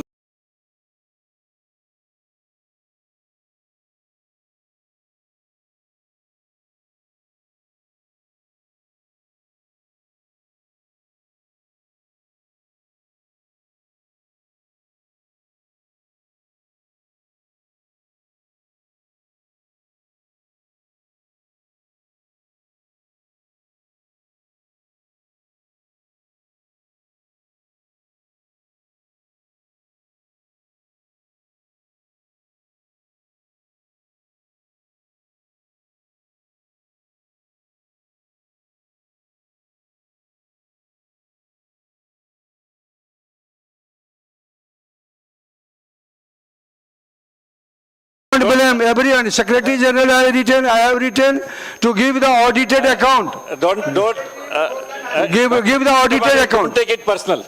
Don't take it Nothing, personal. nothing, lawlessness will not happen in the society till I am here. I think both of you stop now. I request both of you stop now and listen to me. I think if audited account is submitted and money is returned, whatever balance, that should be okay, but audited account has not been submitted. Audited account has not been has to be submitted. submitted and money has to be returned. They If that wanted in different format. The format is received. Sir, the format is different. You see is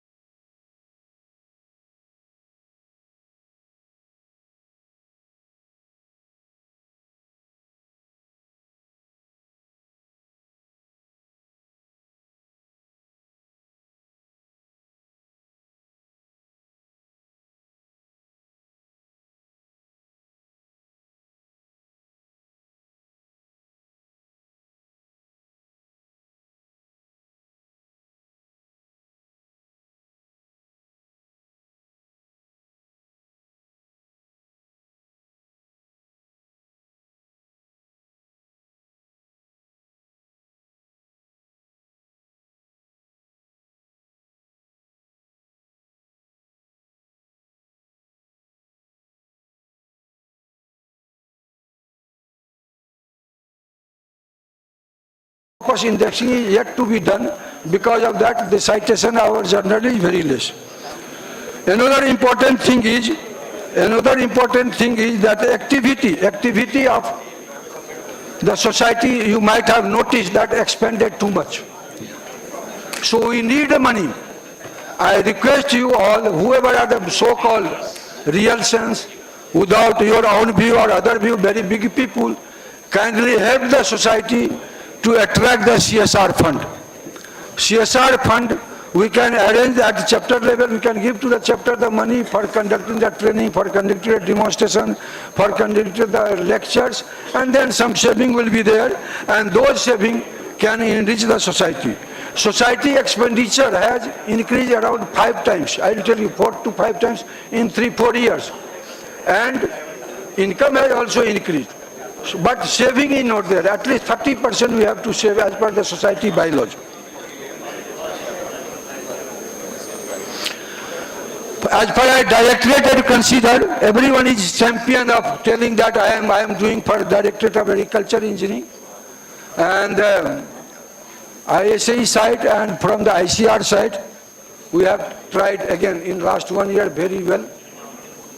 And as Secretary General has informed you that in 12 states, 2 states, for example, Chhattisgarh has already formed in the last budget session, and Maharashtra has already appointed, given charge of the Director, Agriculture Engineering, and further work is going on. And I have been told that for the Jammu and Kashmir, it is filed with the Honorable Chief Minister of J&K for final approval. And many, 10 more states, files are in movement in terms of committee and other things. And not only that, we made the report, and that report has been endorsed by the Secretary DFW to all the state government. That this way we can make the Directorate of Agriculture in all the state. And then most recently, the Minister, Honorable Minister Sri Chauhanji has written to all the chapters.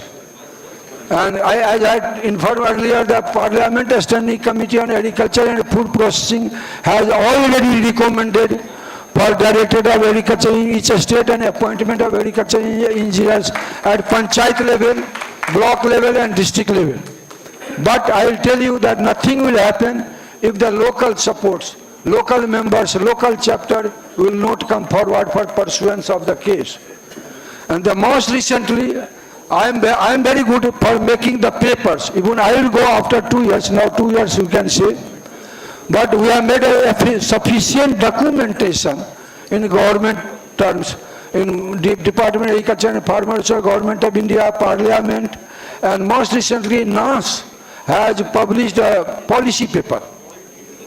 NAS, National Academy of Agricultural Engineers, Agricultural Sciences has also supported and has given a policy paper number 119, if I remember. And that policy paper clear-cut recommend the Directorate and Panchayat level, block level, everything to be done. And also the Agriculture Engineering College should be opened. Many times people may say that इससे क्या होगा? लेकिन if you can go to the court, if you can go to some higher authority, you can tell with the paper that, sir, I am not telling, this NAS is telling, Government of India is telling, Parliament is telling. So those things has been sufficiently done, which were never done, but everyone become the champions when time comes. So request you that I am very much thankful to Dr. Mahendra Sahab, who had gone so many times in the Pune and get the post sanctioned and approved and the appointment done. Appointment charge has been given and further work is going. So similar kind of persuasion. Even I can tell, though I have not talked with my colleague in the council and committee, if anyone who are living in the Rajdhani, capital of the state, please pursue it. If you want the auto rickshaw, taxi charges, we can pay from the society for persuasion of the case. Local travel charges, we have not discussed, but we can discuss. Whoever will go for persuasion and update us, that we have met the chief minister, we have met the agriculture minister, we have pursued this secretary. Whatever expenditure will go in local travel, that will pay from the society side. What else we can do? So that kind of things I want from you. Next thing, the further IIT, all IIT should have. सपने तो हम 20, 30, 50 साल से देख रहे हैं, लेकिन किए क्या है? कुछ नहीं किए. And we have written to all the IITs. We are calling all the data. हंसने के लिए मिश्रा जी नहीं है, कोई नहीं पढ़ा लिखा, सब बात करता है, सब बात करता है, सब बात. हमने क्या करा? कुछ नहीं हुआ, ठीक है, कुछ नहीं हुआ, लेकिन हमने ऐसा बीज बोया है, हमने ऐसा 2 स्टेट में तो हुआ है ना, 2 स्टेट में हुआ है, फिर आएगा, फिर होगा. केवल एक बंदा नहीं कर सकता. यदि सब आदमी यही सोच ले, कुछ करने से कुछ नहीं होगा तो कुछ नहीं होगा. But I am not believer of that, जो कुछ करने से कुछ नहीं होता है.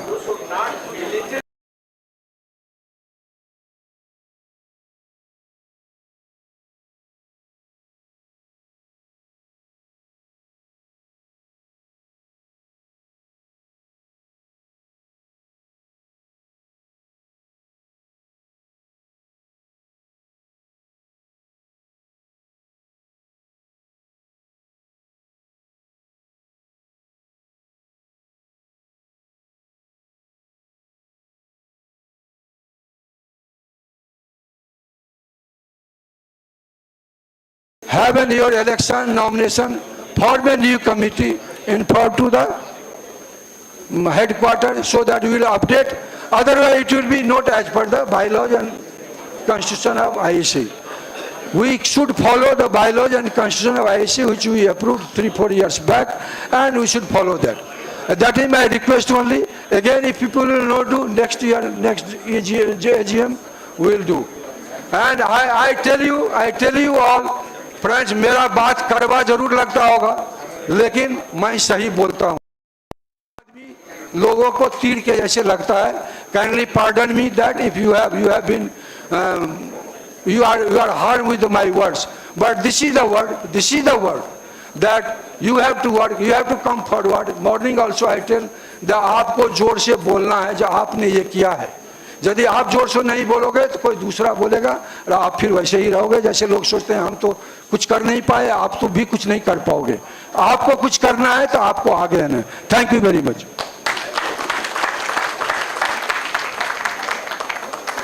Thank you. A lot of discussion has already been made. So I am proposing only one line of vote of thanks. Thanks to all the members, those who are sitting on the dais, and thanks to all the members, those who are in this hall. Thank you very much. We are coming close to this session. Thank you.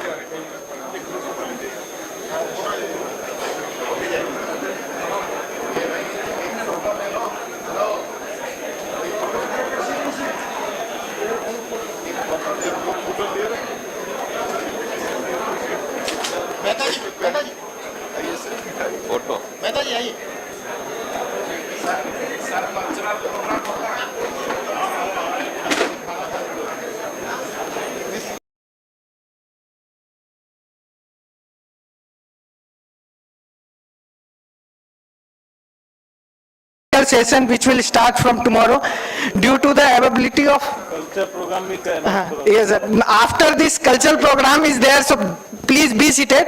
Before that, a small correction in our technical session. Actually we had tomorrow 4 sessions, so due to the availability of our agriculture minister on 12th, we are shifting the session which was on 12th to tomorrow. After 4th session, 5th session will start. So I request all the reporters, keynote speakers and the co-chairs who were there in technical session 5 to program their event from tomorrow so that they will be available for after 6:30 we will start the 5th session. So all the presenters who are there in technical session 5 should okay, and we will update you in the WhatsApp. And now I request you to be seated. Now our cultural program will start now. Thank you.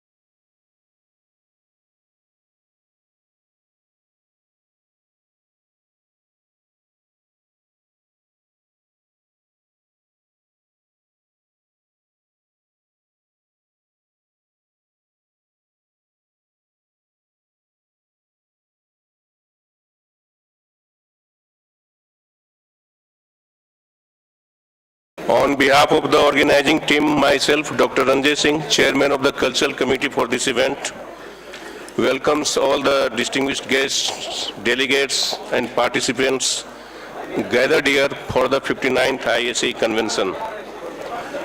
After a hectic day filled with various sessions and discussions, it's time for us to relax and enjoy a bit the vibrant colors of art and culture.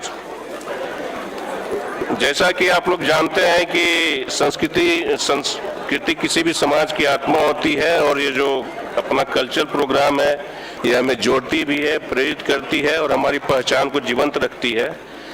तो आज के session में हमारे railway Bhopal division से मैं सबसे पहले सचिन शर्मा जी का अभिनंदन करता हूं। वो 2011 बैच के Indian railway service of electrical engineer से जो यूपीएससी कंडक्ट करता है उसके द्वारा सिलेक्टेड हैं और he is presently working as senior divisional electrical engineer traction rolling operation Bhopal. और उनकी एक हॉबीज है और ये जो एक टीम है उनके द्वारा एक सामवेद करके है जिसमें साम का मीन्स है song and Veda means knowledge.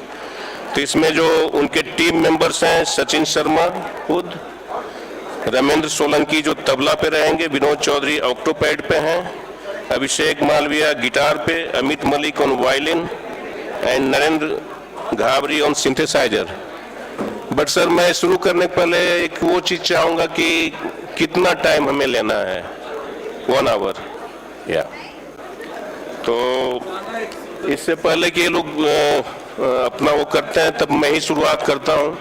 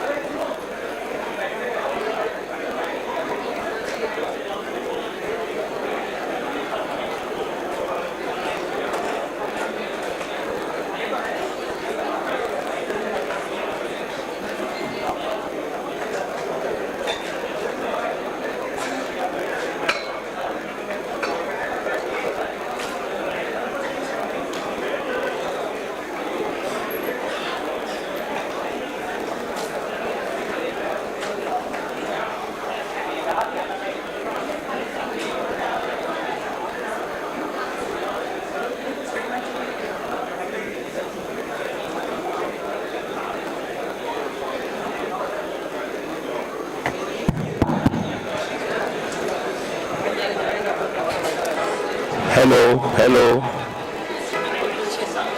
आप लोग का वो जो भी करना वो करवा, जो भी माइक वाइक की जरूरत पड़ेगी वो करना। चलिए जो है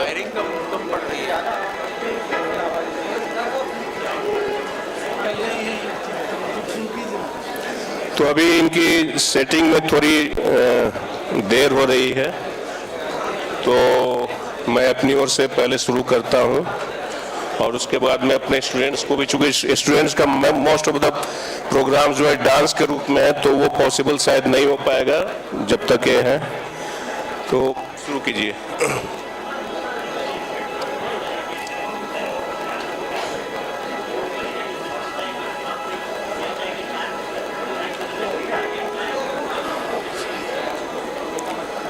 और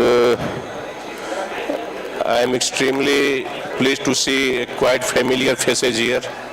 My seniors of Pusa, IIT Kharagpur और लोग हैं जिनसे मेरी जान पहचान है तो मैं सबके नाम तो नहीं ले पाऊंगा। हमारे गुरुजी डॉक्टर बीसी मल साहब भी यहीं, तो एसएन पांडा साहब, सबका मैं तहे दिल से धन्यवाद अपने तरफ से देता हूँ।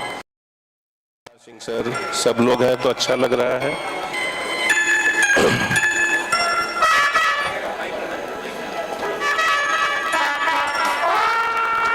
दिखाओगे तो अभी बंद कर दो, अभी बंद करो।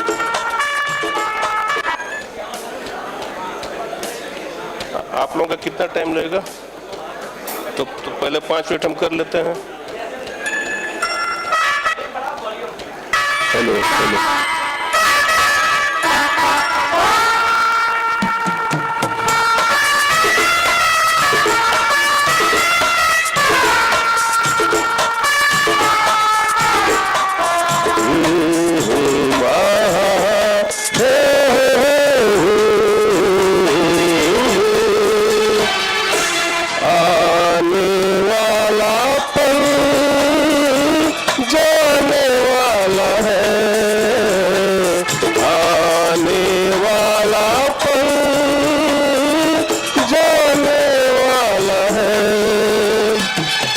सके तो इसमें जिंदगी बिता दो पल जो ये जाने वाला है.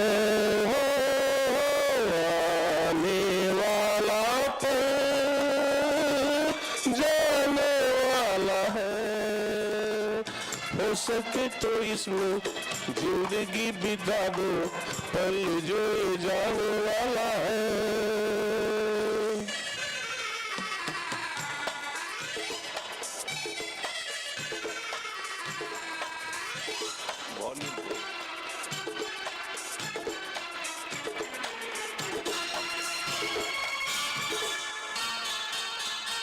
एक बार यूं मिली मासूम सी कली. एक बार यूं मिली मासूम सी कली. ओ खिलते हुए कहा खुशबाश में चली. देखा तो यही है ढूंढा तो नहीं है पल जो ये जाने वाला है. आने वाला पल जाने वाला है.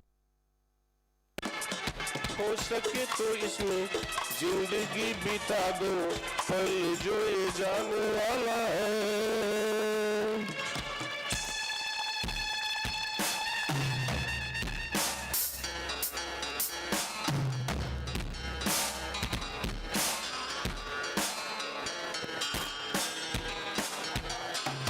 आप लोग रेडी हैं? Hello hello hello hello.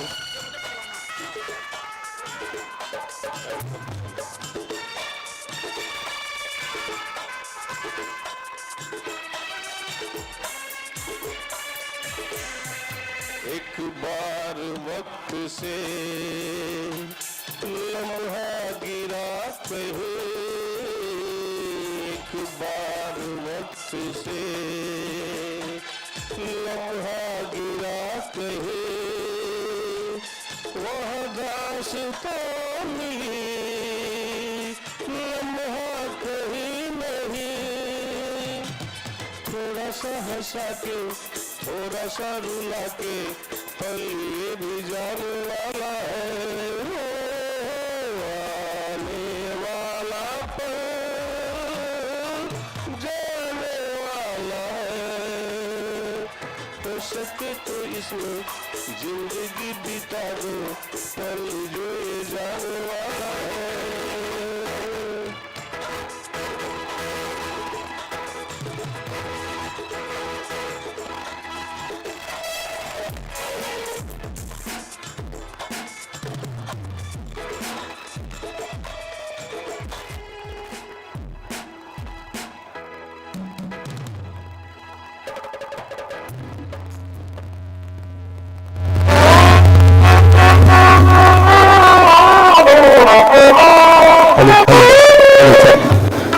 बहुत शार्प ज्यादा आ रहा है, कंट्रोल होता है मतलब शार्प बहुत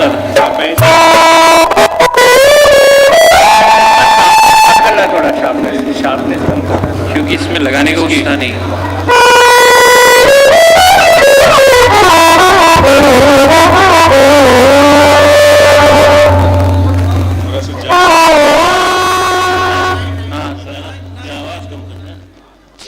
हाइस कम करना हाइस.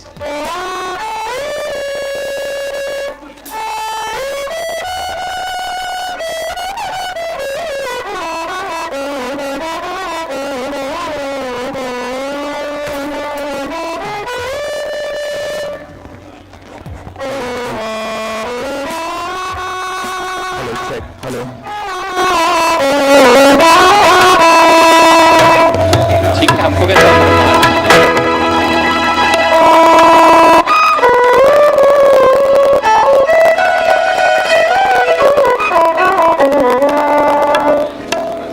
में मिलाना पड़ेगा मुझे। Hello. Check. Hello.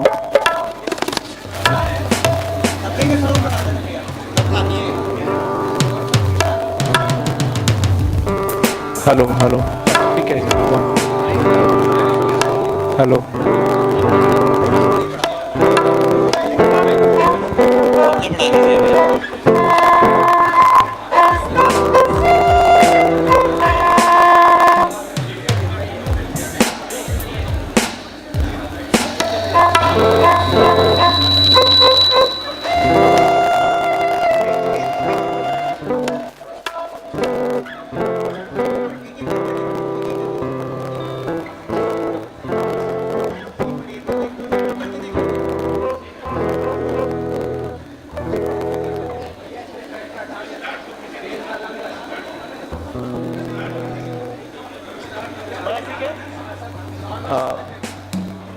Good evening everyone. Hello hello.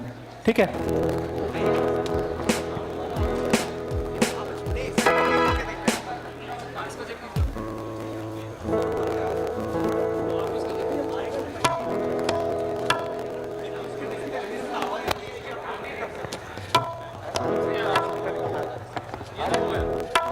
Hello. Check. Hello.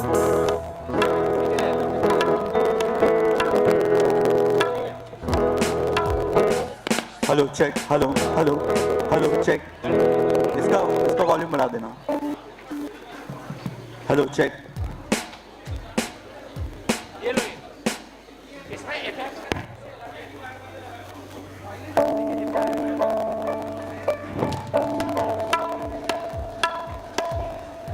Hello. ठीक है। Good evening everyone.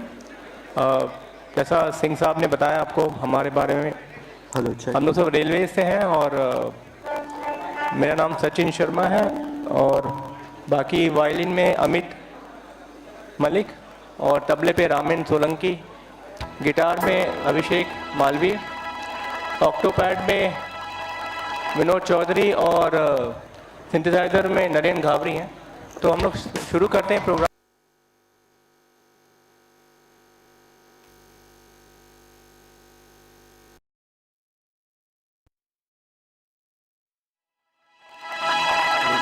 Hello hello hello.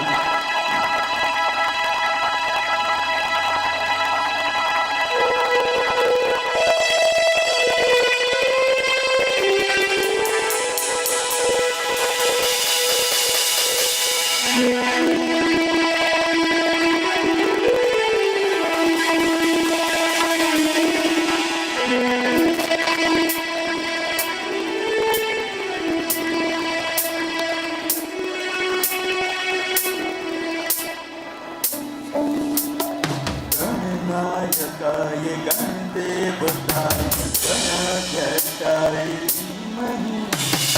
गणनायकाय गणदेवताय गणाध्यक्षाय धीमहि.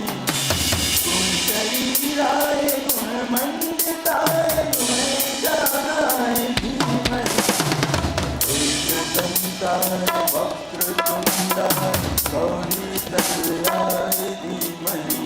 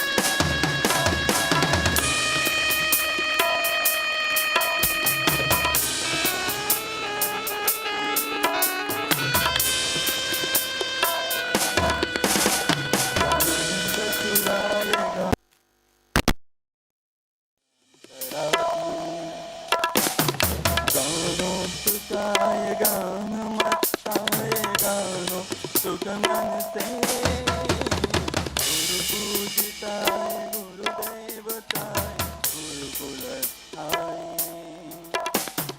गुरुविक्रमाय गुह्य प्रवराय गुरुवे गुरु गुरुवे गुरुदैत्य गलक्षिते गुरुधर्म सरारध्याय गुरुपुत्र परित्राते गुरुपाखंड खंडकाय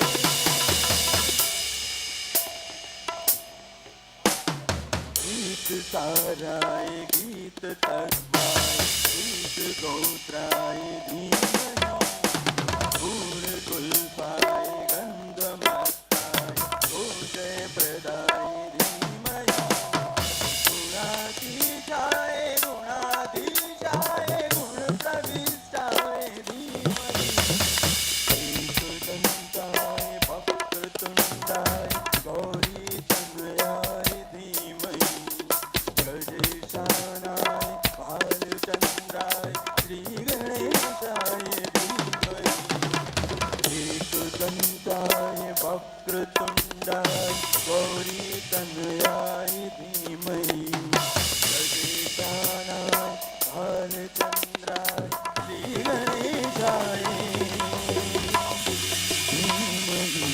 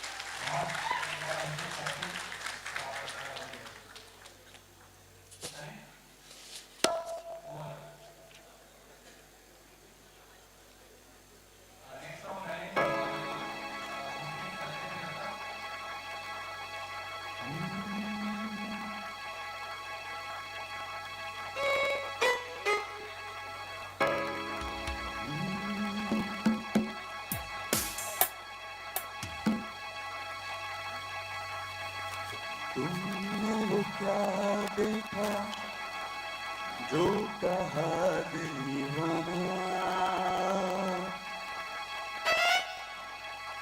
हमको नहीं कुछ समझ जरा समझाना।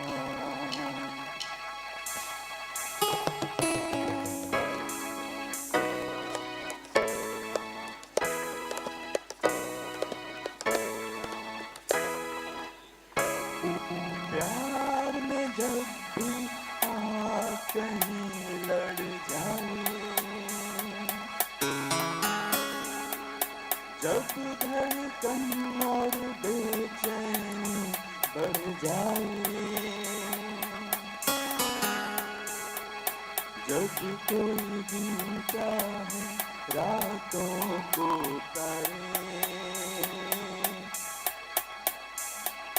तब समझो उसे प्यार हो गया प्यारे। प्यार हमें किस मोड़ पे ले आया, कि दिल करे हाय कोई ये बताए क्या होगा।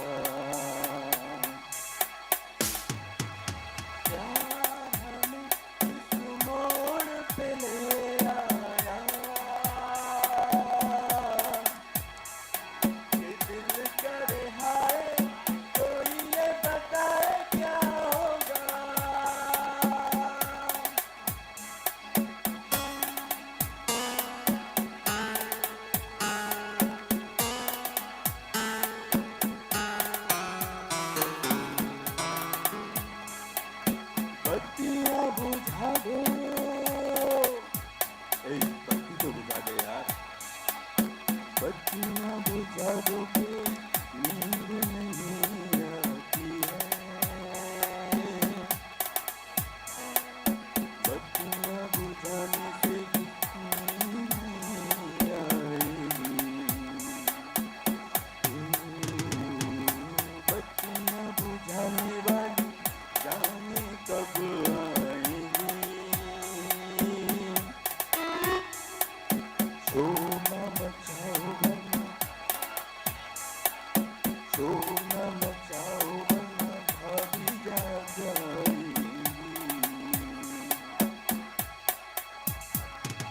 प्यार तुम्हें इस मोड़ पे ले आया, दिल करे हाय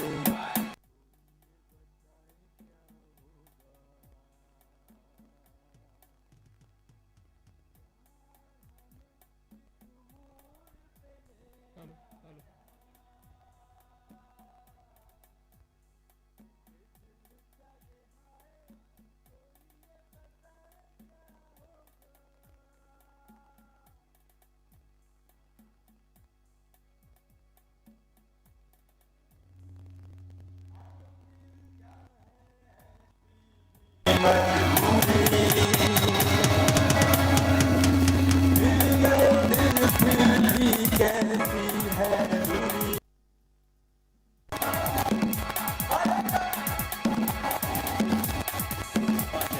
दम है तो उनको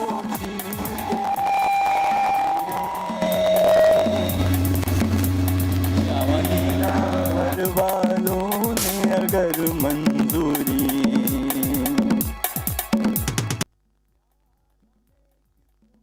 पे ले आया, कि दिल करे हाय कोई ये बताए क्या होगा।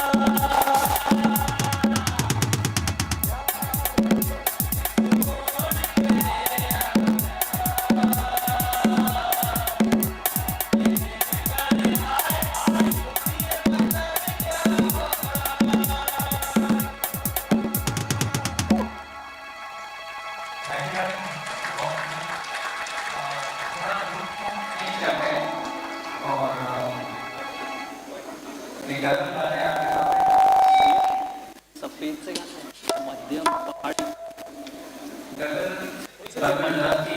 सफेद सफेद दो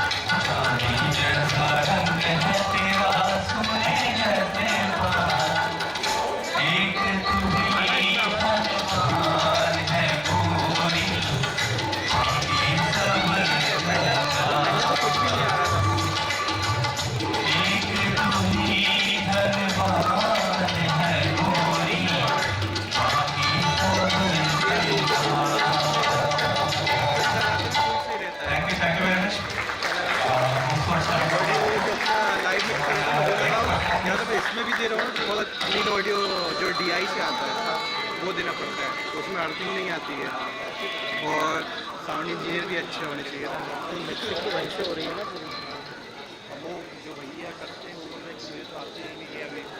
ठीक है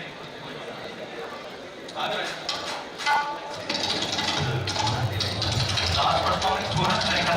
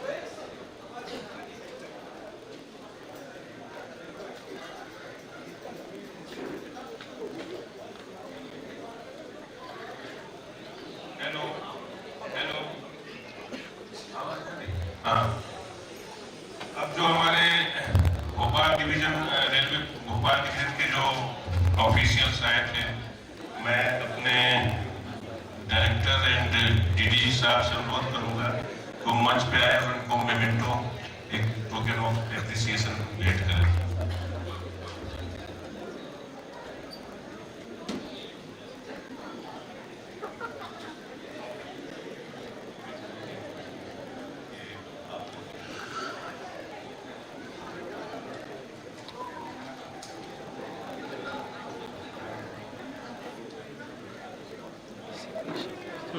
इसी पे माइक शिफ्ट करो, अंदर से ऑटोमेटिक करूँ फिर अंदर तो मैंने इंटरनल पे डाल दिया ना अंदर। देखो लाइन सबसे पहले उनके टीम लीडर सचिन शर्मा जी को और हमारे बहुत ही प्रोफेशनल ने अपनी टीम को तैयार किया और स्टैंड किया, उसके लिए बहुत बहुत धन्यवाद।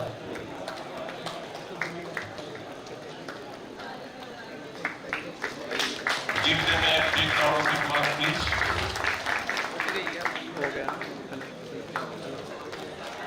हेलो हेलो इसकी भी आवाज आ रही है। Next, Ramesh Solanki. Ramesh Solanki, please.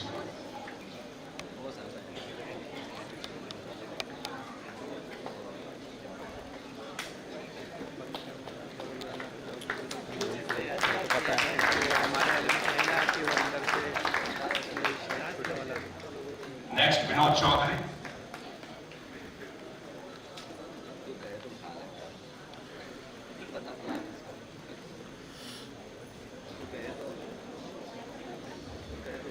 And now, Abhishek Malviya, who was playing on guitar.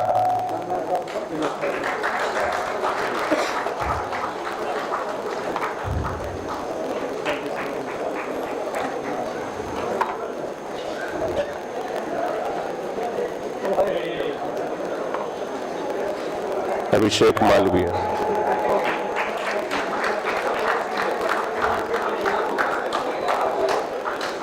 Amit Malik, please.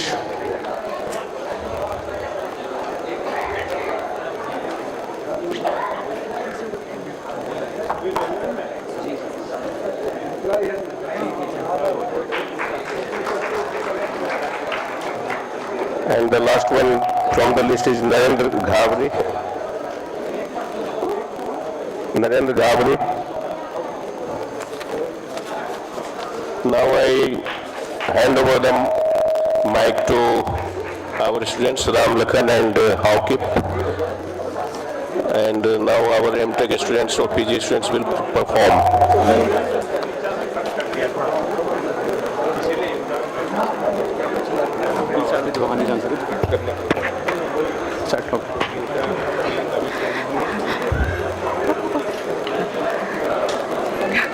A very good evening to everyone. We understand that everybody is so tired and hungry, but we request everybody to kindly bear with us. We will not take much time, but we promise to give you entertain for 30 minutes at least. A very good evening to all. इस कार्यक्रम की शुरुआत में कुछ पंक्तियों से करना चाहता हूं कि आप सब जब से हमारे संस्थान में आए हैं दिलों में बहार छाई है, दिन हो गए हैं बदमाश घटाओं में फुहार छाई है, रातों में खिलती है चांदनी हवाओं में बहार आई है, जिधर देखता हूं तो लगता है मानो फूलों की बारात आई है। आदर अभिनंदन आभार नमस्कार। मैं राम इस सुंदर सुसज्जित रजत जयंती सभागार में आयोजित इस खूबसूरत शाम में आप सभी का स्वागत करता हूं। मैं संस्थान में PhD soil and water conservation engineering का छात्र हूं और आज के सांस्कृतिक कार्यक्रम में मंच का संचालन करूंगा। मेरा साथ देंगी मेरी सहपाठी Haokip. What an honor to be here tonight in this room.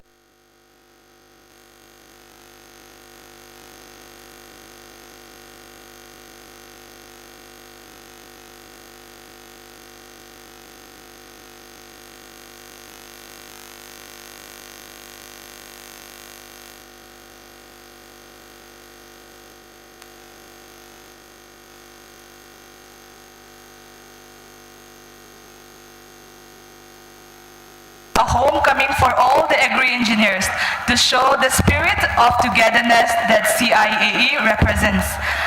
So to start off our evening, I request everybody to kindly take a deep breath. Please sit back, relax, and get ready to spend at least half an hour with us. So up next is a mesmerizing classical dance performance reflecting the grace of India's timeless tradition. Now I would like to welcome Ms. Bhavani for her semi-classical dance on the stage. Please give a loud round of applause for her.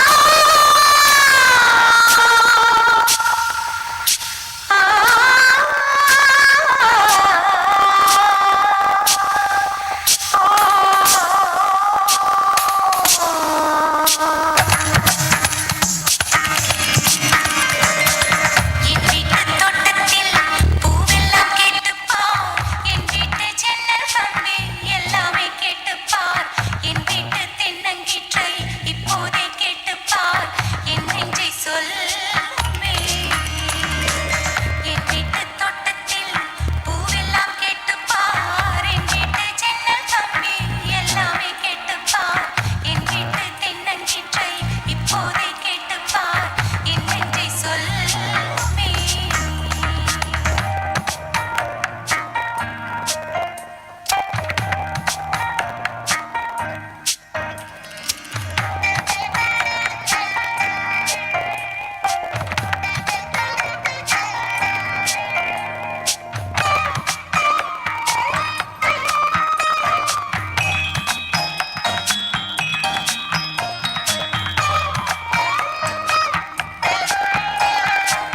வாய்ப்பாட்டு பாடும் பெண்ணே மௌனங்கள் கூடாது வாய்ப்புட்டு சட்டம் எல்லாம் பெண்ணுக்கு ஆகாது மண்ணெல்லாம் சத்தம் போட்டால் பூஞ்சோலை தாங்காது முட்டுக்கள் சத்தம் போட்டால் வண்டுக்கு கேட்காது அடிக்கு பின்னாலே காவேரி தாங்காது ஆடான பின்னாலே அள்ளிப்பூ மூடாது ஆசை துடிக்கின்றது உன் வீட்டு தோட்டத்தில் பூவெல்லாம் கேட்டுப்பார் உன் வீட்டு ஜன்னல் கம்பி எல்லாமே கேட்டுப்பார் உன் வீட்டு தென்னங்கீற்றை ஒவ்வொன்றாய் கேட்டுப்பார் என் பேர் சொல்லுமே உன் வீட்டு தோட்டத்தில் பூவெல்லாம் கேட்டுப்பார் உன் வீட்டு ஜன்னல் கம்பி எல்லாமே கேட்டுப்பார் உன் வீட்டு தென்னங்கீற்றை ஒவ்வொன்றாய் கேட்டுப்பார் என் பேர் சொல்லுமே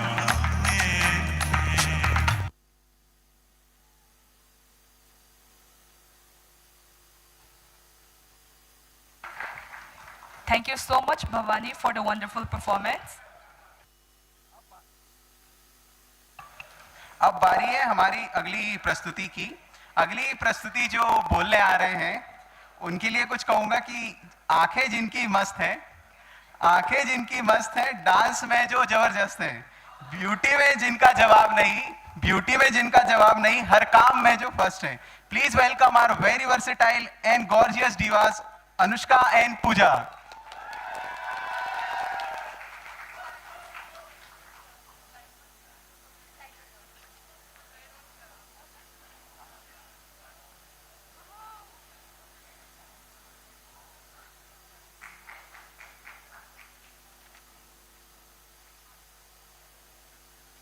हीरे मोती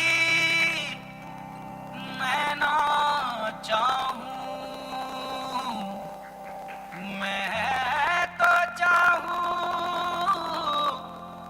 संगम तेरा,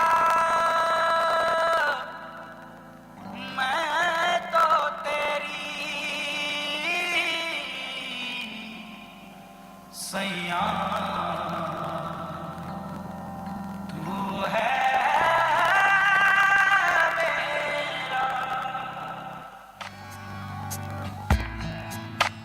ओरे पिया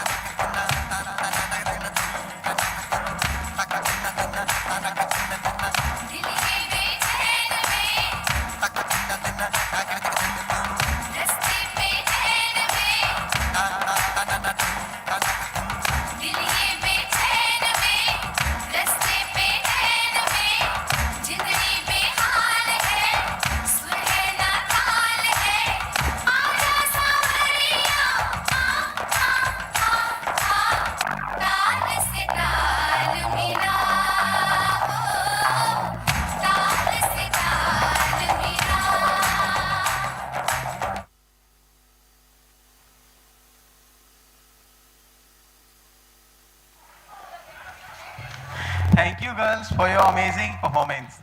Ram, we have seen some dance from north and south part. I think now we should bring some dance from the northeast part, right? Yeah, sure. We can surely bring some dance from the northeast part. Up next, we have a dance performance by Utkarsh and Chaya Raghuvanshi. They are going to dance a Bihu dance and a Nepali. So let's all give them a big round of applause.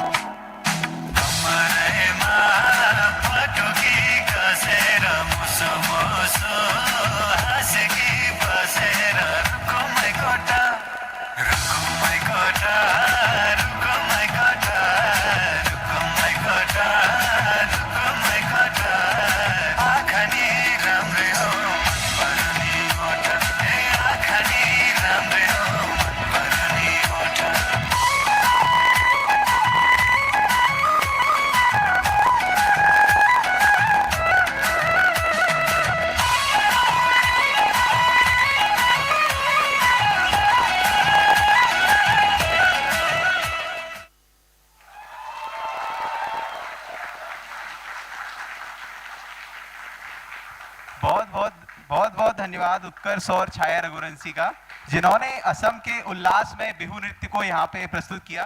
दोनों की प्रस्तुति ने भारत की संस्कृति की विविधता और एकता का सुंदर परिचय दिया है। आपकी ऊर्जा, भाव और ताल ने सबका दिल जीत लिया। एक बार जोरदार तालियों से स्वागत करिए हमारे इन डांसर्स का। अब अगले परफॉर्मेंस के लिए हम चाहेंगे कि Manojit sir please come on the stage.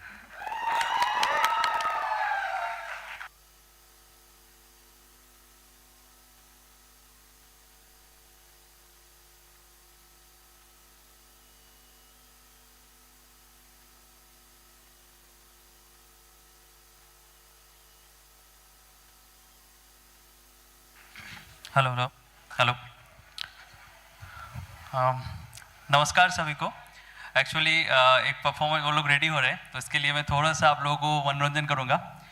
मैं डॉक्टर मनोजीत चौधरी, मैं यहाँ पे as a subject matter specialist यहाँ पे अपॉइंटेड हूँ।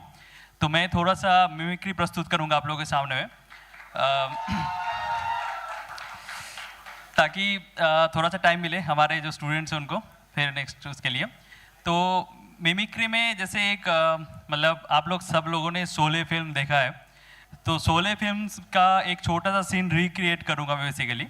तो उसमें से जैसे आप सभी को पता है कि गब्बर जब बसंती को बोलता है बसंती नाच, तो उस टाइम हमारा धर्मेंद्र पाजी बंधा हुआ रहता है, तो वो बोलते हैं बसंती इन कुत्तों के सामने मत नाचना बसंती, कुत्ते मैं तेरा खून पी जाऊंगा कुत्ते।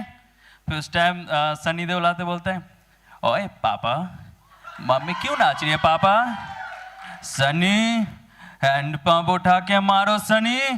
नहीं पापा ये 2.5 किलो के हाथ है पापा, जब ये पड़ता है ना तो आदमी उठता नहीं उठ जाता है। उसके बाद फिर अपना अमिताभ जी आते हो बोलते हैं अरे अरे अरे अरे गब्बर भाई आई आई आई बसंती जी को मतना चाहिए, मैं आपके सामने 2-4 ठुमका लगा देता हूँ। अरे और रंग बरसे भीगे चुनर वाली, रंग बरसे और रंग बरसे भीगे चुनर वाली, रंग बरसे हाई। उसके बाद फिर अपना ऋतिक रोशन आते हैं, वो बोलते हैं मैं डांस करूँगा, मैं पापा से डांस सीख के आया हूँ, मुझे डांस करना है, मुझे डांस आता है टुनुंग टुंग डुडुंग टुनुंग टुंग डुडुंग। उसके बाद फिर अपना नवाजुद्दीन सिद्दीकी आता है, बोलता है गब्बर से बड़ा गुंडा है मैं, बाप का दादा का बेटा का बसंती का सबका बदला लेगा रे फैजल। उसके बाद फिर अपना respected prime minister Narendra Modi ji आते हैं, वो बोलते हैं मित्रों मेरे प्यारे भाई और बहनों, क्या मेरे होते हुए कोई मेरे देश की बेटी को नचा सकता है मित्रों? नहीं सकता है ना, मैं नाचूंगा, मैं नाचूंगा। क्या आपने मेरा श्रीवल्ली पे डांस नहीं देखा? तेरी झलक सरफी।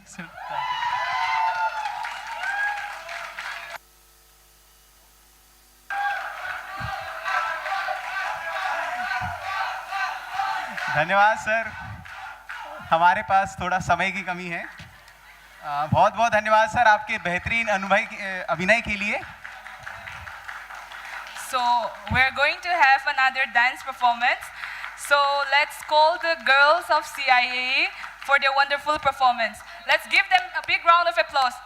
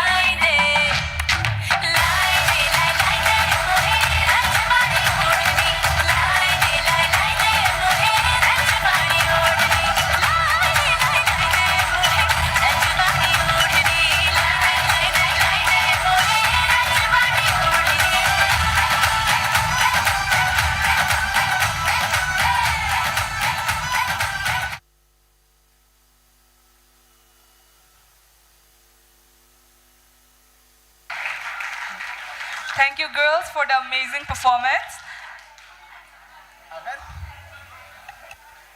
अगर चलना है साथ तो अपना हाथ बढ़ा दीजिए, हो अगर मन में प्रेम तो थोड़ा मुस्कुरा भी दीजिए।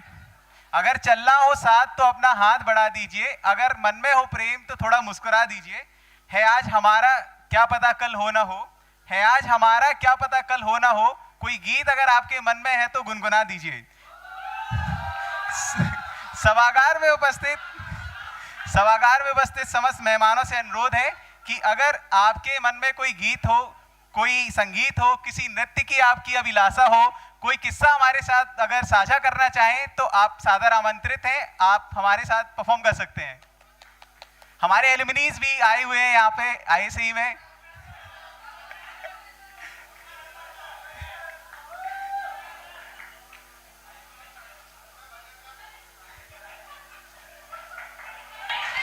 करण Singh sir, come on sir.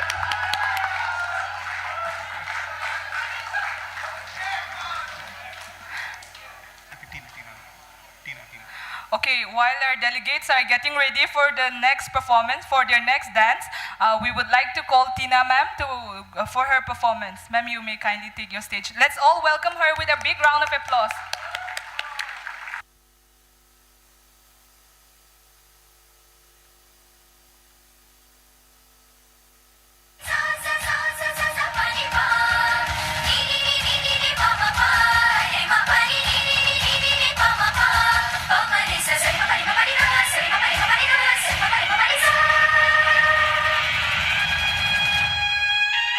Namami Namami ईश्वरनाट्य पूजितम्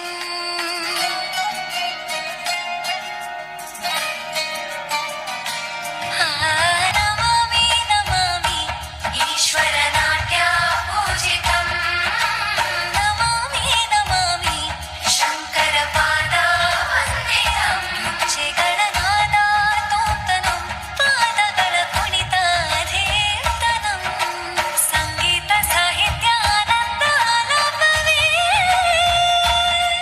ತನ ಧೀರನ ಧೀರನ ತನಗೆ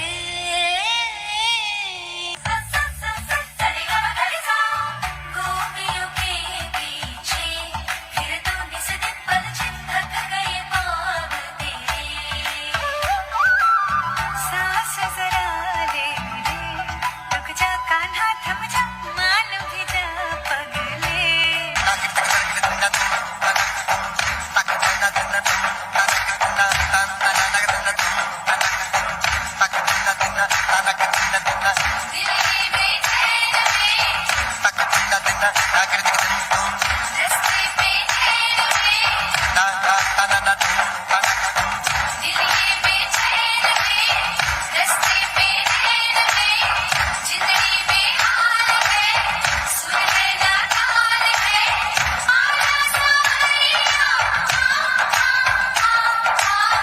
ताल से ताल मिला हो, ताल से ताल मिला।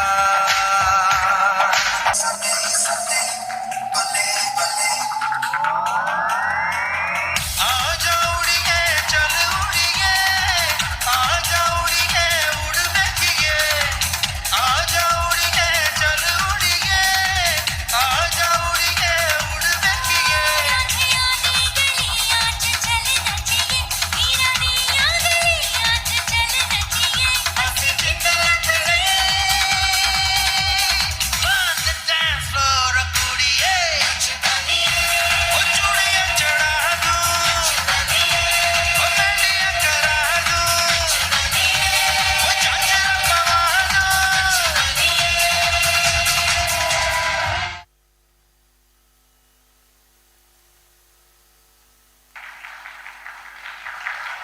Thank you, ma'am, for the performance.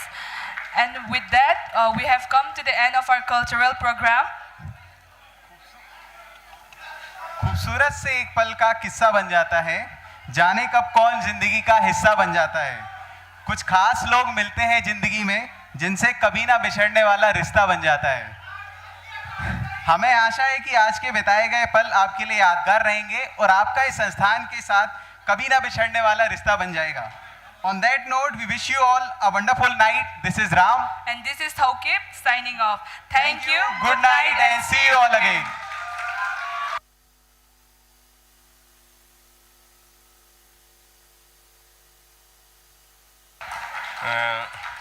Thank you very much to all of you who were here present during the event and motivated the students as well as the personnel who came from the outside our railway division. So thanks a lot, all the dignitaries, participants and the students.